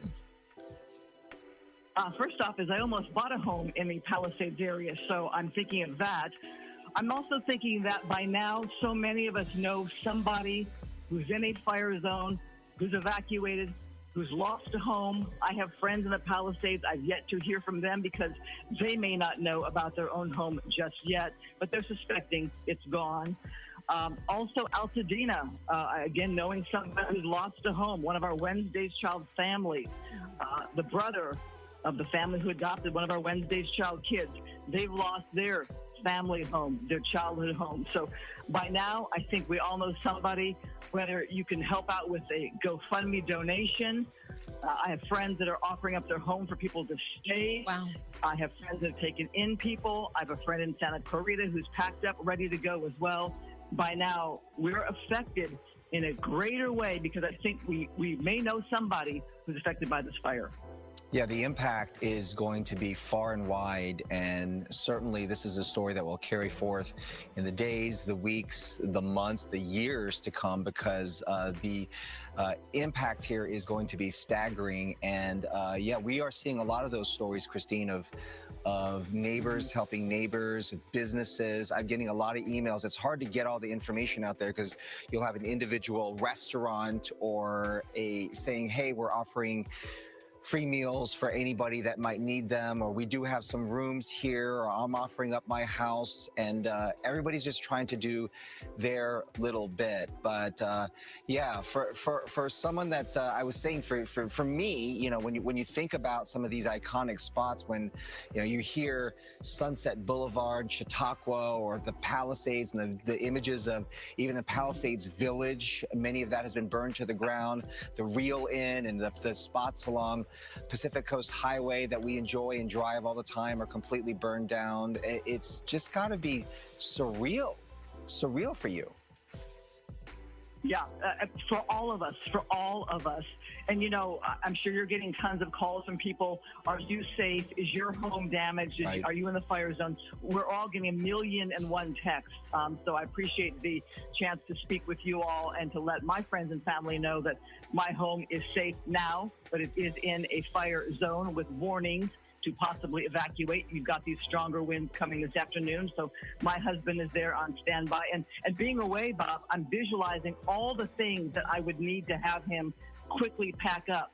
Insurance papers, those photo albums that are irreplaceable. I'm working on Brazil Family Matters. I want that bin because I just found my father this year. That is irreplaceable to lose the Brazil stuff that I've gathered over the past year. It's just things like that you think of that if they're gone. And, you know, the advice on the WhatsApp in my neighborhood was to go through your house, videotape as much as you can, the layout of your house, the valuables that you might have to leave behind. And I can tell people that you mentioned the different locations about connecting with donations, etc.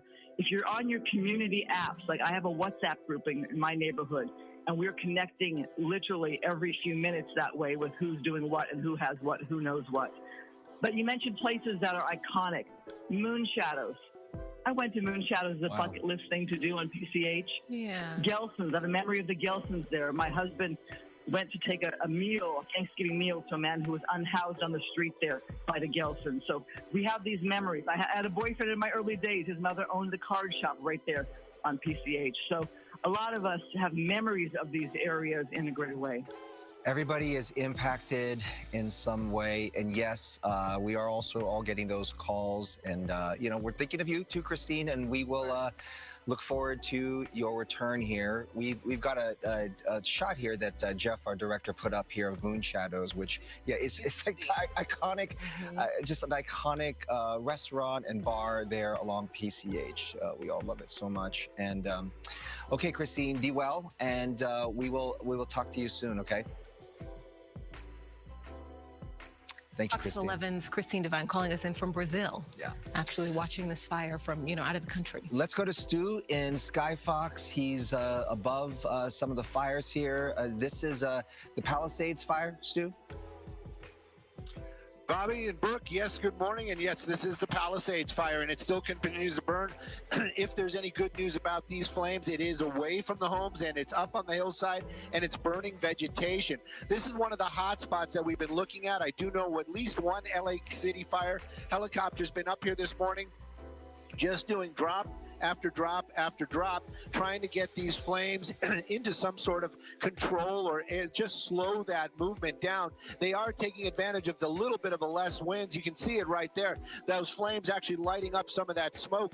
It is kind of slowly, lazily going up and moving away. Not that harsh, almost flat look that we've been seeing for most of this fire, because those high winds have lessened a little bit this morning. As far as the flames go, though, it is still very active. And this glow seen from the valley and also on our side right here, Sky Fox basically parked over the Brentwood area, looking kind of to the northwest out to that direction. There's some homes in this shot as well.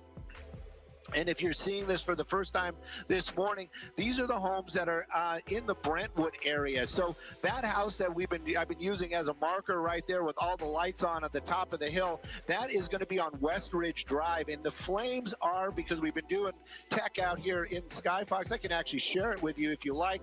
It shows me that those flames are about a mile away from that actual home. And that is, that's going to be great news, but for them, but it also gives you a reality of how, if that was your home and you had flames that close to your house, you would be concerned. And I'm sure those folks in that Brentwood neighborhood are looking at that fire and they're concerned about what is going on. As if it's going to reach there, that would have to be a dramatic change of the weather. Right now, though, we're looking at just kind of lighter winds this morning, and the LA City Fire Department out there dropping the water, and they also have boots on the ground. Some of the things that we've been showing a little bit earlier on is that Palisades area. So this is one of the things that or I know from flying in the helicopter. You can see all those lights down there, but is that dark spot right up in here, that would be the Palisades. And there are a couple of lights on in there, possibly some homes, maybe some vehicles driving around. But for the most part, all that darkness down there, that is going to be that devastated neighborhood that we're hearing about, the 1,000+ homes that have been destroyed. And right now in darkness because probably of the destruction and the power outages in the area. Now, LA County, LA City, and a number of other fire departments all converging out here, and they have been doing a fantastic job to keep those flames in check. But right now, that hot spot up here on the top of the hill, and of course, weather is going to play a huge part in all this. If those winds change, it could be a plus, it could be a minus, but humidity, that's going to help us for sure, and less winds definitely going to help us for sure as well. But of course, still a very active firefight out here in the Palisades area. But again, this is what we're seeing right now before the morning light, as soon as that sun breaks. So we're going to try to take a peek into those neighborhoods that have been devastated. Sending it back to you all in the studio. Yeah. All right, Stu. Yeah, we saw with those winds yesterday, even though they seem to have died down, doesn't take very much when you have open flames or all these hot spots, and not just little hot spots, but big hot spots. So we hope that they make gain some ground with some containment today. Okay, where are we going to right now? Gigi Gracietta actually live. She's covering the Palisades fire for us. Gigi, what can you show us now? Well, we're on Carey Street, and you may not be able to see it, but there is a light rain of ash coming down. That's why I've finally put my mask on, because it is just raining down on us.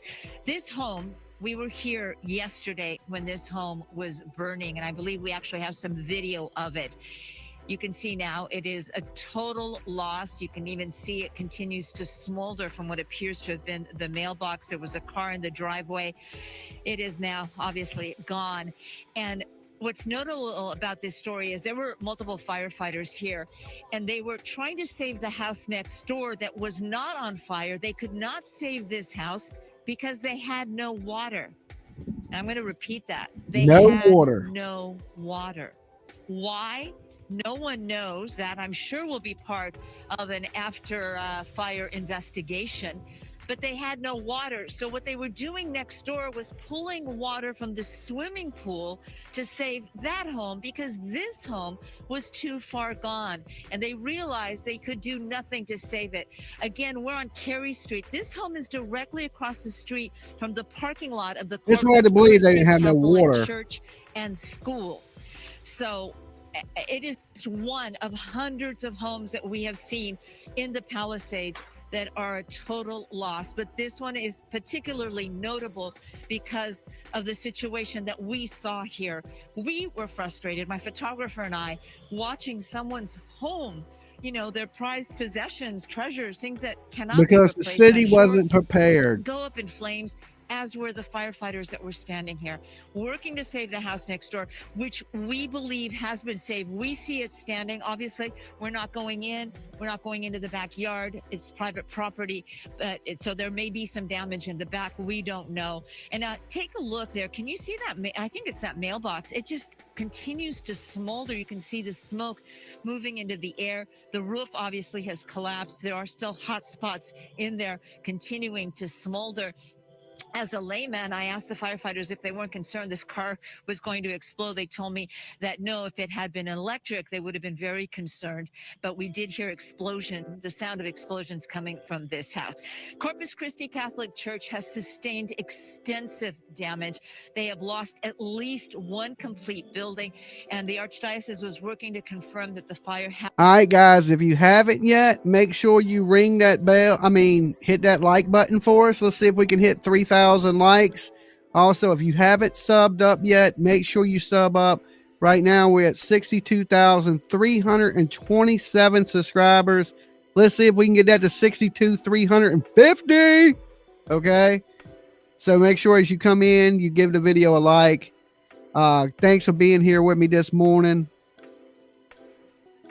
Earlier is a total loss. So we continue to revisit areas where we were yesterday, where we saw the fire happening. You can see the ash just continue to fall, big chunks of it at times, smaller chunks of it at other times. It just continues to follow that. I don't know if you can even see that on the camera, but we're seeing it and feeling it here in Pacific Palisades. We're on Carey Street, across the street from the church, and one of the many homes that have been lost in this fire. And Gigi, really quickly, because you said water had been an issue over the past. That's crazy that water is an issue. So is personnel. And they are trying to bring in more personnel from all across the state, from different states, the western states. This morning, because containment is going to be an issue, during your drive around, your short drive around, did you see any more units coming in? What does the staffing look like there in terms of trying to contain this fire? Well, I think Mario mentioned it. We have units coming in from all over, from Arizona. Clark County, Nevada is sending about 25 trucks and engines down to Los Angeles to help our firefighters here who have been overwhelmed, even with all the additional resources, because of those infamous Santa Ana winds that kept fanning the flames, Bob. The fire would be on one block, and then it would be pushed 3 blocks that way, and then they would go over there, and it'd be pushed this way and that way, and the winds are so erratic. Right. So a lot of resources here. We're in the area that has already burned, so there are no firefighters. There's no one else here. Okay. Gigi, you were talking when you started talking to us here just about the ash. It almost looks like rain coming down. Photographer Tony Bushida, he was able to give us a good look at that. I was just wanted to let you know we can see that, and just what a powerful image that is. So many aspects of this are just. Yeah. It is terrifying. Crazy. Especially if they're embers. Gigi, thank you. We do have a phoner that we want to get to this morning. We have Kathleen Dunleavy, actually, with SoCal Edison here. Kathleen, do we have you? Yes, good morning. Hi, Kathleen. What can you tell us about power in this area and power note? Well, I think you can stream up to 12 hours on YouTube. I don't think you can go longer than 12 hours. And right now we're at 8.5. So now still 2.5 hours left before we would have to end this stream. I know you can't run over 12 hours. So, Edison right now, our number one priority is safety. And in terms of total customers who are without power, it's around 336,000.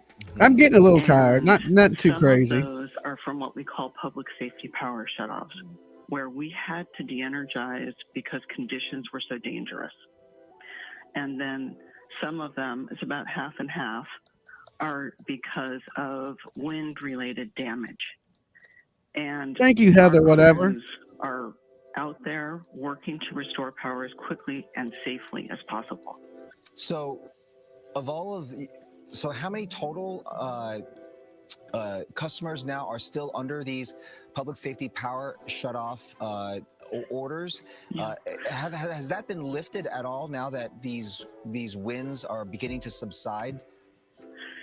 So the winds are subsiding now, but their extreme winds are still forecast through the end of through January 12th, really, for several counties in our service area. So we have to be very focused on safety. Just looking at what's going on right now around us. So the way that it works is that we put customers under consideration for a public safety power shutoff when we determine there are conditions that are extremely risky. This is a tool that we use as a last resort. We don't want anyone to be without power. So you're saying things haven't changed, Kathleen? What's that? Things haven't changed in terms of the number of people who are still without power under the power safety public shutoffs. So I just want to clarify. So there's some that are without power because of that, and then under consideration. The number under consideration is 434,000. Okay. Kathleen, can I ask you just to explain for everyone watching, people listening, just to break down just these public safety power shutoffs? Can you get into exactly why you all do this and what specifically you're looking to avoid? Because I think there are people who may be watching on their phones and, they're trying to figure out, well, why me? I'm so far away from this, or I'm over here. Can you just explain a little bit about what you all are looking to avoid? Well, we're looking to avoid wildfire. And it's as simple as that, And so if you look around at our state and at Southern California, at the extremely dry vegetation and the wind, then the risk that poses to our infrastructure, when those conditions are all there and our team evaluates all of those factors and says, this is do they not own water trucks? Customers and a community. Yeah, they had them. They just didn't use them. An area under public safety power shutoff consideration. So what's being done now, Kathleen? We went to some of those communities, and obviously there are still a lot of power lines down in certain communities. What is SoCal Edison doing to try and repair and lift those lines so that, first of all, for the safety of the people who live in those communities and also to restore power? Yeah, well, as we've been talking about, there are very dangerous conditions out there. And so the crews go out when they can. What I mean by that is when it's safe. And they inspect the lines and they determine whether or not we can restore power when it's safe. And then after a circuit is cleared for inspection, restoration can take about 8 hours. However, because of what's going on right now, it may take longer for us to restore power. And so we want customers to be prepared for possibly longer and intermittent outages. Until, you mentioned the 12th earlier, longer and intermittent outages, until around when? Until the crews can get out there, inspect the line, and restore power. Okay, so how can people get updates, Kathleen? There are people certainly who are still in the dark right now, many of our viewers, and they're wondering, when is this going to get better? How can people get updates? It's got to be frustrating for these customers because they, often they get onto a website or they get onto a phone and they're not feeling like they're getting their answers. No, I know. I mean, being without power is such a hardship, especially in situations like what's going on right now. And people can go to sce.com/outages. But I also want to say, I want to remind people to please be safe. If they see a down power line, do not touch it or anything in contact with it. Stay at least 100 feet away and call 911. That is 100% a great message, Kathleen. And we do, know that your crews are working very hard. They're part of this crisis with us. So we do appreciate all of what they are doing to try and get us all back up and running. Kathleen Dunleavy, we really appreciate it. Thank you, Kathleen. Thank you. Bye-bye. All right, minutes before 5 o'clock this morning. Continuing coverage now of the wildfires that are raging across Southern California and our region. Welcome back to Good Day LA. I'm Bob DeCastro. And I'm Brooke Thomas. Yes, thanks for staying with us for your coverage. Let's take a look at some, a bit of, what we have going on here. Okay, so take a look at this. These are just some of the fires that we're following burning in our area. The Palisades fire there to your left, still sitting at 0% containment this morning. And I believe 0% acres burned so far. Still just burning like crazy. 17,234 to be exact. Moving a little right on your screen there to the Eaton fire. The Hearst fire is 10% contained. 0% contained. This fire has burned 10,600 acres. And then we're moving on to the Sunset fire last night. This fire, caused a lot of panic for people. It started moving fairly quickly this morning. Also, according to CAL FIRE, 0% contained. This fire has burned 43 acres. Thank you, Joshua. Many have been lifted in that area. But we want to get to Stu Mundell and Sky Fox to get you a better look at what we're seeing this morning. Good morning, Brooke. Good morning, Bobby. And good morning, everybody. Taking a look at that Palisades fire. Now, this is the active flames that are still burning out here in the Palisades area. Now, there are still a few structures down closer into the areas where the homes are. This is up on the hillside. I'm going to bring up the map just for a moment or two here so you guys can get wrong button. You had a better look at what you're seeing right there. You can actually see some of those roads, and it gives you an idea where that's going. Now, technically, that is still in the Palisades area, but now up in those mountains. All right, I'll be back with you guys in a few minutes. From all the homes and structures out there, it is slowly burning to the south, and the south would take you closer to the Getty. Now, the Getty's still very, very far away. I'm just using that as a reference point. In the shot down there, you can actually see some of the 405, and that's the Getty. So that is quite a distance away. But the areas that have burned already, that is the devastation, and that is going to be closer to this area over here. Going to keep the map up because there is so much darkness down there. This is what we're talking about. Usually this area in here, you would be seeing a lot of the lights on in this spots, and you can actually see some of those roadways right there and in complete darkness. I believe that that is the area where we're talking about all that devastation, those 1,000 homes plus that burned to the ground. That neighborhood right there is where that all happened. Now that fire clearly had moved out of there. Gigi is down there on the ground. We did hear her talking just moments ago about how she is dealing with ash. The ash is probably from the flames that are way up over here on this hillside. Light winds, that's what we're seeing right now. And this is the time when firefighters are really going to try to make this move to get a lot of this active fire contained. We are talking about a little bit of a wind event later on, but I'm sure we're going to hear about that from, I'm not sure if it's going to be Maria right now or Samata still, but somebody, one of our weather folks are going to talk about that. But I did hear Samata talking earlier about a little bit of humidity coming in, and that's going to be a huge deal for the firefighters in this firefight.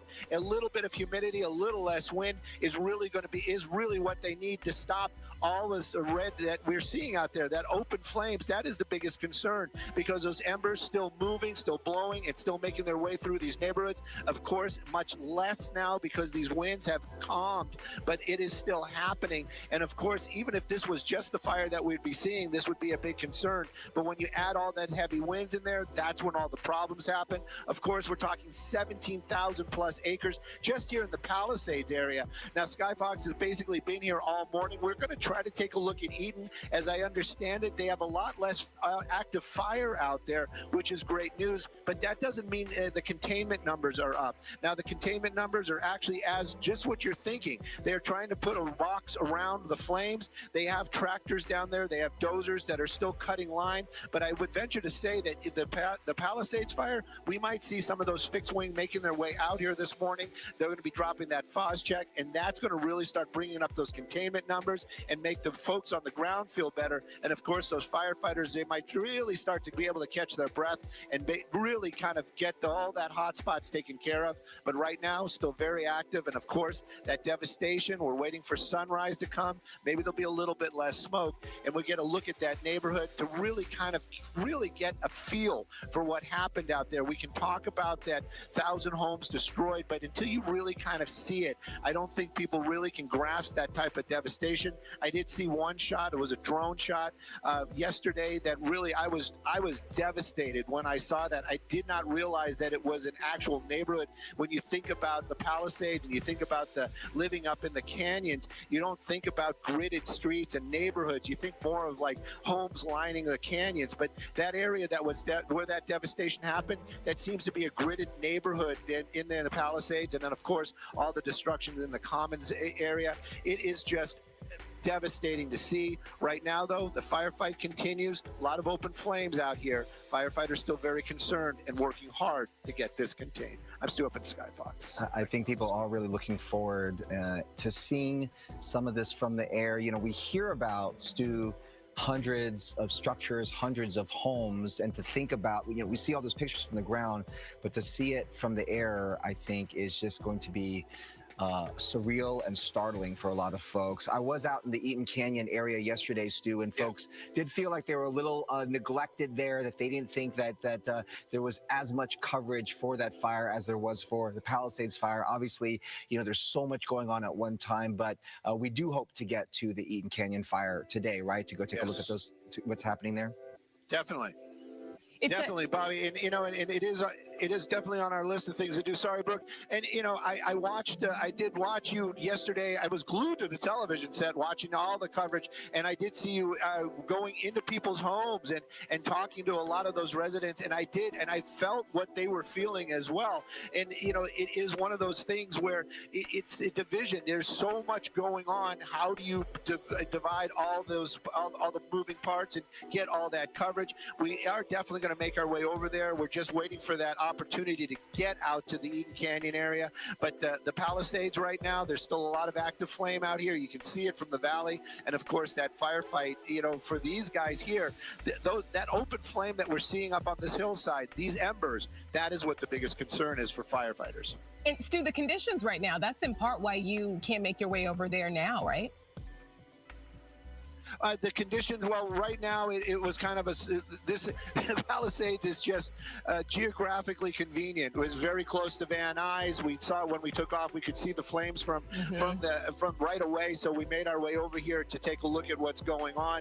The Eaton Canyon is definitely on our list of things to do. And as soon as we're able to get out that way, that is definitely our next spot. I can just touch on the other two fires that we've been talking about. The Sunset Fire, there's, as far as from the air, there's nothing. There's no open flame. There's not a lot of hot spots out there, very few. And the fire department, they are down there and monitoring and doing what they call mop up. And the Hearst Fire, that's another one. I could probably kind of even show it to you from here. There is nothing to be seen out there at that location. And so those two fires, as far as activity goes, there's nothing really to see. That means that they are really doing a fantastic job. In terms of open flames, and we should point out that the Hearst Fire now is 10% contained, so they are gaining some ground on that.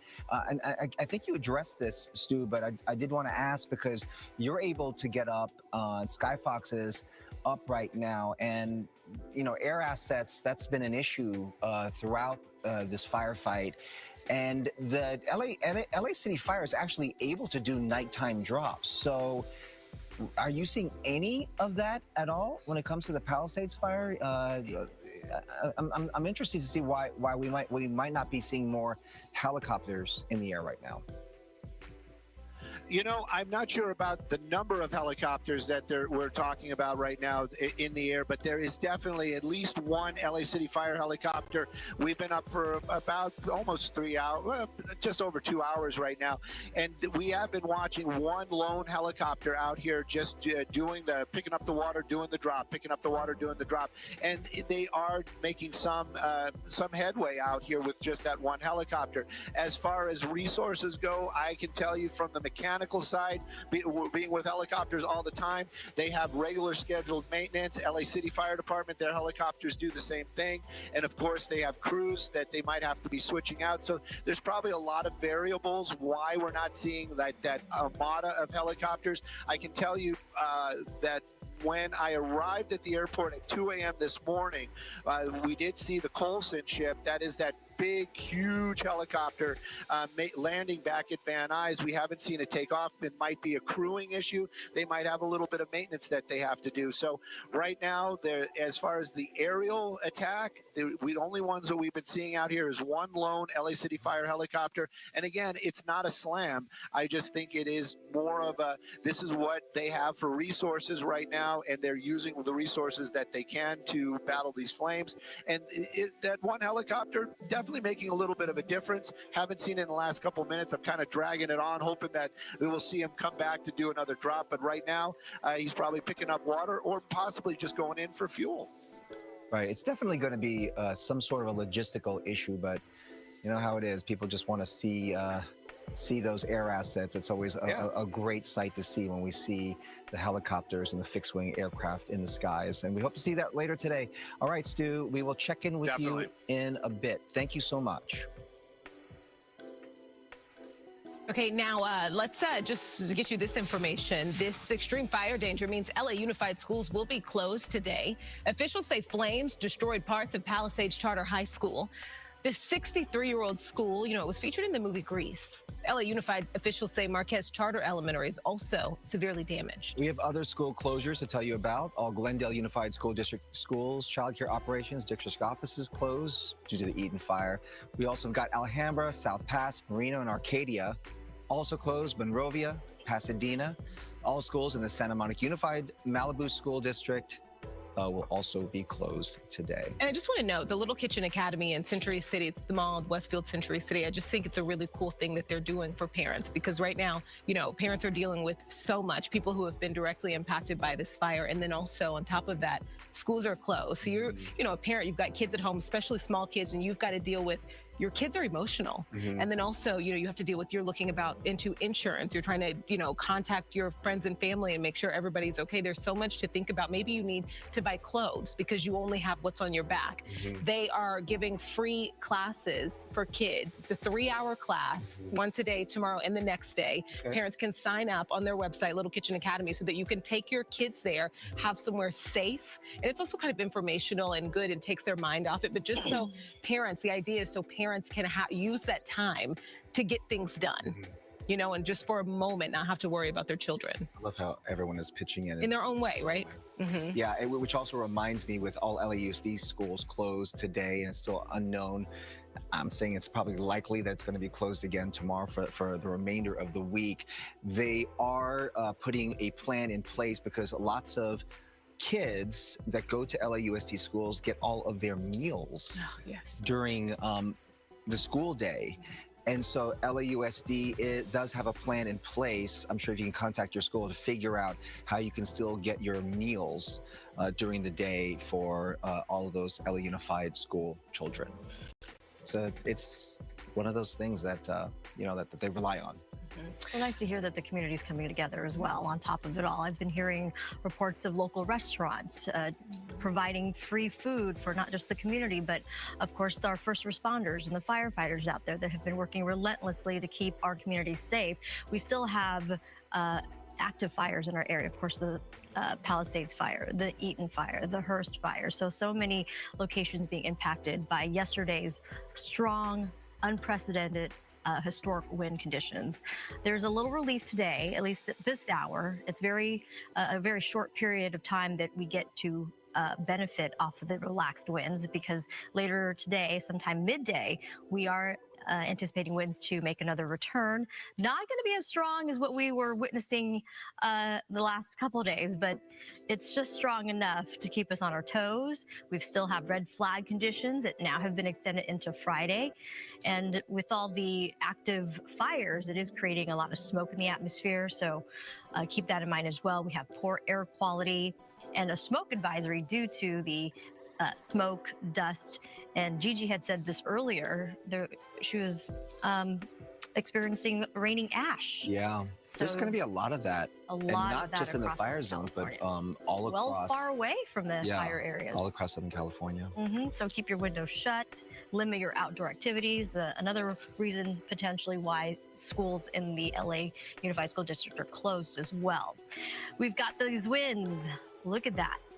Stark difference. We're looking at calm conditions across areas of the Ventura County valleys. Oxnard pushing about 13 miles an hour. Van Nuys, which was blowing yesterday, is now just at 13 miles per hour.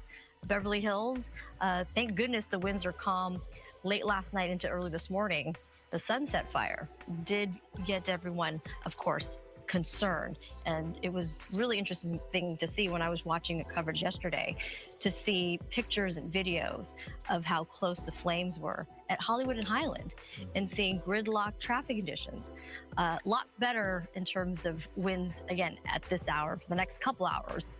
Firefighters are taking advantage. They're looking for hot spots and potential flare-ups and getting on top of that as best they can before we get another round of those winds. High wind watch will be in place through at least Friday for our wind-prone communities like Santa Clarita Valley, where gusts could reach up to 60 miles an hour. And yes, still powerful, but we're not talking about hurricane force winds, or at least at this moment. High wind watch also pertains to areas of the Santa Monica Mountains, and wind advisories where sustained winds a range of 20 plus miles per hour. These are still Santa Anas, but we're not dealing with extreme conditions. Depends on your location, but further away we go from LA and Ventura counties, high wind warnings will be back in place beginning at 6 a.m. this morning for the Inland Empire communities. Orange County, our mountain areas in that area where gusts could reach beyond 65 miles an hour, and perhaps isolated gusts could even reach 75. Red flag conditions, again, will continue to be in place. If a new fire were to occur, it could rapidly spread and unfortunately create maybe new fire problems. Yesterday, look at the peak winds.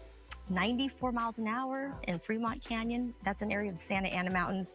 Arrowhead Springs to Magic Mountain Truck Trail, 90s. Hurricane force conditions. And right now, we're dealing the calm before the next pretty decent size Santa Ana winds expected to come back around right around midday. Traffic-wise, a reminder to stay away from the fire zones. We continue to monitor the Palisades fire and the closures there. PCH, both directions continue to be closed. Malibu Canyon Road in Malibu all the way to the McClure Tunnel in Santa Monica, and Topanga Canyon Boulevard from Mulholland Drive to PCH. So avoid getting anywhere near the fire zone. Here's a live Caltrans camera outside of the area. Moving along, but it appears to be pretty hazy. This was possibly due to the Eaton fire and the smoke associated with that. A lot of smoke, again, smoke advisory in place. If you have upper respiratory issues, limit your outdoor activity and do what is necessary to protect yourself against the ashes. A lot of people are working home today because of good idea. The roads, the impacts all across our area. Some businesses are closed, so tough day still ahead. Thank you, Thanks, Samara. Samara. Or should we go to Mario Ramirez, actually live for us in Altadena? Mario. Good morning. Yes, we're covering the Eaton fire this morning. It is still burning in the hills above Altadena, and I will say that it is hard to tell from what we can see the businesses that were standing, because a lot of what we see here along North Lake Avenue is this just completely leveled buildings, structures. This, from what we can tell online, looking at Google Maps and sort of looking at signage here, what used to be a dry cleaner, a daycare, a restaurant, and production facility here. Now, the power is out. Traffic lights are not working through most of the area, and this is still a very active fire situation up in the hills and the canyons where it is still burning. Evacuations have now been expanded into all of La Cañada Flint Ridge, in addition to parts of Altadena, Pasadena, Sierra Madre, and Arcadia. More than 52,000 residents and 20,000 structures remain under those evacuations, with tens of thousands more under warnings. Now, we can tell you this fire was fueled by fierce and erratic Santa Ana winds, now stretching to 10,600 acres. And firefighters right now are working to slow the spread and protect critical infrastructure. They're now getting slight relief from weaker winds. 750 firefighters, along with 60 strike teams, are battling the fire. And, you know, there's already been damage to hundreds of structures. Fire officials say as many as 500 have been either burned or damaged, impacted by the fire. Around 100 completely burned to the ground. We're talking about homes, businesses, at least 5 Pasadena unified schools that have been damaged by the fire. And to give you an idea of some of the businesses that have been destroyed here in the area: Fox's Restaurant, a 69-year-old restaurant here in Altadena, several churches, the Altadena Golf Course, and Side Pie Pizza Restaurant. Now, we drove through a stretch of North Lake Avenue here where it looks like every other structure has been burned to the ground, or there's very little standing. During an update yesterday, LA County officials also announced that 5 people have died in this fire. The circumstances still not clear, but we also know that 5 people were arrested for looting in some of these evacuation zones, which is why we have seen so many road closures, in part because they're limiting access into these neighborhoods where there are streets of homes that are left completely empty. Some, of course, have been burned, others untouched. So that is a concern. Now, coming back out here live, this is something else that we've seen. We've counted at least a dozen of these torched cars here along the street on Lake Avenue, about a mile stretch that we drove up and down here before setting up at this location. So it is just devastating, quite shocking to see this when you're driving through the area. Before you make it through the road closures, everything looks normal. You just have some thick smoke in the air, and then you get to some of the destruction, and it really takes your breath away to see both sides of the street, buildings completely leveled, and some of those hot spots still active as fire crews are still making their way through this area and trying to battle the Eaton fire this morning. For now, live in Altadena, I'll send it back to you. You had mentioned that issue of looting, Mario, and yesterday the Pasadena police chief was very forceful in about anybody that might want to come out into that area. He also said they were going to increase patrols. Have you seen a number of police units, and what are the roadblocks and things like that this morning? Oh, definitely. We've seen LA County Sheriff's deputies out here and local police as well. I will say, it was extremely difficult even for the media to access some of these streets. They're being very careful about who they let in, and in some cases, they're not letting anyone in, not even the media. So that is definitely a big concern. And, we heard from the LA County District Attorney saying they will prosecute to the fullest extent if, these criminals are caught trying to loot in some of these vulnerable neighborhoods. Right. All right. Thank you for that update, Mario. We appreciate it. All right, let's go to Gigi Graciette now, live for us covering the Palisades fire. Gigi, you've been able to show us so much, from the library to, the falling ash, and I still can't get the sight of that burning car out of my mind. Now, where are you now? We're at the Corpus Christi Catholic Church here on Carey Street in Pacific Palisades.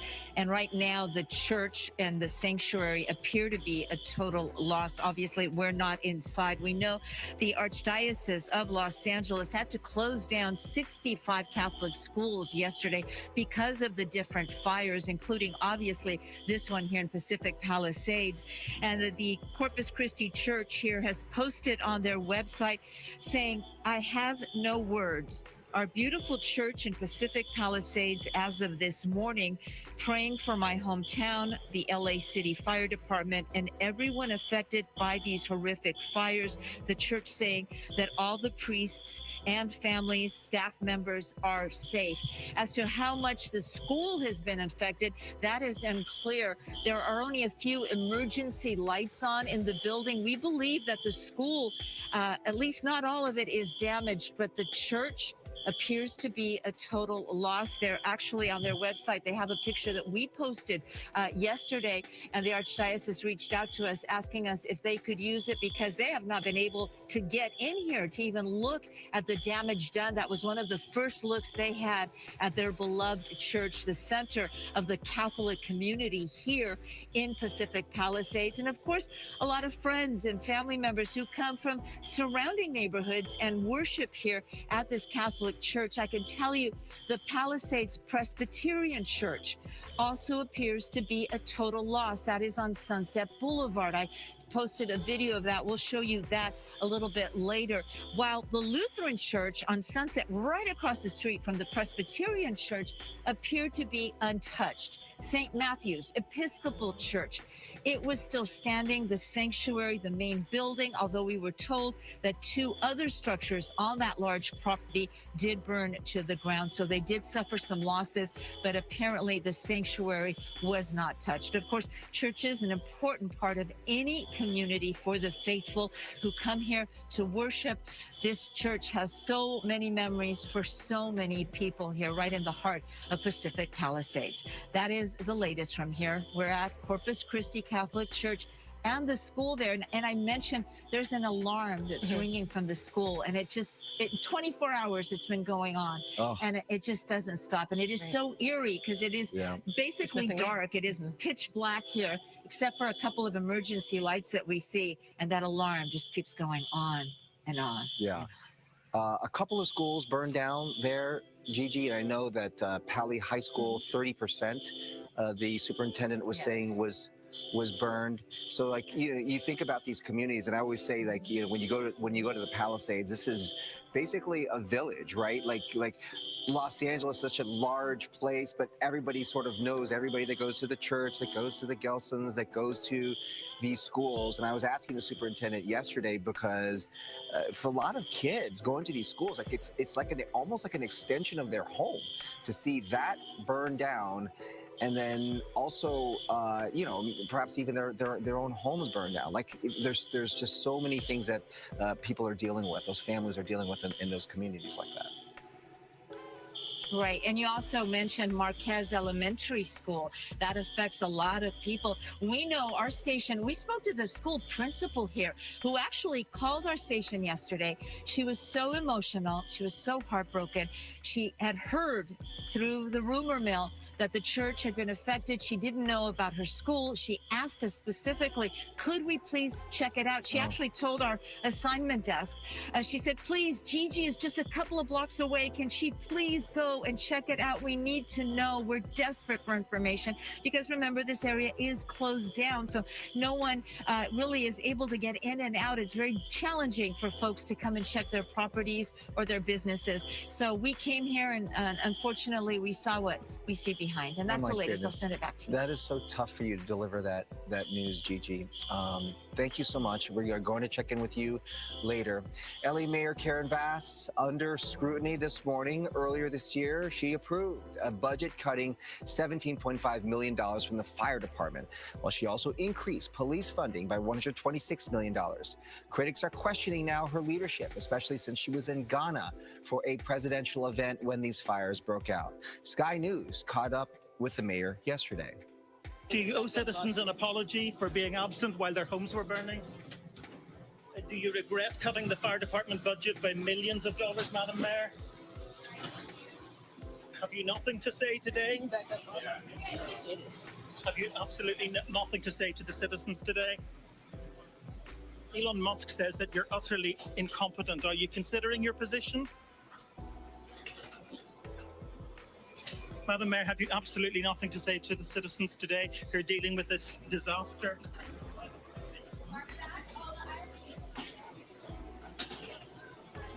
No apology for them? Do you think you should have been visiting Ghana while this was unfolding back home? Bass returned yesterday after that video went viral, after she ignored to answer questions from Sky News. Last night, Mayor Bass was back in Los Angeles and held a news conference. Is going to be an effort of all of us coming together, and we have to resist any any effort to pull us apart. In terms of my flight home, I was on a military flight, as I mentioned, which allowed me to be in constant communication. I was on the phone, on the plane, almost every hour of the flight. So although I was not physically here, I was in contact with many of the individuals that are standing here throughout the entire time. When my flight landed, immediately went to the fire zone and saw what happened in Pacific Palisades. Thank you. Right. We just want to point out that there is a press conference scheduled at 8 o'clock this morning. You're going to be there, right?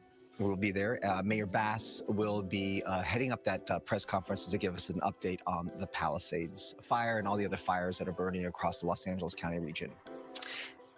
To give us an update on, the weather, obviously the wind was fueling so much of this, Samada, and we are in what feels like, the end right now. But of course, I know it's not. Yes, do not let these calm conditions fool you. We are anticipating another wind event. Santa Ana winds expected to make another return sometime midday, pushing all the way through at least tomorrow morning. But they are not expected to be as strong, but strong enough to continue to create red flag conditions. We've got calm winds pretty much just about anywhere across SoCal. Things are a little bit on the lighter side in the downtown LA area. Oxnard wind speeds at 13 miles an hour, a stark contrast from where they were yesterday. Those ferocious, catastrophic winds were very widespread, and wind gusts were the range of 60 to even 80 plus miles an hour. We did see observed sites clocking it at 90s, and that is, of course, hurricane conditions. Really difficult circumstances to battle, especially when we're dealing with those very strong winds. Hopefully and surely, we're looking at firefighters taking advantage of the calm conditions now. They're looking for hot spots and flare-ups, trying to get a good handle before the next round of winds arrive. Currently, wind advisories in place ahead of this next wind event, where sustained winds right around 25 plus miles per hour. High wind watch. We're going to be watching to see if these strong winds do pan out for the Santa Clarita Valley across the San Gabriel Mountains. And unfortunately, these stronger winds could make its arrival and affect the Palisades fire. So we'll be on watch for all that. And depends on your location. You're pushing out towards areas of the Inland Empire communities and Orange County.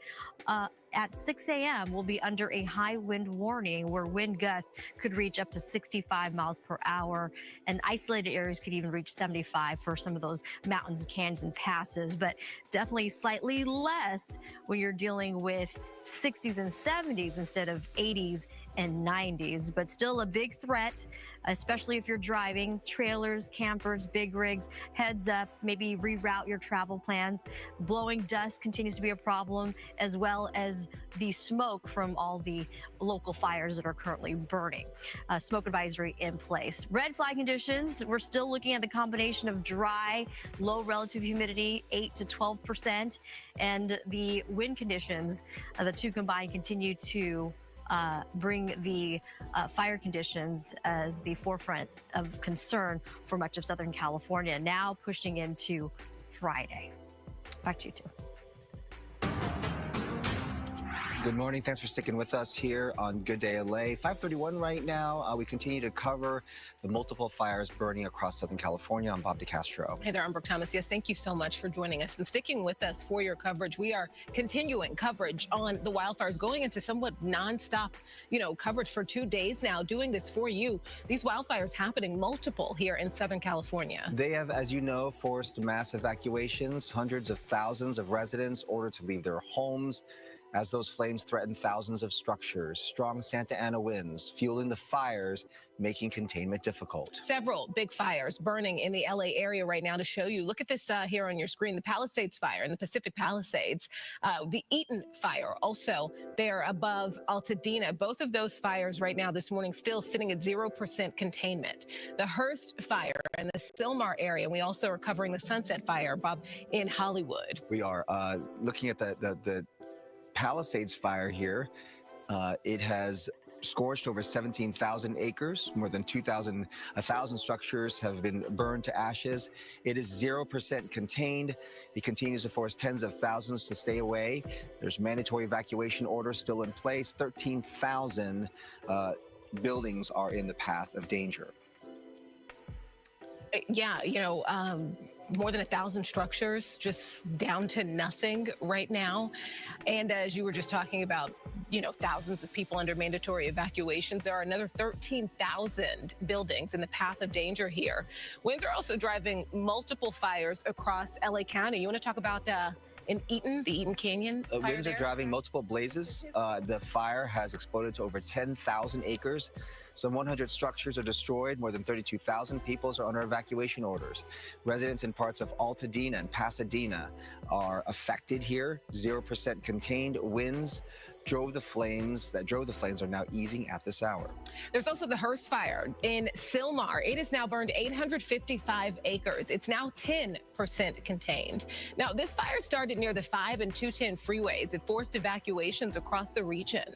More than 44,000 people have been ordered to leave their homes. Evacuation zones extend to Santa Clarita and the Newhall Pass. Then there's this time. And we want to tell you about the Sunset Fire. You may recall this broke out last night. It's burned 60 acres in the Hollywood Hills. It's 0% contained. Flames are now pushing towards Hollywood Boulevard. Most evacuations have now been lifted, but there are areas that remain closed north of Franklin Avenue. Firefighters are monitoring flare-ups, and residents returning home are urged to stay alert. An evacuation center has been opened at the Pan Pacific Recreation Center. All right, let's start off. I believe we have Mario Ramirez. He's live in Altadena. He's covering the Eaton fire. He has the very latest on the situation there. Mario, good morning. Good morning. That's right. We've been assessing the area here in Altadena, near Lake Avenue and Boston early at this hour, and we can tell you that entire blocks are destroyed here from the Eaton fire. Not only are we seeing dozens of these torched vehicles like this parked along the street here, but we are seeing just rubble. What used to be businesses here on the street here on Lake Avenue have now been completely demolished. You see this here. This is just rubble of what was a few businesses here in this little strip mall. There was a dry cleaner.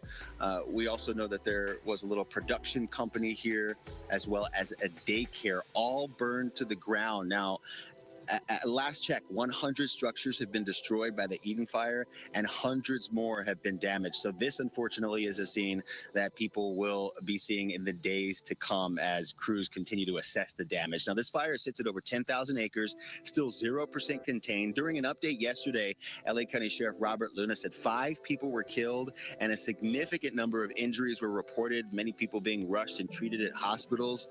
The fire was first reported Tuesday near Altadena and Midwick Drives around 6 p.m. here in Altadena, and some of the communities still under mandatory evacuation orders include Pasadena, La Cañada, Flint Ridge, and Sierra Madre.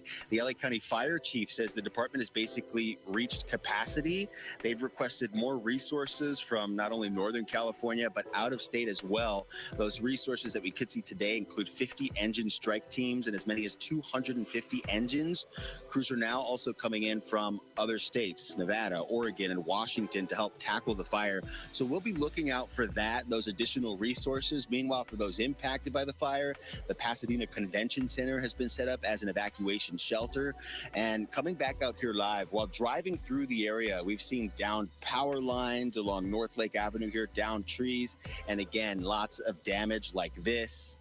Also, as you saw earlier, torched cars lining the street, several road closures. We've also been talking about those looting arrests, which is why we've seen so many police in these evacuated neighborhoods to make sure that these homes that have been left empty because residents have been evacuating, heeding those evacuations and warnings that they don't take advantage of that situation. For now, that's the latest here in Altadena. I'm Mario Ramirez. Back to you. All right, Mario, thank you. Let's go up in Skyfox, talk to Stu Mundell. He's over the Palisades fire, Stu. That's right, Brooke, and we're showing you one of the structures that is burning out there, and this is going to be right off of Sunset Boulevard. Let me bring up the map real quick so you guys can get an idea where we're looking at exactly. Bonadita and Sunset, and you can see it right there, and there is actually a fire truck there, and they're actually putting water on it. That fire was actually a lot brighter. It got my attention out there in the darkness. Get a little bit wider, you can actually see all those streets out there and all that darkness. That usually would be an area lit up with homes. This is the spots in the Palisades where all those homes were destroyed. That's a newer fire out there, and you actually can kind of sort of see underneath all that map activity some other fire trucks making their way possibly over there to help battle those flames. There's another fire burning a little bit farther towards the water. Let me see if I can find that for you guys one more time. There's a lot of smoke down there. Gigi was just down there just a few moments ago, and she was talking about all the ash that was falling on her, and that is definitely what we're seeing from here as well. It's a little difficult to see because that is far off in the distance, but that also is a structure out there burning in the Palisades area. Going to get to something a little bit better just to kind of look at. You can see some of those hot spots up on the hillside as I make this pan right there. You can see up there, that is where all the fire has made their way up towards the top of the hill. You know, without the winds blowing it, this fire has become a little bit more of not a wind-driven, but a terrain-driven, and those flames climbing up that hillside and getting into that thick vegetation. Now, that's a plus and a minus. There's a lot less homes up there, but there's a lot more fuel to burn. And you can see those huge plumes of fire, and that is concerning. But that smoke carrying the embers, that is probably what still is very, very concerning to all the firefighters out there. We're talking about a lesser wind event today. There definitely going to be some more winds. We understand that, and we're going to keep an eye on it. But all those embers, they're going to go up in the air. They are coming down in that Palisades area, and there are still homes out there that have not been destroyed and maybe not damaged. But now with those embers falling down, that could change. But with the amount of firefighters and firefighting crews that are down there, hopefully that if there are hot spots that do pop up, they will jump on them very, very quickly. Bobby was talking moments ago about aerial attacks. I did make some inquiries, as it would be, to find out what was going on. Now, there was one LA City Fire helicopter up here earlier on doing those drops. That's going to be that Augusta, the 139. Now, they were making these drops continuously till they had to go back in for crew and also maintenance and fuel. And then there was that big Sikorsky that we've been seeing drop in that water. That's a massive helicopter. That's under contract. That's one of those contracts that LA City or the LA County area, they have with a lot of these companies. That one would be Colson. And, you know, it's the same thing like the Super Scoopers. They contract out with these big firefighting companies. Well, that one was out here too for most of the evening into the early morning hours. Right around 2 o'clock, it made its way back to Van Nuys where it's stationed. Right now, it is waiting to be released to come back to the fire. But I'm also hoping, because of the lesser winds, we're going to start seeing some of that fixed wing activity up here this afternoon. That would be those big planes and the Super Scoopers for sure, dropping water. They can pick up right out of the ocean. It is pretty fantastic to see, and their turnarounds are very, very quick. But we're also hoping to see some of those fixed wing from CAL FIRE. They're going to be out here dropping FOSCheck and start getting those containment numbers up and giving some of these folks maybe in the Brentwood area a little bit of relief. Before I send it back to you, just kind of showing you what we're talking about with those embers. This is a new pop-up right here. Now, this wasn't there earlier on, and you can see it's starting to burn down there at the bottom of the canyon. Probably some embers dropping down over there. It's getting closer and closer to these homes out here. Again, LA City, all the firefighting activity out here, they are aware of it. They know about it. But I can tell you, if you live in that neighborhood, I would be very concerned. If that was my house down there, I'd be extremely concerned. And I'm sure there's a lot of people still very much on edge with all this active fire very close to their homes. I'm Stu up at Skyfox. Can't wait to see that C-130, Stu. And I was also thinking how nice it is, especially for our viewers, that we have Skyfox up now to be able to take a look at this picture. You mentioned that parts of the Palisades are in the dark right now because the homes were lost, but we have that mapping system. And in the past, when we have covered these fires, we've had viewers calling us in real time when you've been able to be up in the air to be able to see whether or not their homes were still standing or whether their homes were threatened. And now with this mapping system, and folks that might still be wondering what is happening up there, or what it looks like along their street, along their neighborhood, you know, we can provide that technology. Definitely, Bobby. And, you know, I'm just like all of us that work in the news. I've had people reach out to me asking and saying, you know, I have a friend, I have a family member, they have a home at When You're Flying. I know you're busy, but could you please possibly take a look?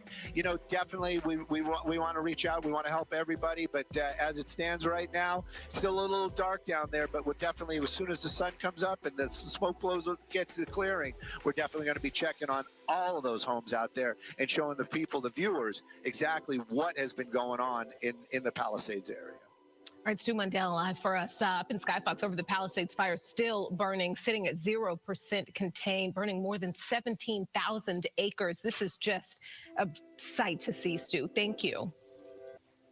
All right, let's go to Samana with a check of our forecast today. Of course, it's all about those winds. And we're going to see them back down, but maybe ramp up a little bit today, right? Yes, that is going to be the course of what the wind story will be. So at this hour, wind speeds, a nice relief, a little bit of a brief break, if you will, before another round of Santa Ana winds come our direction. Now, it's expected to not be as strong as the ferocious winds that we witnessed yesterday that caused the chaos. This time around, it'll still be strong and strong enough where it could, unfortunately, impact the fire zones and create, again, wind speeds of up to 60 plus miles an hour in some isolated areas. We'll have wind advisories and the high wind watches and wind warnings will make a return. What is up, guys? That wind. Empire communities, as well as Orange County, may be feeling the brunt of the strongest winds this round. Historic, again, conditions yesterday, a lot different story, at least at this hour. And Stu and the Skyfox crew have been providing just incredible images. Right now, the fire is burning at the ridge tops, and wind conditions there are quite strong, but closer to the surface, firefighters have been taking advantage. Good morning, guys. Much Good calmer morning. Conditions, looking for spot fires and looking for any potential flare-ups. The winds yesterday was a highly wind-driven fire. Today, or at least right now, we're looking at mostly vegetation driven. A lot of dry fuel out there, and as well as topography, the mountains and hilly areas, fires. We hit 3,000 likes. Thank you, guys. Fast, moving uphill as it preheats the land ahead of it and increasing, again, the track upwards near the ridge top. So we'll be watching again all that and more. Here's You've been what up with we us do all as night. well. The high wind watch Awesome. will now be in place through Friday for the Santa Cruz Valley. Wind advisories extend from San Fernando Valley out towards San Gabriel Valley. We're going to watch the Eaton fire, the Hearst fire, and of course, unfortunately, high wind watch will be in place in and around near the Palisades fire. And speaking of the Palisades fire, we want to remind folks to stay away from the fire zones as the fire department, again, works tirelessly to try to protect the. So, when they tell you to evacuate from these areas, if anybody's in these areas, you need to evacuate. These fires are getting deadly. We've already had 5 people die. Okay. We don't want to see anybody else lose their life because they can't listen. There's no house worth saving that is worth your life. Okay. So, you see people on the roofs of their house trying to put the fires out, things like that. That is crazy. Did Dolly go take a nap? No. No, I didn't. No, I didn't. I'm going to try to pull a long stream with you guys. We've already been here 9.5 hours tonight. We have 3,000 likes. We got a bunch of new subscribers. Thank you guys that have subscribed tonight. Right now we're at, let's see. We are at, if I can get this over here for you, 62,339. Okay. So we got about 300 new subscribers today. Thank you guys that have subbed up. If you haven't subbed up yet and you're out there watching, make sure you sub up the channel. Help us hit 62,350. We're only 11 away from the goal. So you guys are awesome. Y'all been killing that like button tonight. We're at over 3,000 likes. Thank you so much for that. If you go past 12, it erases content. I'm not going to go past 12. We're going to wrap it up at probably the 11-hour mark, which is in an hour and a half. I may start up a new stream and let it go. I don't know. But yeah, it got about another hour and a half of, content that we're going to be covering here today. Make sure this is still live. All right. So we just want to keep up with anything that's going on today. Please turn the camera around and go with me to the other side. You may be able to make out Anna Waltz, Palisades lumber. We see some burnt damage near the door. It appears some material was taken out. It may still be even smoldering, but the building appears to be intact. Now, obviously, we're not up on the roof. There's still 700 of you here. See what, So, if any, damage done inside is. They still have their sign lit up. A lot of folks, obviously, will be visiting, most likely Anna Waltz, to get material as they start putting the pieces together of their businesses. The businesses. thanks, though, Dolly. No problem, Jen. The supermarkets, Gelson's and Ralph's, Gives everybody somewhere to hang out and chat. Palisades community, and we continue to tour the community and look at the damage done from the Palisades fire. Reporting live, I'm Gigi Graciet. I'll send it back to you. Yep, that's how this fire has been, completely random. Some businesses and structures standing. Good morning, the combat Can I drummer. just say, just to Gigi's story there is something going on. Just she's moved around a lot. Good for us. coverage. Just give us Thank a you. really good Thank idea of you. What's going on in Palisades on the ground there, and there's something going on behind her in every single shot. And she's been in different locations, whether it's a burned out car, whether it's ash flying down. Now, there was an alarm a few moments ago, and now you see the sirens and the police lights right behind her. It's chaos. Yeah, the destruction is vast. We want to show you some apps that you can use to keep yourself updated with the latest information about wildfires and evacuation centers.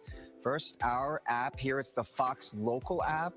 We have live continuous coverage for you. And we'll bring the very latest information from the news conference to live pictures of the fire. Also, we want to tell you about the Watch Duty app. This is a nonprofit run app to help you navigate the fire ravaging the area. It gives you an update on the fires near you, evacuation notices and evacuation centers that you might need to evacuate to. Another resource app is the Genesis with the YS. This gives you the latest information on fires and evac centers as well. Yeah, that's also a really good app, when it comes to like what zone am I in, and some people still are like confused about that, and they go on the official sites and they look at the information and they're not sure if this pertains to them, and that app is really helpful. Planet Fitness, just when it comes to other help out there for you, they're stepping up to help people impacted by wildfires. What's up, The True company has Texan? announced that they're actually opening up showers, locker rooms, even massage loungers, Wi-Fi, and you can charge your devices at all of its open locations in LA County. Okay, so this is any location that's not being directly impacted, obviously, by the fire. Anyone who needs this can go for free. Okay, they're going to be doing this until January 15th. You do not have to have a membership. You do not have to apply for a membership. They say they hope that this just serves as a place for first responders as well to feel supported and cared for between shifts. Fire victims can get basic necessities. Again, sometimes as simple as just getting a rest, lay down in a chair for a second, charge your phone, take a shower. They say some locations, again, they've been forced to close because of these fires. So make sure you check the website for the latest and make sure you're going to one that actually is open right now. And again, this deal is good until Wednesday. All right, so even if you're not directly affected by the wildfires burning Southern California, can adversely impact your mental health. The U.S. Department of Health and Human Services has the Disaster Distress Helpline. This is a free resource for victims of natural and man-made disasters to contact if they are experiencing anxiety, stress, or other emotional distress. Callers can talk with a trained counselor 24/7. The number you can call or text is 800-985-5990. There you go. DoorDash has activated its severe weather protocol to pause operations in affected areas. DoorDash first suspended operations in impacted areas of Los Angeles and surrounding the Pacific Palisades, including Santa Monica, Westwood, Brentwood, Calabasas, Pasadena's, and other areas. As conditions got worse, DoorDash suspended service in San Fernando, Santa Clarita, and Northridge, and will continue to adjust operations as necessary. Airbnb.org is offering free temporary housing to the fire's hardest hit areas. The company just announced they're actually partnering with 211 LA to identify people in greatest need of temporary housing in the Altadena, Malibu, Pacific Palisades, Pasadena, Santa Monica, and also Sylmar area. So they're asking if you're impacted to contact 211 LA, then you can, through them, reach back out to coordinate the free housing. You can also apply online if you're interested in offering. Are y'all still alive out there? I'm just checking on you. I know we've been here all night. Some of y'all been here all night with me. Y'all still alive and doing good out there? If you are, press 1 in the chat. Let me know you're breathing. Let me know you're breathing. Okay. So these fires are still raging. Nothing's really under control. The Hearst fire, did I say that right? It's 10% contained. Okay, I see people still alive out there. I see some ones in the chat. Okay, that means y'all still breathing, still kicking this morning. It's almost 9 o'clock here on the East Coast, which means it's 6 o'clock a.m. Yeah, 6 a.m. on the West Coast. So, you know, the sun is just coming up out there. So we will start to see some of the damages that have been done overnight. You know, as soon as it's daytime there, you know, 6 a.m. the sun's coming up. So we'll start to get some of this new footage coming up here shortly. So I just joined about 10 minutes ago. Okay, well, thanks for being here. Hey, Miss Sippy, RN, Rebecca, good to see you guys. Good morning. 5:45 a.m. on the West Coast. Okay. So, you know, the sun will be coming up. You know, we'll get to see some of the damages that have been done to some of these neighborhoods over last night. We got to see the house collapse. Rose says she's jumping on the dolly train, right? Get your seats while you can. All right, because we might sell out. Alive and kicking. Thank you, Rose. Get on the train, buckle up, put your seatbelts on. We still got a little ways to go, okay? At least another hour and 20 minutes or so. And then we'll possibly, by then, we'll start us up a new stream. You just subbed? Awesome. Thank you. That's one more sub to the book. Let's see what we're at now. We're at 62,342 subs. Seeing that you just subbed right there. Thank you. Thank you so much for subbing up. And if you're out there watching and you haven't subbed up yet, go ahead, sub up, come in, chat with the group. I'm going to go ahead and cut this news back on. And I'm looking forward to seeing what's happening in today, you know, like what destruction was happening overnight. We've seen a bunch of fires overnight. We've seen whole neighborhoods leveled down to basically nothing. So I'm curious to what they look like this morning. Lynn says, congrats on the 62K. Thank you, Lynn.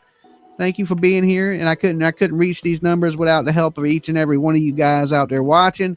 You know, our goal is to hit 100K by the end of the year. So look, you could help. You can be like, Dolly, I remember you when you had 62,000 subscribers. Okay. Cause we're going to make that 100K this year. We're pushing that run. That's why I've been pulling so many hours on YouTube. Like, I got to do it this year. Okay. I've been going for a long time trying to get that plaque. And then I'm going to take it and I'm going to crush it in a crusher. Okay. But the point is, I have to get it first. Okay. I have to get it to destroy it. All right. After all this hard work, now I don't even want it. Right. I just want to destroy it and say I got it. Right. Because I've been working hard out here for you guys for like, 7 years now. Right. 7 years on these YouTube streets. Well, you know, collectively between the two channels, we got 62 here and 36 on the other. So we're really basically at 100,000 subscribers. But since it's two channels, I don't count that. So I still have to get, you know, the other 38,000 here this year. Okay. So I got to get 38,000 of you beautiful people to sub up the channel this year, which is going to be hard. Okay. It almost sounds impossible, but we're going to do it. We're going to make it happen. All right. We're going to make it happen. If we have to run 24 hours a night and I'm like here, like a damn zombie up here, like the Thriller video. Okay. It's going to happen this year for us. So if you're out there, you can help me. You can help me and you can save me some of the journey. Okay. If I would have went to college, I would be a doctor by now. Okay, that's how long I've been on YouTube. I would be a damn surgeon. 1:57 p.m. in the UK. Congrats on 62. Going to work. Give my support. Jax, thank you for jumping on the Dolly train this morning. Okay, because Dolly got to eat too. Okay, Dolly got to eat too. And you got to remember, most people work. They only work 8 hours a day. All right. I just pulled 9 hours and 43 minutes and 25 seconds. be exact already, and we ain't slowing down yet. All right. I took a couple breaks. I need to get up and move around a little bit from sitting in this chair. It's not good for my blood flow. So I get up and I go move around. I walk around the living room in circles, pace the floor, that type of stuff. So when I leave you guys, I'm still here. I'm just moving around, getting a little bit of exercise, so I'm not sitting in one place for 9-10 hours at a time. Sugar Magnolia says, I'm happy for you, Dolly. Thank you. But we ain't to the goal yet. Okay. We're making our way that way, but we ain't there yet. We still got a long, long journey, and it's a new year.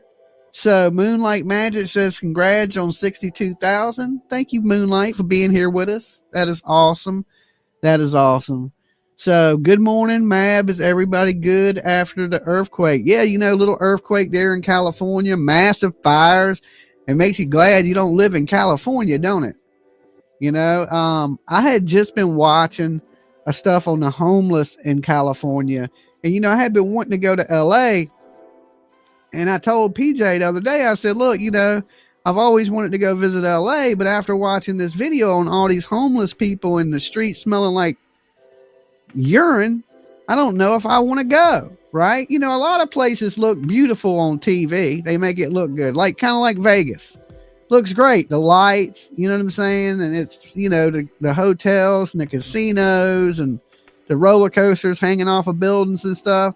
But then as soon as you get 2 blocks away from the strip, it's a shithole. Okay. It's basically just a big turd that they show you on TV, only the good parts. And I think a lot of that is how California is portrayed when you watch it in movies. They show you the glitz and the glamour, but they don't show you all the homeless people sleeping in tents and pissing in the bushes, right? They don't show you that. So when you see that stuff, you're like, well, this ain't what I pictured it to be, because you're seeing a lot of these things from TV and from movies. The strip is also like that, so, and like I said, you get away from the glitz and the glamour, and you in the damn hood, you get shot and stabbed and robbed, so it's just like, do you really is it worth the trip across the country to walk in other people's piss, basically? You know what I'm saying? So I'm good on the East Coast. I tell people all the time, Virginia is a beautiful place. We do have crime, and there's homeless like anywhere else, but compared to some of the places I visit, like this is say Atlantic City, Vegas, New York, or any of these places, Virginia is beautiful, right? Yes, you can stay with me.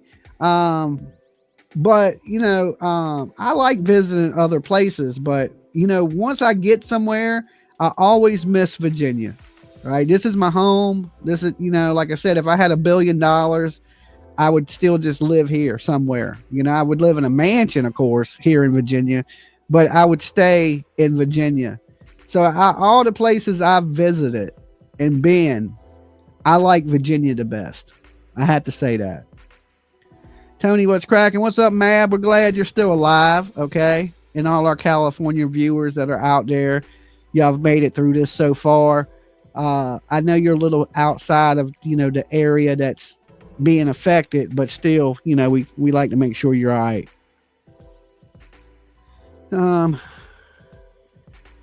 Right? I hate to say it, but I think most of the Hollywood Hills will be gone. Well, sometimes it's Mother Nature, cleansing the planet. You can't, Mother Nature has a way of clearing out some of the stuff. Now, this is when, when I said something about the homeless earlier, not to judge homeless people and things like that, because you never know what could happen. A lot of these people, their insurance companies dropped them, right? They didn't have insurance on their homes. Now they don't have anywhere to go. So now you look at them people in them tents and you understand how maybe some of those people got in tents, right? This ain't the first wildfire, and people, when you zig, when you should have zagged, or you make a couple mistakes in life, you're not far from being homeless. Okay. It don't take but a couple bad decisions and a couple wrong moves to being like, hey, could you scoot over in that tent? You know, you got a sleeping bag I can borrow. You only have to mess up a little bit, believe it or not, in this world for everything in your life to go majorly wrong. So never judge that person that you see homeless and sleeping on the ground, you know, unless they covered in piss and doing drugs. Then you can be like, well, that's why you're there. But for the most part, there's people out there living on the streets that, you know, because they're disabled, you know, veterans that they get $600-700 a month, and the cost of living is thousands of dollars a month, right? So you don't never really know what put somebody out on the street. That's why you should be good to people no matter what. Because you never know, you know, just because you on the top now don't mean you'll always stay there, you know. You know, when you step on people on the way to the top, remember, them in the asses you're going to be kissing when you falling from the top. Yeah, I heard. Absolutely, Dolly. Thank you. Way too early for me, helping Miss Mab get ready for work. Okay, well, that's a good thing to do. Don't make Miss Mab smack you around there, Mab. And Just Dreamer gave that membership. Make sure anybody gives you a membership here, make sure you thank them, give them a big virtual hug, all that good stuff. Most people are 2 paychecks away from being homeless. Sam UK says, absolutely, right? I'm 1 super chat away from this light cutting off. Okay. Hey, get on the train, right? I don't sell enough tickets. I'm going to be sitting in the dark with no heat. Life's a struggle, right? Life is a struggle. PJ's got a little slappy face. There you go. Bacon and eggs ain't cheap. So true, right? Right.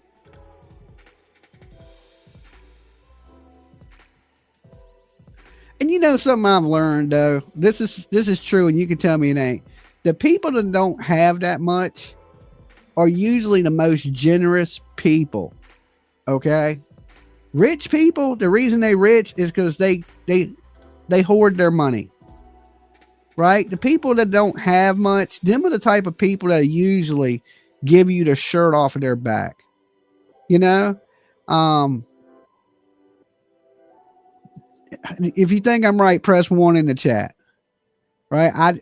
I think that, you know, most people that have a lot, they're not very generous. It's the people that don't have much that really are willing to give. Because you know why I think that is because we've been in the trenches. We know shit sucks. We know how hard it is on everybody. We know what it's like to work a shitty job. You know what I'm saying? A dead end job. Work for a boss that don't like you. You know, I think we've all been in those positions. So we feel other people's pain because we know how it is. Some of these other people, when they got a lot, they've had it good. So they don't really 100% know how hard it is, and they don't know the real struggle that life presents to some people. Life can be hard. It can be terrible. I mean, I know times to where I didn't have 2 nickels to rub together. Broke as shit. Wondering how I'm going to eat broke. Right? So I know people's pain. And that's with me having a job, right? That's with me having a job and stuff. But time most people pay their bills, they're broke. You know, they're broke. You know, people usually are living check to check. You know, Monday through Friday get paid. Act like you rich for a day and then be like, damn, the rest of your week, you're like, man, I shouldn't have spent all that money Friday night, you know? And then you broke the rest of the week struggling, borrowing money to get to Friday. That's the rock star life, Dolly. Shit, the rock star life is broker than that, okay? In my band days, I was super broke.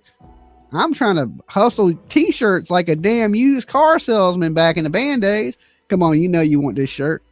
It's going to look good on you. You know what I'm saying? You didn't sell no shirts. You didn't make no money. So it was always pressuring people to like buy your merch. Come to them. when I would play in the band, the first thing I would do at the end is like go to the merch stand, because people usually want to meet you, say hi to you, tell you your band sucks or something, right?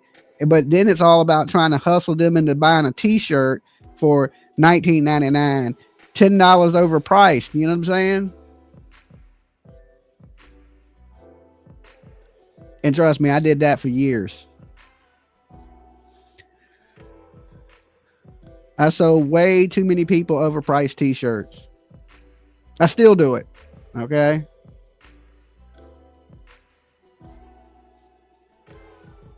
Haha, I tell you, your band sucks. You'd be surprised what people say. You know what I'm saying? Everybody's a critic. Everybody's a critic.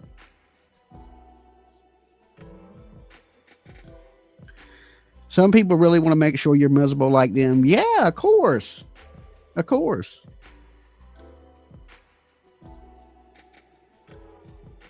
You know what they say? Misery likes company. OnlyFans is the new way of life these days. Okay. OnlyFans. I think I would get a cardboard sign and stand on the corner first. I don't know. PJ wouldn't let me have an OnlyFans.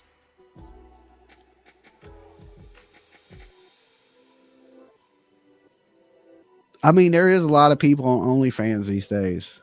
I mean, you got to remember, strip bars used to pay for women to go to college. Now OnlyFans is paid for college educations. That's how I look at it. You just sell your feet on there. You're right, Dolly. See, I told you. She won't let me. I can sell hand pictures, a hand model. I'll put different rings on and be like,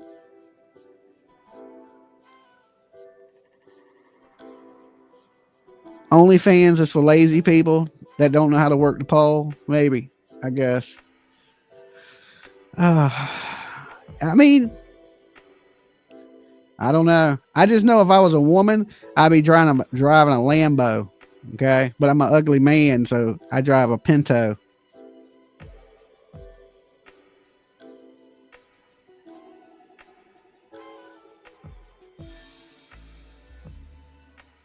Somebody said I hate feet.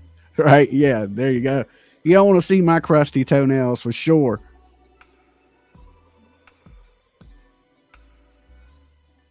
You said the strip clubs don't make any money anymore. You have stripper friends.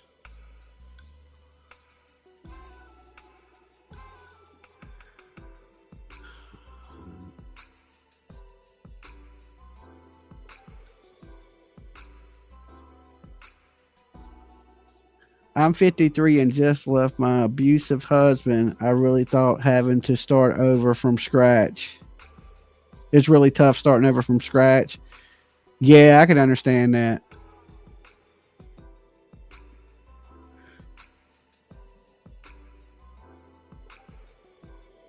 I don't plan on leaving. I just want PJ to stop abusing me.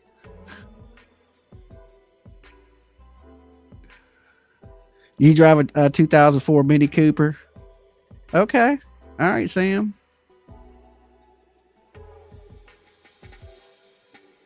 I plan on sticking around. I just want the abuse to stop.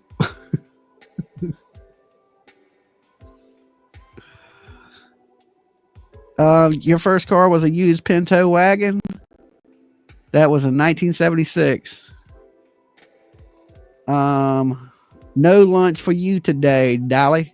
Damn, honey dip. How you gonna do me like that?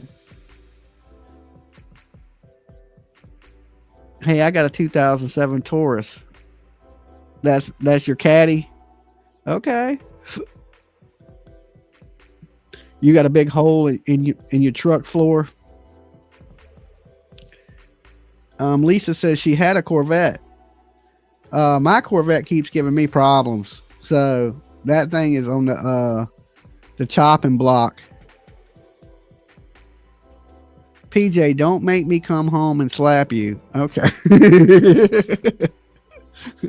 I told you guys. All right. Send help. All right. Send help.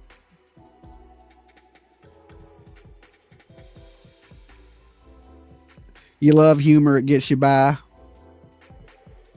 I mean, if you can't laugh, what can you do, right? I had a Corvette and a Pinto. Just a big old baller there, Jen.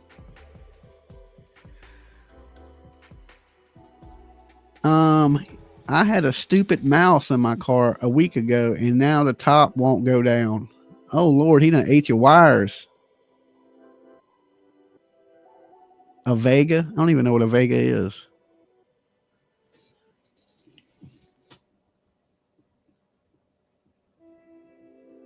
Oh, you had a Chevette, not a Corvette. Okay. Dolly's next video, SOS, right? It's like,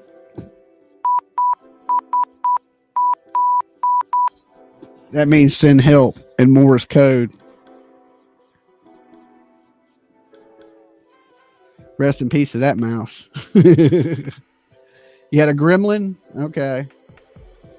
I seen the coolest gremlin tonight. It's crazy you say that, because a dude had posted it on Facebook, and it was him and his dad built the gremlin together. It was orange, and it had a gremlin like from the movie on the sides.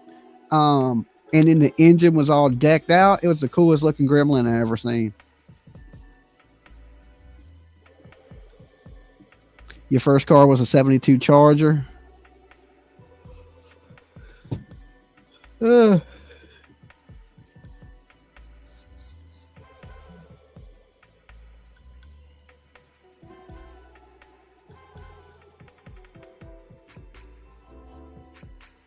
Good morning, Wanda.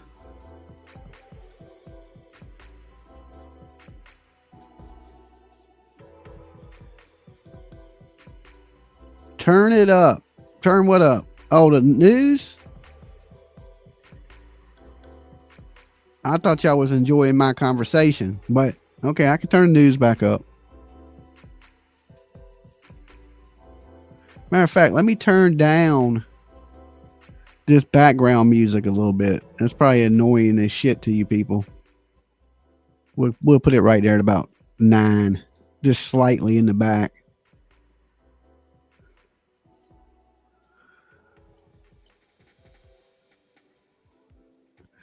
This conversation is better than that depression. Yeah, I mean, we just waiting for the new photos to come out from daytime. You know what I'm saying? It's hard to see what devastation has been done at night, but as soon as the sun comes out and they start showing the new footage and press conferences and things like that, can't hear the background music. I got it down pretty low. So, okay. I'll turn the background music. I mean, the news back on for you guys.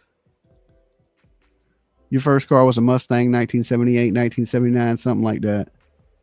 Yes, music is very annoying. I know. I was just seeing how many people I could torture. All right. I'm getting ready to make some sourdough oatmeal cookies. Oh, damn, Lulu. I wish I had a cookie. I mean, I ate some cereal earlier, but that's kind of like, I don't know. Still kind of hungry. I could sound like when you're on hold, call for business. Yeah, it's just some stock music, you know, that comes with StreamYard, lo-fi music. You know, because when you play people's videos, you're supposed to make it a little different, or you're supposed to do commentary on it. So I keep the music playing. So, you know, just in case they say, hey, copyright strike me, I'll be like, well, you know, I edited it. I changed it up a little bit.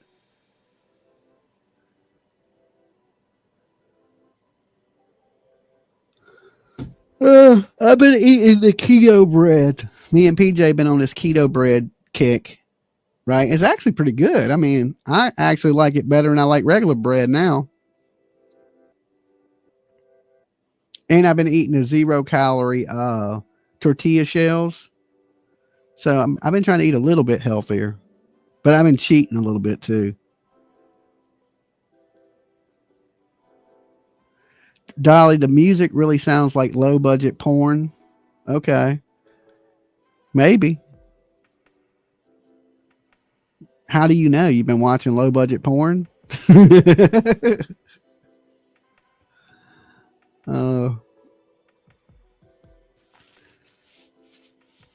Did what run, Dolly?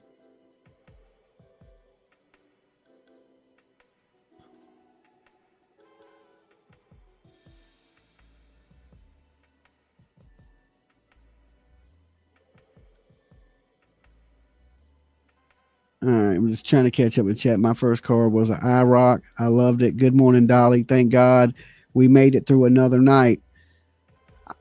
I was looking at an IROC on Marketplace the other day, just looking at cars. I don't know. I wasn't planning on buying it, and I was just looking because I was thinking about trying to flip something, maybe wrap it, fix it. My neighbor's a mechanic. So I was thinking, okay, if I can find something cheap, get him to fix it, I'll wrap it, and then I could sell it for a couple thousand more. So I was just looking at cars. There was a bunch of IROCs up there, but nothing cheap. Old cars sell for a lot, believe it or not. So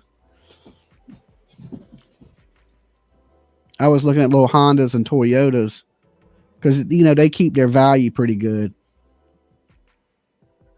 And everybody likes them little rice burner cars for some reason. Young people.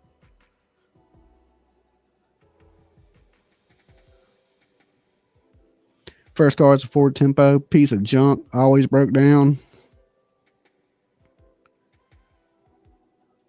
Love Hondas. See people out there, they like them rice burning cars. They're reliable, I guess. I only drive Hondas. See, they're reliable cars.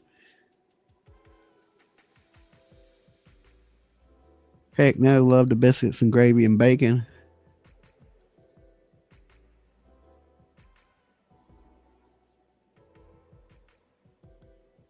Good morning, Dolly. How you liking the snow? It ain't snowing. I did get a cold weather advisory sent to my phone that says there's supposed to be 1 to 3 inches of snow, but it's not snowing here. I don't know. When it gets super cold, I hibernate. I don't even go outside. I haven't even been out the house in 3 days. I ain't even walked outside. Dolly got an 02 CRV, almost 400,000 miles, original motor. Yeah, they'll run forever. If you change the oil in a Honda and you do a regular basic maintenance to a Honda, them shits will run forever.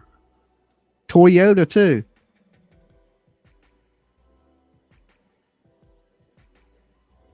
Oh my God, Dolly.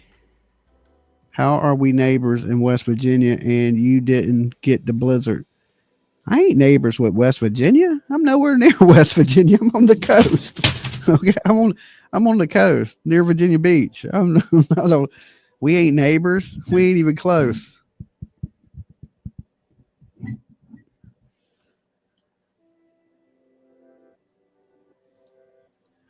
Minus 13 Celsius here in Ontario. Minus 21 with the wind chill. Damn, Lisa, that sounds cold.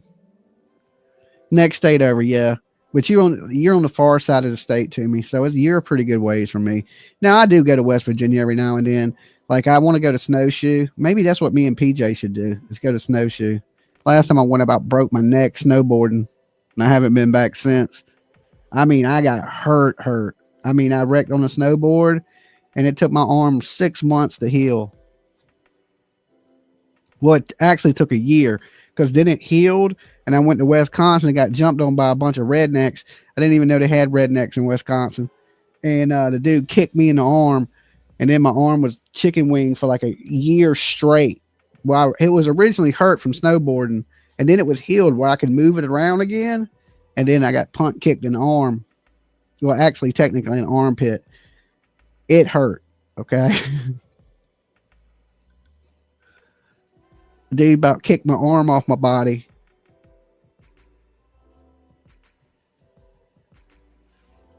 Jesus, take the wheel. True story, though, So I was down. My arm was down for like a year. 5 hours, and I'm in Virginia Beach. Okay. Dolly, how far is Richmond from you? An hour and a half. It depends what part of Richmond, too.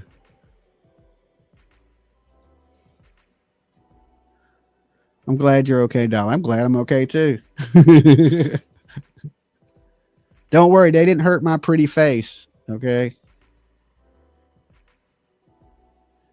You broke an ankle last time you went snowboarding.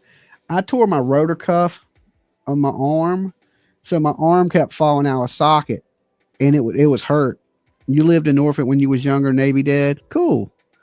So I hurt my arm snowboarding, and it was, like I said, it was hurt for like 6 months. I mean, terribly hurt. I think that's the worst pain I ever been in my life.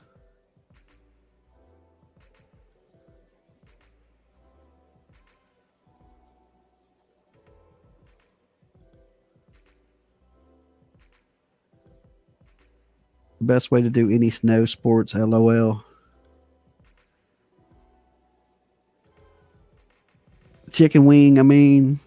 What's up on Lean on Me? Good to see you this morning.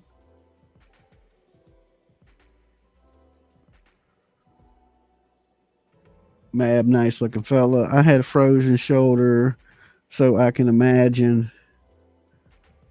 You broke your butt skiing. Since then, I stick to snow tubing. I've seen some people get hurt snow tubing too. It's just like I fell down many a time, you know, snowboarding, but it was just I landed wrong. You know, I landed wrong and I really hurt myself pretty bad, and it sucked. You said you liked and subscribed. Thank you. Thank you. I'm just sharing some war stories this morning. So we got 62,344 people now. All right. That's my subscriber count. So thank you guys. If you're out there watching, you ain't subbed up yet, sub up. Help me reach that 100,000 goal.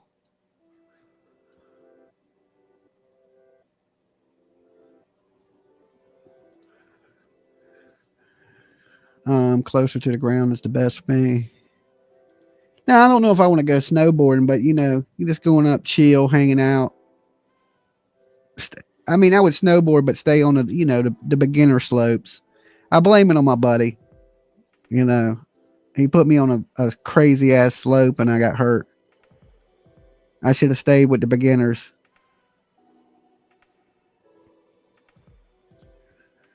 Come to Indiana, Dolly and PJ. What's in Indiana? Ain't that like Tornado Alley, Honey Dip?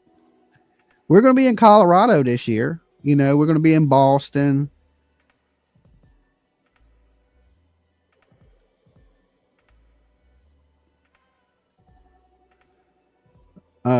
Fuzzy Bed Head says y'all got snow. All right, Mab, get you some sleep, man. Dolly's story about sleeping in a bush and a Halloween party is epic. Yeah, I've slept in plenty of bushes in my day. Oh, Colorado would be so fun. Yeah, we're going to do Crime Con, Colorado. I mean, I don't know if I'm going to get me a booth this year because they said I was too controversial last year. So, but we're definitely going to be there.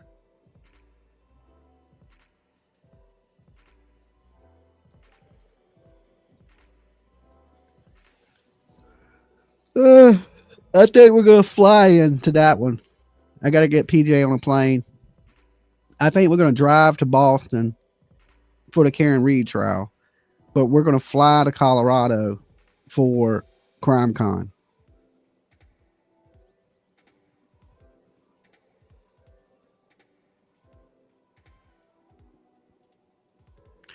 Blue Gumball says, I know you're sleepy. Believe it or not, I'm not too sleepy. You know, because I've been taking little breaks. I've been getting up, moving around. Now, if I would have just sat in this chair the whole time, I'd have probably been really sleepy. But I've been, you know, doing other things.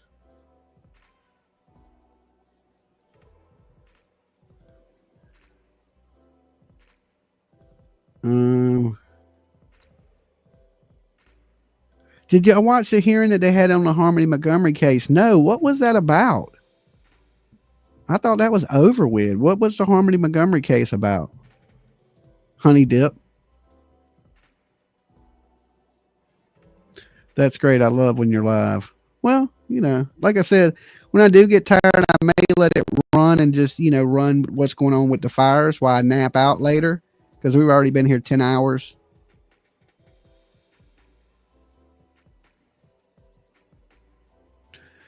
You the only entertainment we have on YouTube. There's nobody else live yet this morning.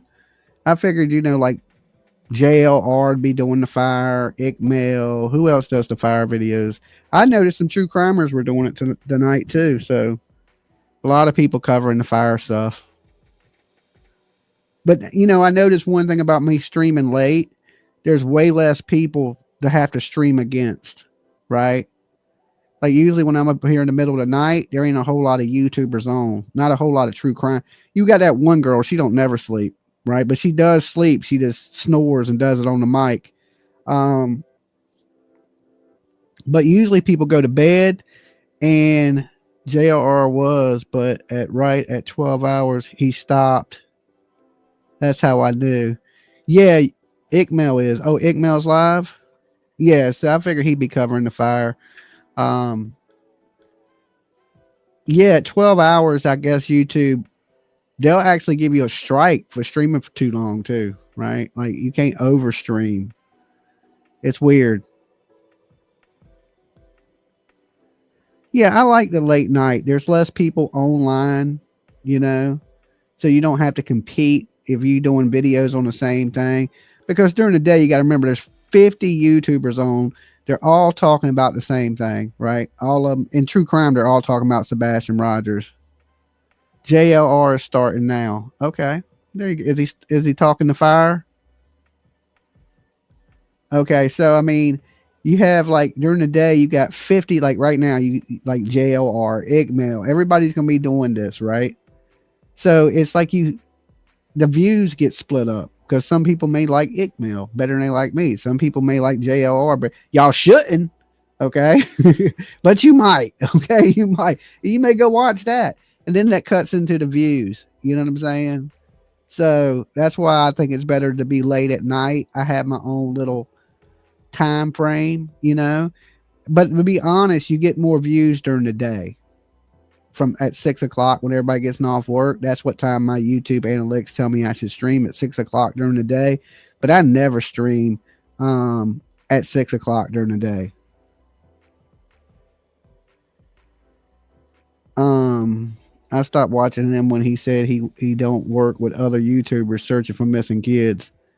Well, I don't want people to, it was a little disappointing, but he don't have to. You can't make people do shit they don't want to do. Maybe he got burned one too many times working with YouTubers. I don't usually work with YouTubers either, but I don't mind trading information with you. As far as going to go do things with you, I'm probably not going to do that, right? Because all these YouTubers are crazy. But if I know some information that'll help you and you're at a case, I would give it to you. But everybody makes their own decisions in here. I don't hate nobody because they don't give me information. It'd make it easier if people shared information on YouTube, but that don't seem to be always the case.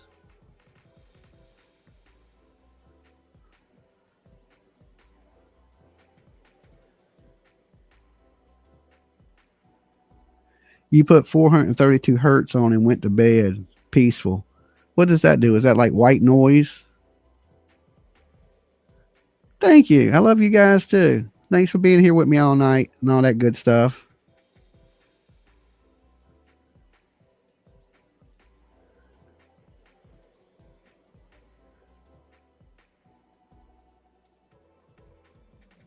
So, time I get off of here, everybody else, usually I would be off by now, but I'm just running a little longer today. But usually everybody starts getting up, doing their streams, about this time of day. JLR don't usually talk to his viewers. I mean, I don't know. I don't know what, everybody's different, I like talking to you guys.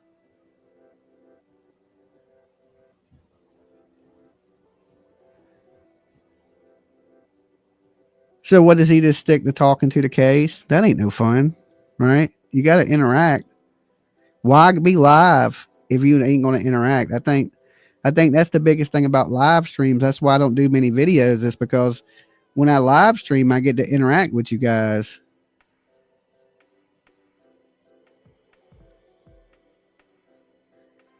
Have you talked to J Rev?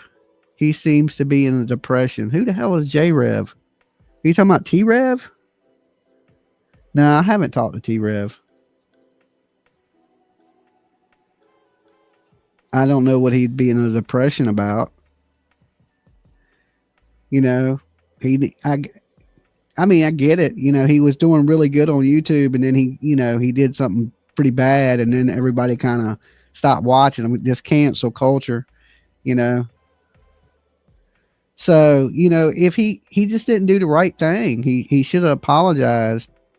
What about Ryan Upchurch? Is he still doing this stuff?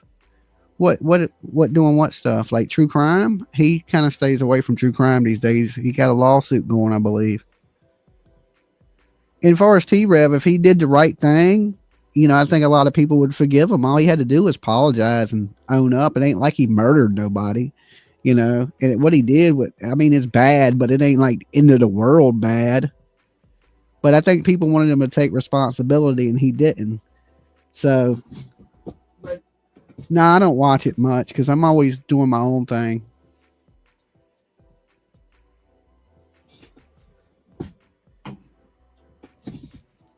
So,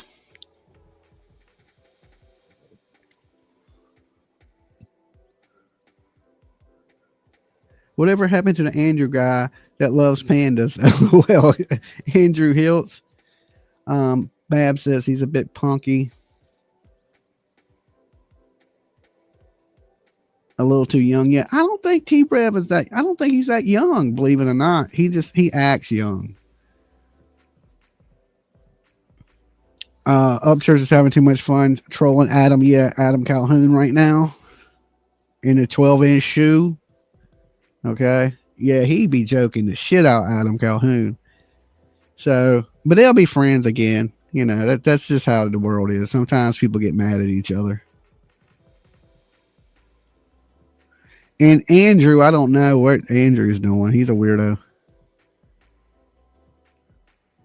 Pandrew is what Rose calls him. Dolly, you always give people grace. That's why I watch you. That's what I'm saying. Like, I don't dislike anybody. You know, I have no hard feelings against anybody up here or anything. You know, I don't, you know, the thing about YouTube is I don't have to watch you if I'm not really into you, or like, you know, because there's so many people to watch. I just find stuff I enjoy, you know. But as far as like, you know, I'm not in a big competition with any of these people. And I think so many people look at YouTube like it's some big competition, and they won't, you know, there's no helping each other out, or there's no being cool, or if you are cool with people, they'll end up stabbing you in the back and things like that. So I just try to avoid it, I guess.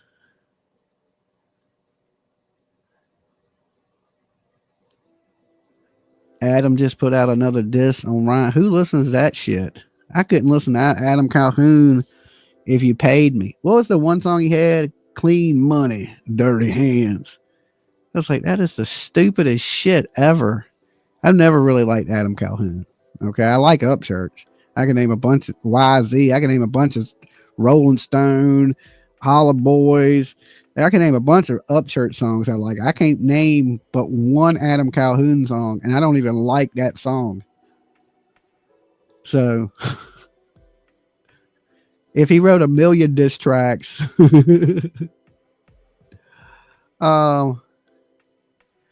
Dolly, T-Rev got a new diss track, rap.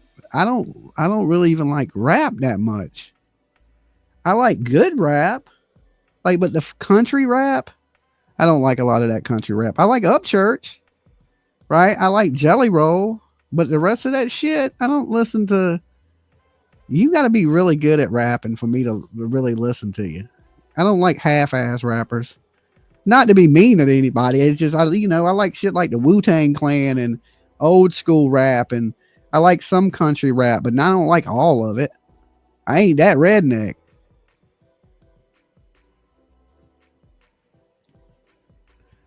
And I don't really like diss songs. I like good songs. I like Jelly's Wife. She is my goals. What, to be a former prostitute? Ain't that what she was? A hooker? Yeah, so I like, I like old school rap. I like a little bit of country rap. I don't like all rap. Like, it ain't just like I like metal. I like hardcore metal.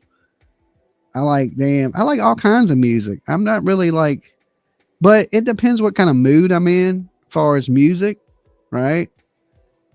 Like, I like shit like Hatebreed and Madball and Agnostic Front and Slayer, and it all depends. Testament, Anthrax. And then in rap, I like stuff like the Wu-Tang Clan, Biggie Smalls, Beastie Boys, different things. I have a collective taste in music. I used to love Metallica as a teenager. I don't really like Metallica too much. I don't like new Metallica. I like everything up to the Black Album. After the Black Album, there is not one good Metallica song. Okay? But everything from the Black Album down, from Injustice for All, Kill 'Em All, Ride the Lightning, I mean, phenomenal albums. Love them. Pantera, White Zombie. Never really been a big fan of Rob Zombie, but I like White Zombie.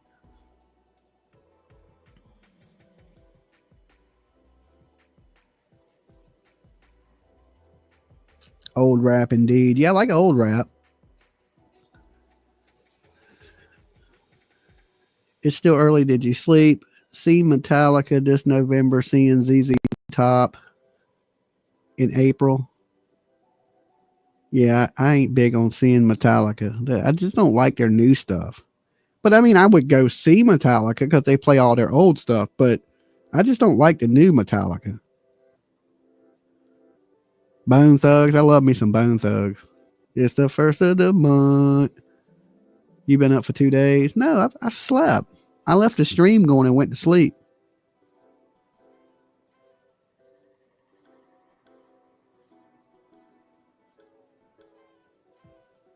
Bone Thugs was Lulu's first CD. Yeah, I love some Bone Thugs.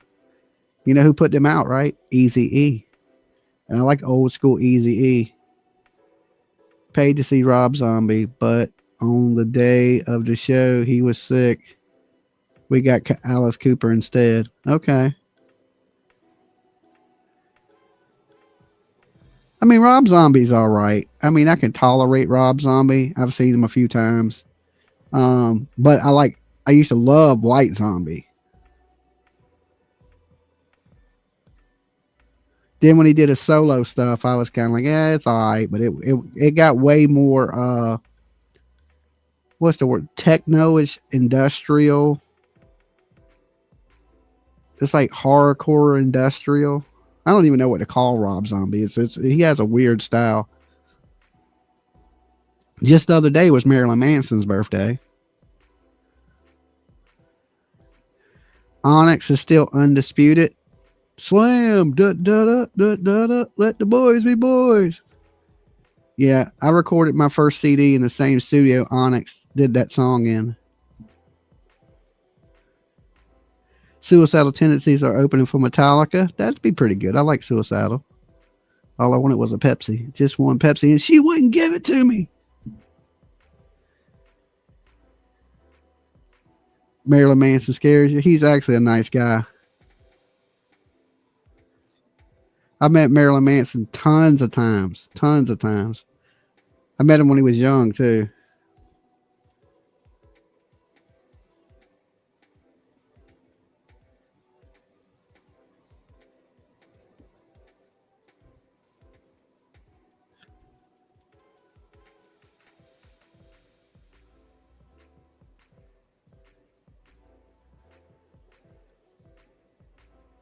Oh, the picture you seen the other day, he was playing the fiddle. Yeah, I seen that same picture where he had the combat boots on. He was standing like in the mud and he was playing a damn violin. I seen the same picture. It was on Facebook.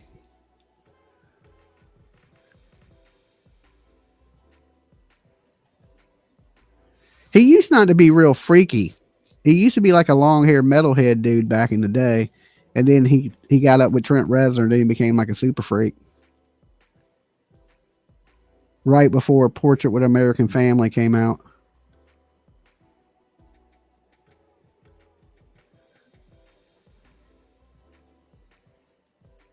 He looked like he was going to skin me. Yeah, I mean, he's a freaky dude now. Like, you know, you hear the stories of him and his exes and the types of things they were doing. It's kind of like, wow. But back in the day when I met him, he wasn't nothing like that. He was just starting to get freakyish, you know, with the contacts and stuff like that. But he was more of a metalhead guy when he was younger. Then as he got older, he got more freakier and more freakier. And then when he went on tour with Trent Reznor, after that, he became Marilyn Manson then.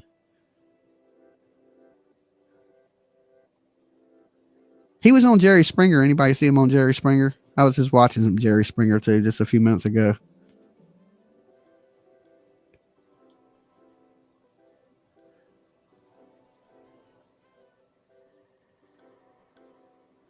Your best concert was AC/DC. I think the two best concerts I've ever been to is the best one was probably Pink Floyd. Pink Floyd put on an awesome show. I seen Pink Floyd at RFK Stadium. And Kiss. Kiss puts on an awesome show too. I would say in Poison. Pink Floyd, Kiss, and Poison. As far as stage shows and performance wise, I would say Pink Floyd, Kiss, and Poison are the best shows I've seen. Now, I've seen a million concerts, right? But I would say, far as stage setup, production, music wise, Pink Floyd, Kiss, and Poison. I've seen Metallica like 100 times. They don't really put on that great of a... I mean, they're good. I like Metallica, but they don't have like the crazy stage performances. Like I seen Kiss, their stage blew up and shit. It was cool. You know, they looked like they had spent some money on their production. I went to Lincoln Park, Snoop Dogg and Korn. I seen, who was it? Limp Bizkit, DMX, and Korn, I believe it was.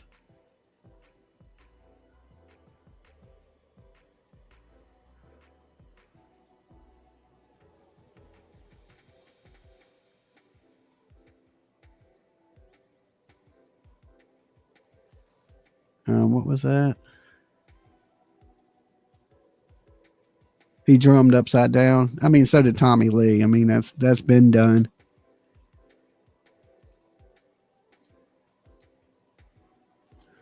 All right, give me 1 second. I want to check on something here.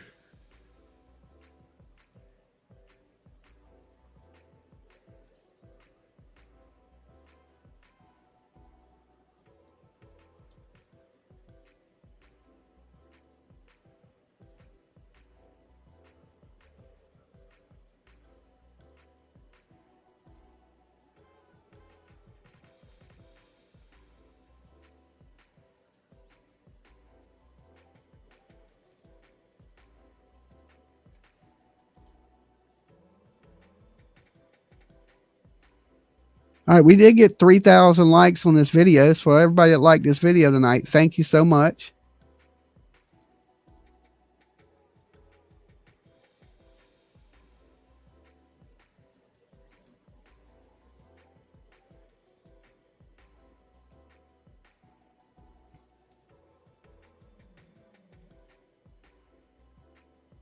All right, let's crank this back up.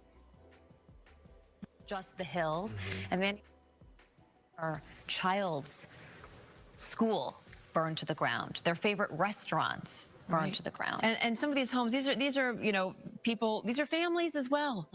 They're celebrities, but they're also families. That's right. And they want to remain in these homes for a long time to come and share memories and raise their kids in these homes and have a place to come back to.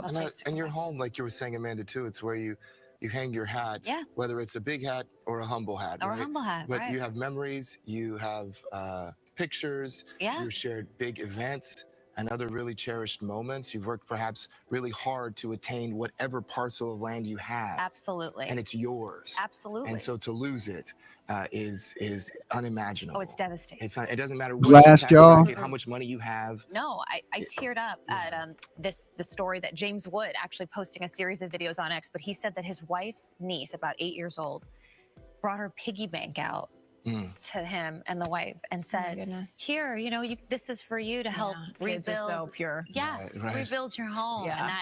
And that got me glassy-eyed.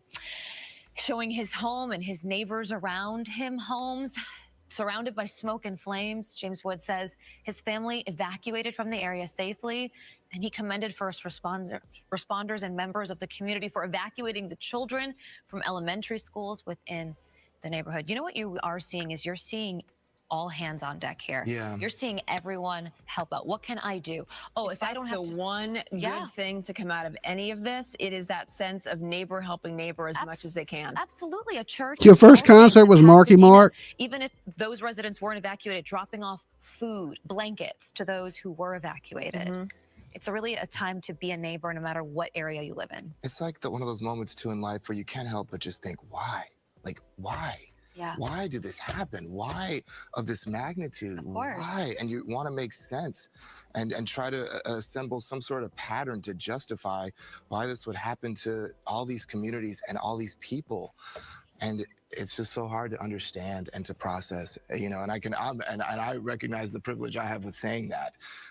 And I can only imagine for somebody that's going through this directly impacted what they must be thinking or feeling, or even just trying to process how they feel in a moment like this. I mean, we're a beautiful city, but we are a tough city. We've been through a lot over the last few years. It's the nature of where we live, right? Yeah. It really is. Hey, Abby, good morning. The topography here. The topography. Yeah. And this fire is actually, if you think about it, My first concert and was Maria Stevie can probably B. speak to this better than I can, is 2 years in the making, because was it several years ago we had record rainfall, which allowed for vegetation growth, and then things dried out, and then that just became Tom Petty, that would have been a good one. Yes, that's absolutely right. Fanned by these Santa Ana winds, hurricane level winds that we received too, Maria, right? With no rainfall that usually accompanies a hurricane. Absolutely. Hurricane force wind gusts, and it wasn't just like one Slipknot. day of this, which we've kind of gotten accustomed to. Oh, we're getting some Santa Ana winds, you know, for a day or a day and a half. But this has been consistently at that level for several days now. So that combined. I think the first real good concert I went to, like legitimate concert, was Leonard Skinner. We've had the last 2 seasons, the previous 2 seasons, where we had record rainfall, and then now to start this new season, last 3 months, record driest. I mean, talk about the swing from extremes. So that's what we're contending with Exodus. now, is that the growth that those 2 previous years. Kurt gave Hammett us came with from all that rain band. and now very dry conditions. All right, let's talk about these numbers right now as you are perhaps getting ready to head out the door. Maybe you do have to go to work. You related to right? Tom A lot of Petty? us do. 34 degrees currently in Santa Clarita, 47 in Burbank, 46 in downtown LA, 53 in Santa Ana, Freebird. 36 in Big Bear. The arrows, notice these are the wind barbs that we like to look at. Slower. It is moving not quite as fast as it has been. Current sustained winds. Again, Rest in peace, very Static encouraging, X. Very different from what Creed we have been sucks. talking about the last couple of I'm days. sorry, really I since can't Tuesday stand morning. Creed.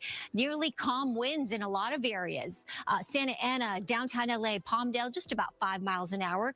Last couple of days, we've seen the bright colors on this map, the contours that were more of that purple color indicating those strong winds. We're not seeing that right now. So really kind of a break.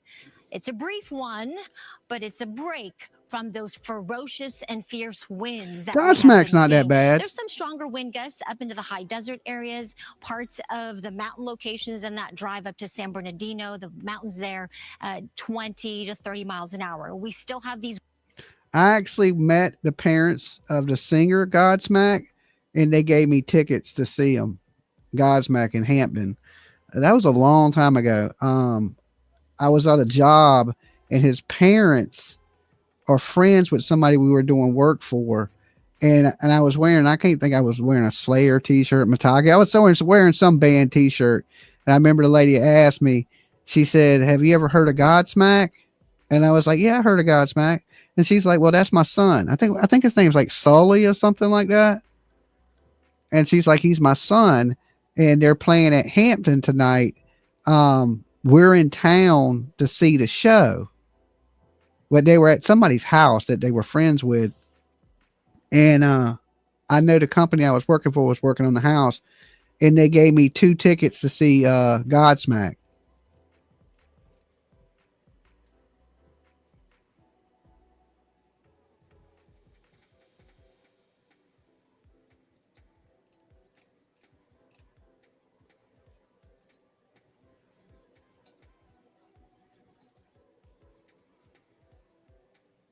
You ready? Remember the plan, that ready, set, go fire plan that you must have, because it can erupt at any time when we consider these strong winds we're expecting. So the winds have relaxed because this area of low pressure has pushed off to the east. That gradient or pressure difference between that and this area of high pressure has weakened. We're still getting an offshore flow because of this ridge of high pressure nearby, but it is going to strengthen as it settles over the Great Basin, and that's why we're expecting those gustier winds later today, tonight, into tomorrow. There's that future cast as we get into the afternoon. Notice those bright colors again and those stronger winds. So this is the window of several hours until later today that firefighters have. I'll go over the rest of the forecast, show you the 7-day in just a few moments. Back to you. All right, Maria, thank you very much. Well, we've talked a lot and showed you all a lot about homes that have been damaged and destroyed as a result of these fires, but also many local businesses. TJ Allen says, sleepy yet, getting there. Been destroyed. And let's get back out to Gigi in the Palisades to give us some more insight there. Good morning. There is so much loss, Melvin and Jen here. Big businesses, small businesses. Let's start with this. Casa Nostra Trattoria. We're on the 15,300 block of Sunset Boulevard here. This is such a popular Italian restaurant. If you in the Palisades, even if you don't and you like Italian food, you have probably eaten here at one time or another. They have a beautiful or had a beautiful patio. It is all gone. You can actually see if photographer Tony Butita, if you pan to the left and you can sort of see all the way there, that's actually Starbucks, or that was Starbucks. That's on the corner there. Starbucks is gone. A lady just actually Not walked up for us. Starbucks. She's not a local. She was looking for the Starbucks, hoping it was open. She didn't even know where it was. She couldn't see it because it has been destroyed. Let's walk up the street. We don't know if this is part of the restaurant. I've been here. I've eaten here. I don't remember, but this is destroyed. And I want to show you what once was Bank of America. This is just all mangled metal now. There may have been another business here, unclear.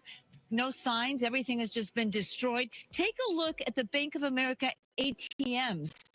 They've basically just melted, when we assume with all the money inside, but they're gone.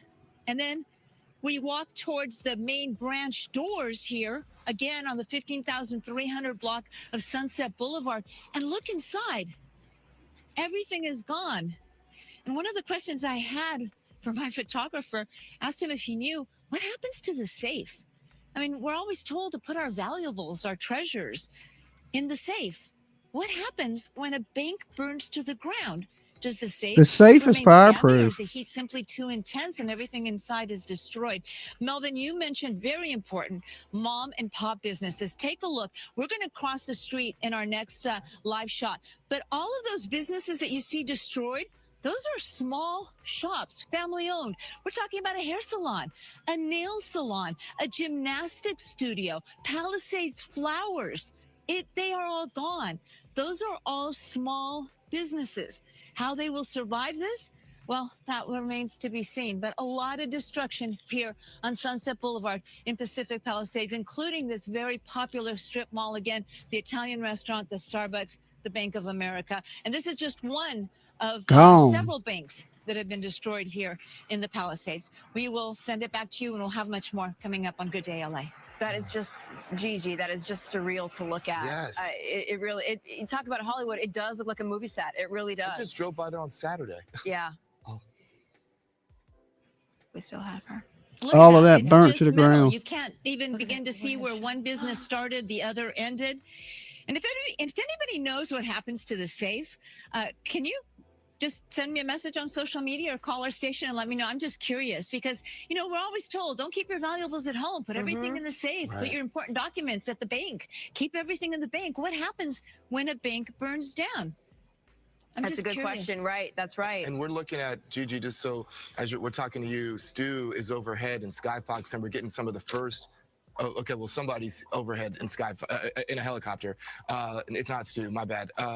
Who has given us aerial perspective, Gigi, of the scorched Pacific Palisades, pictures that we weren't able to see yesterday naturally because of those raging Santa Ana winds. Look at this. And now this morning, as the sun begins to Just rise, leveled Gigi, it. it is just extraordinary. And then Gigi, you see some homes, and I'm sure you saw this on the ground firsthand. Some homes and businesses that are just untouched, almost, and then everything around that area is scorched. And actually, walk with me, photographer again, Tony Butita. I'm always dragging him along with me. All right, as I'll I be see back, things guys. To show you, look across the street, U.S. Bank, and all those shops right there. I think we see Saint Laurent across the street. All of that appears to be anyway, maybe smoke damage, maybe some other damage deep inside. We're also watching as a convoy of firefighters arrives, a new convoy from Happy Valley Fire Department. Excuse me. Oh, yeah, I know. Yeah. It's pretty bad. The air quality is a little bit tough, but we see Happy Valley Mountain Gate Fire Department. These must be maybe from Northern California. I don't know where these cities are, but they have put together Shasta. So maybe from Northern California, they're just rolling in to assist our local firefighters. But you see the shops across the street, they all appear to be in touch. As a matter of fact, it appears that they have power. There's no power on this side of the street, but they're all lit up. So maybe power has not been shut off on that side. It's just wherever the embers decide to go. That's right. Is what goes up. And fire companies from all across various states have come to help and to help us here. That's right. It's a multi-state effort. Multi-state effort. Yeah, Gigi. Yeah. A mutual aid situation.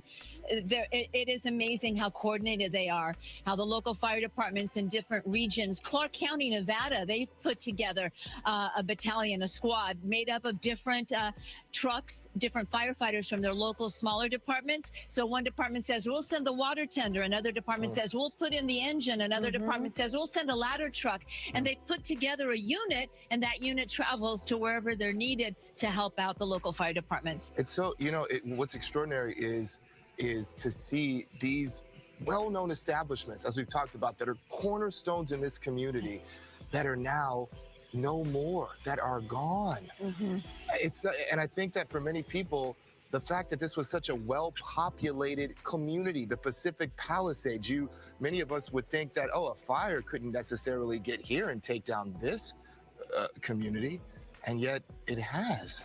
But there's so many people out there who have just even if it's flashes of memories that they have at some of these areas. Like, my daughter had her graduation ceremony here, or there was a wedding dinner that was held, in some areas. This is my coffee shop. This was just where I used to go to any number of things.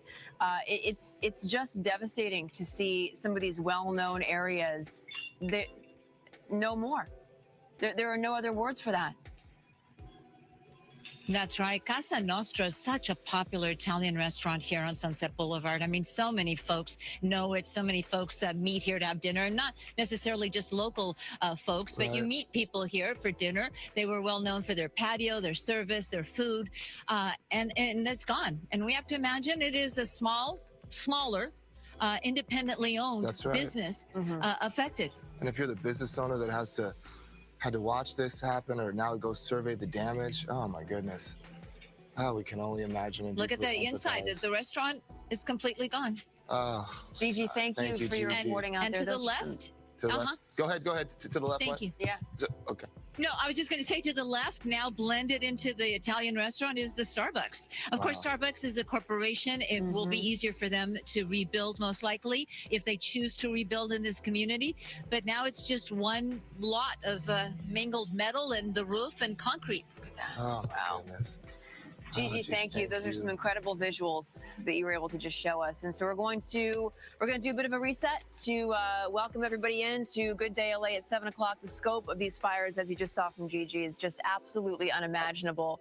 Flames are ravaging homes, threatening communities, leaving thousands of people with really nowhere to go. Nowhere to go and left to move through this new normal that many of us that haven't directly been impacted by this don't really know anything about. Yeah.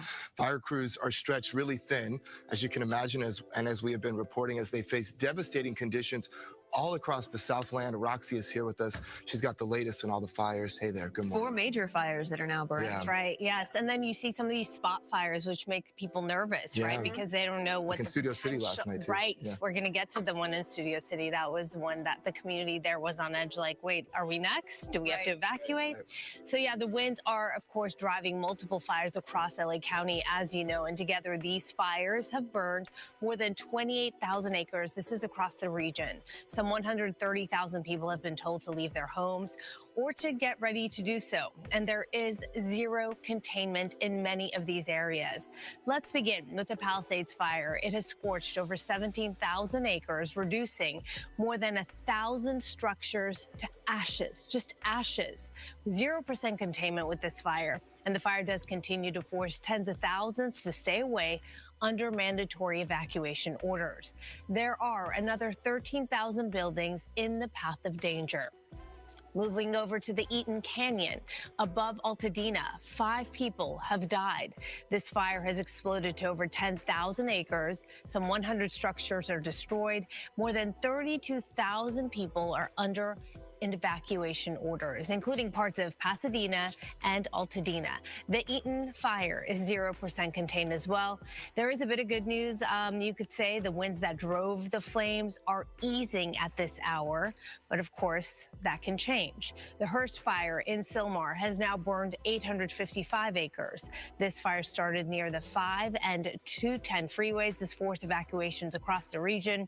More than 44,000 people have been ordered to leave their homes. Evacuation zones do extend to Santa Clarita and the Newhall Pass. The Hearst fire is now at 10% contained. The Sunset fire has burned 60 acres in the Hollywood Hills. There is 0% containment here. Flames are pushing toward Hollywood Boulevard. Most evacuations, though, have been lifted. Evacuations in areas north of Franklin Avenue will be lifted shortly, coming up at about 7:30 this morning.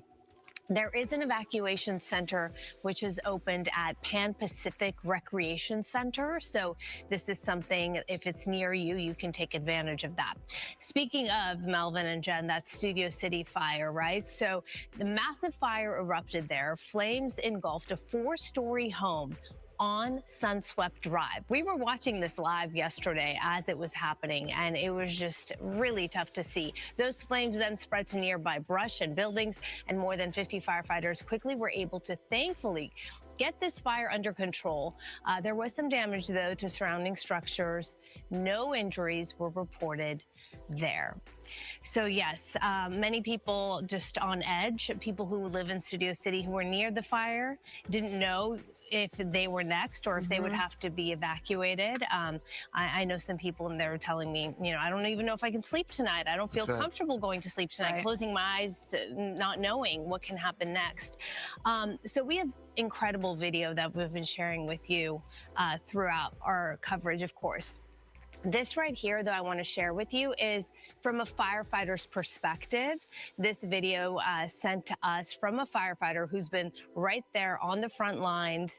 Look at the images. This is a bit more up close and personal, right? Now, these firefighters, of course, they have the equipment, but still, even with that being said, with the power of these flames and the conditions they're dealing with, many of them irritated in the eyes, right? Because of these ember bursts. Their eyes are swollen. Their voices are hoarse. They're having a hard time breathing. They're coughing. Imagine for hours and hours and hours not getting any relief and having to be in these conditions. And of course, when it comes to some of the issues we've been discussing as well with the lack of water, the frustration of making these tough calls, right? Do I run toward this building or this building? Which one will be a total loss and is pointless to even put our resources? These are things they have Well, to think it's about. strategic. It's strategic from the ground and from the air too. Look at this one. Look at this drop. That is a perspective we haven't really had, right? That was so needed that we didn't have on Tuesday because of those raging Santa Ana winds. Those choppers couldn't get in. Even when they ran out of water, you know, Roxanne, everybody in the Palisades, they couldn't get into the ocean in those super scoopers and get that water that was just available and drop it down. So it's so heartening to be able to see that they can have assets up into the sky. And that's why they were using as much water as they could on the ground, even pulling water from people's pools. They went through 3 gigantic water tanks in a matter of hours, from like 10:30 until I believe 4 a.m. This was yesterday. And speaking of pools, some people who were desperate taking refuge in pools, Right, right? yes. Which, I mean, if you have no option and no choice, and the pool's the safest place to be, but can you imagine how scary that is? It's just tough to cover this, of course, and people who are living through it, you know, our hearts go out to them, obviously, because they have this new reality that they're going to have to deal with. And now it's more of the adrenaline, right? From all of us. A lot of us. It hasn't really hit. It'll happen days, weeks, and months to come. Once you realize, wait a minute, we just lived through this, and what in the world, and now what are we Or when gonna you go to look for something, or when you want something and it's not there, you know, for those you. conveniences that we often take for granted. No matter where you are, if you're watching us right now, in some way you are connected to these fires, for sure. Whether it's a family member, a loved one, a friend who you offered your home to stay at overnight. Well, and the ripple effect, the businesses that Gigi is sharing with us, you know, these people all have jobs, right? And then what happens to those jobs, and what happens to the economy? That's the bigger the local scope, economy, right? The local economy taking a huge hit That's here. a question. That's a question for tomorrow and the days to come.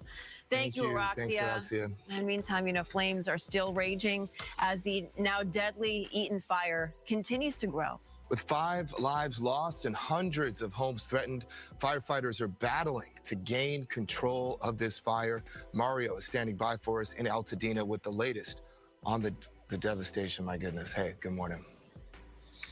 Hi, Melvin, Jen. We continue to see that large plume of smoke coming from the hills above Altadena, and we're now showing you more of the hundreds of structures that have been damaged here or destroyed. We're now looking at someone's home, or at least what's left of it. 2135 North Lake Avenue. There's a vehicle here in the driveway that got a little damaged, a barbecue grill and air conditioning unit, but other than that, there's really not much that we can recognize here. You see 2 vehicles here that were left torched as well. So we were looking at some of the pictures online, what used to be here. It looks like there was a single-story home, and just behind it, a guest house, completely gone right now. And I want to have Carlos Jacinto show you some of the activity right next door. There's a power pole right here, a utility pole that was snapped in half during the fire as those flames were rushing through. That's what we've seen here around this neighborhood. A lot of power lines and trees that have come down and left burned here, some in the middle of the street right now. So this is a home, and then over this way, we have a few more businesses. So what you're looking at just behind these trees, this is actually a home decor store at 2141 North Lake Avenue. And then you have the Altadena Boys and Girls Academy, a preschool right next door, a chiropractic office, and also a restaurant a little farther down. This is all right across the street from Charles Elliott Arts Magnet Academy. We know that Pasadena Unified School District officials say 5 public schools were damaged by the fire. So that's also going to be an impact. And when you look at this damage, you just hope that people who were evacuating left safely. We know this is a deadly fire. 5 lives have been claimed. We're still working to get more information. Not too many details on those circumstances. But you'll notice just behind this damaged property, there are some on Crawford Street, just behind this street. So there are blocks here in this area that have been left leveled. The destruction is just amazing. The fire continues to burn. And I want to have Carlos also show you the sky, because as the sun comes up, we're not really seeing very many clouds, just a big swath of smoke. And some of the mountain ridge lines there are not even visible because of all this smoke that's still making its way through here in the Altadena area. That's the latest here, but it is just shocking shocking to see the amount of damage and destruction here now that the sun is starting to come up. Is, and I also have to remark, I mean, it's not just these tree-lined streets and neighborhoods and homes. That you're talking about industrial areas that were full of concrete, like you've been reporting on, catching on fire and burning to the ground. Yeah, and to be honest, we don't know what has been burning. A lot of these buildings that are no longer there, we don't know what was inside. So maybe some materials that are toxic and people could be breathing them in. So that's always a big concern. There's an auto shop, a Brake Masters, just 2 buildings down that's also been leveled. So just imagine the fumes, some of the chemicals that are coming out of these structures. Definitely not a good situation for anybody around these areas. All right, Mario, thank you very much for being out there for us. We'll check in with you in just a little bit. The magnitude and the impact of these fires across all these various communities are great, and it hasn't just affected those that have a certain amount of means or those that have accumulated a certain amount of wealth. There are all different types of people that have been impacted here, people in apartments, elderly and otherwise. This is a live look of an aerial view of the Pacific Palisades. We'll have a lot more perspective from up above as the sun begins to rise, Jen. That's right, and our continuing team coverage of these fires continues after a short break. Keep it here.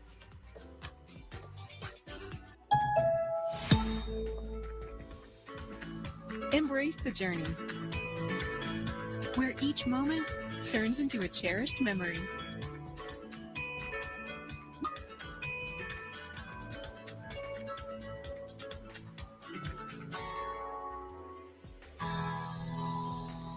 Ensuring life's journey and experiences along the way.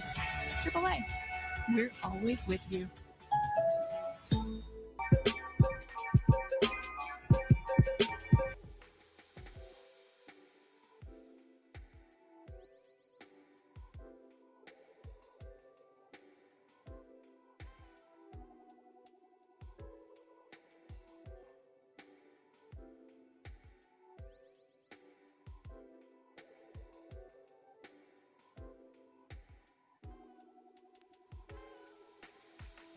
Okay, guys, we're going to get ready to wrap it up for today, for now. So I appreciate everybody coming by. Dolly Vision, you still there? Yeah, I'm here. Let me kill this. But we're going to get ready to get out of here for today. I may come back later. I'm not quite sure. But I appreciate everybody coming by and hanging out with me today. And I will see y'all later this afternoon. Peace.